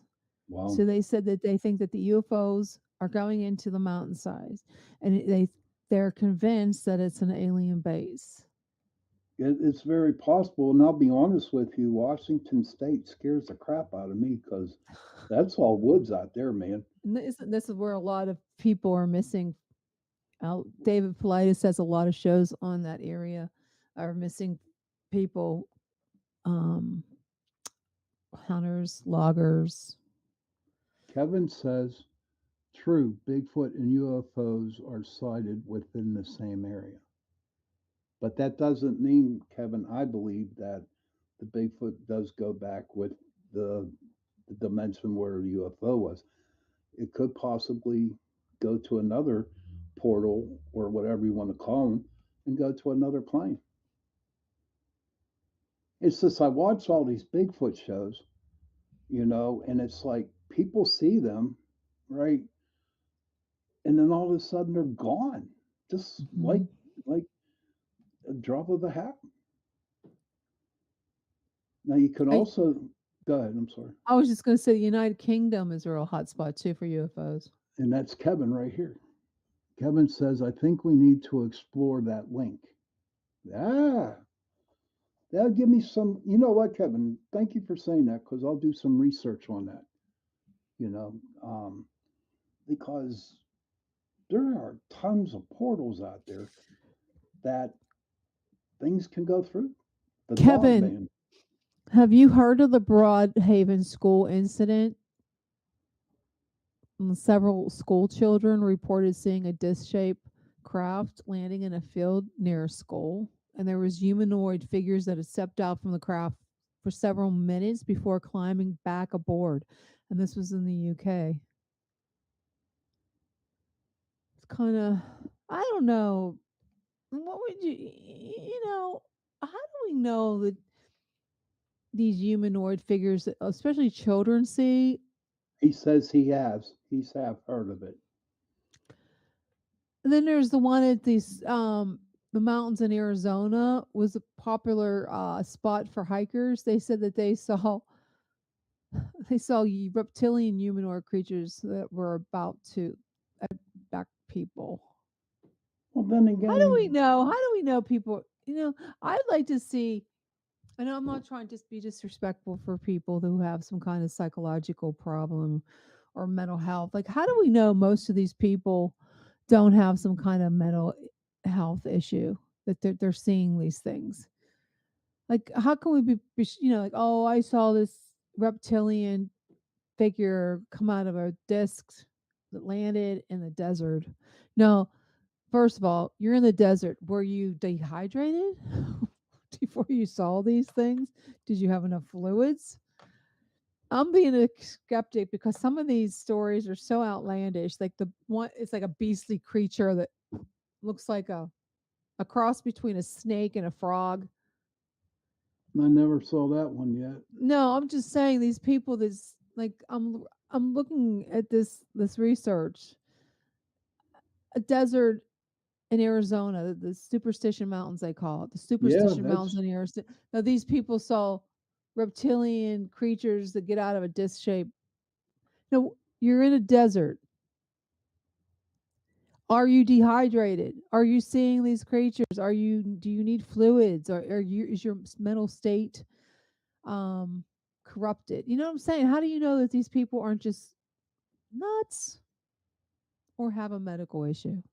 well, I with mental health here that I have, But did you see little green men?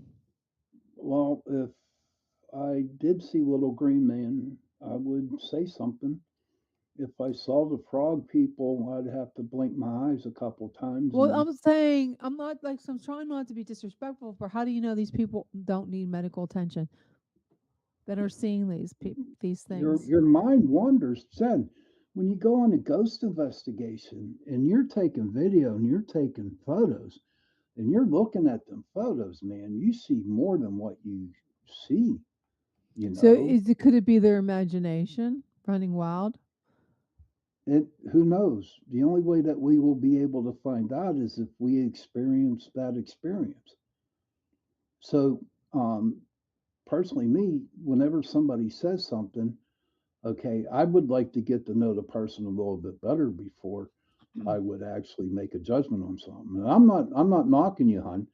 I'm just saying, Well, you know how on Mulder and Scully, Scully's a psychologist and she's always trying to debunk everything. And then you have Project Blue Book on the History Channel. What's his name? Hynek, yes.